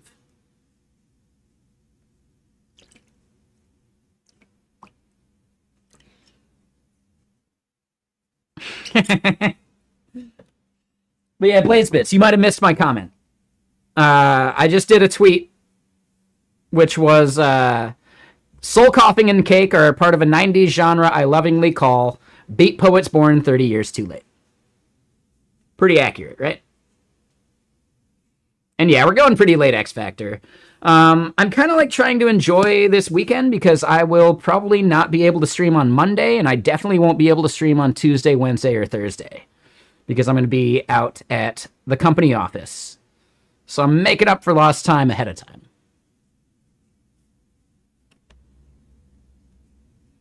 Ooh. Well, I mean, Henry Rollins doesn't have to be a hipster. He's a beat poet born 30 years too late. I think he totally fits.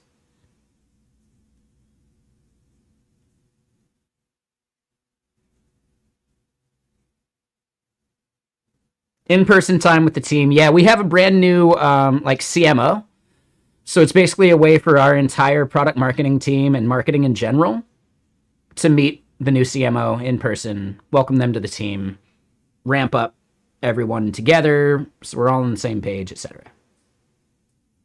Team building, whatever, you know? So yeah, like, you know, technically beat poets were punk before punk existed. Chief marketing officer. Like, we haven't had a chief marketing officer, so our CEO has been having to fill that void. Yeah, Perry Farrell. I think Perry Farrell counts too. Yeah, absolutely. Like, if you don't realize, yeah, beat poets were punk before punk existed. 100%. Allen Ginsberg, etc. Absolutely.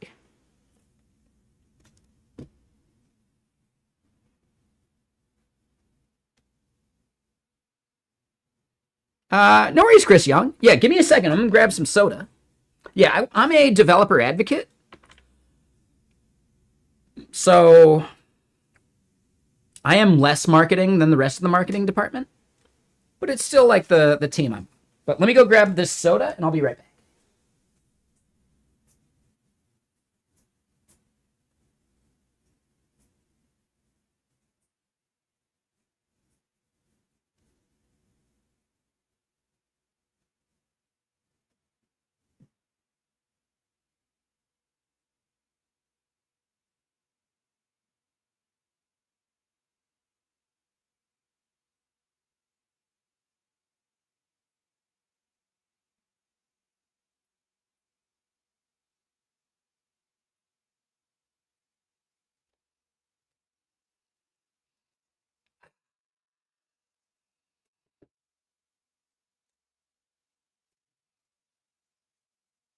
Did BlazeBits pick this so we could meet?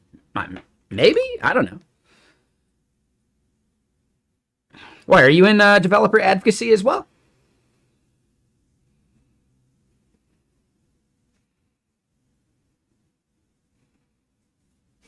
Cybersecurity focused, like dev advocacy or something, right? Just past CEH.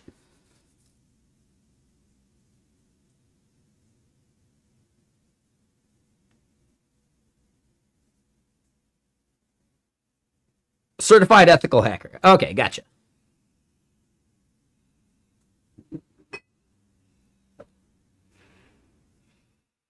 Yeah, that's fine.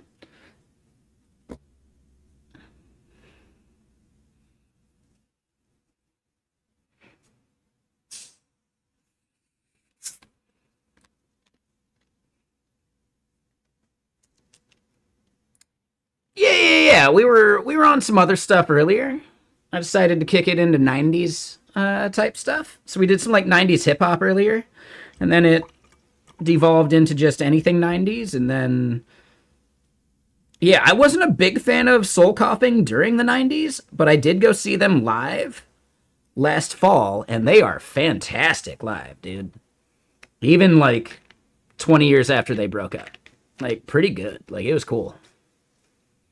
They're really good.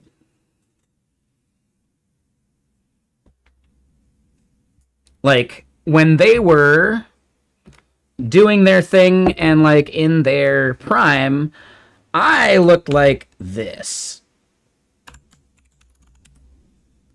So yes, I was not into Soul Coughing at the time. I should have been.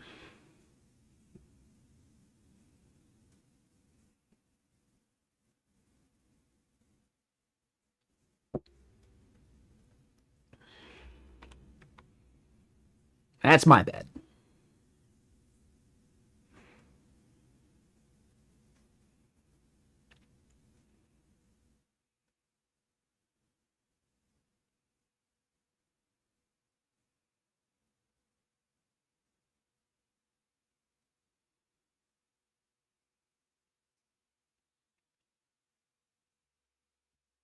Yeah, Blaze. I think he knew it was a raid. I think he's just talking more about, like, did you raid this channel specifically for that? Which the answer is probably no, but Serendipity knows many names.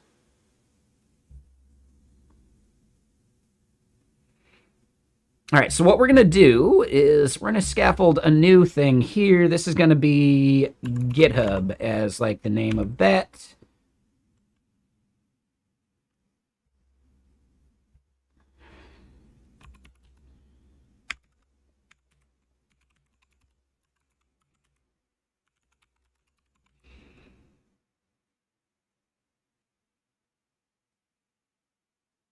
Serendipity?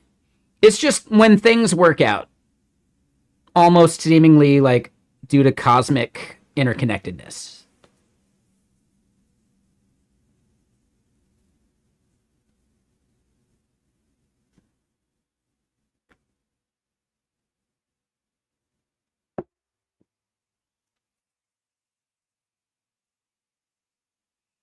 Yeah. The chat overlay is solid.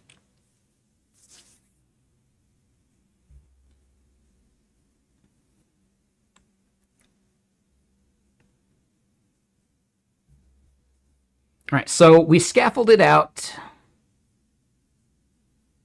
a new package here. We're calling it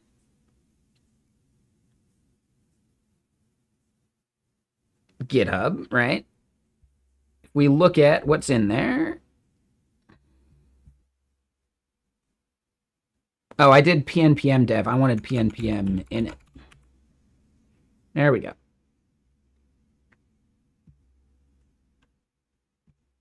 So then this is, oh my God, /GitHub.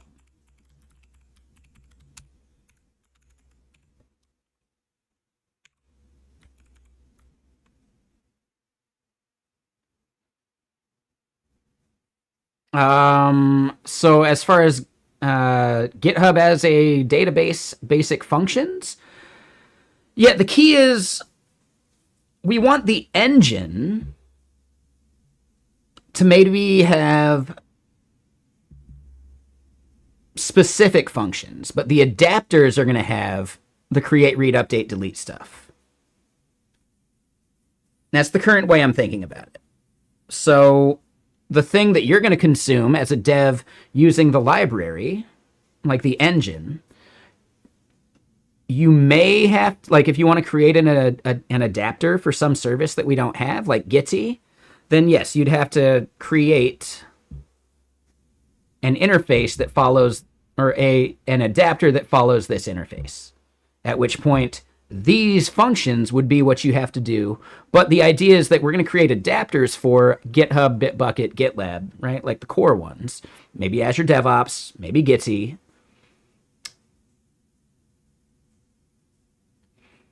And technically, it doesn't even have to be Git as a service. As long as you have an adapter that follows these patterns, then you can plug and play as you see fit. But for what we're doing right now, we're just going to consider Git providers as like the core abstraction. But you could basically make anything that follows this abstraction and make it your adapter for your application. I don't care. Like, you'll never know exactly how people could imagine using your product. As long as they're following this adapter pattern, it will plug and play into what we're talking about. Now, keep in mind, the promise string part, nah, that's separate.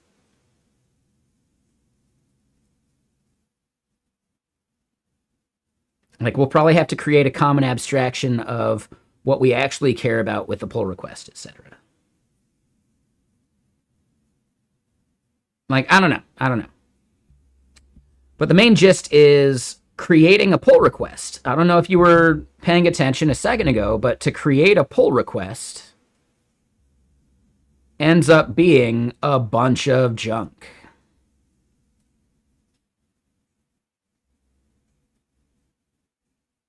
Let me find it, right? So GitHub form.fetcher, right? Like we said, if you wanted to create, one second, creating a pull request. That one's private. Hold on.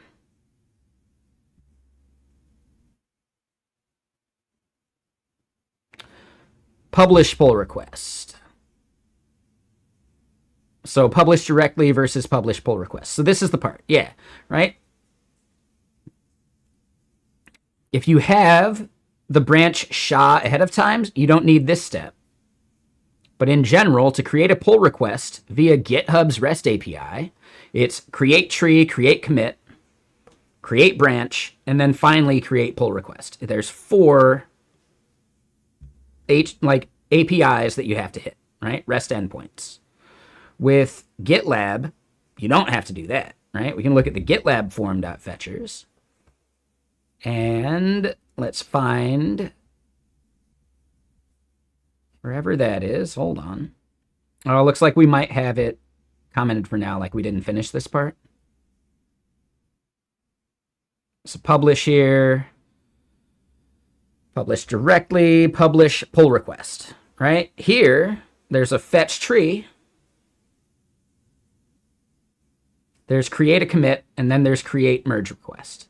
So it's only 3 steps with GitLab. So that's like the difference between these like REST APIs to do some of this like core logic that we want to do. And it might even be simpler with Bitbucket. I can't remember.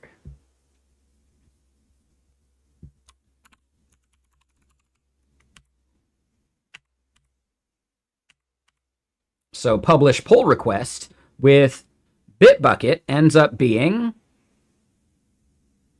2 requests, right? Create commit and create merge request. So that's the basic gist, right? We want to create an adapter that doesn't care about what these things have to do under the hood, as long as it exposes a top-level function that accomplishes these goals. All of these REST APIs have their own specific things. I've been a dev for, let's just call it 10 years. Technically longer, but, 10 years.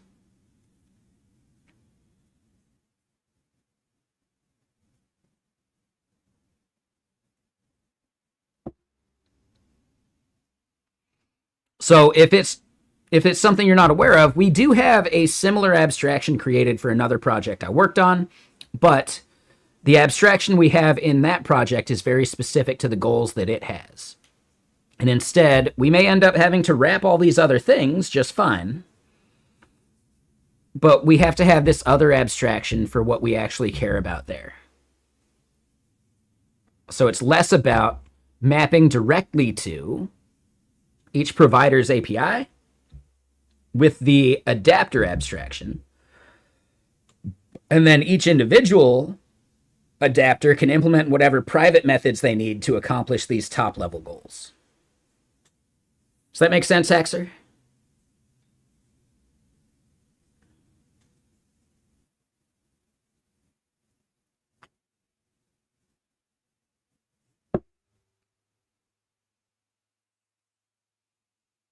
So we do need full create, read, update, delete. But the way that this is going to work per provider is actually going to be very different under the hood.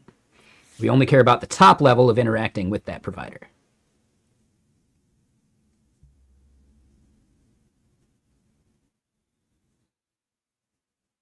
And at that point, yeah, maybe update file and create file doesn't even make sense because that's going to be part of our pull request. I don't know. Right? We're still kind of in the brainstorming phase of all of this stuff.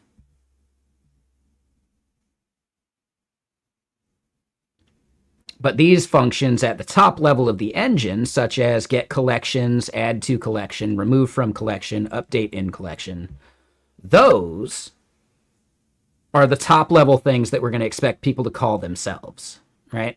The adapters are things that we call internally.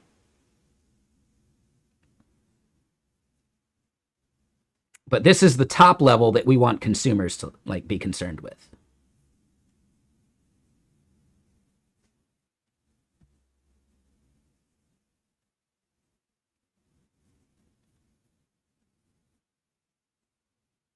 A dating system based on GitHub PRs. Like, yeah, totally, man. You could definitely build something like that with what we're trying to build. But yeah, what's up, Executioner? How you doing? What are you trying to get from that stream command?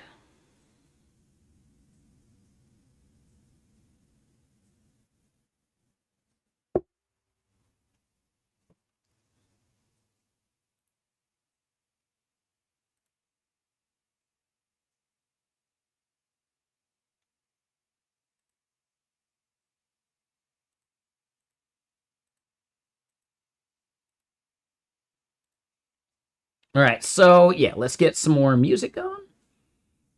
We might be at a good point to possibly call it. Because I do kind of want to play some games tonight. It's almost 10 p.m. We're 9 hours into stream.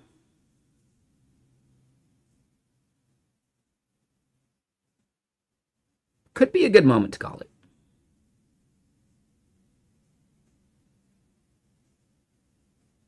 Because I do kind of want to, like, stew on some of the stuff we're doing here.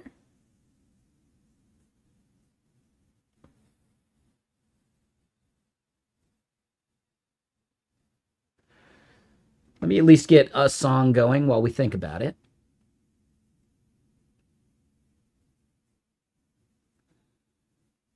Oh, hey, what's up, Robotic? Mr. Sir.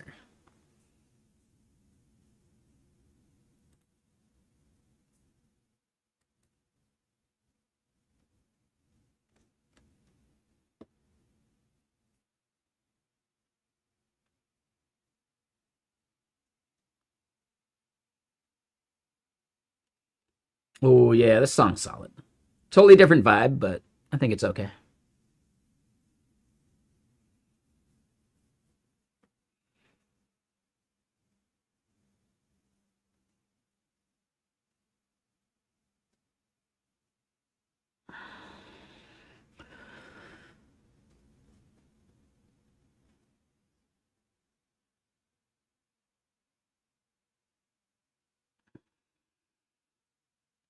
Have I ever had a big slump?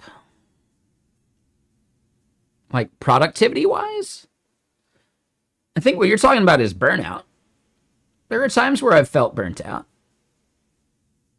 Not as much as I think some other people, but I'm sure it's happened.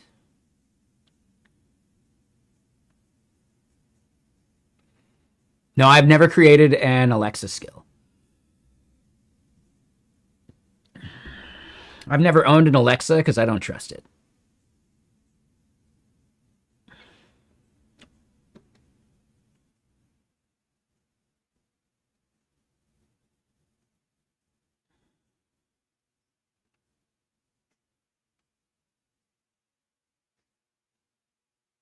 Yeah, exactly.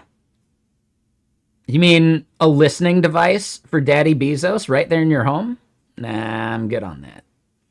Like, he's getting all that from my stream here, but he doesn't need it 24/7.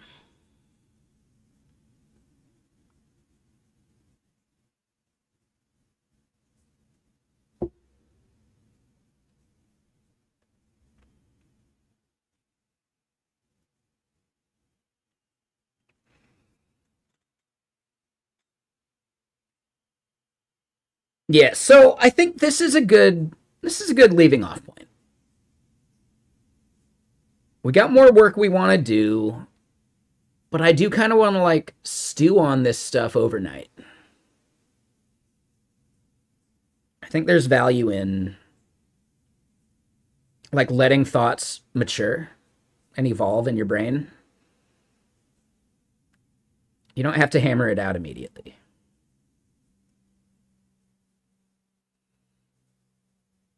So yeah, we'll come back with a fresh mind tomorrow. We'll get into some gaming tonight. We got to figure out who we go raid then. And honestly, I'm kind of proud of myself for not being totally shit-faced, because I have been drinking for like 6 hours. I'm not sure. It'll be over on the gaming stream. So I do have a gaming channel. I'll be over on the gaming channel here in a little bit. It may be some Divinity Original Sin with Robotic Head, though it is a bit late. Totally up to him. Wouldn't mind hopping into some more Expedition 33. I played a bit of League of Legends last night, which was kind of fun. Could also be some Last Epoch with Robotic Head too. Oh no, we got options. We'll figure it out. But we got to figure out who we go raid. Right? Got to keep that train going.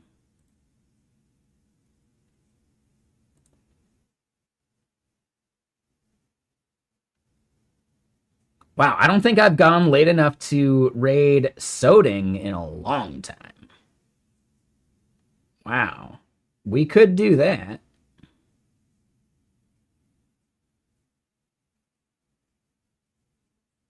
We do see Snowcone going right now. Chi-Chi Impact.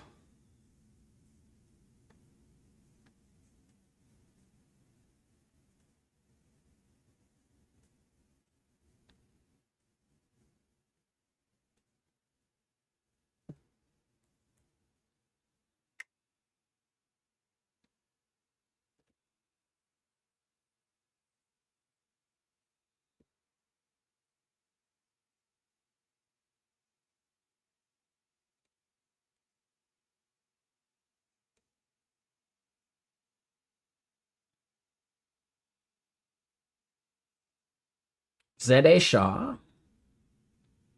Let's go raid Snowcone. I feel like it's been a little bit.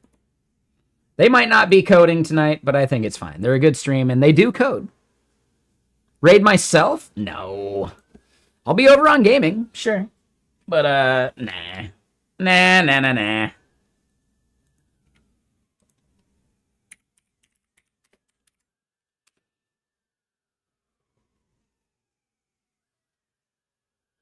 The game channel is Griffing and Chill. Oh, someone beat me to it.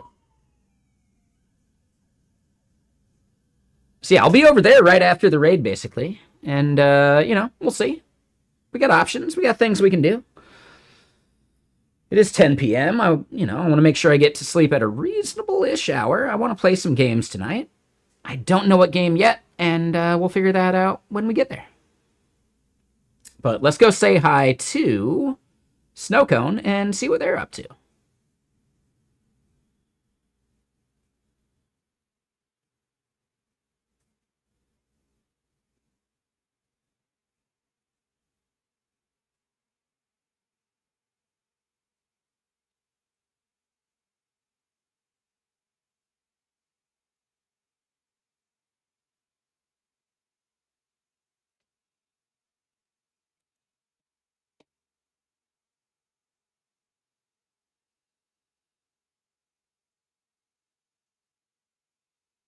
Hold on, now I'm reading some of the comments over there. Yeah, whatever. We'll go see what they're up to. Thank you all for hanging out. YouTube, I'll see y'all later. I'll be back tomorrow, actually. It's going to be a rare Sunday stream for us.